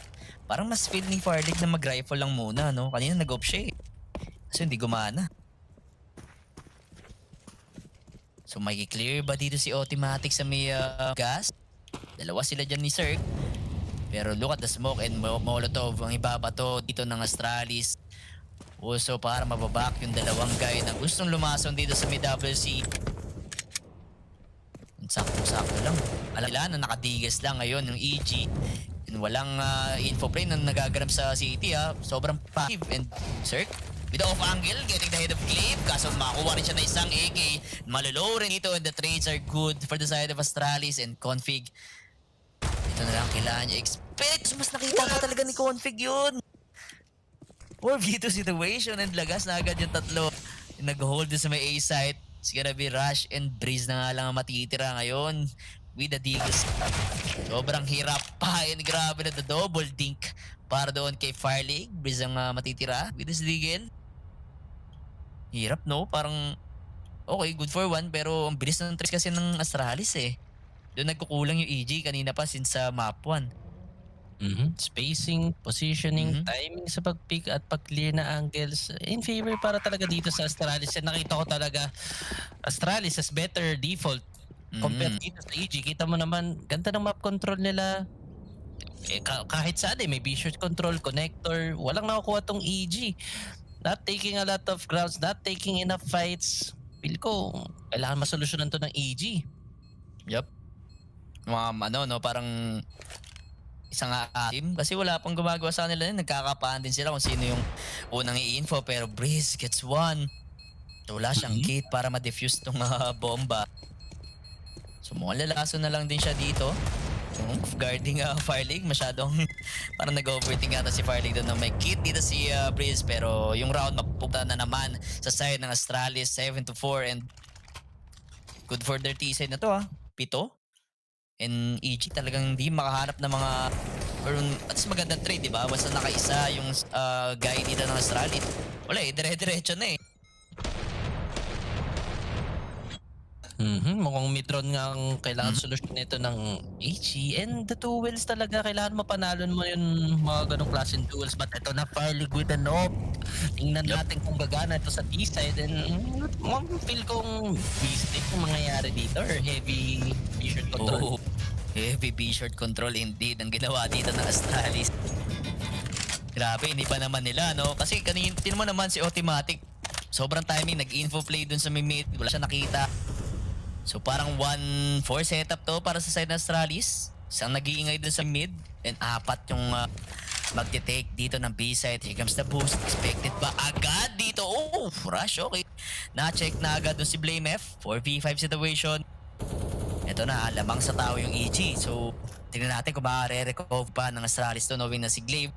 Pwede rin siyang gumalaw sa may A-long and kapangin yung buong A-side. Marami pa naman silang time. Fire League. Sobrang bulag-bulag. Pero may hawak na siyang angle eh. Wala na siguro makapitas si Breeze. Okay, getting the head of Config. Hindi talaga ma-check yung angle niya na yun. Also, the bait setup. And parang sa Astralis yung galing yung setup na yun. Oh, the smoke kill. Fire gets one. 2v4 situation. Kaso nga lang, umaangat na rin si Automatic doon sa mid and mukhang makikita na rin sila dito and maririnig yung steps nung dalawa. Farlig and Civics. Expect kaya nila yung angle dito. Nag-whiff talaga si Automatic since map 1 pa lang. Pero na-low niya rin naman si Civics dito. 20 seconds remaining and mukhang malabo na may plant yung bomba and EG. Tumamang sa tao at mako-convert yun sa isang round. Good awareness coming from Rush to check the boost from time to time, getting the early pick-off, and good regression din coming from Automatic, no? Ang laking info nun. So, wala naman masyadong, parang di na nagmamatter kung mamatay siya doon since napakalayo nga nitong Astralis. Not enough time to get into the A side. Yan, good round coming from EG. Mukhang nakakabawi na. Yep. Tsaka to, feel ko alam na ng Astralis yung setup ng ng EG. Si Breeze lang lagi tumatayo doon sa may monster. Favorite so, siguro ngayon gagamitin ng utilities knowing na kita mo naman ang daming utilities dito na Astralis. Alam natin kapag Astralis gumamit ng utility, 'di ba? Sobrang sulit na sulit. Pero ngayon, mid control, hiwalay-hiwalay mo na dito yung T-side natin and Cirque. Mapapabak na naman with this op. Grabe, isang flash down para doon. Mapabak and leave! What a good timing! And Stewie 2K, grabe. Sobrang malas pa ngayon. Oh, so config getting the automatic. Lahat gumagana. Yung mga rifle dito ng Astralis and 5v3 situation. Lagas na agad dito ng dalawa yung EG. Pero okay lang. Mamatay rin yung offer na si and Zifix. Expected na may info dito yung EG sa may bilong. Getting one, traded by Breeze. Okay lang yan, 2v2 situation. And si Cirque, buhay na buhay pa rin sa may A site. So the rotations are coming dito sa dalawa. Glaive and Blame F. And let's see kung maganda na hindi nila hawak yung bomba. So medyo delikado to para sa kanila. Kakainin yung oras nila para kunin yung bomb. Kaso ang ganda ginawa ni Breeze, no? Para binigay nila yung yung sights eh. A-site, tamang jump spot lang doon si Cirque. And ngayon, si Breeze nakaupo lang doon sa may entrance area. So, 30 seconds. Sakto, nakuha na rin ni Glaive yung bomba. Here comes the molly. Ang daming utility dito na ibinabato. Kaso, Blame F, hindi expected. Yung off angle dito ni Breeze. So, Glaive with the 1v2 situation against the duo, Cirque and Breeze. Let us see. Very winnable knowing na low yung dalawang guy. And hanap na magandang trade dito si Cirque para kay Breeze. So flash and smoke and off angle. Okay, 12 HP, no problem my friend. And a clutch para kay IGL. Glaive and 8 rounds will go for the side of Astralis. 8-5 ang ating scoreline. Grabe. Ang init ng mga opening kills. So, Config and Glaive again, the tandem, taking a lot of fights, getting good entries, getting good early pickoffs na naman. EG again, giving a lot of map control. Nagiging guessing game na naman to for EG. Di enough talaga yun. Di enough yung mga galawang ganyan, sir. Lalo na, kita mo naman, ganda lagi ng mga call ni Kuya Glaive mo. Ito na naman, another default coming from Astralis. But Automatic is pressuring the mid area. Wala siyang katrade dyan sa may party area, pre. Ang layo din ni Stewie 2K. Kita mo naman, sobrang desperado lang makakuha ng map control. Pero that flash, sakto na spaman lang din. Pero traded by Farlig, napakabilis. Ayaw nila talaga, once na may napitas dito yung EG, talagang go for the trades agad eh. Kahit na, siguro yun yung pinaka-goal, ng Astralis ngayon. Kahit malayo yung trades, kasi Stewie 2K, tatlo yung makakasagupa niya dito sa may A-long. Mapapabak na nga lang din. So pwede niya pang laruin yung doubles area natin. So Zivix, ang tatawa din sa may B-short or sa may connector side. While Astralis naman, tatlong mapapabak din dito si Stewie 2K knowing na nakarinig na siya flashes dito sa may A-long area down to 1 minute remaining and hindi rin na may info yung yung EG. So, pwede silang matimingan ngayon Astralis. No? Hindi sila magagalit sa may A-long. Stewie 2K nga lang nag-hold doon together with the Cirque. Tamang rotations lang din. Zero. Expected ba nila to? Or talaga sinugal lang nila yung B-side para kay Breeze? There see, ito na yung utilities na lumilipad dito sa may A side and Blamef will expect the angle of rush. Mga good for 1 and 2. Okay, almost dun sa 3K. Pero Stubito kayo narinig niya or nakita niya dito si Civic. Pero Civic almost with the spray control and Stubito kay grabe. Nagpabang pero ayun talaga nila ibigay yung A side dito sa side ng Astralis. So 8-6 ating scoreline. Last round na lang. Good rotation dun coming from EG, knowing na parang napupuruan lagi yung A natin. Stackan kaya natin. So, ayun nga, nag-work coming from EG. Good hold dito. Medyo fail molly yung dice. Pero, yun yung... wala eh. Yun yung nagpatalo yata sa kanila, yung fail molly sa dice. Para mawala yung crosshair dito ni Rush. Pero, isang molly lang para mag-cost ng isang round. So, let us see kung Astralis makuha ba yung 3 rounds lead nila dito sa first half. Di pa malabo, knowing na dalawang famas dito ng EG. And Breeze will re-smoke the monster area. Okay, let us see. Hawak nila yung ilong din, pre. Kita mo naman, talagang gapang na gapang dito yung Astralis. Sa may ilong and also dito sa may bilong. Hanap lata ng magandang timing ng flash si Farlig. And let us see Zivix and Blamef go for the info play dito sa may close monster. Pero iba na yung agad dyan ni Breeze. Bulag na bulag din dito si Rush sa may B side pero hindi pa yan or wala pang makaparotate sa side ng EG, knowing na Astralis they're going for the fake setup. Pero kailangan din makahanap ni Config na naman ng magandang timing dito sa may A side. And sir, kailangan niya na tumama with this kanina pa siyang dito matama rin ha. Mas na nag-close sa kanyang kalaban, parang hindi niya natatamaan yun eh. So ito, very important angle for Cirque. Nasa kanya nakasalalay ang bola. Kung makakapasok nga dito ang Astralis, but ito na. Coming from Astralis? What? Setup na naman. Let us see kung another fake to. Kita naman, dalawa na agad yung nagro-rotate. Pero hindi, dito lang sila tatao sa may entrance area. And ipit dito si Breeze ha. Once na mag-flash or wala na flash na mangyayari. Breeze with the 1K only. Config with the trade. The 4v4 situation, kailangan na lang makaisa pa dito ni Rush at nakita ni Config yung tao dito sa may AP 9 seconds remaining para may plant yung bomb. Makasok nga yung tao dito sa side ng EG. Grabe, talagang well distributed yung frags ng Astralis dun sa round na yun. Kita mo naman, ball fake. Diba? Dalawa yung nag-react eh. And also, sobrang disappointed ni Stubito sa round na yun. EG with a good trade na sana dun sa may B-hit nila. Kaso lang, grabe yung trades ng Astralis from left and right talaga nangyayari. Walang natitirang untraded players and medyo basang-basa na nga yung setup dito ng EG, no? Pagdating sa B-side. Yup.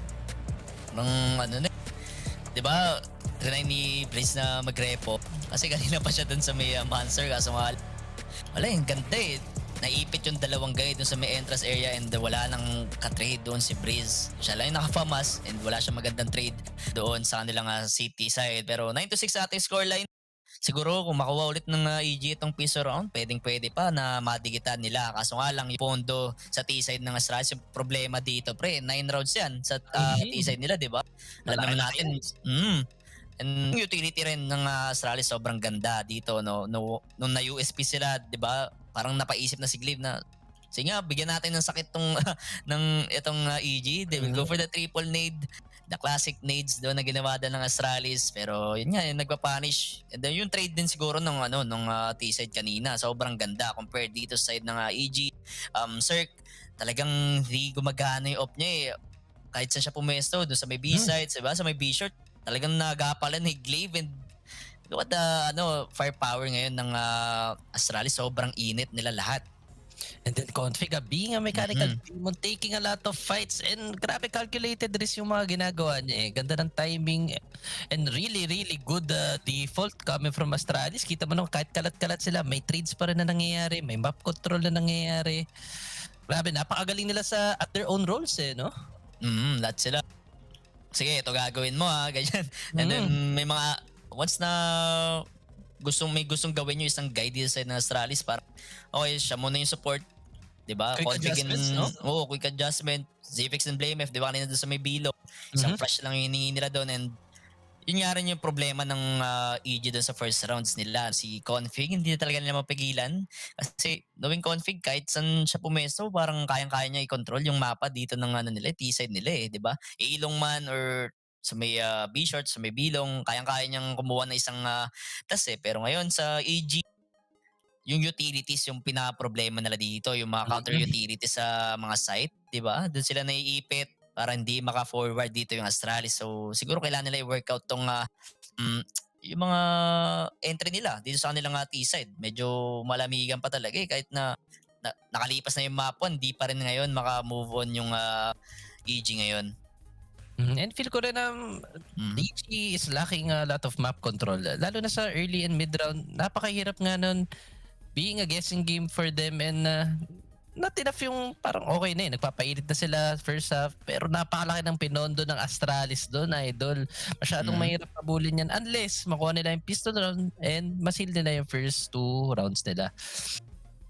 Hindi rin umasim si Cirque, no? Di pa rin siya na ito umasim, di ba? Doon sa first half. Kasi automatic nga lang yung talagang tumangki doon sa may party Isa siya kahit bulag. Pero wala, offline pa dito yung mga offers natin. Also sa kabila rin sa Astralis, no? Si Fire League, di rin na masyado gumagana yung off niya. So, dadagdagan nila yung entry dito sa side ng Astralis. Mapa-AK na rin siya. Talagang hinahanap niya pa yung yung offer na role niya dito sa Astralis. Baka ito na yung meta sa sa team nila, no? Hindi na kailangan na offer. Mas kailangan nila na rifler. So ngayon, Pistorad, City side, Astralis, fake link. Pero info yun na natig ko isang guy dito kaso lang Fire League together with Flame F. Hindi sila makakapitas. Si Breeze nga lang with the P2PP yung pipitas doon sa may A-long area. So 3v5 situation in EG na naman lalamang sa tao. And also Zivix, may info na may guy din sa may deep front. Di siya agad makaka-rotate or makakatulong doon sa may A site. Pero delikado pa rin to Zivix naka-duelist dito sa may Bishop area. Hindi agad dyan pwede mag-rotate down to 1 HP. Sobrang dink na yun. May info na rin yung EG na may isang low dito sa may B site and Cirque. Let's see, magpapanish na lang ng info kaso mukhang ayun na nga yung bomba. Kuha na naman and Config with a 2K dito sa may divider area. Blame F and Zivix, low HP sila. Pero EG kailangan din na sila mag-overtake dito, pre. So smoke sa may dumpster and Zivix, mga isusugal na lang din yung buong A site. And nag-gamble play dito para kay Blame F and Zivix and maingat pa rin ng EG. We go for the flash para ma-clear out yung site natin and wala silang makikita dito. So free bomb site para ngayon sa side ng EG. Down to 30 seconds. Makapag-plan sila ng libreng-libre dito ngayon. And mukhang layo ng panggagalingan dito ni Blame F, pre, para sa pistol round nila. And Breeze, naging online na dito. Lalo na pistol round. Kilala natin yan. Sobrang lakas talaga sa pistol round yan ni Breeze. Tatanda mo yung highlight niya nun sa may Inferno yun. Inferno, sa may A site. Talagang makalimutan yun. Gumana na Napanish yung dalawang guy doon sa may hilong. Di rin tumama rin si Fire League. Yun yung sobrang kailangan nila. Then, trade nga lang doon si Confi or si Glaive. Wala, hindi enough talaga. Pag pistol round, ang lakas ng EG talaga. Pero yung mga mid rounds na talaga, yun yung pinaka-problema nila. The way na city ngayon ng Astralis, para nila or paano yung composure yung gagawin nila dito sa kanilang second half. Feel ko dapat ang pina-push ng Astralis dito is si Config. Since siya nga yung mainit. Kita mo naman naka 2 kills pa siya dun sa mid round. Medyo siguro naging spawn base na lang ang naging call doon ni Glaive, no? Just to push mid and get some info. Kaso lang not enough yun comparing to Breeze. Grabe talaga yung pistol round na ito. So 4 rifles dito sa EG and 1 Mac 10 dito sa Stewie 2K. Pero force delikado pa rin. Dami utility ngayon ng city natin. Smoke and nades. Delikado pa rin dito. Hindi natin masabi na safe round to ng EG. Pero mayroon naman silang control dito sa may connector area. Kaso delikado pa ata. Yung Stewie 2K going for the info play. Nakita lang dito si Blame F. Tagging him down to 87 HP. And grabe, pati maski DGS dito or upgraded pieces ng Astralis, ang napakatapang nila kumuha ng B-short. Really? Wala nga lang din na trade dito si Glaive, Pro, di ba? Gumagawa sila ng ingay sa isang side para at least maubos yung oras dito ng EG, knowing na basta lamang sila sa baril And EG, abangan din nila na siguro i-aasim ba sa side ng Astralis. Let us see. Mukhang bihit at ang gagawin nila. And Stewie-2K nga lang mag-iingay dito sa may connector area. They're going for the contact pace. Sakto. Bulag na bulag dito pero late swing ang ginawa din ng EG. Getting one. Down to 4v5 situation. Buhay na buhay pa rin dito si Glaive. Kaso mapapatay siya ngayon ni Breeze. Blind din si Automatic. 40 seconds and makakapag-plant na nga ng bomba si Cirque. And wala atang nalason ngayon na Astralis din sa may B-side. So, safe round para sa side ngayon ng EG. Ito nga sinasabi na natin na kailangan lang nila masil tong first few rounds then just to get the momentum, no? And get their confidence back. Feel na talagang sa firepower nagkakatalo. And kita mo naman, duels not much in favor for EG nung first half. Pero ang T-side, parang ang better future dito para sa EG. 9-8 ang magiging scoreline. Tamang save lang dito yung Astralis. Ating match and feel ko another eco to for Astralis. Feel ko eco to. And ito yung kinagandaan sa side naman ng EG, pero hindi alam na Astralis kung paano sila maglaro dito sa may T-side. Knowing na ngayon lang nila makakalaban to eh. Wala silang napanood na demo dito sa side ng ng EG na naglaro sila sa overpass, no? So ito yung isang advantage ng EG para manakaw tong map-pick naman ng Astralis, pero isa na lang, no? Hahabulin dito ng EG para matay ang ating scoreline. So again, Astralis will go for the half buy. Utilities or dalawang utilities lang yung kaya nilang bilhin dito sa kanilang low buy. And let us see kung makakalason ba. Parang EG kanina dun sa eco round nila. And Stewie-2K taking the ground. Bilis back din. Pero the good. 5-7. Sobrang OP. Sobrang OP talaga yung baril na yan. Friend, look at the timing na naman para i-config. Sobrang ganda. Taking down 2. Stewie-2K and rush pa nga ang mamamatay doon. And Breeze, kailangan na lang na at least makakuha ng map control kahit na lagas sila ng dalawa dito. Config. Grabe yung repo niya, pre. Andito na siya agad sa may A-long and again. Oh my gosh. Config na naman ang gagawa ng disgrasya dito sa side ng pre, ng EG. Look at the man advantage. Early seconds pa lang na ating round. 5v2 na agad and Config. Grabe, hindi pa siya tapos sa mission niya. Taking down, or almost taking down Cirque. Pero Firelink, good trade. Ito na yung bomba. 4v1 situation. And ayun, naulit or nabawi yung full eco dito. And that's Config para mag-step up dun sa round na yun. So Config doing the heavy carrying for the side of Astralis. I think a mistake lang dito ng EG is yung sequence ng mollies nila not clearing all the angles. Config nakalason nga doon sa may connector area. At sabi pa ni Config, di pa ako tapos, agree pa ako. Talagang siya yung nagbibigay na space dito for the side of Astralis eh. Actually, pwede na rin siyang parang mamatay rin naman ako maya-maya eh. Kasi maiipit din yung apat niyang guys knowing na low buy nga sila.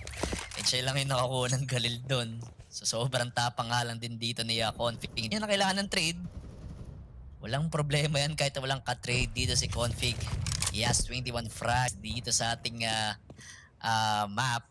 So 10-8 ang ating scoreline. Galis again for the side of EG. Pero B-short control ang kukunin dito ni Glaive. Grabe, no? Hindi kailangan ng ngayon ng body system ng Astralis sa kanila city side. Spam lang dito si Config. Talagang na-low rin si Rush.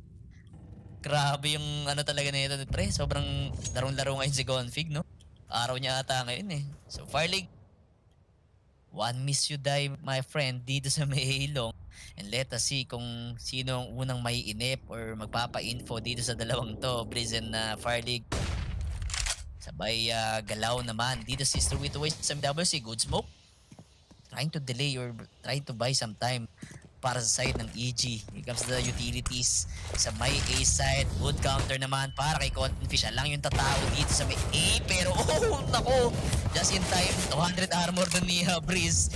3v5 situation and Config. Makakailan kaya dito? 20 seconds left and a good crossfire also played. Nakakadwa going for the 3K. Napakaganda to. And the 3v2 pa nga ang kwento. Walang time.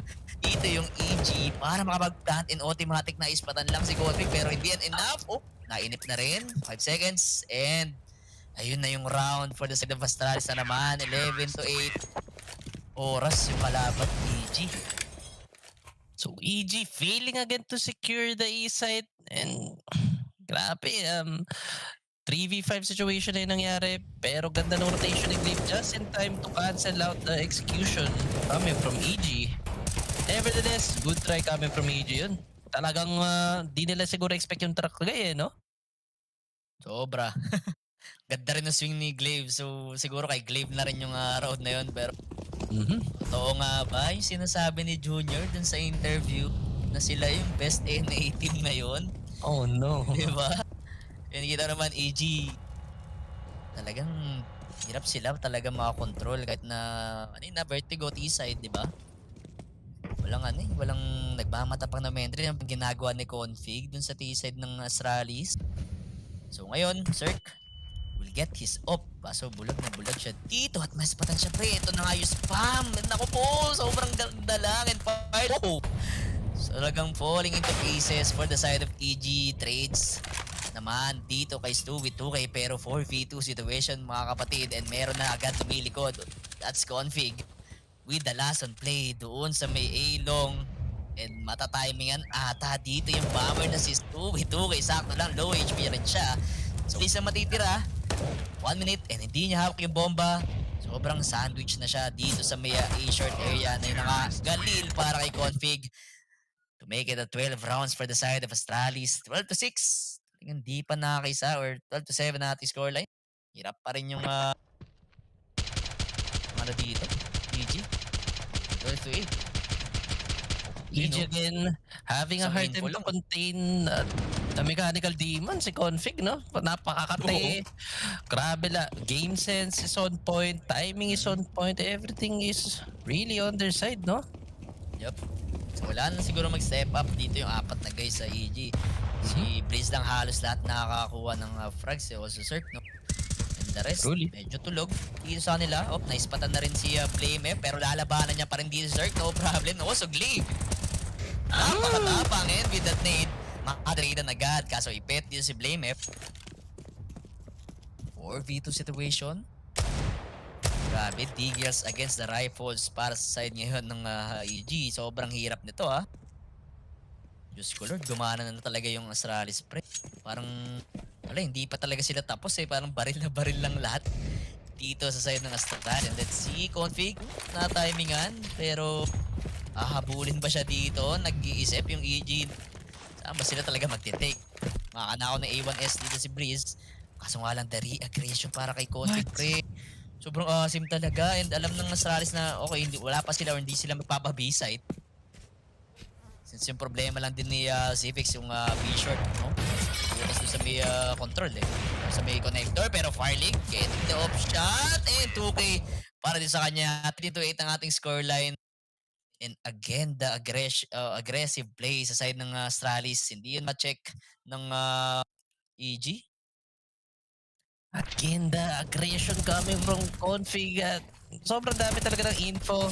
Ganda ng map control. Walang mapasukan tong EG. Lahat ng choke points sarado. But really not enough for EG just to take fights. They need to win their fights. Diba? Naku po, medyo parang antok na ata si Stewie. Kita natin sa facial expression niya And look at the offset or double offset up ngayon sa side ng Astralis. Config, grabe, ang tapang na naman pre. Kita mo yung mapa sa fountain. Also Fireleague, kumukuha na rin ng grounds dito sa may B-short. Taking down Breeze. Kanina pa siya huling namamatay sa side ng EG. Gas be expected district na nasa hard left lang. Si Fireleague, getting the 2K. Okay, medyo tumatama na rin yung op niya dito. So nga lang, good flash. And Config with a big info play pre. With this op pa yan. Oh no. Oh no, expected ba to? Needs to be 2K and sakto lang. That's the bomb for the side of EG and sobrang lockdown na naman sila dito sa may B-side. Walang tao and wait lang. Automatic will get one. 4v2 situation kaso hawak ni Config yung yung bomba.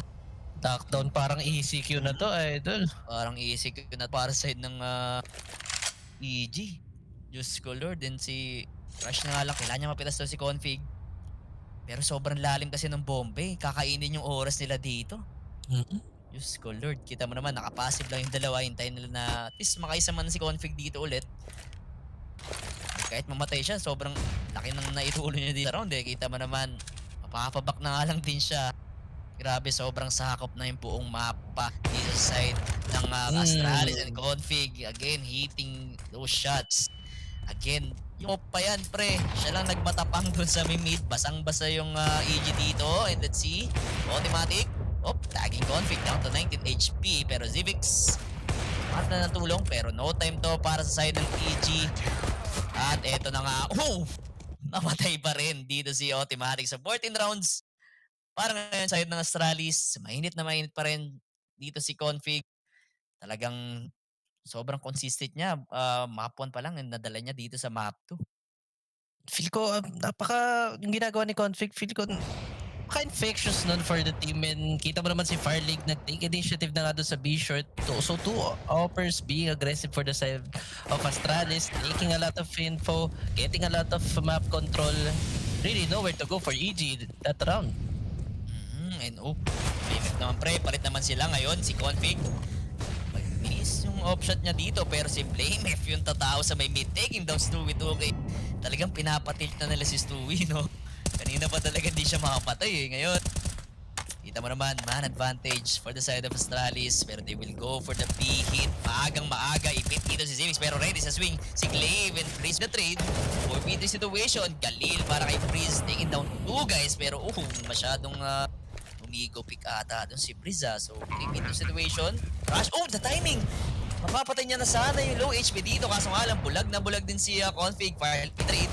V1 rush at ayun, Fire League will get their map point para matulungan tong Astralis. So 15-8 mong same scoreline to, parang mapan kanina. Diyos ko Lord. Talagang salitan lang yung yung role dito sa side ng Astralis. Ito yung kulang din siguro sa EG, no? Yung mga ako ng role. Truly. Kita mo, hirap na hirap sila pumasok that side. And feeling ko may onting miscoms dun. And also Breeze taking an ego peek dun sa heaven. Sayang yung 3v3 situation sana ng post plant. Wala masyadong area tong Astralis that round. But again, medyo parang nag-hit si Breeze no? Till trash bin na to pre, bahala na, tiwala na lang sa strat and let's see, bulag na bulag din yung Civics. Ako, sulugin siya pero umakay sa pa. With the trade of rush, 4v4 situation, good damage na rin yun para sa kanya. And this pa nga yung guy dito, pero that nade, taking automatic down to half HP. Also, the trades are good para sa ng EG. 2v3 situation, hindi na makapaghintayin, Config. Okay, at hindi na agad inabangan na mag-plant pa dito yung EG. Sobrang delikado and Breeze, alam natin na mainit din siya dito sa side ng EG Hindi natin delikado pero what a sweep for the side of Astralis. Grabe. 16-8 ang ating score line. Kanina, same ba ating Parang same lang ata yung score natin Diyos ko Lord, hindi magandang pangitain to sa side ng day 1 pa lang naman sa EG. Siguro ma-workout pa lang ito upcoming matches sila, di ba? Wala sobrang one-sided talaga yung series natin dito. Grabe. Wala akong masabi kay Config, pare. Pre. Hindi nag-mimit-test. Ganda ng timing. Game sense nandun. What a player. Naghahawak niya buong mapa, pre. No? Siya lang mag-isa. Truly. Grabe nga pinapakita dito ng Astralis and lahat sila talagang gumagana lang.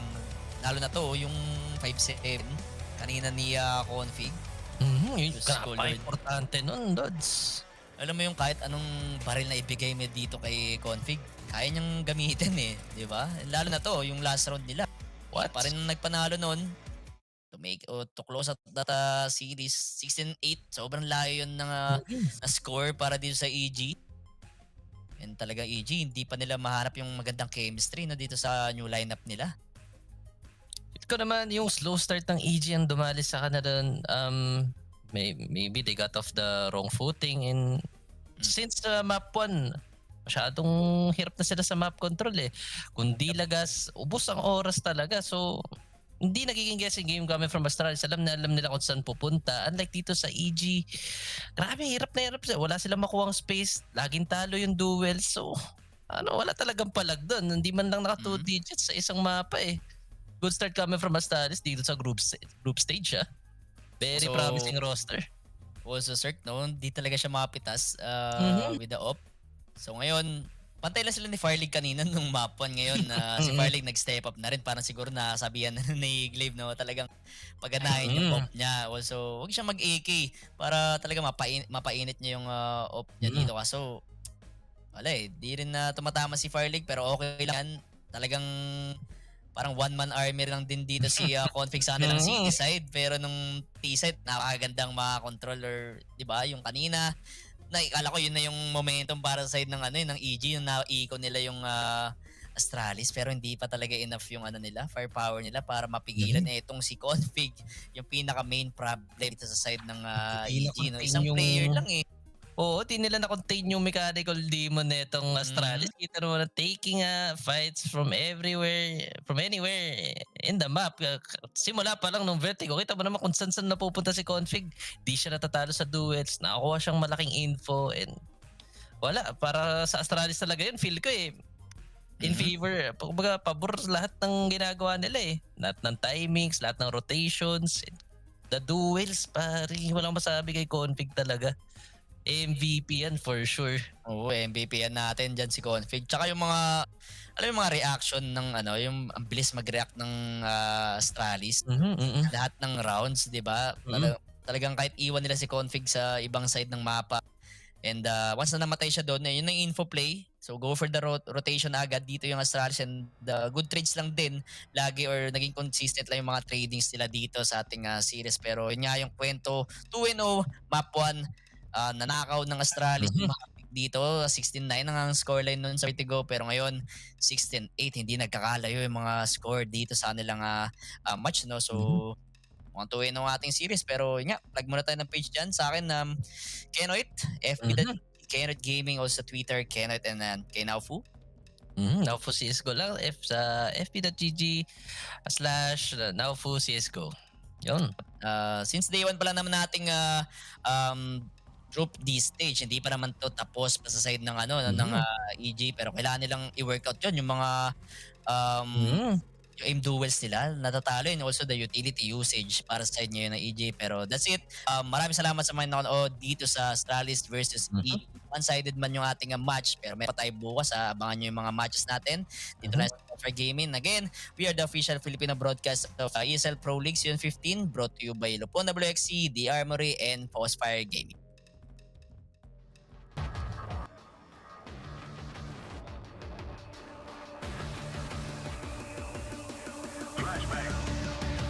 So there's the flash, there's the push. That's one, that's two. Oh my God!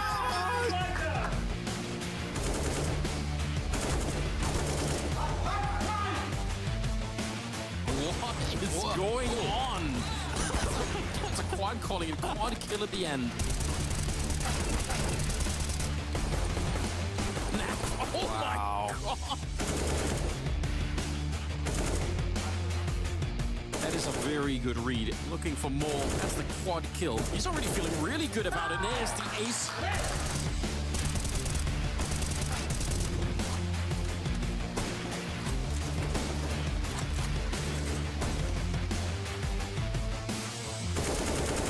Mopoz up against 3. Good first frag contributes. Gets away and bangs another head.